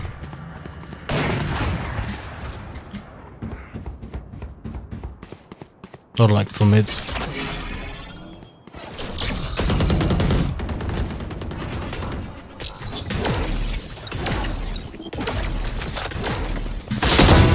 Bro. Someone is B.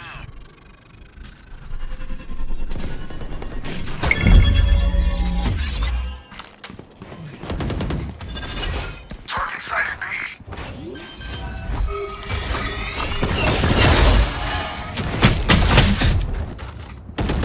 One enemy remaining.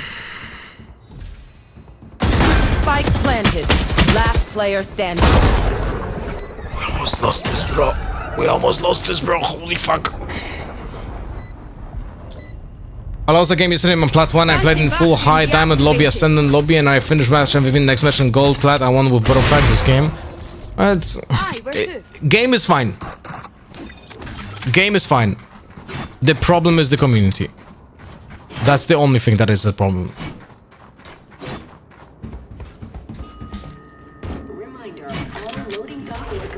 Alright, so if the ISO does double damage, why do I want to even play a fucking operator against an ISO? Well, I already have it, so unlucky, I guess.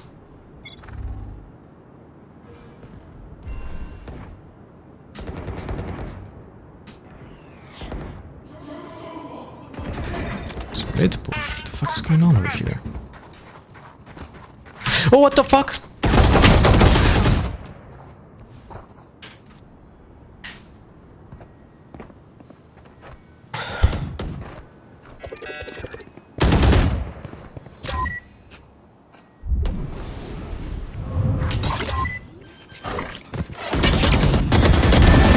I cannot believe, bro. I just cannot believe what I'm witnessing in those games, man. I just cannot believe.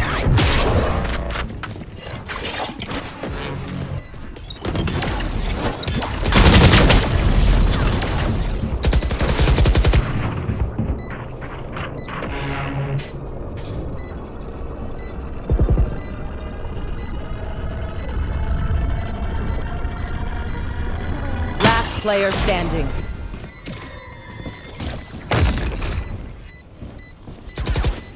This is no problem.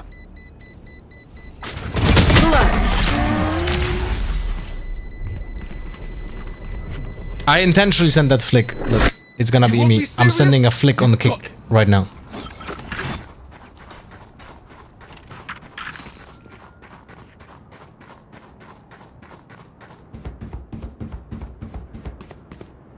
Look at this Serino.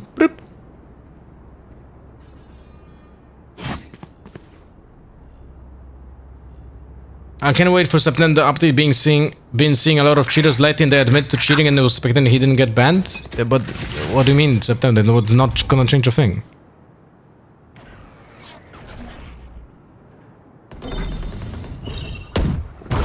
Someone's A.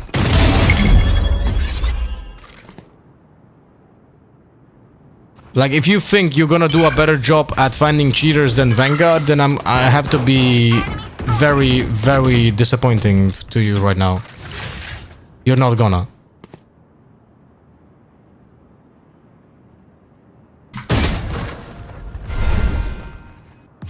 I was told in September comes some update regarding cheat detection. No, no, no. Nothing was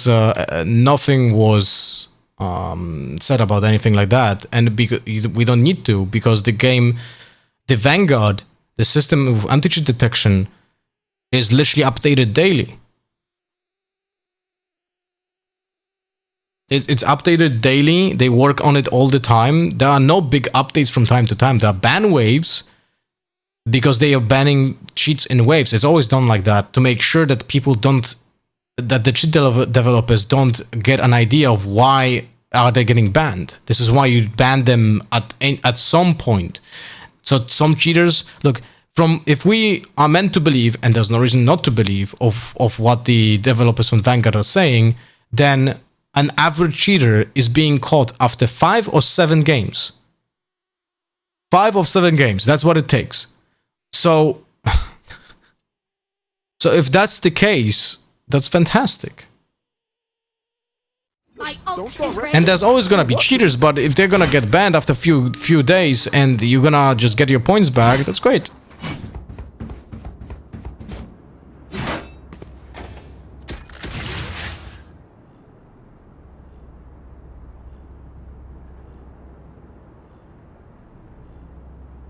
Oh, guys, I'm gonna try countering the ISO ult.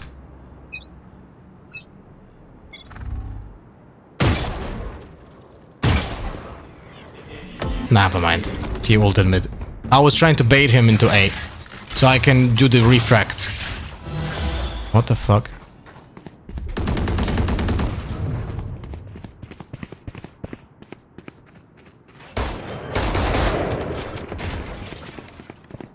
Spike planted.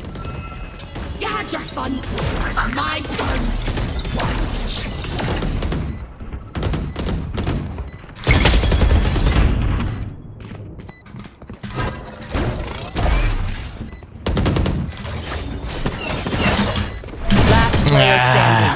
Should have a little bit add more air time. I should have added a little bit more air time.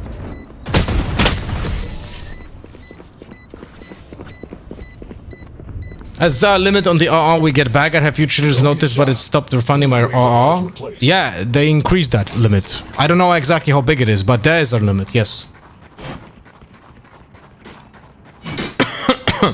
It's good that you get back RR from matching against a cheater, but what about having cheater in your team because I didn't get RR revoked? Yeah, you don't get revoked, like that's not your fault.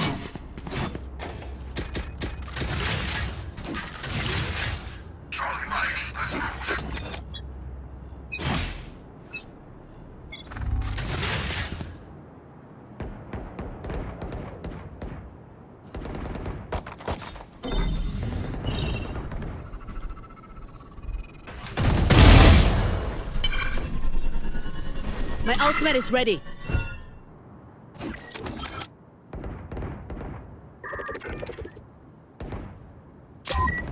What the fuck?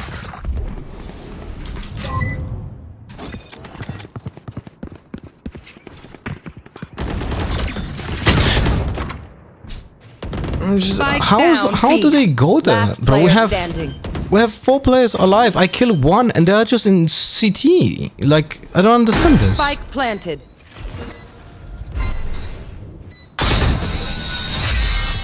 How is that fair though? If you lost R, you have a limit how much you can get while getting R is whatever. Oh no, I don't think that's fair. I think it's fair that you don't lose RR that you gained by playing accidentally with a cheater. That's what I meant, it's fair.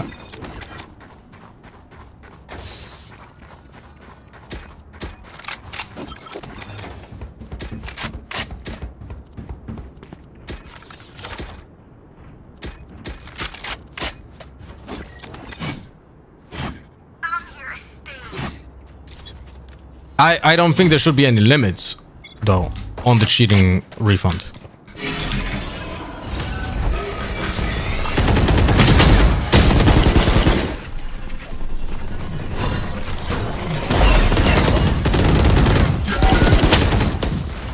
Last player standing.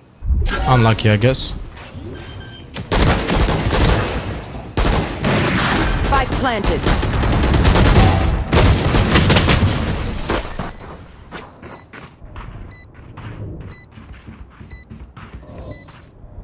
Switching sides. One downside to being immortal. I can't play dead.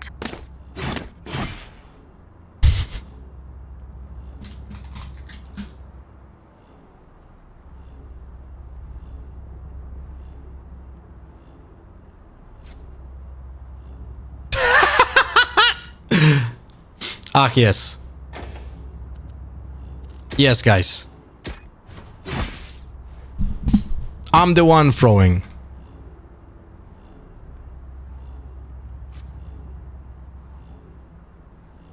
Show yourself you can.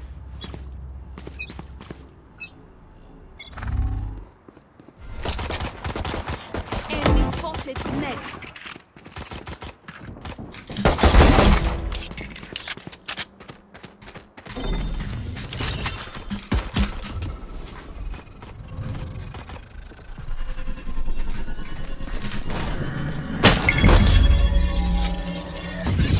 Spike down mid. Oh, come Last on. player standing. Well, I got mine. Getting tired is optional. Keep the energy up. I see many players now with some sort of trigger bot which is not detected. They're like noobs, but once they see you, it's 100% accuracy. Bro, look, take this with a grain of salt, okay?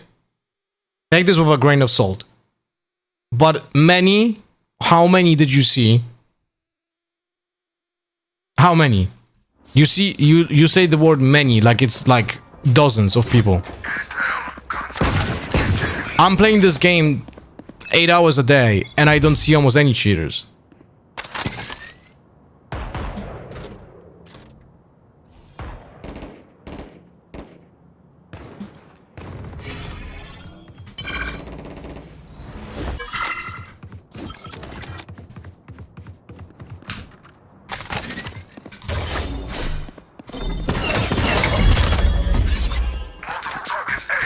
Good utility. One enemy remaining.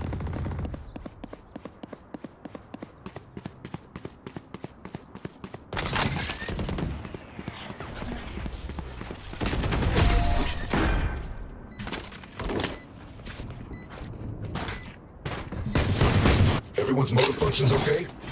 I know humans get tired.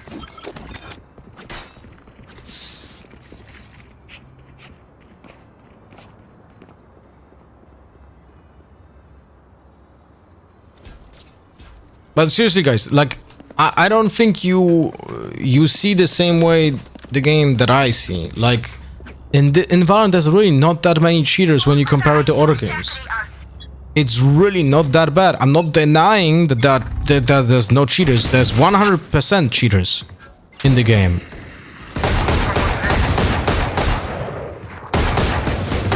There are cheaters in the game, but I don't think there's as many as you guys think.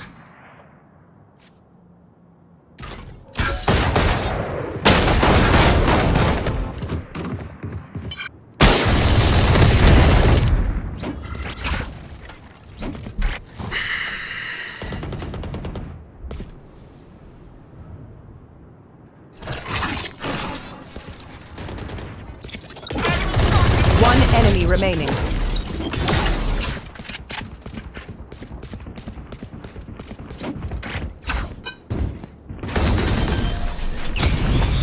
Tried CS2 every game for cheaters. Oh, there's still my I don't really play CS2, but CS was always infested with cheaters. Every time.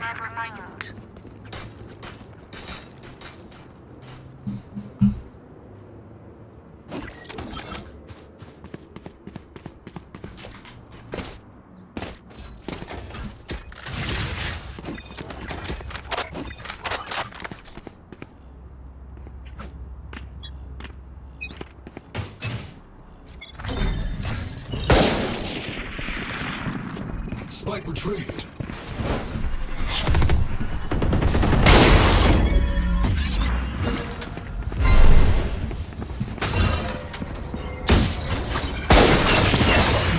My ultimate. Oh, come on. I saw him, I reacted too late. That's funny. Last player standing.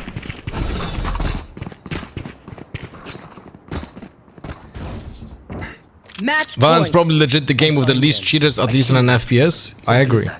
I'm a little bit uninformed, but I could probably assume that.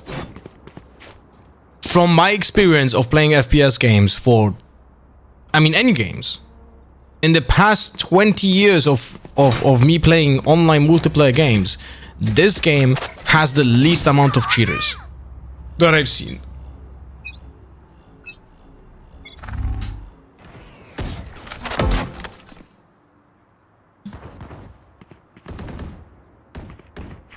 Nah, fuck me. Don't worry, guys.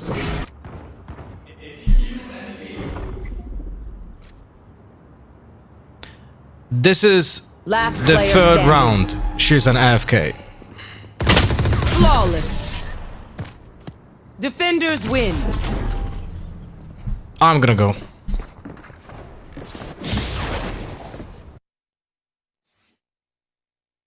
Guys, so most likely there's a few factors. Let me just quickly talk about what's gonna happen tomorrow.